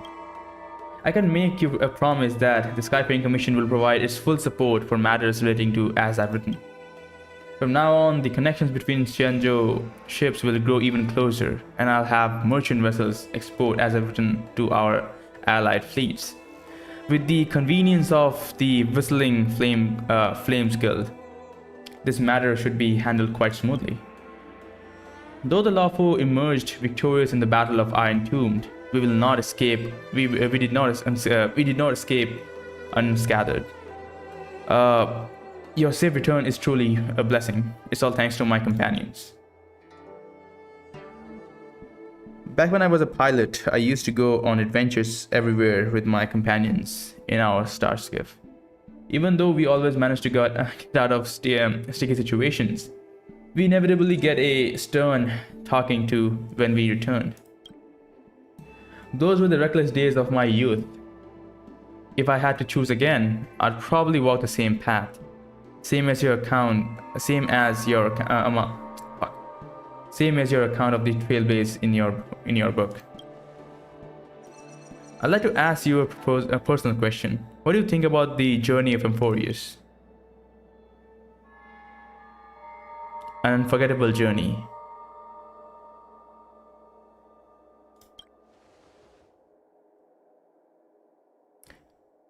And what an unforgettable journey it is. I can tell you cherish the memory for a long time. Memory is a quite peculiar thing. Sometimes I even think it's prank. Oh my god, come on, let me read.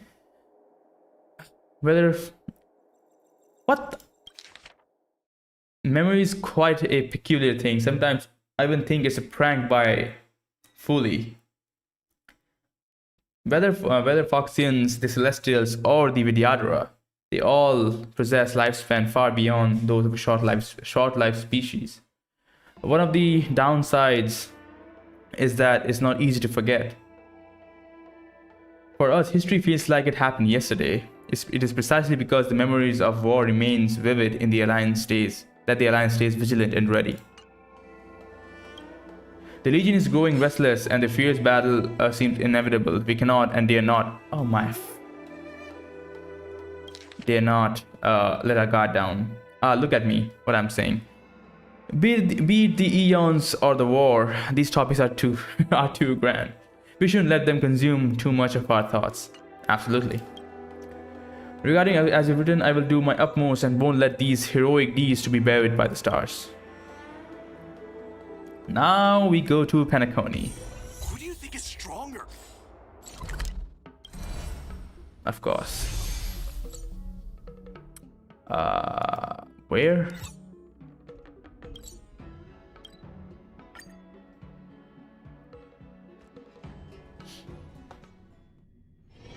It's still early. Where to now? Are we talking to Robin?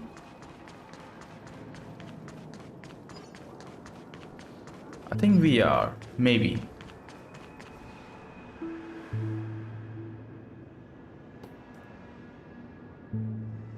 Mikhail always welcomed visitors. For those who lose their way, he never fails to point them in the right direction. But there's no confusion in your expression. I'm greeting you're not here for answers. I completed a trailblaze journey. That's right, I went on a world that even Akibui never reached and accomplished an unprecedented trailblaze. I want to share this experience with those who came before. Alright, let's tell them what kind of story this really is. Yes, so much has happened in 4 years. How could I sum it all up in just a few words? The story, I'm afraid, is going to take a while. So let's start with the world of Amphoreus, the world where heroes rise. It was a world on the brink of extinction, yet teemed with heroes. In the flame chase journey, the Kratos heirs marched on one after another, while mortals stood united. This is an ode of celebrating humanity, a hero's journey. And now for the meaning of this journey. Let the closed world embrace the stars in the showdown of destruction. Met kind of spirits. Let this closed world embrace the stars. Before your arrival, Amphoreus was virtually unknown. Thanks to the Express, it broke free from its cage and raced towards the stars. Trailblaze isn't just about moving forward, it's all about the responsibility of connecting worlds. After this stop, you seem to be better understand the conviction behind Akivil's departure. Did Mikhail feel the same way when he stayed in Penacony back then? Looks like this trailblaze helped many people grow. Just a glimpse of a corner of a starry sky, a turning point in the cosmos' destiny. I've made up my mind. Let me start from the beginning. In this dream within the dream, as the story ended, a certain emotion in your heart grew stronger, like a burning ember. News doesn't travel as fast in dreams. Every plot twist in the story caught me completely off guard. Thanks, I guess that's all that needs to be said. I think Mikhail would be proud of you all.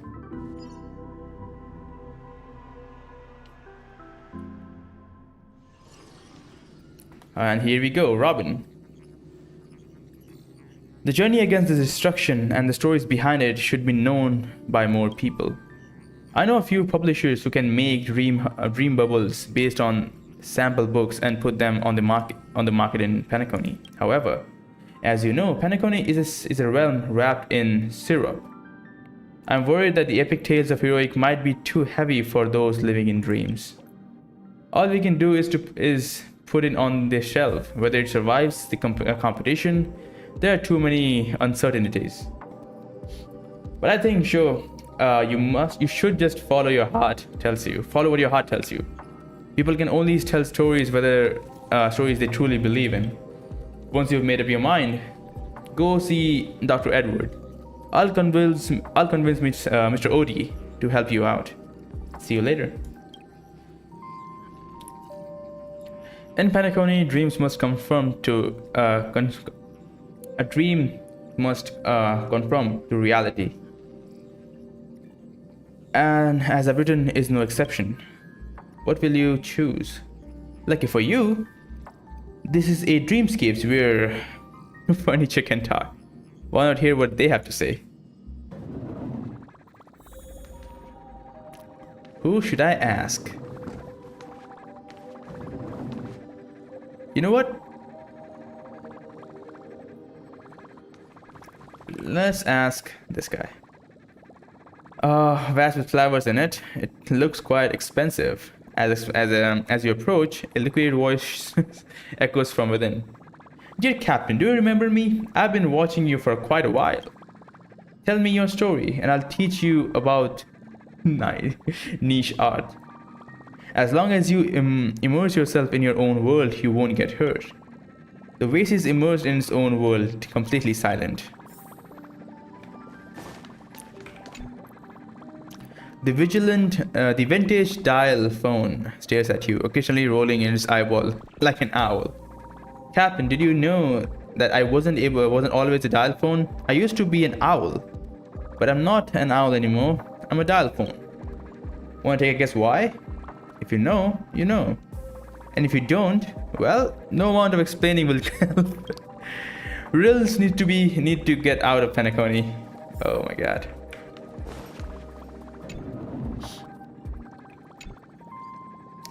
You approach the control console, and the 4 control levers wiggle excitedly back and forth, as if waving at you. Captain, look at me. I'm the control stick, and I'm an expert at controlling hearts. Trust me, just tweak the ending. Oh my god, tweak the ending a tiny bit to make it less perfect, and people will absolutely go crazy over it. The control stick shakes, making loud creaking noises. Oh boy.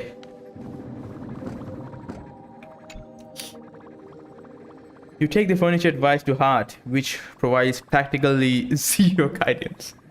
Looks like it's all up to you to make the final verdict. After all, you're the one who lives through through these stories. Should I make some changes? Nope. Don't make any changes. As you know, nothing is taken seriously in Penacony. Even heroes' tales of blood and tears are just casual gossips over dinner. That's why I didn't like Penacony that much. You remember Clocky? Brother Hanu, Miss Hurt. They were all living legends once. As I've written. Oh my god. I believe in Amphoreus. Yes, the answer was crystal clear from the start. The story of the Nameless is best proof of that, isn't it?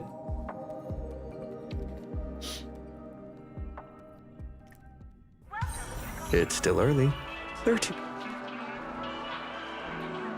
Love, friendship, rage, and regret. Such tiny dreams bubbles contain such complex emotions. It's like pouring a whole bottle of vodka into Liam. Thank you for providing the memories. Here's my verdict. It's bound to be a huge hit. Even if the results aren't what we expected, I can still have the heroes tap dance in Vortex of Genesis. Oh my god. That's be just a big success. Just kidding, rest assured, I'm a professional dream bubble collector. I know what can and can't be successful. And so, As I've Written was published in Penacony. Some guessed the alfalfa was behind it, and they went wrong. With such a big favor ready for the taking, why not use it? Let the young folks keep stirring things up. Who knows, maybe they will actually change the universe one day.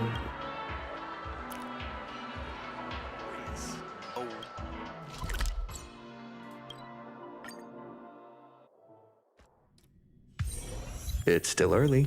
Where to now?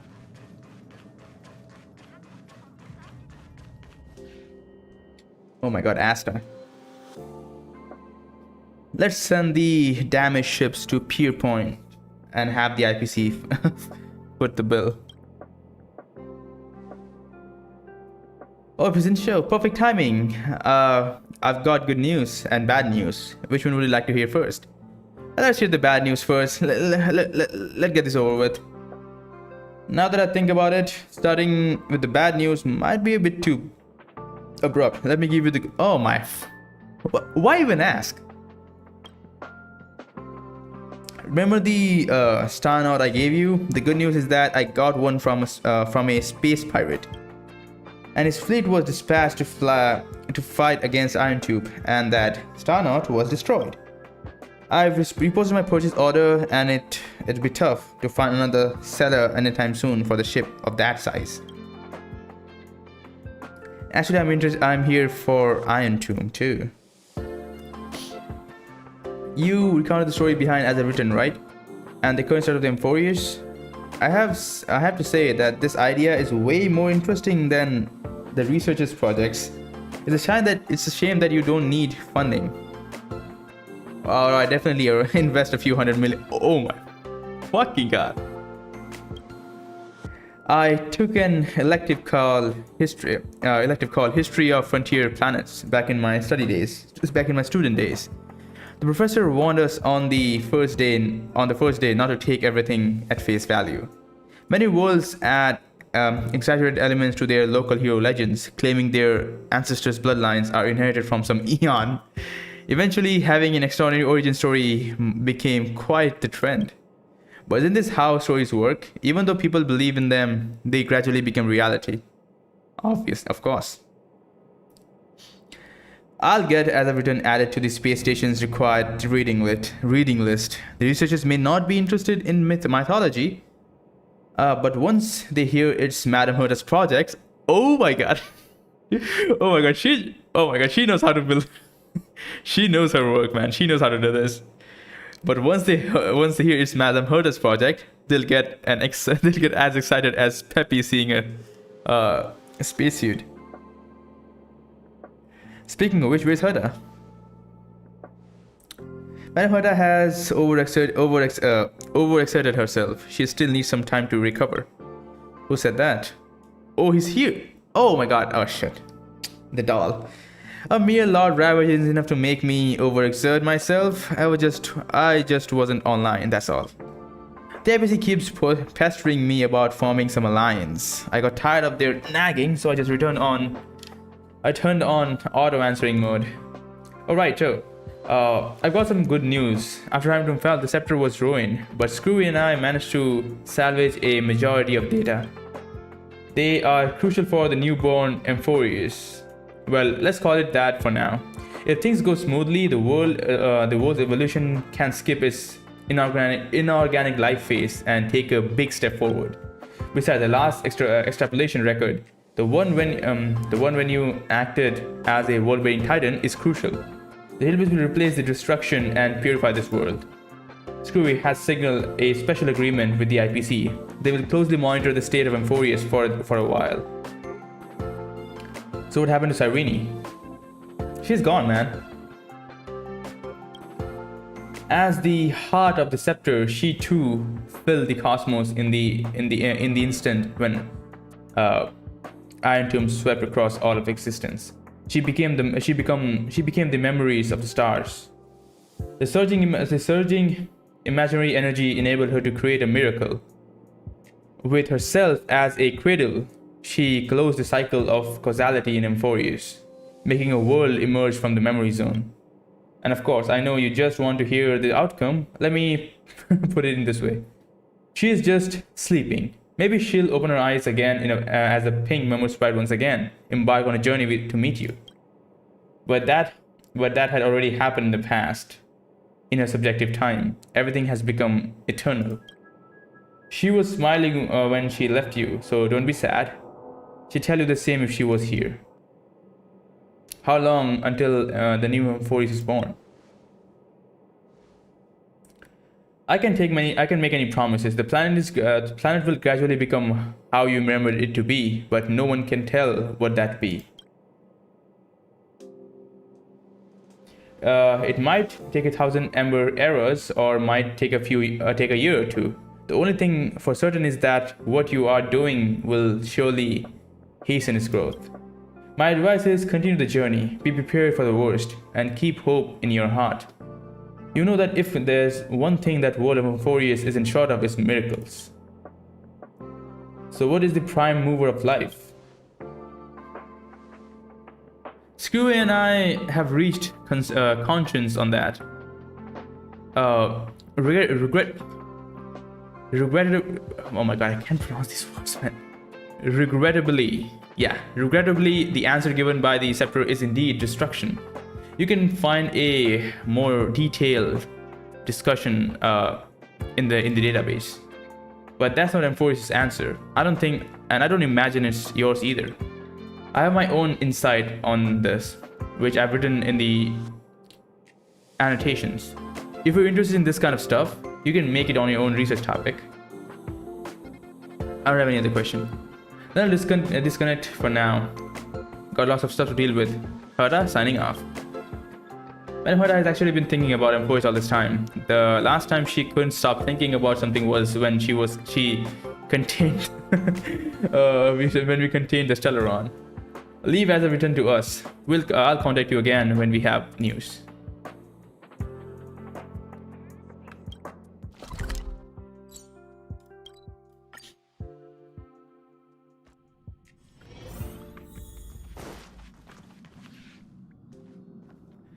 At last, our journey. Oh my god! Oh my! Look at this guy! Holy shit! Amphoreus, man, it's taking shape. At last, our journey of showing. Oh my god! Our journey of sowing has reached its end, and your return to Astral Express. Looking back, the Amphoreus you spoke of has taken root deep across the universe, quietly awaiting the day it will sprout. Perhaps this is the final step of Genesis. What are you spacing out for? Oh, it's you guys. Just finish. You finished your missions too? Of course, after all, we three trailblazed through Amphoreus together. I ran my heart out for this. I received a message from March when I was leaving Thalassa. What? Thalassa. I don't know. Whatever this is. So I came back with her. She ran into some trouble on Calcis. Don't even get me started. I'm already shy as it is. And then what? Synthesia beacon had to break down. Thank goodness Anam can speak the Asilis language. Also, I discovered a new species resembling chimeras in Spill 3. There were no prior records of it. Does that mean there could be planets completely filled with dromuses? Let's wait for Himiko and Mr. Wang to come back before we do a full debrief. You should rest for now, bro. You look tired. Yeah. See you in a bit then. The world has never been so quiet. It's as though you could hear the sound of heartbeats. The final stroke Oh, oh my god, what? Shit, I couldn't even write. Can I hear this? The final stroke you write for Amphoreus, only fate knows when it will respond. But you know, whether it's... Oh, come on. What do you know? Whether it's tomorrow or the day after tomorrow. They're all on the path of the Trailblaze, and not as parallel lines, but as points destined to converge. Hey, yo, what the fuck? Stay strong. Eyes forward. Always.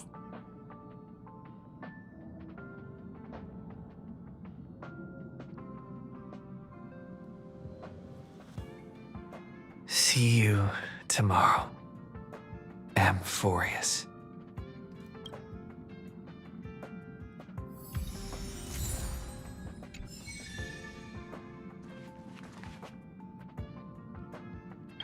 Holy shit, man.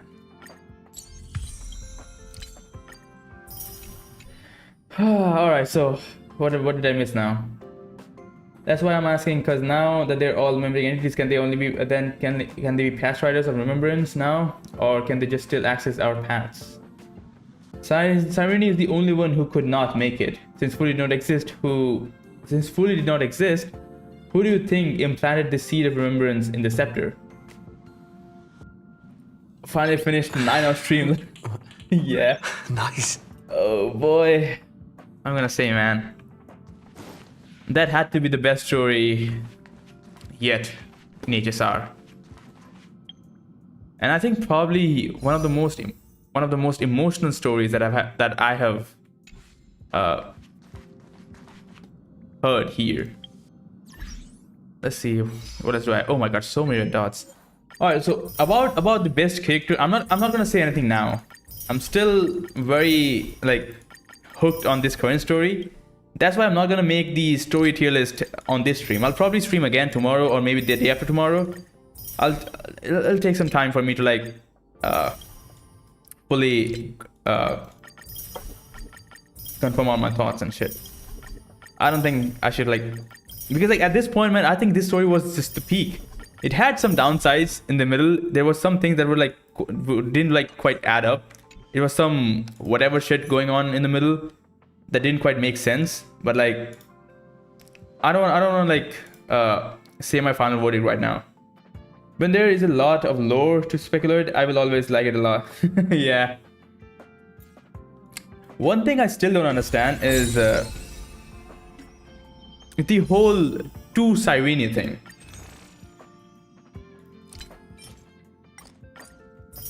Oh yeah, 5. Goddamn, I just need... Holy shit, I didn't... Oh my god, I just need one more to do one more temple. Okay. And where is that light one that we got? This one.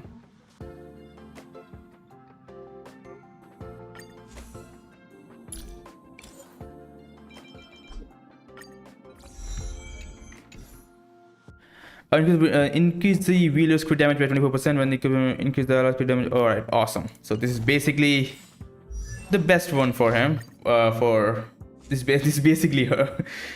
This is basically his signature. I'll level it up later. But goddamn, man. Alright. That's the end of the story. Holy shit, man. Oh, holy. Also, I want to check something. I think in the archive they basically... Where is it? Yeah, I think basically... Yeah. Not this one. Wait a goddamn second. I can still see it.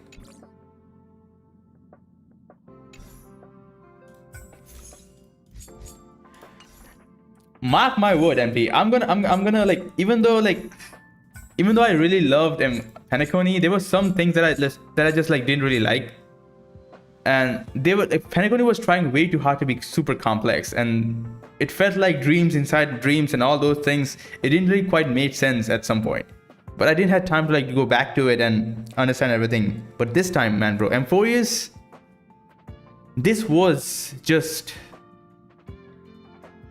You know what, like, I can say all the good things about Amphoreus' story, but like, you know what, like the bad thing about this? Let me tell you one thing. This story is basically like Fontaine's story. Like just how Fontaine's story like blew everything away in terms of the quality in Genshin.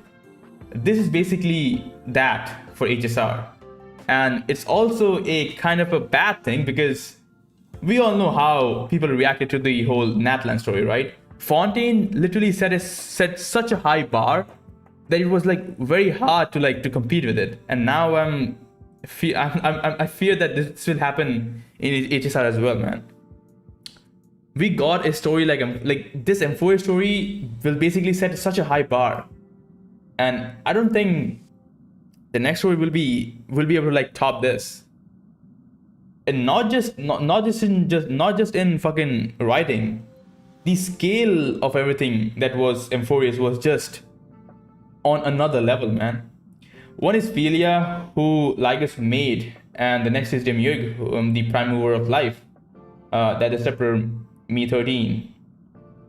Scepter was originally supposed to extrapolate before Lygus blew it and blew with the Celeron.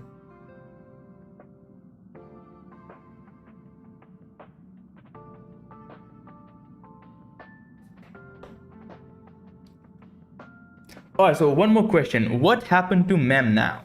From what I've known is Mem basically stayed in the past. She basically became a memory of in the past.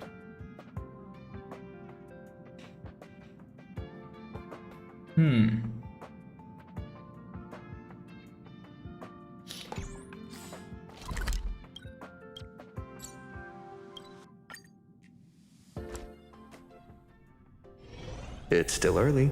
Where to now?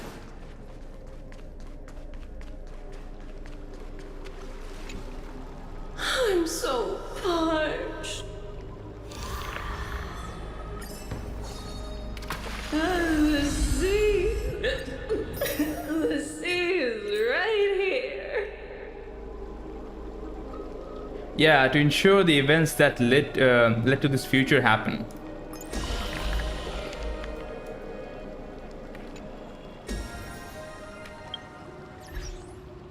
A new chapter can be read. What? Where? Oh, not this one. Come on.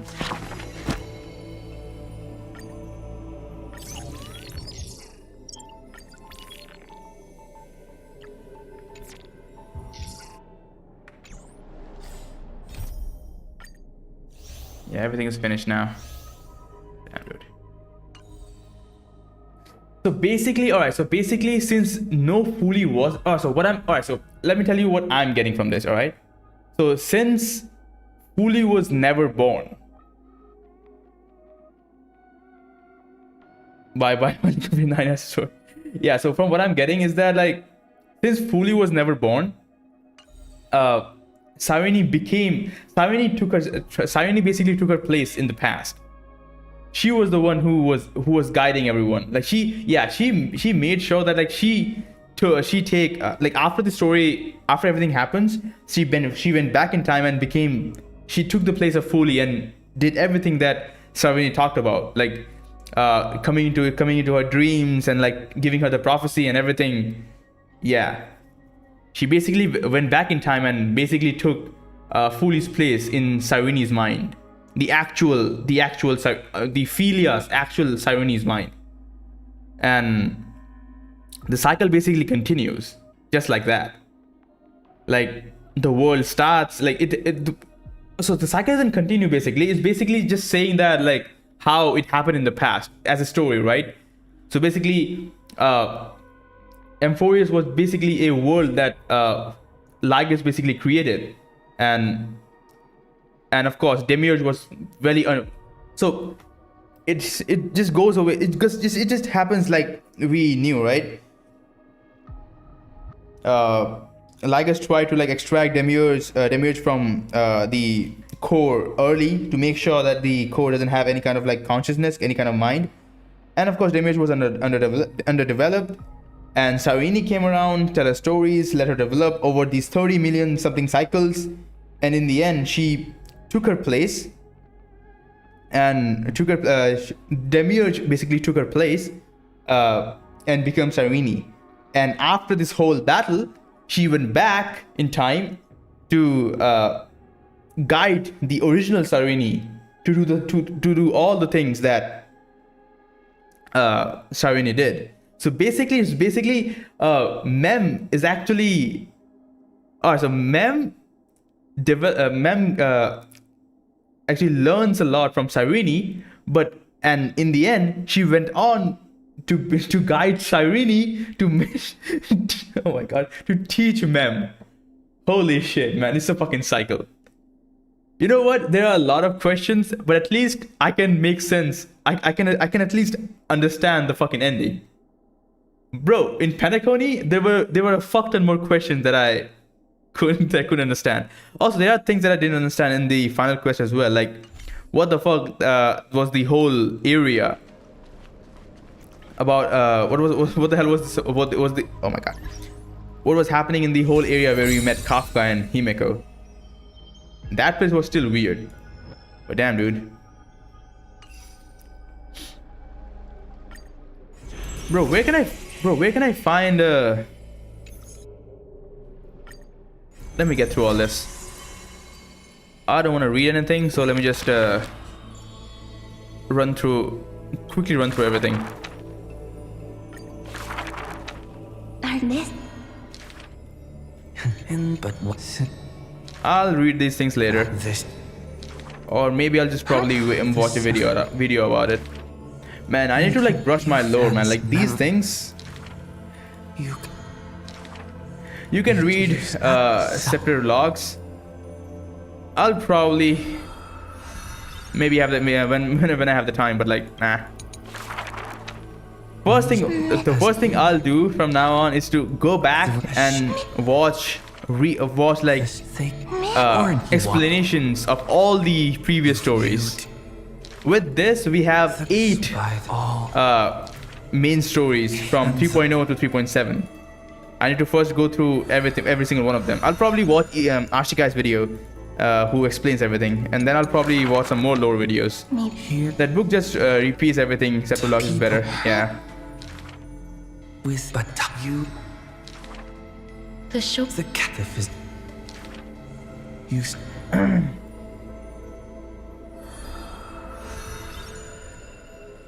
Man. Also, like, you know what? Since since all those characters, like all the video summaries are better, yeah. And I like instead of trying to understand all by myself, which will take much longer, I would much rather have a genuine lore reader, lore content creator with a great reputation explain it to me. Should I even Tribi or save for 4.x? I personally would recommend to. I have even S1 the Herda. I would still recommend to save for 4.x. I don't think you need even Tribi, man. Who knows? Like, who knows? Maybe the upcoming meta is single target based, and the Tribi E1 is not as strong in a single. Oh my god, I got it. It's not strong against single target. At least not that much.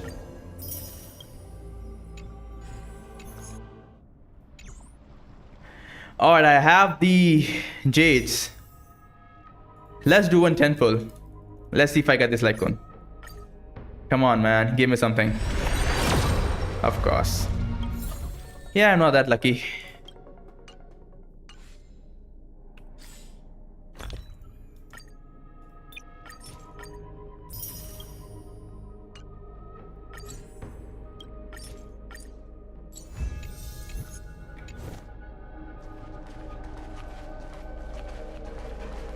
But anyways, man, I gotta say, this was an awesome story, man. Why are you pulling for Cyrene Lycon? I'm pulling for Cyrene Lycon because... Oh my god, what the fuck is this one? Just go with this. 1, 2... This one, 3, 4, 3, 4. Perfect. Yeah. Yeah, I'm pulling for Sarini Light Cone because I already have Hyacinth's Light Cone. So why not go for Sireni's Light Cone as well? Make this whole team fucking broken as hell. Holy shit, man. And E2 S2 Castorus fucking with a E0 S1 Evernight with E0 S1 Sirini and E0 S1 Hyacinth. Bro, this team is gonna be fucking broken, man. Dry fashion is so funny. I'll try it probably later, man. But for now, so I can't find where to get the copies of the pink tomorrow. What? Oh, this one. Holy shit, look how many of these. Oh my god, look at this. Bro. How the hell do I have this much, man? Holy shit. No, I'll probably save, man. I'll save for a DPS character, man. I don't man, I can literally craft 2 pieces from this, man. 2 perfect pieces. I'll save up. I'll probably save.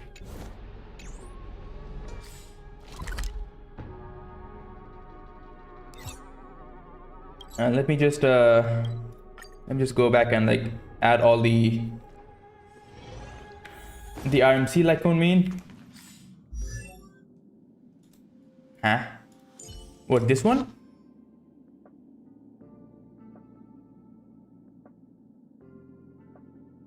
Oh, you don't, bro. You don't need to have the copies, man.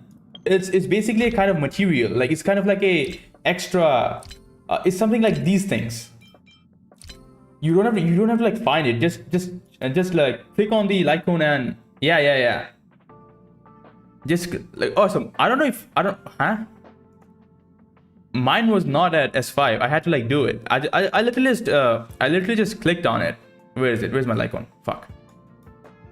Yeah. So I just like clicked on this superimpose and it was here. The materials were already here. Oh, where was I? Here it is.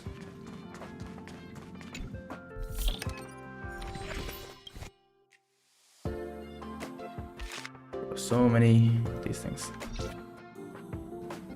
Alright, so one thing I'm gonna say, you know what? Alright, so since all the Cassius Air's memories are still there, maybe one day, like the Yoda said, maybe one day we'll have those characters come back in Amphoreus. Time flows on. Maybe they will act differently, but they will be there, oblivion. probably. And I'm telling you, one thing's for sure, man. I'll make a bet right here. We will get to see Sirini again. I'm telling you, we will get to see Sirini again. It's a fucking gacha game, man. We will get to see Sirini again. And it's Alicia, man. Like they're not gonna like let her go just like that. We will definitely see her again. Maybe in just a memo sprite form, but I don't know. But we will definitely see her again. All right, that was, goddamn, man. That was a long ass stream, boys. But I'm happy to see that Amphoreus is Amphoreus is growing, man. And one day, and let me tell you one thing, boys. One day we will return here, man. We will return here for a new story, from what I know. Because like you can't just leave it like this. But I gotta say, man, like we all have our comms about the story, about all these story quests in Amphoreus. Like they was like way too long and shit. But goddamn, man, this was setting a new bar for stories in Honkai Star Rail, man. For sure, we're coming back. Yup.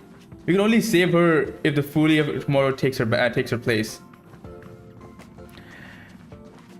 Alright, so first things first, we haven't seen the end of Fully yet. Like from the whole Evernight talks about being a child of an Astrava and all those things, and the whole thing with the Garden of Recollection, we have definitely not seen. We have definitely not seen the end of fully yet. So yeah, for sure we're gonna be like, and I'm for damn sure, man. One thing's for sure. Like, let me tell you one thing. And it's about Cyrene, right? We all know that what she does. Oh my god, look at this. Look at this character, man. She's just... Oh my god. Oh! Wait a goddamn second. Oh my god, I need to see this first. Holy shit. Where is it? Where's Cyrene? Cyrene, Ode of Ego. Oh, it's Ego. Ah. That's why I want to see, like, and her Memo Sprite is actually Demiurge. Her Memo Sprite is Demiurge. Huh. Awesome. Yeah, one thing's for sure that, like, since we have that possibility that that the Hertha talked about, that Amphoreus is growing, it took on a new form, and oh my god, look at this. This story deserves a perfect ending. Alright, yeah, so... Don't you think? Cyrene basically stayed behind to make sure that past happened and took Foolie's place. And all those things happened in the past, remained in the past, became a memory and all those shit. And this time it's basic. So all those cycles just went off poof. Basically, the main era nova that happened with Cyrene and all those things, it became the proper past. Now Amphoreus has taken on an actual form in reality, an actual planet. And the Hertha said that it may take a few years, or maybe take a fucking a few amber eras. Who knows? This story deserves a perfect ending. Since we have that possibility, we are definitely coming back to Amphoreus. And secondly, I'm damn sure we are not like leaving Mem here. We will definitely see Cyrene or any form of her in the future. And one more thing, as like we have seen many creators talk about Cyrene's future potential, right? Like after these characters, after these characters, where is this? Yeah. So after all these characters fall behind in meta, we might not see Cyrene ever. We might see Cyrene might just fall behind, or like fall down in the meta. But like, from what I think is that we will definitely get all these characters in a new form, in a new Amphoreus, and Cyrene will be able to do all those things again. And you know why this is gonna happen? First things first, it's a really good way to make more money, because they will make new forms for every single character. It's much better to buff them, it's much better than just buffing them, to make an actual new form of these characters who can work with Cyrene. So people will definitely pull for them. Her kit makes sense not being future-proof, as lore accurate she is stuck in the past. She is not stuck in the past, in my opinion. I don't think she's stuck in the past. She is something just like, she remained in the past, and I don't think she's, oh my god, like the way you've said it, it feels like she's still suffering. I don't think she's suffering, man. She's just gone, man. There's nothing there. The past is past. It's a memory. It's not happening now. It's gone. Amphoreus is a new planet now. Not a planet. It's developing. Remembrance can only look back. Who knows? But I think this can happen, man. I think this can happen. They could make new forms of all these characters in a new Amphoreus, and then they will work with Cyrene. Who knows? Who knows? This can happen, and I really wish it would happen, man. And I gotta say one thing before I end this stream. One thing I'm gonna say: this guy over here is the best written character in all of Honkai Star Rail ever. Maybe we'll see a much better written character in the future, but Finon is just the best one yet, in my opinion. The amount of development we saw with this guy, musings, like where this normal naive. guy from a normal village like went on like, to cliff. He's just peak, man. Yeah, they really managed to like make sure like this guy is just the best. Few other characters in my opinion that like had really good writing was the Herta. I think her contribution in the end was just peak, man. Everything she did was just chef's kiss. Like she managed to like she was like she in the end she was like, fuck that, man. I'm gonna merge my consciousness with a fucking Eon, man. Let's do it. Let's do it. She literally merged her consciousness with an Eon. Lygus is also a good villain. Yeah, true. I liked her. I liked Lygus. I hated the fact how he talked, but I goddamn, man, he did his job. He did his job. He was a pretty good villain. Man, hell yeah. Definitely, man. Phanon, the Herta, and these two were like really good characters. Man, I'm interested to see what kind of character we get, what kind of evolution we see for Danheng later, man. Like every single in every single new world, we will see new form of March and Danheng. The stakes were high in Amphoreus since 2 eons were involved, mostly news. Yeah. I don't think it's mostly... Oh, alright. I think it's backward, man. Empty. I don't think it's news. Like, alright. I'll always protect. Like, destruction, like, Nanook was not involved on alright, so he was never involved, right? But like, what's it called? Lygus was basically doing this. Lygus was kind of like following destruction. No. And he was trying to destroy fucking News. News was never like, News was not doing anything. He was just basically, I mean, like they were doing nothing basically. It was just the whole thing. This was my childhood dream. 2 eons were connected to it, but like it was basically destruction in my opinion. I think the destruction faction did more than erudition, man. But anyways. Alright, so Fuli hasn't been born yet. She exists at the end of time. She exists at the end of time, like gathering all the memories from the past.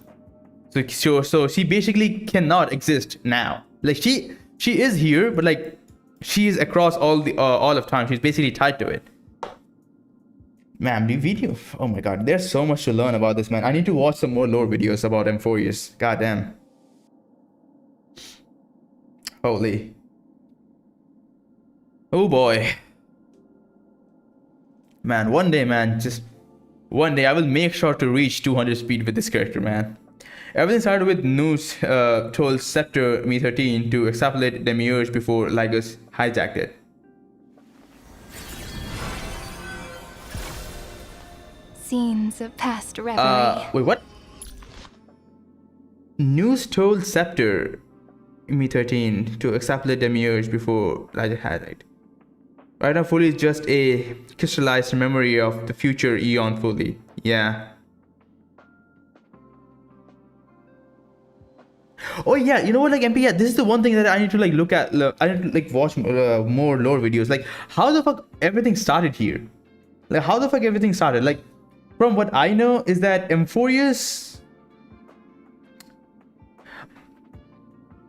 Man, I need to like understand Amphoreus' beginning. Like, how the fuck, like when everything happened.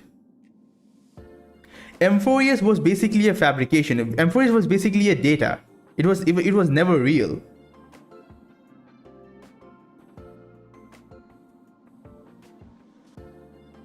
Man, I need to understand the. Oh my god, how the. Man, now you made me more curious, man. Oh my god, I'm more confused. Fuck.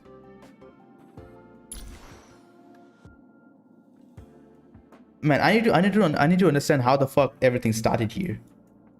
Like Lygus was there, doing his own shit in Amphoreus. Like I understood everything after after like Fanon and Sarvini managed to understand what the fuck was Lygus doing, and they managed to stop it by cycling everything forever for like 33 million cycles. Time flows And on. I get it, but like how the fuck it all started, man? News told Scepter Me-13 to extrapolate Demiurge. Why he did that? Like, was Amphoreus already under News? Like, was the data of like Scepter Me-13 was already extrapolating the prime mover of life for a long time, thinking it was abandoned by News, as told by Lygus before. Ah.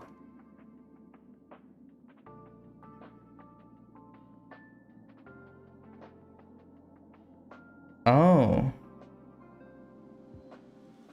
And that's when fucking Lygus hijacked it. And he basically turned the Scepter into a fucking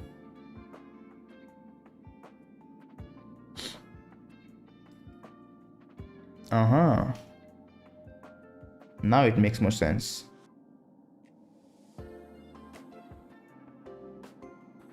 We all know Lygus' motives, right? We all know what Lygus did and why he did it. And after that, he came around and did all those things. And he managed to create Iron Tomb. Another Lord Ravager. He blew up Demiurge with a Stellaron to destroy her.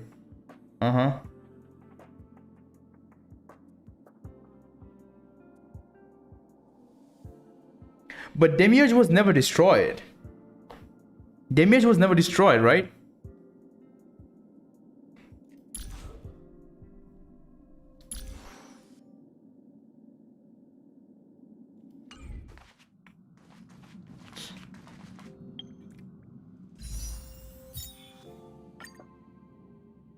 Man, how on what footy am I? Yep, he failed. Yeah, see? So he failed. And then Demiurge, and then basically Sarvini told stories after stories to Demiurge, and it learned from Sarvini and became Sarvini in the end. Whatever.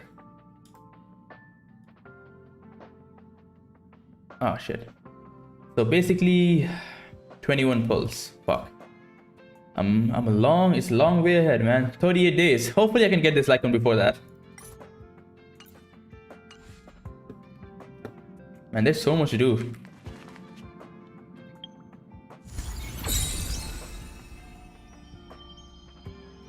Man, 4,000 just from here? Man, I gotta play this, man. I gotta play this. Holy shit.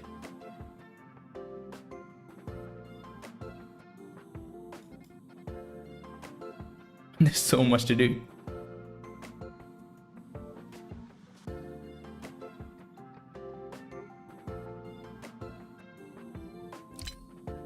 Sarin was the one who extrapolated Demiurge by telling her stories. Yeah.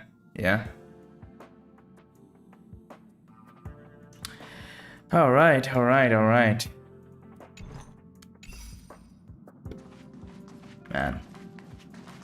Man, that's a lot.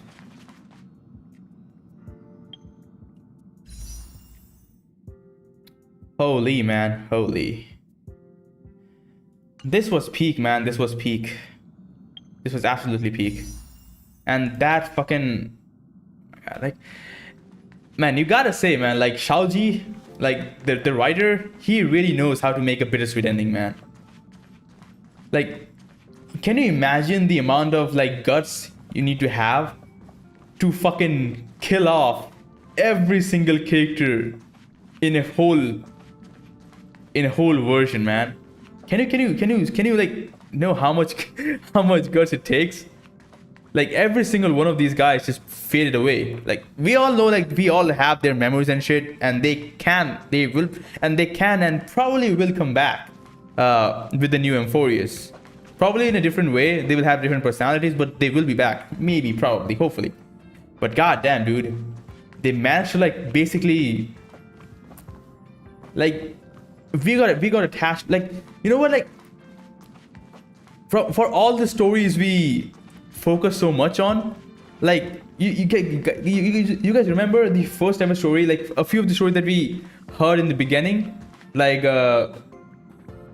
Castor's story, Anaxa's story, not Anaxa's story, Castor's story, or fucking like any of the stories that we went through to gain these core flames, like how Castries went through to gain hers, and then Hyacinth went through to gain the Sky one. And I'm like, in the end, it was all of those things, all of the stories were just inside a cycle. It didn't matter in the end. Like it did matter the way they gained core flames, but at the end of the day, bro, like it was Flame Weaver. Like it was always meant to be. We were basically like experiencing a cycle. Like Flame Weaver coming around and fucking scraping all the core flames and just like killing off everyone is basically happening all the time. And we, after experiencing all those stories for like 3 to 4 patches, then we understood that yeah, these things are basically a cycle, man. These things are basically cycles. Well, he didn't kill anyone now except potentially Cyrene. Mimetic beings can live normal lives. Look at Black Swan. Oh shit. Yeah, true. Yeah, so they became mimetic entities. Oh yeah. True. God damn, dude. Man, you know what, MT? One day you me, you, and maybe Koi, man, we all should like sit on a Discord call. Talk about all the lore shit, man. You just need to master remembrance. Alright. Damn, dude. I'll wait for the day, man. Alright, so let me tell you one thing, man. This story basically hooked me to HSR. This story basically hooked me to HSR, man. Like, in a way, like, I will be playing this game till the end. At least until I see all these characters come back. Or get a confirmation that they will never come back. I just really like world building. Bro, same here, man. I love world building, man. Any game who does world building greatly, bro, I'm all over it, man. That's why I really love fucking Genshin, man. Like WoA has world building. But its world building is much more streamlined. We always like learn things from the perspective of the character of the MC as the main character. And it's alright, it's good, but I much rather want to observe all the stories as just an observer, not as the main character. And that's what happens in basically all the Hoyoverse games. Like in HSR, we're just trailblazing. We're not the main character. We do achieve some great feats in the end, but we start as an observer. We're never the main cast. And the same happens in Genshin. It's a fucking traveler, man. They're never the main cast. Like the whole dragon things, all those wars happen in the past. We're just observers, we're just learning things. And I love those things, man. I love world building. God damn, dude. Holy shit. Alright, this basically hooked me, man. Oh boy. I'm already settled on playing Genshin till the end and see how that game ends its story. And now this story quest, basically, this whole Amphoreus saga hooked me to HSR. Hell yeah. Man, these Hoyoverse games, excuse me, they really know how to do these things. They're the master of their crafts at this point. Man, you can love or hate the stories, and I know, man, I can say for sure, like these stories have like all the writing, maybe not probably the writing sometimes, the presentations also sometimes, the story lengths also sometimes. All of these things have their issues in some of the segments, but like overall, this was a really good story. The best by far in HSR. And let me tell you, man, this was a huge leap forward. As I said, this was a very big leap, man. At this point, man, I'm really concerned if they will be able to top this with the next version, man. I really doubt it. I really doubt it. It will literally become the same thing as we got with Genshin, man. It will become the same thing. People loved Fontaine so much. Fontaine was such a big leap. It was such an insane story that everything that came after it lacked that impact. And I'm really concerned if that will happen with HSR as well. Yeah, in HSR standards, this is really good. Yeah, and I really doubt. I hope that it topples this, but like I don't know. I'm still not gonna rank it. I'll probably do all these things in my next stream because I need to like give me some time, because at this point I think this was the best story of all time, and I don't want to like overhype this with like recency bias. So I'll just wait on it. I'll give it some time. All right. And this is going to be my profile pic for a long time. Also, by the way, give me a sec. Are we getting a Cyrene image?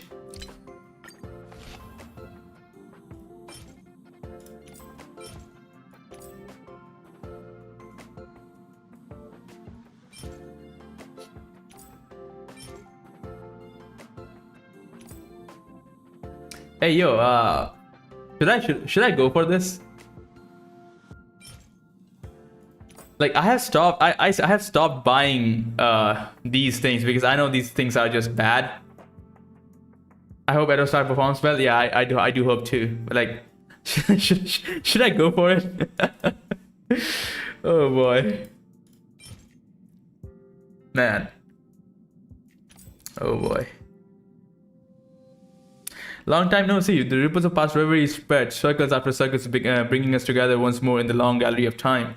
Please believe me when I say I'll never stand you up for any of our dates. Hey, miss me yet? I never forget our promise to walk into the future together, not for a single second. Now let's write the next romantic page of our wonderful story. But anyways, man, I should really get out of here, man. At this point, I'm gonna just buy it, man. Fuck me. Holy. Don't know. I'm just using the mem icon for now. Yeah. Oh boy. And also, like, I did manage to, like, get gold. I did manage to do it. It just took one thing. And also, like, I did manage to do it with... It just took Hyacinth's light cone. And I think I can reach it without Hyacinth's light cone if I have a better build for my Cyrene. I'll probably try it with a better build on my Cyrene and without Hyacinth's light cone to reach gold frame. But anyways, yeah. All right, guys, it's close to 10 hours. Hey, you know what? Let's wait on a bit. Let's wait on. Let it reach 10 hours. It's like it only like 7.5 minutes. So let's talk about something else. Let's do something else. What should we do?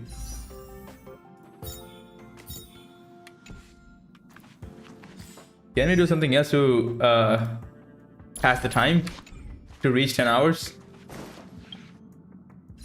And this is gonna be fun to have a 10-hour stream, man. Holy shit, man. My last, you know what, like my last 10-hour stream was? It was the first ever Amphoreus story, man. That story was fucking 8 hours long, so it took me fucking 10 hours to like fully finish it on stream. I don't have that video because for some reason that video got a warning, community warning. So I have to like mute a lot of stuff. But damn. Oh yeah, I think I have some extra energy to like to level this thing up.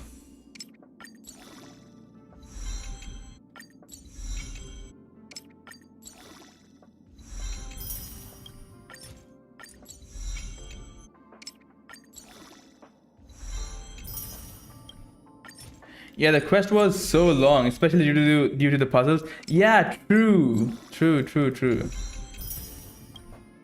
It made a lot of players like hate. It made a lot of players hate that quest, man.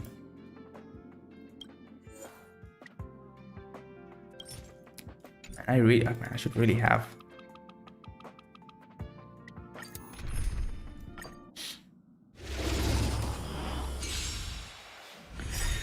Holy man, that first quest was just way too long.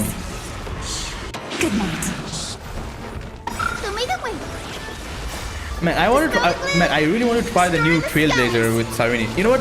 Let's do one run with RMC and Cyrene together. Have some sunshine. Embrace a new life. Return to dust. Show me the way.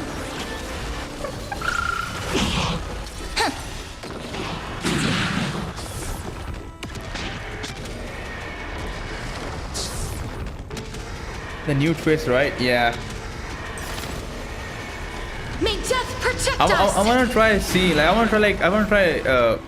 how much damage Flowers bloom for tomorrow. is she able to kill? Is she able to do? Because like RMC is the one character who can like bring out the most damage from Cyrene. I think the best use with Evernite DPS. All right, then that's what we'll do.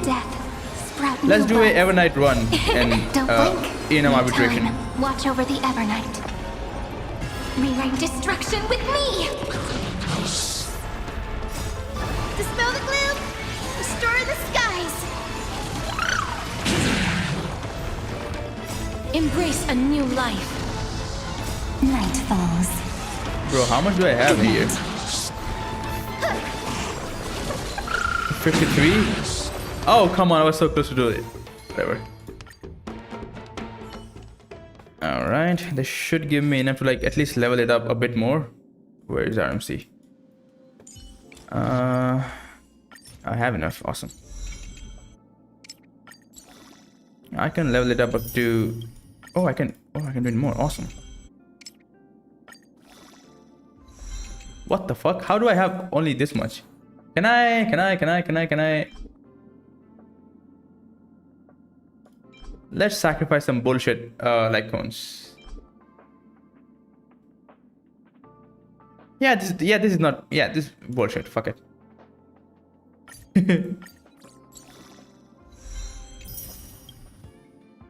At this point, if it's not DDD, every harmony light cone is just bad.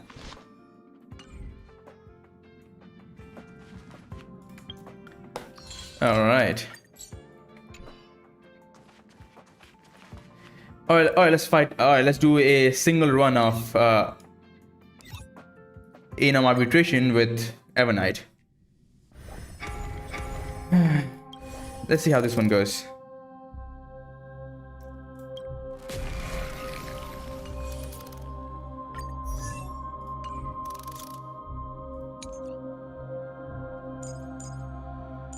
And RMC. Where's my RMC? RMC. Here it is. Let's do this. Alright, let's see how this one plays out. That one is hard to persuade. Bro, I don't know what happens to my ping. See, now it's perfect. Like that, for me, it's like the evening segment, right? The evening time. Every time, like from like 8 o'clock to 9 o'clock or something, like on my time, 8 o'clock to 9 o'clock or 9:30, the ping is so bad for whatever reason. There's no issue with my internet. I don't know why that happens. Turn over this eternal pit. Deja. Play nice.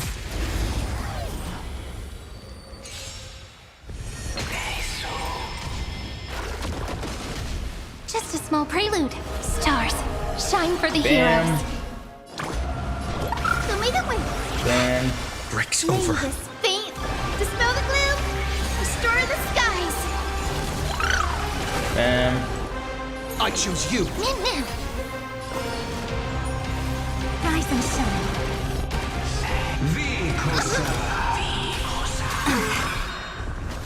Trust me. We can do anything. Bam. Don't worry. Night falls. Good night. Bam. Bam. Time for some 16, sweet. Have some fun. 35, 37, 40. Big damage. Oh my god, the damage. Holy shit. Flowers bloom for tomorrow. The future is bright. Have some sunshine. Breaks over.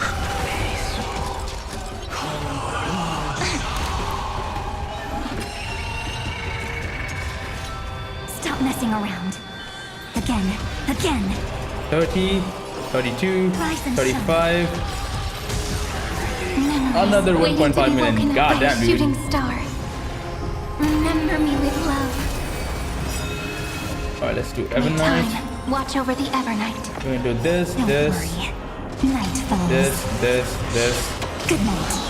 Trust me. We can do anything! May this faint light dispel the gloom, restore the skies. Don't blink. May you fulfill love's promise with me. Rewrite destruction with me. Damn.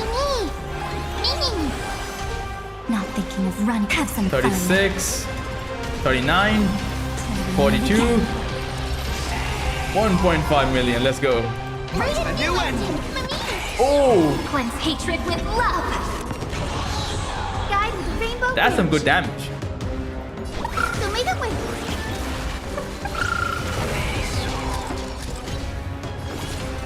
This is eternity.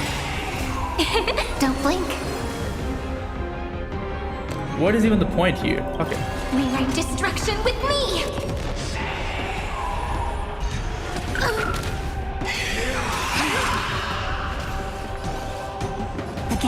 Again. Rise and shine. The future is bright. Have some sunshine. What's your RMC crit rate looking? You know what? Let me check. I have more than enough crit damage, but what's his crit rate? Hey, it's pretty good. Not bad at all, man. 313. 215. Holy shit, the crit rate is crazy. Oh my god, look at this. Holy shit. That's not bad at all, man. It's close to Evernight. As we've written. May this fate dispel the gloom, restore the skies. Steam. Bam. Cleanse hatred with love. Bam. Trust me. We can do anything! Mini. Time for some sweet. Your time to shine. 25. Till we meet again. Don't worry. You're pretty good Close builds, your yeah? eyes. Night I don't falls. think so. My RMC build is not that good actually. It's just alright. I just Prepare like to awaken the rip. take through some random pieces and just like put them together. Don't blink. Rewrite destruction with me. So may the wind. Next time it rains, I'll be there. Umbrella, rise and shine. Bro, Evernight is dealing some massive damage here, man. Holy shit. This is eternity. A new ending! Cleanse hatred with love. Stop messing around. Again. 26, 27, 30, 1.4 million. God damn, dude. Have some sunshine. Break's over. Don't blink. It's mad, man. All of these guys already have like permanent buffs. I think I should just use it on Hyacinth, man, for giving her like more energy. Yeah, that would be better. May this fate dispel the gloom, restore the skies. Break's over. Prepare to take the answer. Mimi. Bam. For some sweet 20, treat our guests 27, Rise 31. So may the wind. Thanks. All energized. Man, the first cycle is so long, man. After the first one, it just goes by so fast. Still here. Don't blink. May the sky heal the twilight.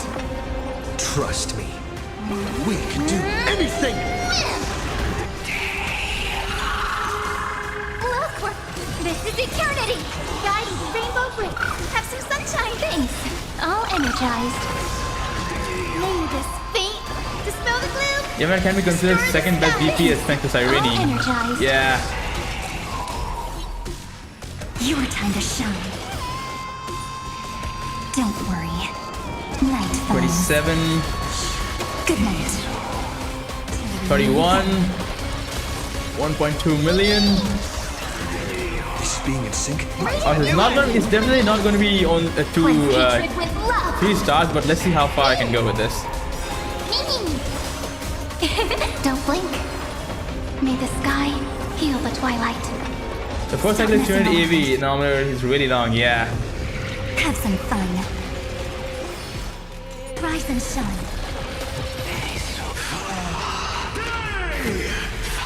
That won't work, you know. The future is bright, so make it win. Next time it rains, I'll be there. Prepare to Umbrella in await. hand. Take the answer.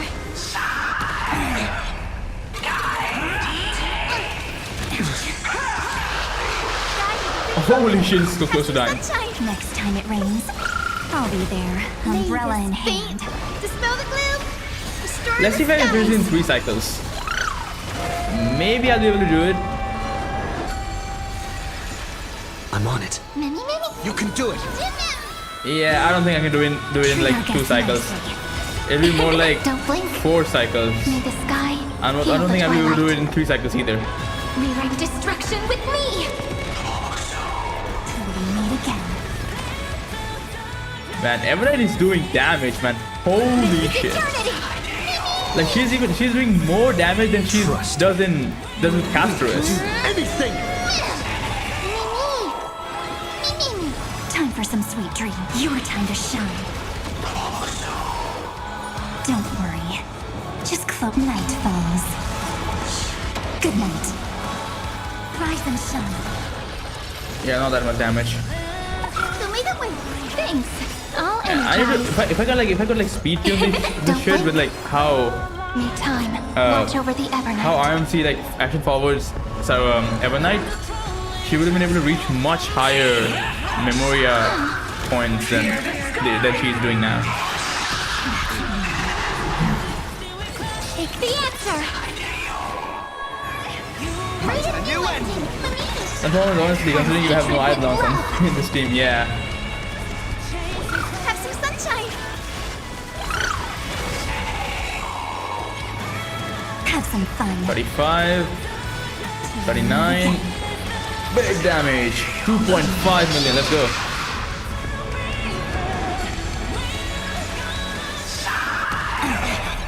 Let's start the second movement. This is eternity. Don't blink. May the sky heal the twilight.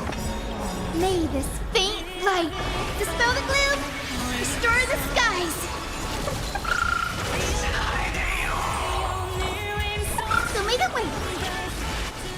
Maybe 4 cycle kill? Yeah, I'm hoping for a 4 cycle here. But goddamn, like this last one, I think the last HP bar is just way too much HP, man. Still here. Stop messing around. Treat our guests 4, nicely.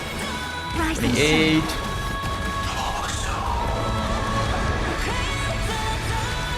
Look, we're flying. Take the answer. Alright, hit me more. Have some sunshine. I don't know, man. It rains. I'll be there. It's hard to reach that high. Don't blink. May the sky Who knows, maybe. heal the twilight. Rewrite destruction with me. Lost in twilight. Trust me. We can do anything. May this Man, if Mem gets a dispel the gloom. action advance right now, hopefully, maybe. Last phase has a lot of HP, yeah. I'm on it. A new ending. Cleanse hatred with love. Time for some sweet dreams. Your time to shine. Don't worry. Bro. Night falls. It's not enough. Good night. Come on. Get this with it. Oh my god, so close. No. Stop messing around. Again. Again. Rise and shine.